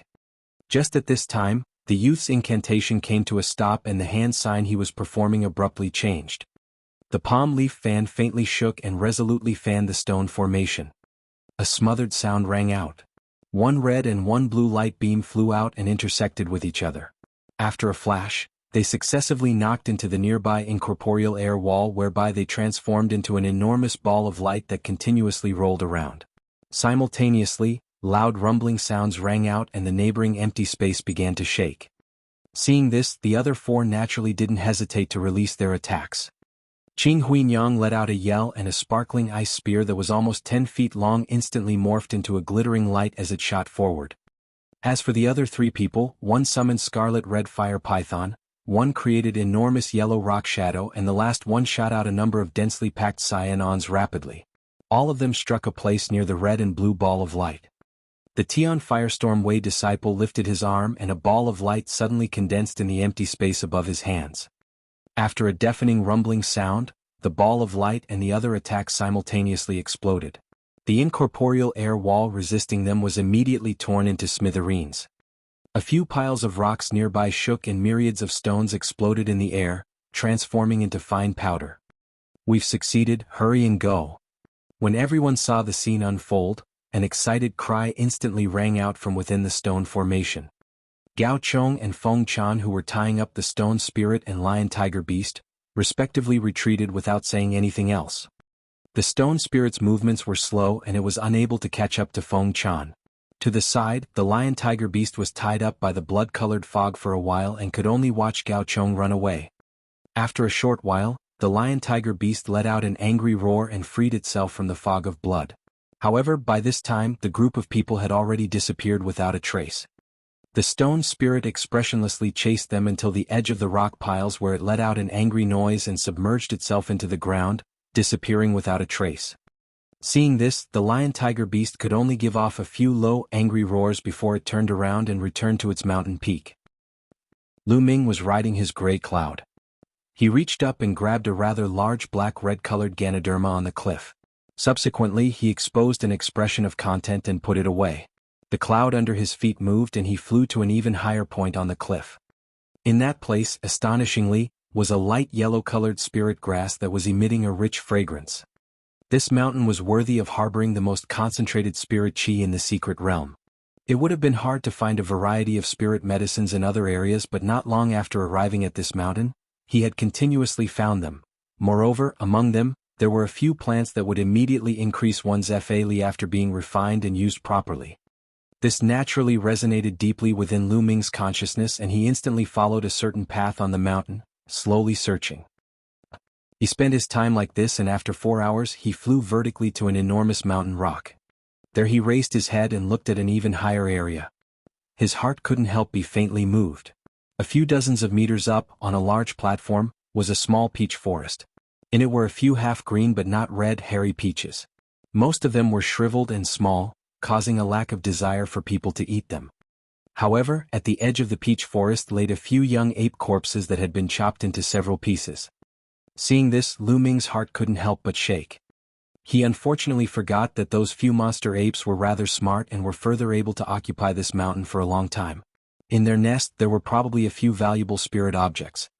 Looking at the situation in front of him, the peaches had clearly already been taken by someone else. However, even if this was the case, Lu Ming immediately flew up. In seconds, Lu Ming descended to the stone platform in a stable manner. His gaze swept across the corpses of the young apes and fell on an irregular, enormous cave nearby the dozen or so peach trees. He didn't hesitate as he strode past the peach trees and into the cave. When his 2 feet stepped into the cave, he clearly saw the interior.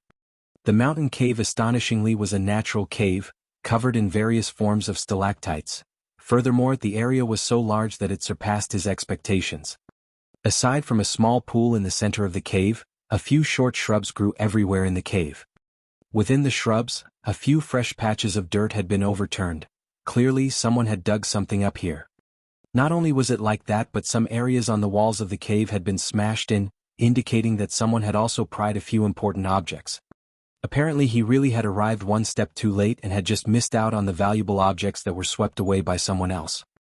Lu Ming let out a bitter laugh but didn't lose hope as he meticulously searched through the stone cave. However, his search didn't bear fruit. He even jumped into the pond in the middle of the cave to search. Nevertheless, aside from a few small ores, he didn't find anything else. Helplessly, he could only leave the cave in a foul mood. He then decided to go to other areas to search for spirit medicines. This place had been plundered so cleanly that it was most likely Yang Qian or that brother Yun who had been here. Perhaps the two of them had rushed here at the very start.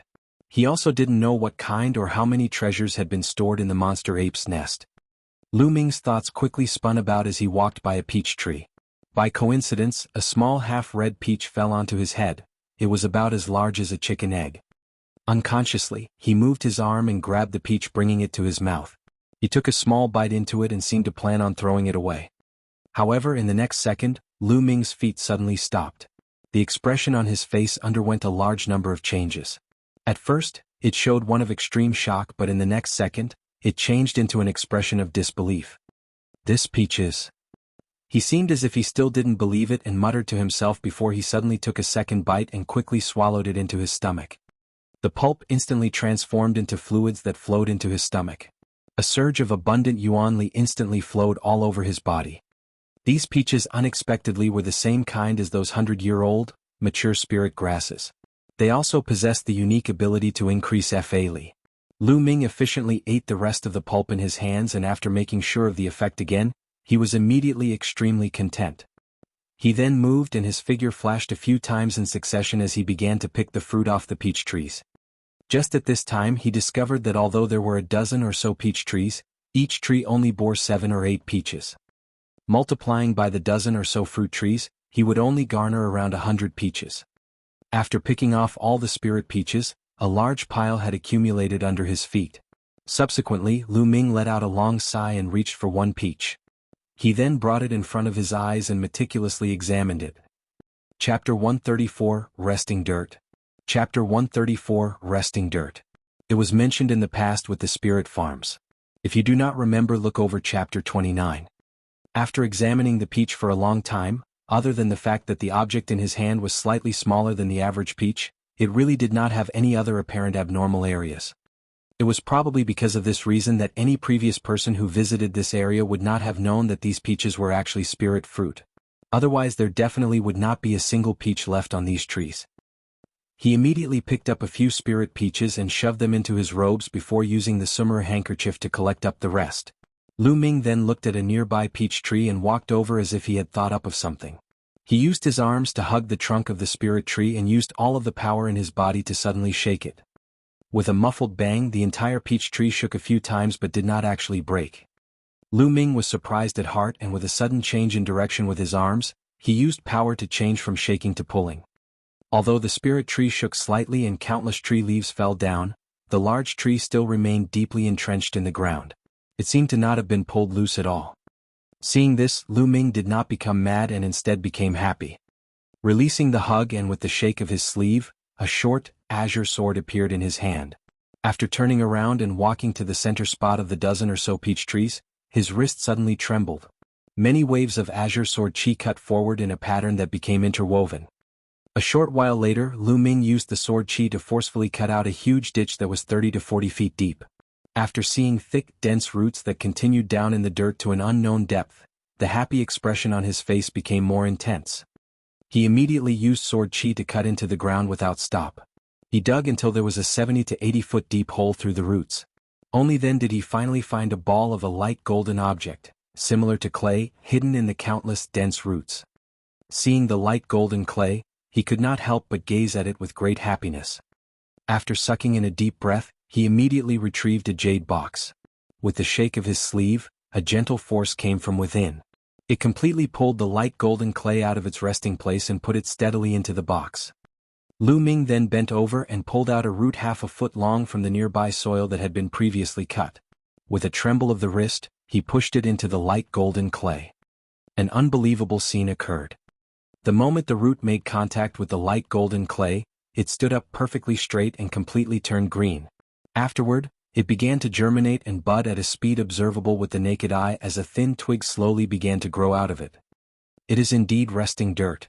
Otherwise those normal peach trees would not mutate into heavenly or earthly spirit tree existences. The fruit they normally bore could not possibly have the effects of increasing Fa Li. If the resting dirt was taken to the outside world, a bunch of spirit plant masters and alchemists would go crazy for it. Lu Ming murmured with intense happiness, and with the movement of one hand, he pulled the root out of the golden clay. He then closed the lid of the box, putting it away with extreme care. If it were not for him previously reading a book that had mentioned it, perhaps he would have never have thought of digging deep into the earth to look for this item. Only deep underground in an area where 10 or more spirit trees grew would there be a slight chance of finding resting dirt. This resting dirt seemed to be unremarkable in the slightest, but in the outside world, every ounce would be worth over tens of thousands of spirit stone. Also, it was a rare item of high demand that was of limited supply. Although resting dirt had an unbelievable effect of decreasing the maturing time and increasing the medicinal effects of spirit medicine, it was also a necessary item to create a totem-grade pill cauldron. Even if a little bit of resting dirt were put into a normal low-level pill cauldron, one that was practitioner weapon grade, it would instantly become a pill cauldron that reached the upper limits of the practitioner weapon grade. The meaning of a totem-level pill cauldron to an alchemist was something every practitioner clearly understood. For example, if there was a choice between 10 totems that were not low quality and a low-level totem cauldron, any alchemist would choose the latter without the slightest hesitation. This was due to the fact that if an alchemist had a totem-grade pill cauldron that could be refined and linked with their own consciousness, the chance of success for any alchemist when making pills could increase by a quarter, or even as much as a third. With such a great amplification effect, a totem cauldron was a treasure that any alchemist would dream of possessing. Also, the resting dirt was abnormally heavy. The clump that Lu Ming had just put away was only the size of a fist, but it was actually over 3 pounds. Just looking at its value, the resting dirt had already exceeded all of Lu Ming's harvest from before. However, if this item were to be seen by other people, perhaps even disciples of the same sect such as Yang Qian, they would not be able to help but fight over it. People from other sects would be even more tempted. Lu Ming forcefully suppressed the excitement in his heart, and with a movement of his body, he flew out of the hole like a feather, returning above ground. However, when he looked around, he could not help but be slightly startled. He saw that the dozen or so peach trees had all become extremely wilted and all of the leaves had fallen. He could not see the slightest color of green from any of the trees at all. Lu Ming quickly thought of a solution before suddenly forming hand signs with 2 hands. A dozen or so fireballs shot out in all directions. In that moment, all of the peach trees were enveloped by the rolling flames and turned into black ash. Lu Ming did not stop there. The short azure sword in his hand shined once more as a series of 7 or 8 waves of sword chi cut at the huge hole in the center of the platform. The whole terrace was immediately covered in ruthless linear ditches out of nowhere, destroying everything nearby. There was not a single trace left of how it looked originally. Only once he was finished did Lu Ming put the short azure sword away with satisfaction. He turned around and returned to the cave. He began to meditate, refining the pure yuan li from the peach he had eaten earlier. 2 hours later, when Lu Ming once again opened his eyes, he displayed a serious expression on his face. The yuan li within the flesh of the spirit peach was purer than he had originally suspected, so he was able to completely refine it in this short period of time. However, the fa li he had converted was not a lot, only enough to make up around a month's worth of hard training. Luckily he had close to 100 of these spirit peaches from this harvest. As long as he ate half of them, they would be enough to boost his fa li all the way to the peak tier of a late spirit apostle. However, if these spirit peaches were taken out, he would have to hand over a large portion to the sect. If this happened, his plan of increasing his fa li would be ruined. It seemed that he had to find a chance to eat a large portion of these spirit peaches a few days before leaving the secret realm. Lu Ming thought about this before he stood up to leave the cave. He continued to look for other spirit medicines on the mountain. The Lan brother and sister opened their eyes at almost the same time. After looking each other in the eyes, they directly flew to the mountain peak without saying a word. An hour later, the two of them stood in a spacious area that was the highest point on the mountain peak and looked around. "Brother, we will rely on your sensory abilities next." The cute girl spoke in a serious manner, directing her words to her brother. "Don't worry. Even if it was hiding in a place tens of thousands of feet underground, I will still be able to find it." The male spoke with an enthusiastic glint in his eyes. Subsequently, he closed his eyes and began forming hand signs with his 2 hands at lightning speed. At the same time, light blue inscriptions appeared with a flash on the 2 sides of his face. Between words, the male began to slowly walk around. Although his eyes were closed, he still walked around a few large trees that blocked the way, as if he could see everything normally. He walked step by step in a certain direction. The cute girl raised an eyebrow and followed closely without making a sound. After the time it takes to drink a cup of tea, the male of the sea race suddenly stopped and called out with some excitement, "It should be around here." As soon as he finished speaking, he opened his eyes, but after seeing the huge object in front of him he could not help but be slightly stupefied. In front of him stood a huge, grayish-white boulder that was over 100 feet tall. "Brother, is this really where you sensed it?" After looking at the boulder in front of her a few times, the cute girl spoke with her eyebrows knit. "It should be correct." The male of the sea race walked around the huge rock a couple of times as he spoke with a serious tone. "Then it will be easy. Won't it be clear if we break the rock and check if there is anything inside?" The cute girl spoke with a light laugh. "What sister has said is reasonable. Stand back." The male immediately nodded. After crushing a glyph from his sleeve, a thick, blue light barrier appeared around his body. With a deep breath and his fingers apart, he pushed both of his palms into the boulder at the same time. In the next moment, his 10 fingers trembled slightly and 10 weird vibration waves entered the boulder without a sound. After a bang, the huge, grayish-white rock fell apart into a pile of loose rocks. The male immediately flew back around 100 feet with the sway of his body before slightly nervously looking at the loose rock at the same time as the cute girl. However, it was empty inside, without even a trace of the shadow of the scarlet serpent. Chinese dragons look like serpents, aka snakes. With this, the sea race male could not help but really stare blankly. As for the cute girl, she walked toward the pile of rocks after a flash of light appeared in her eyes. After a little inspection, she suddenly picked up an item. It was actually a glittering scale that was the size of a hand. It flashed with a faint, red light. Dragon scale. Impossible, don't tell me the thing I sensed was this item? Seeing this, the sea race male could not help but become surprised and angry at the same time. That is not necessarily true. The dragon aura a normal dragon scale has is next to nothing and could not draw brother here. Unless it is one of the few inverted scales from the neck of the scarlet dragon. The cute girl spoke slowly. Inverted scale? That is even more impossible. Every inverted scale is an item only second in importance to the dragon's bead for a dragon. How could it just abandon it here? The sea race male was extremely surprised. It really is like this. However, if the scarlet dragon was in a state where death was near, just a single inverted scale naturally could not be counted as anything. Brother, you should first clean up these loose rocks and see if there is anything below. The cute girl smiled a little before giving her input. Okay. The sea race male immediately spread out his 2 arms and a huge force immediately erupted out of his body. It forcefully pushed most of the loose rocks away. Below the rocks, a black hole in the dirt was revealed. There are indeed other mysterious mechanisms below. The scarlet dragon must be hiding within. Seeing this, the sea race male immediately spoke lowly with excitement. If the scarlet dragon is really in there, brother must be extra careful. After a small flash of light through the cute girl's eyes, she warned him. I naturally know this. With a shake of his sleeve, a glistening short blade immediately appeared in the hand of the sea race male. After replying seriously, he formed a hand sign with a single hand and a fireball was first shot into the huge cave. Chapter 135 Monster Shadow. Chapter 135 Monster Shadow. Hong. The fireball exploded deep down in the hole. The flames rolled out and immediately illuminated everything nearby. Surprisingly, this hole was only a twisting tunnel, leading somewhere even deeper. All of the walls were made of soil.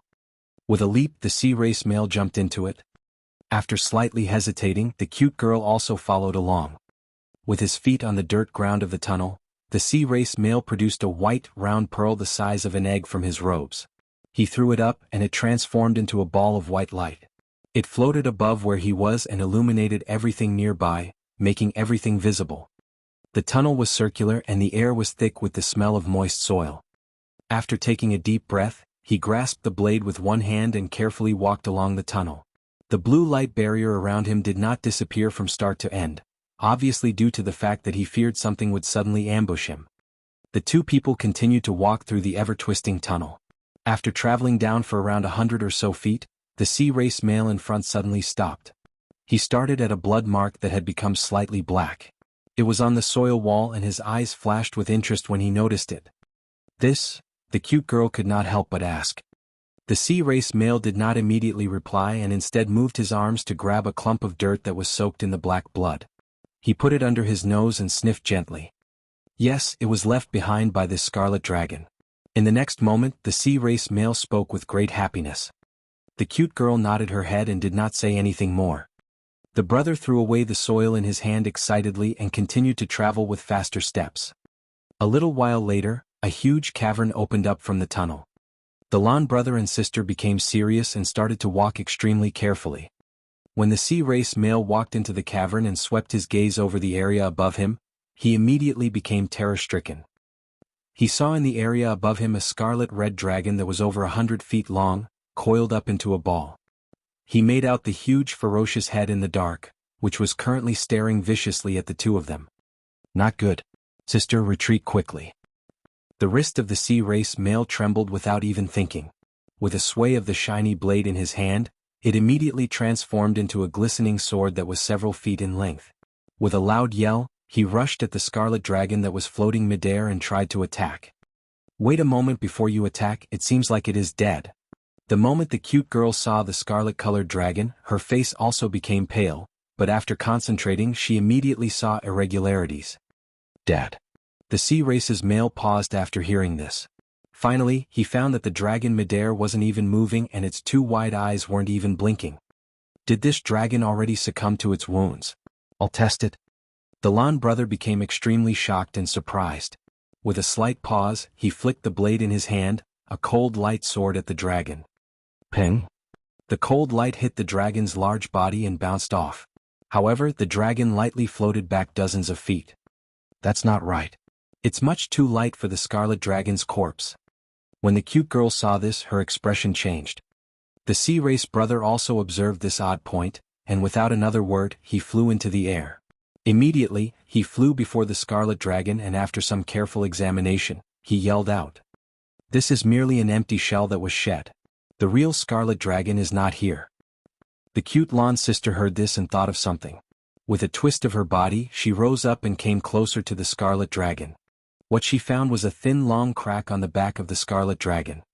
Then the cute girl stepped lightly on the scarlet dragon and made it shake a little. As expected, the weight was extremely light and there was not any flesh within the light shell.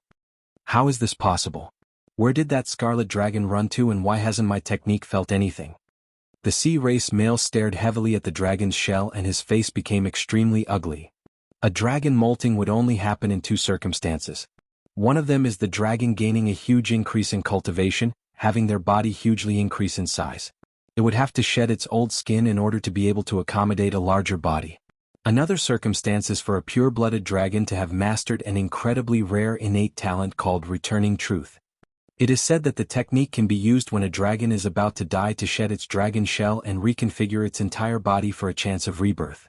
However, the price is that the dragon's cultivation level will rapidly drop. The cute girl slowly explained. With the severe injuries of the dragon, it definitely was not the first circumstance. If we think of it like this, then the scarlet dragon we are chasing is one of the rare pure-blood dragons that used the Returning Truth, innate talent to shed its skin. Is it possible that it completely healed and still kept its old cultivation level? How can I not feel where it is? The sea race male's face changed a couple of times and took a deep breath. The Returning Truth, innate talent is a talent that rarely occurs even within the dragons. The knowledge that outsiders have is even less.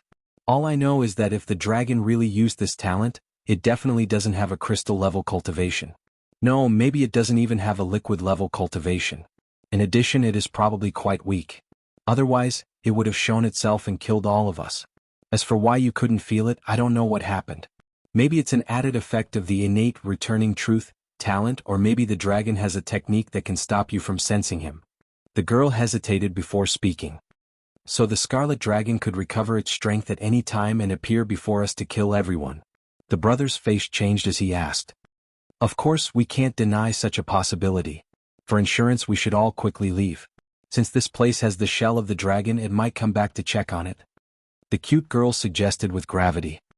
Okay, once I put away this dragon shell, we will leave immediately. Although we have not found the scarlet dragon with such a large piece of dragon shell, it's enough to make up for my loss after using the sea dragon's essence blood. However, the shell is quite large, so we need to shrink it a little.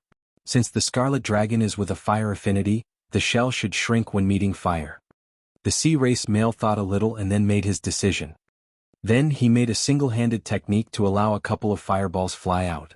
They all hit the dragon's shell and the fireballs turned into a sea of fire that began burning the shell. An incredible scene occurred.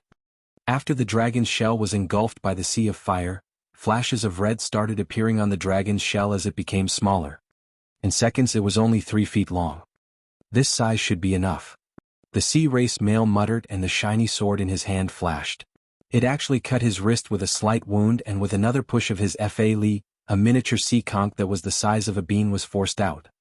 The conch was small and extremely delicately crafted. In addition, it emitted a white light around it. The sea race male grabbed the conch and pushed his Fa Li within it. Immediately, it expanded to the size of a chicken egg while silver inscriptions floated on it. Thankfully, when we left our clan, both of us were gifted with a Sumeru conch. Otherwise, we wouldn't be able to sneak this past those human geezers. The sea race male suddenly picked up the conch and smiled. The Sumeru conch is a unique object that is born within the deep sea and not refined by a person. Even within our sea race, it is incredibly rare. If it weren't for us taking this important mission, the elders of the clan would not have broken the rules to give them to us. Although the crystal-level human elders have a lot of talents and techniques, they still can't find the conch. Unfortunately, the space within is a little small. Once the dragon shell is placed within, there won't be much more space. The cute girl smiled and spoke. At this time, a white frost shot out from the conch and covered the shrunken dragon shell. With a blur, the shell disappeared. Alright, let's go. The sea race male weighed the conch in his hand and showed an expression of content. The cute girl made a slight smile, and right when she wanted to reply to her brother, her expression changed drastically. Immediately she turned around and yelled out, "Who's hiding there? Get out of there." As soon as her voice fell, the girl raised her hands and dozens of white lines shot out. It was in fact a water arrow technique that was to complete spell mastery. Poo-pee-you. The white lines flashed and disappeared within the entrance. However, everything was quiet and nothing happened. Sister, what happened? The sea race male's expression became solemn and hurriedly shoved the conch within his sleeve. He immediately rushed to her sister's side, and with his shiny blade, he also looked toward the entrance. I felt like there was someone over there. However, when I turned around, the person disappeared. The cute girl said with a hard expression. What? Not good, he's here. The sea race male's brow creased, but after he glanced around the cavern, his eyes suddenly focused on a certain spot. The cute girl became shocked and looked to where her brother was looking at. As expected, she saw a dark shadow that was currently silently standing in a dark corner of the cavern. However, due to the dark light, the two of them couldn't make out the features of the person. Who are you and when did you come in? Did you hear what we said? The sea race male quickly regained his composure. Staring at the black shadow, he asked with a hint of killing intent. However, the black shadow stayed where it was without any intention of answering. When the cute girl beside him saw this, her brows furrowed as she shook her sleeve. Immediately, a couple of shiny beads came flying out, and after a twist, they all let out piercing white light. In moments, the entire dark cavern lit up as if it had been exposed to sunlight and exposed the face of the black shadow to the Lon brother and sister. It's you. When he saw the face of the black shadow, the sea race males could not help but yell out in surprise. The black shadow slowly tilted its head to better reveal an abnormally white and young face before he smiled at the Lon brother and sister. Chapter 136, Half-Dragon. Chapter 136, Half-Dragon. Brother, you know him? The cute girl suddenly asked. This person is one of the 10 barbarian ghost sect disciples. Because of the demon chi on him, I had an impression of him. The sea race male regained his composure and said. The black shadow was in fact Shi Chuan, that had not appeared before anyone since he entered the secret realm. However, at this time his face was much paler. At the same time, his gaze looking at the Lon brother and sister was full of strange glee. So it's a barbarian ghost sect disciple. How did he get in here? Did he track us? Whatever, it doesn't matter if he followed us or accidentally stumbled here, we can't let him leave. The cute girl looked at the silent Shi Chuan as she said with anger. Even if you didn't say that, sister, I wouldn't let him live. The sea race male laughed and suddenly waved the shiny blade in his hand. Immediately, a 30 to 40-foot blade light shot out, and with a flash, it appeared before Shi Chuan at an inconceivable speed. It was about to slice Shi Chuan in half. Ping? Shi Chuan's smile didn't change. With a movement of his arm, he actually used a single hand to catch and crush the blade light shooting at him. This scene shocked the Lon brother and sister. At this time, the smile Shi Chuan remained on his face as he opened his palm. With difficulty he opened his mouth. Bring it. Bring what? The sea race male's face was dark as he asked. What you just took? Shi Chuan continued to say with difficulty. You're talking about that dragon shell? The sea race male's eyes flashed with killing intent. If not, I'll eat you. Shi Chuan's voice was void of emotion, but the smile on his face slowly faded. Eat us? What do you take us brother and sister for? Do you really think that with the small amount of ability that you have shown, you can act in this manner? The sea race male immediately became enraged and patted the pouch on his waist. With the sound of water, a stream of blue ocean water gushed out and immediately clustered with waves around the male. The moment the sea water appeared, the sea race male made a single-handed technique to allow blue spirit inscriptions to appear on his skin. At the same time, his legs touched the seawater and turned blurry before they changed into a light green fish tail. Brother, be careful. This person seems a little different. The cute girl also patted a pouch at her waist to summon a large amount of water and reveal her true form. With a wince of her brows, she carefully whispered to her brother. Relax, even if the human spirit apostle has some techniques, when I show my true form, killing him is as easy as me just lifting an arm. The sea race male made a vicious smile and suddenly, he stuck the shiny blade in the water before him. Suddenly he opened his arms and made a hugging motion toward Sichuan. Sounds of Weng started appearing around Sichuan as numerous flows of great strength appeared out of nowhere. At the same time, the force pushed to the middle and was about to squeeze Sichuan until he exploded. However, faced with such a great force, Sichuan's face didn't even change. With a pu sound, scarlet flames suddenly appeared on his body. In addition, the black hair on his head turned scarlet red and was like seedlings of fire. His whole aura suddenly became strange. When the sea race male saw this scene, he suddenly became shocked. With urgency, he pushed the Fa Li in his body and started chanting. The space around Sichuan immediately sounded with noise and some places even started twisting and becoming blurry. Sichuan, who was covered in fire, ignored this. Instead, his eyes became long and thin. Inside them, one could faintly see scarlet lights flashing about.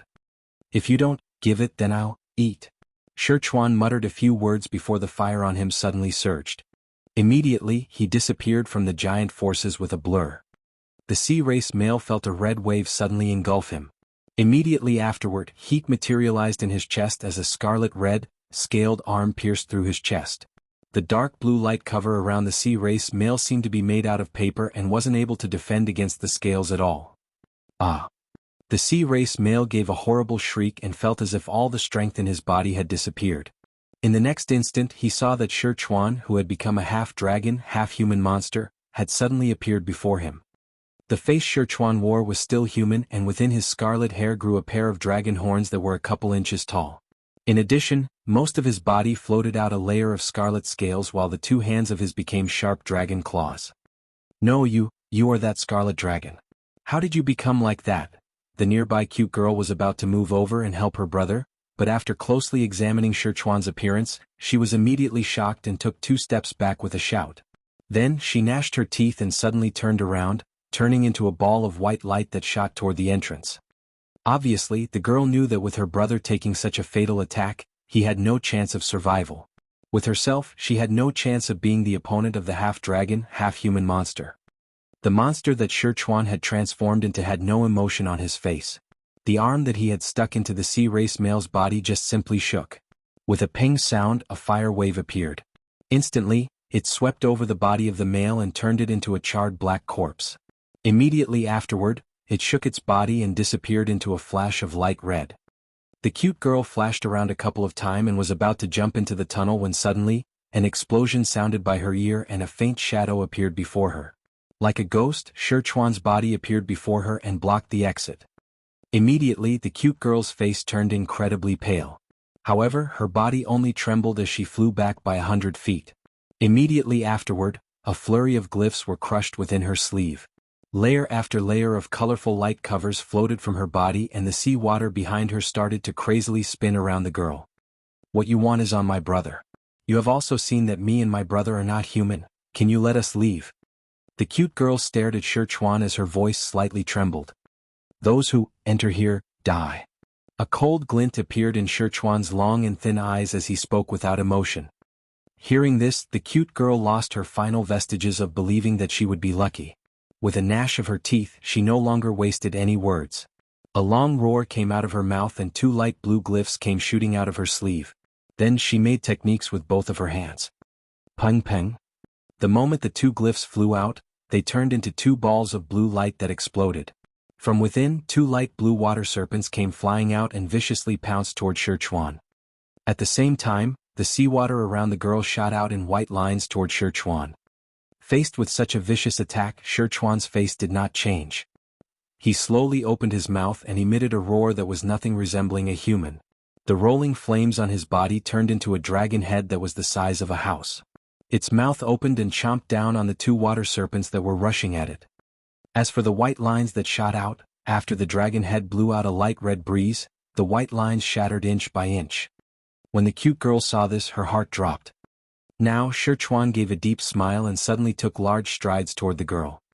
With the time it took to drink a cup of tea, 2 charred corpses that were each missing a part of them lay in the cavern.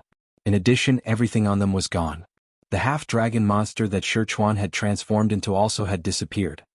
These 2 sea race disciples were sent by the sea race to human sects under painstaking measures. Unfortunately, they died without company in this cavern without a name. Such an ending was something that the brother and sister had never imagined.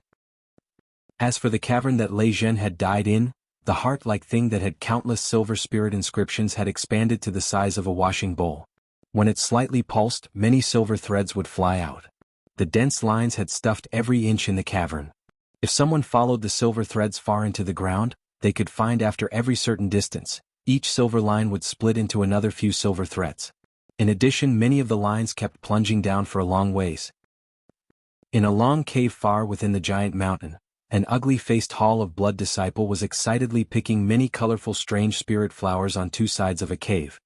He grabbed onto a spirit flower and tried to pull up the flower by the roots, but strangely he was unable to completely pull it out. The Hall of Blood disciple gave a small gasp and added some strength within his pull before finally pulling the roots of the flower out of the wall. However, when his gaze focused, he was suddenly stunned. What he saw was that there was a light silver line attached to the spirit flower's roots that went into the wall behind it. Is this another spirit object? The Hall of Blood disciple was first stunned before he immediately became excited and exclaimed to himself in his mind. When he was about to follow the silver line to continue exploring, suddenly chi-chi sounds were made from the wall.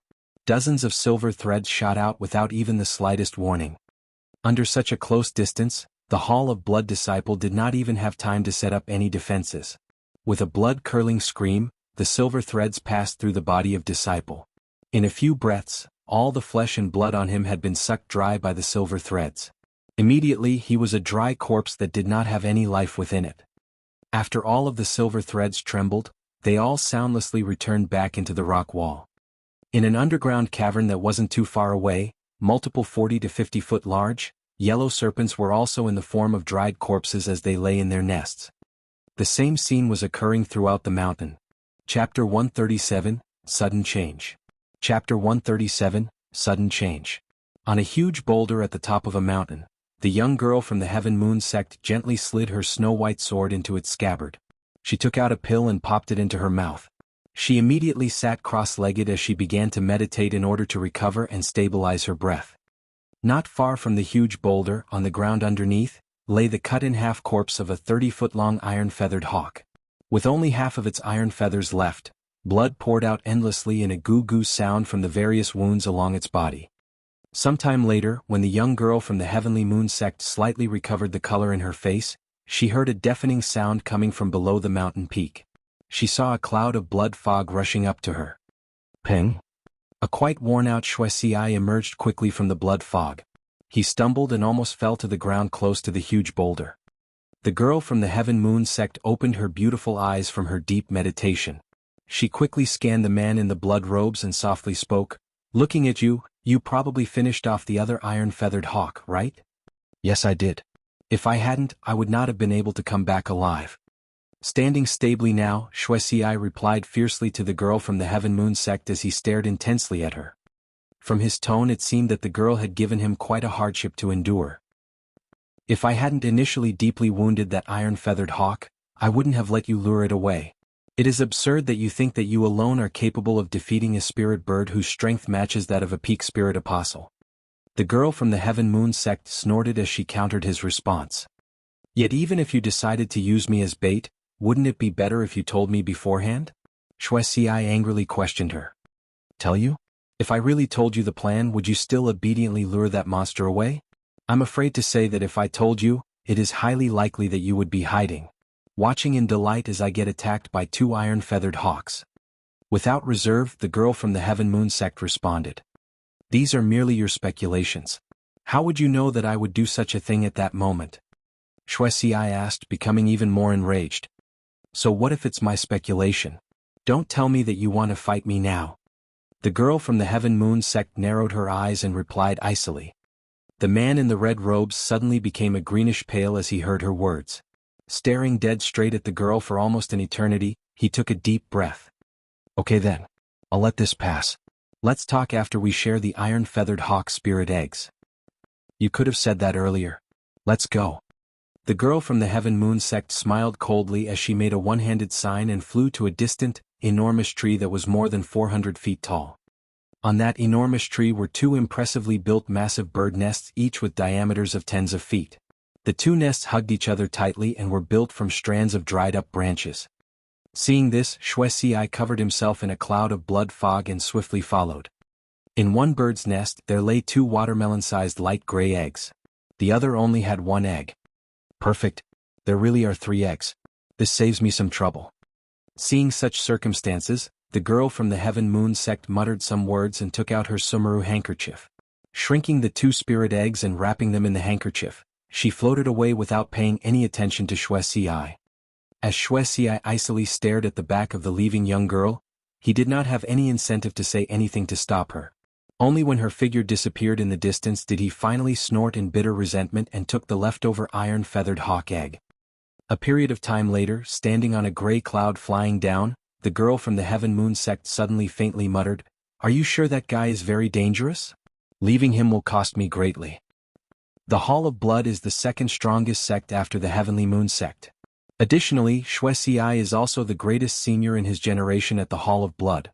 His real strength is far more than what you see on the outside. If it weren't for the formidable power of your sword person as one, I'm afraid that he might dispute your intentions. As the voice faded, the pouch on the girl's waist wiggled slightly and a green light whirled and shot out, revealing a brightly colored parrot. Perching on the girl's shoulders, it arrogantly spouted more words of wisdom. However, you were still able to obtain these 2 iron-feathered hawk eggs, which is quite the harvest. Under my help, it won't be long until we breed and raise them into spirit birds. With their help along with the coordination of your sword person as one, I believe that you'll face little to no adversaries in the entire Yunchuan continent. As for my capabilities, breeding 2 iron-feathered hawks is already my limit. Even if we obtained one more, it would not be useful to us. Under such circumstances, it is not worth it to take more risks. Okay, I'll leave the spirit eggs to you. I know that you won't let me down. Listening to the words of her companion, the girl from the Heavenly Moon Sect nodded her head and urged the gray cloud she stood on to fly down toward a nearby cliff. Surprisingly, on that cliff grew an oddly looking dark green tree. Countless rows of grape-like berries were hidden underneath. Flying near the tree, the young girl outstretched her lily-white hands in an attempt to pick one bunch of the berries. Yet just at this moment, a chi-chi sound rang through the air as densely packed silver lines shot without warning from the rock wall to the side. Stunned, the young girl from the Heavenly Moon Sect froze in shock. Yet the snow-white sword behind her back shot out from its scabbard in a brisk cry. Emitting an icy white light, the edges of the sword also enlarged several feet. Ping! The collision from the icy white light and the silver threads knocked back the young girl from the Heavenly Moon Sect many feet. Letting out an enraged scream, the girl called the snow-white sword back into her hands. At the same time, a deafening sound boomed from the stone wall as more silver threads shot through. Not saying anything further, the girl from the Heavenly Moon Sect waved her long sword in the air, emitting thick icy cold lights that transformed into 4 to 5 layers of protection screens before her. A series of muffled sounds rang through the air as each layer of protection screen was broken through, emitting a force that caused the girl to step back. In the blink of an eye, the girl took many steps back as all her protection screens were broken through. Seeing such circumstances, the girl raised her eyebrows, leveled her long sword before her body and took a deep breath. She planned to put to use the true power of her sword techniques to deal with these silver threads. Yet at this moment, in an ear-splitting pang, the stone wall broke into pieces, releasing thousands of silver threads. In a violent dance, the threads shot at the girl from the Heavenly Moon Sect in a densely packed silver frenzy. For a moment, as far as the eye could see were flashes and flickers of silver. It was like being in a rainstorm of silver threads. This isn't good. Let's run. This is not something you can handle. The colorful parrot shouted and wildly beat its wings as it saw this situation. I know. Turning pale, the young girl responded. Energy surged through her body, becoming a beam of dense blade light that shot behind the young girl. In a few flashes, she had escaped hundreds of feet away. Chasing from behind, 40 or 50 feet away, the silver threads ensued but eventually lost momentum and were recalled. At this time, the young girl from the Heavenly Moon Sect looked back at the cliff, her face lingering with unprecedented fear. Yet in the next moment, a continuous beastly howl suddenly filled the air. Its origin seemed to be that nearby cliff. Subsequently, everywhere she could see with her own eyes, she witnessed all sizes of monster beasts emerge frantically from countless hidden caves. From pythons of many tens of feet to monster rats no bigger than a fist, all were eager to rush out of their respective caves. The moment of monster frenzy, the countless silver threads that were shot through the caves penetrated most of the bodies of the monster beasts. Some of the pierced monsters twitched slightly before they were turned into shriveled corpses. The rest of the monster beasts did not care about anything and madly rushed down the mountain. Yet they didn't get far as they were penetrated and killed by silver threads shot from nearby rocks next to them. Only those monster beasts who were capable of flying successfully escaped the mountain. Seeing the chaos underneath, many frantically flew even further, expressing their fear in odd bird-like shrieks. The girl from the Heavenly Moon Sect kept a cool head. Yet after seeing the massacre underneath her, she couldn't help but feel startled. Just when she decided to turn her head to the parrot and ask a question, the entire mountain groaned and seemed to tremble ever so slightly. In a rumbling boom, the entire mountain started to disintegrate. Countless sizes of rocks tumbled down in earth-shattering chaos as even more silver threads were shot from the 5 mountain tops, dancing violently in the air. At this time, the girl did not feel the urge to ask the parrot anything anymore. Without hesitation, she turned and hurriedly flew away from the entire mountain. The same scenes were occurring on the other mountain peaks in the distance. Countless monsters rushed from their peaks in a chaotic frenzy, trying to escape the mountains in all directions. Over in the heart of the secret realm, the enormous mountain with various peaks suddenly became alive. Covered in a green-colored layer, Lu Ming was thinking of escaping through the air. His speed was many times faster than that of those with the normal soaring sky technique. Yet all around him were surprisingly dozens of fierce-looking unknown bird-like monsters, who also had intentions of escaping through the air. These monster beasts would usually pounce on this close-by food without hesitation. However, in this case, they did not even bother turning their heads in interest as all were frantically beating their wings.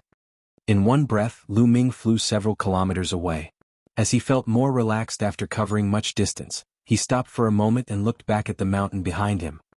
Not long ago he had discovered a precious ore. Upon finding the ore, he ran into a pangolin monster beast. Between the exchanges, a barrage of silver threads shot at them from all directions. The pangolin monster did not stand a chance as it was penetrated quickly in thousands of places by the silver threads. Soon enough the monster had its blood and flesh sucked out, transforming into a shriveled-up corpse. Fortunately, Lu Ming had activated the blood vine technique immediately and instantly received protection from his glyph armor. Thanks to this, the silver threads were blocked, and the moment before the mountain collapsed, he used the godly transportation talisman to escape. Chapter 138, Sky-Upholding Demonic Hand. Chapter 138, Sky-Upholding Demonic Hand. At this moment he turned around and looked back. His expression became extremely serious. This was due to the fact that the huge mountain far away continued to rumble without stop as layers of soil and rocks rolled off from the peak of the mountain. Within the blink of an eye, the entire mountain became half as big as it was before. Who knew how many spirit trees and spirit grasses were swallowed by the soil and rocks? Looking at the waste, Lu Ming could not help but feel a lot of pity. So, not far away, a glittering light shot out. After a blur, it actually transformed into a good-looking female in the uniform of the Heavenly Moon Sect. The female carried a snow-white longsword on her back and stopped mid-air, not far from Lu Ming. She swept her gaze over Lu Ming coldly before also turning around and looking at the huge mountain far away. Seeing this girl, Lu Ming could not help but slightly squint his eyes. With no particular reason, this female gave him a weird feeling of extreme danger and that it was better to avoid her. Lu Ming quickly thought a little and could not help but try guess the identity of the female. The Heavenly Moon Sect was renowned to be the #1 sect in the kingdom of Xian. On the way to Fujiao Island, the barbarian ghost sect leader naturally gave them an overview of the genius disciples in this sect. However, there was not a particular person that matched well with the appearance of the female. Perhaps the female was like him, one of the newly recruited Heavenly Moon Sect disciples. However, looking at the age of the person, it seemed to not fit at all. Lu Ming guessed the other person's age and had a few thoughts of doubt at heart. What he naturally did not was when she was still young, her talent of possessing the sword communication spirit body was discovered by the higher levels of authority in the Heavenly Moon Sect, and she was accepted by the sect without hesitation. She was groomed with the utmost care and with a large amount of resources. However, this matter was always concealed by the Heavenly Moon Sect up until recent years when there was no way to continue hiding it. They finally revealed some rumors to outsiders. Otherwise, no matter how high the talent this female had, there was no way for her to be able to successfully cultivate sword person as one, a remarkable ability as a spirit apostle. However, at this moment, the rumbling of the faraway mountain finally stopped with a crack, and revealed the true form of what was hiding in it originally. Surprisingly, it was a huge black hand that held up the sky, and threads of silver constantly flashed on it without stopping, as if the hand had hair. Seeing such a surprising scene, not only did Lu Ming feel cold at heart, even the female from the Heavenly Moon Sect became dumbstruck. A muffled bang could be heard from the faraway giant hand. Hearing this, Lu Ming's heart actually also beat with it. At the same time, all of the blood in his body paused as if it had completely stopped flowing. His expression changed greatly, and without saying anything, he turned around. He activated the green light with all his strength, flying at the world of frost not far away. Almost at the same time, the expression of the female from the Heavenly Moon Sect also became pale as she fled in the same direction. As for the muffled sound from the giant mountain, it continued to be emitted consecutively, faster and faster, stronger and stronger. Every sound seemed to have an unbelievable amount of power. After hearing it, people's hearts could not help but start beating faster while their breathing became ragged. To those monster birds with low levels of cultivation, these muffled sounds had an even more surprising effect. After hearing the sounds, many monsters became powerless and their heads became droopy. They fell to the ground, unable to move. When the monsters with higher levels of cultivation heard the muffled sounds, although they did not lose their ability to move, they became extremely panic-stricken and fled in all directions, as if their lives depended on it. They did not even look back. Although the oldest monsters had only lived for several hundred of years, their fear of the giant hand was engraved in their blood from tens of thousands of years ago. A few monsters with higher intelligence vaguely knew, from the inheritance from generation to generation, the giant hand would hibernate for an extremely long amount of time before appearing again to slaughter all of them. Also, the stronger the monsters were, the harder it was to escape from the killing of the Sky-Upholding giant hand.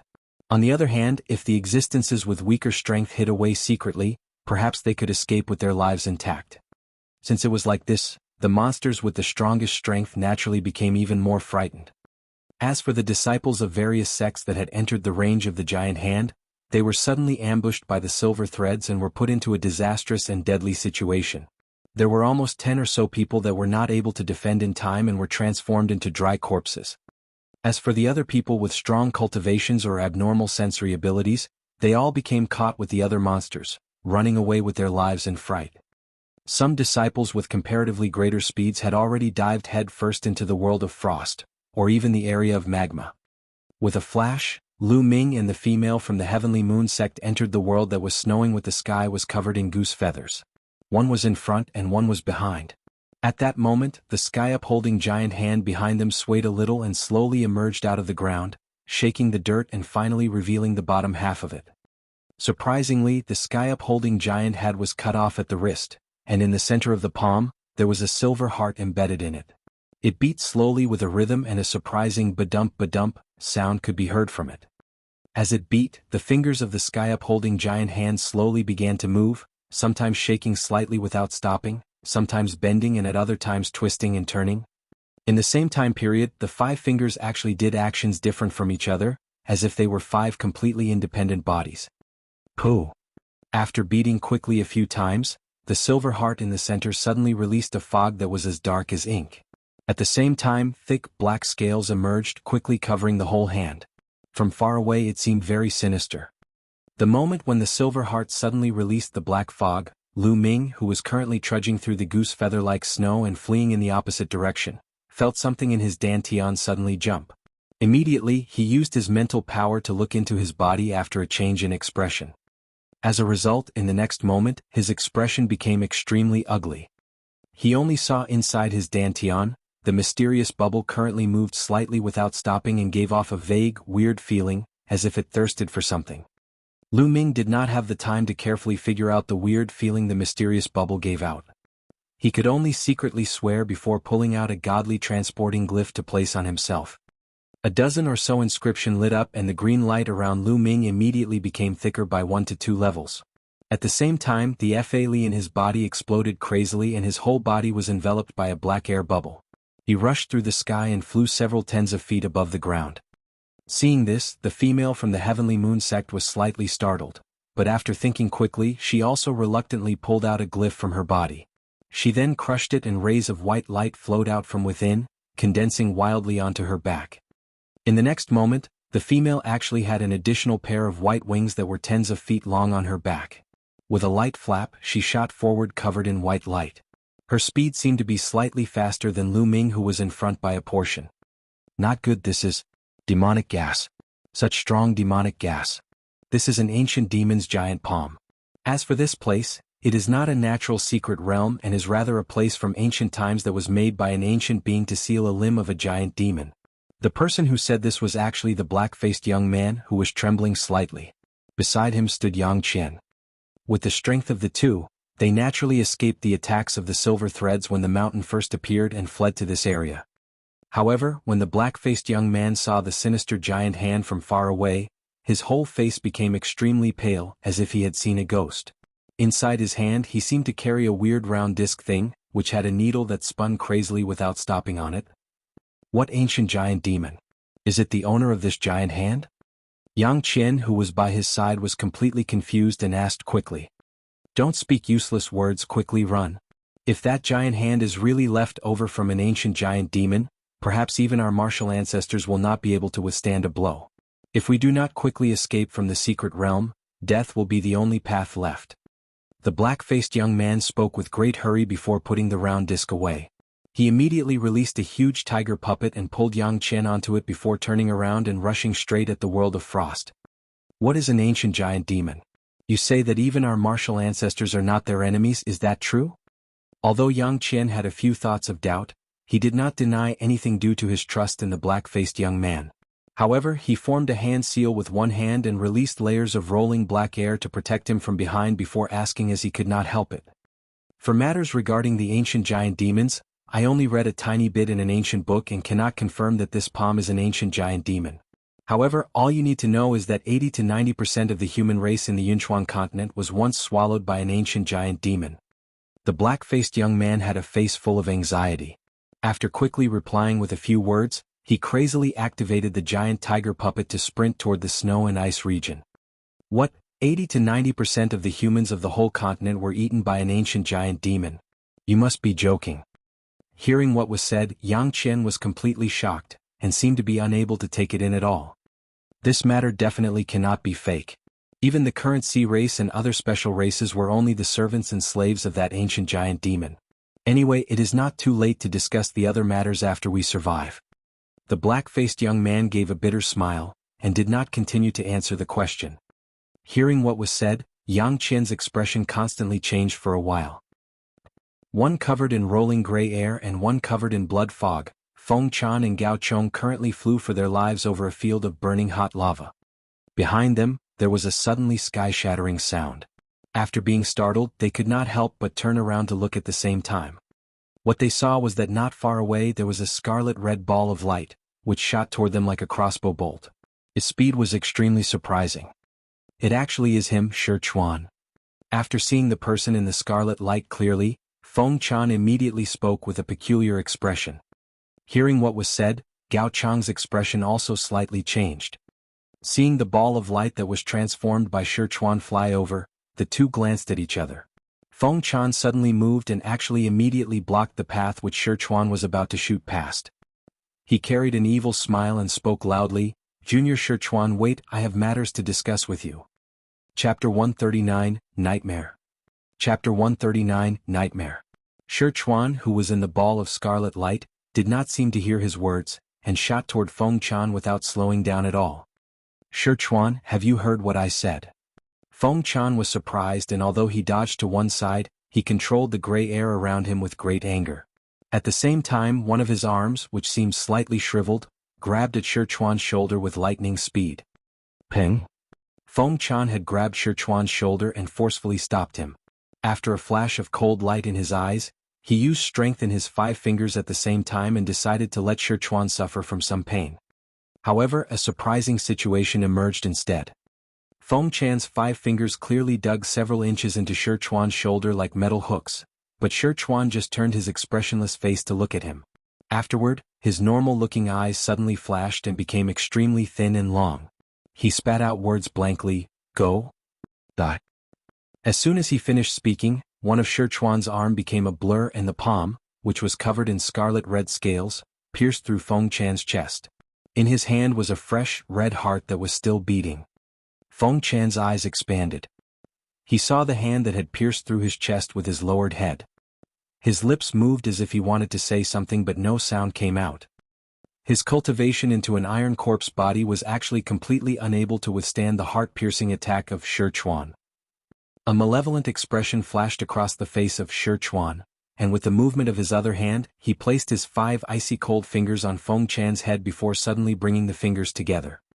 With a bang, Feng Chan's head exploded open like a watermelon. Since Sichuan was so close to him, a large portion of the brain matter that scattered in all directions landed on his body. Sichuan withdrew his 2 hands and casually threw the corpse down.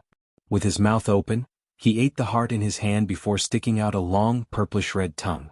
He licked up all of the white liquids on his fingers of his other hand. Afterward, he looked to the other person who was nearby with no expression. Gao Chong was already scared dumbstruck by what he saw unfolding before him. When Feng Chan and him looked at each other before, they originally wanted to take advantage of Sichuan, since he was by himself, and extort some things from him. After all, 1/10 of all the resources obtained could be kept after leaving the secret realm.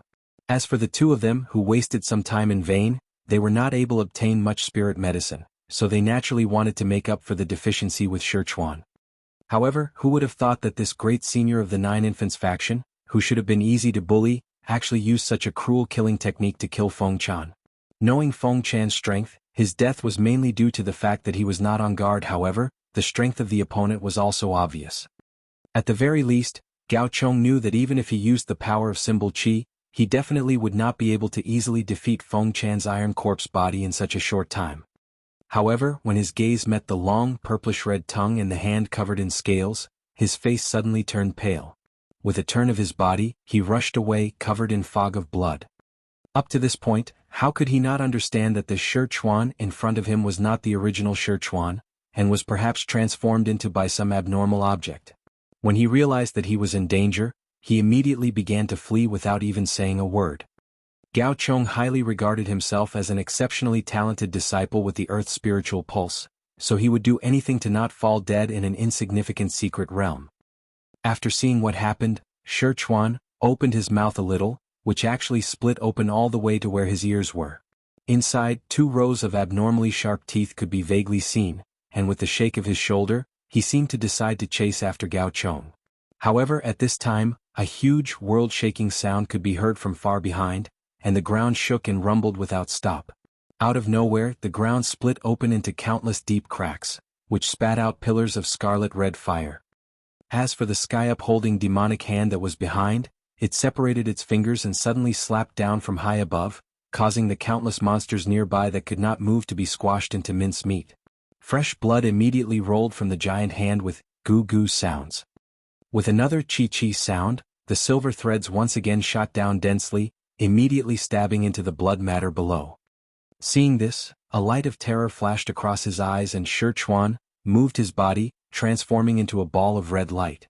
He continued to fly forward as if he had completely given up on the idea of killing Gao Chong. When Gao Chong saw what happened, a big burden was naturally lifted from his shoulders. However, after turning around to look at the huge black hand far away, he once again began flying. Under the terrifying pressure, his heart immediately trembled as he also circulated his fa crazily, running away for his life. However, as he traveled on, he naturally avoided the Sichuan from before by a large distance.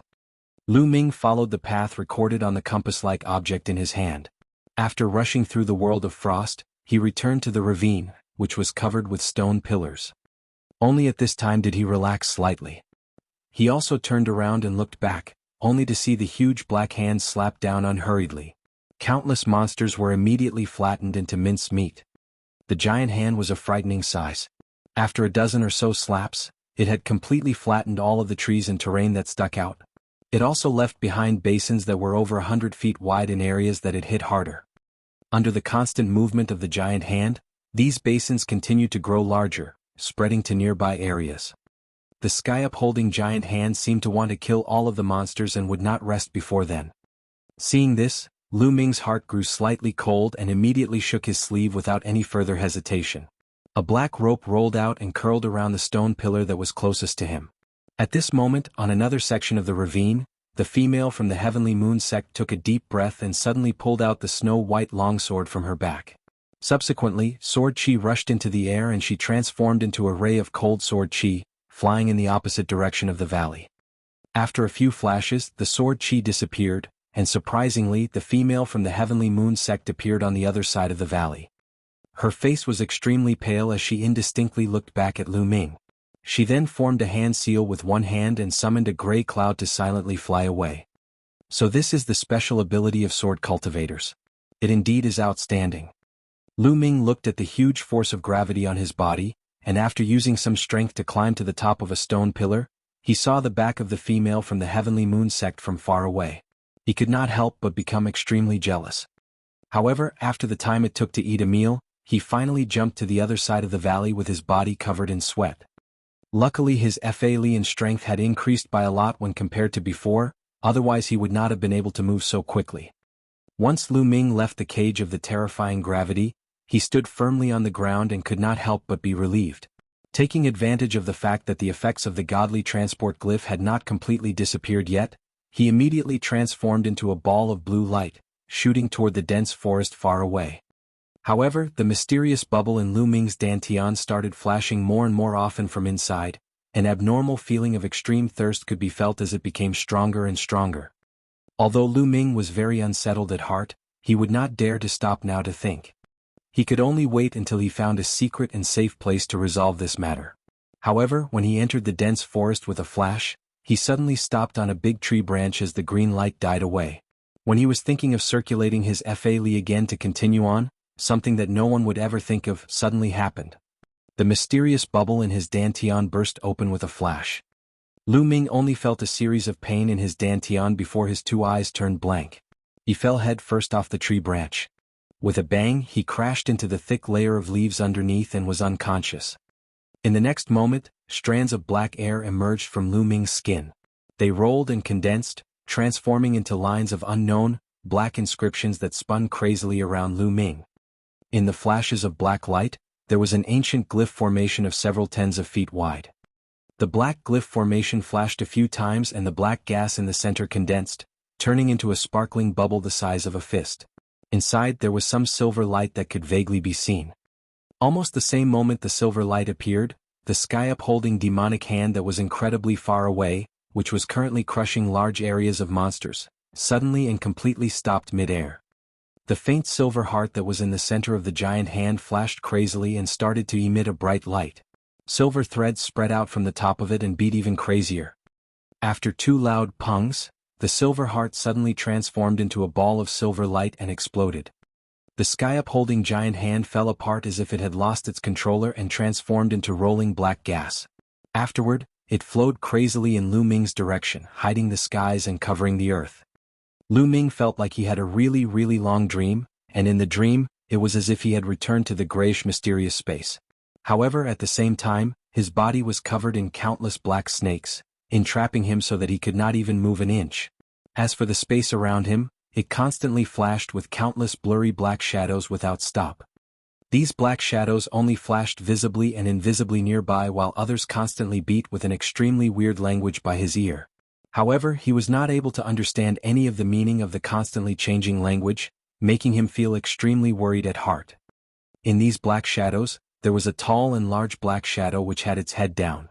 It stood quietly in a corner silently without moving from start to end while the other shadows completely avoided it from afar. Nobody acknowledged it.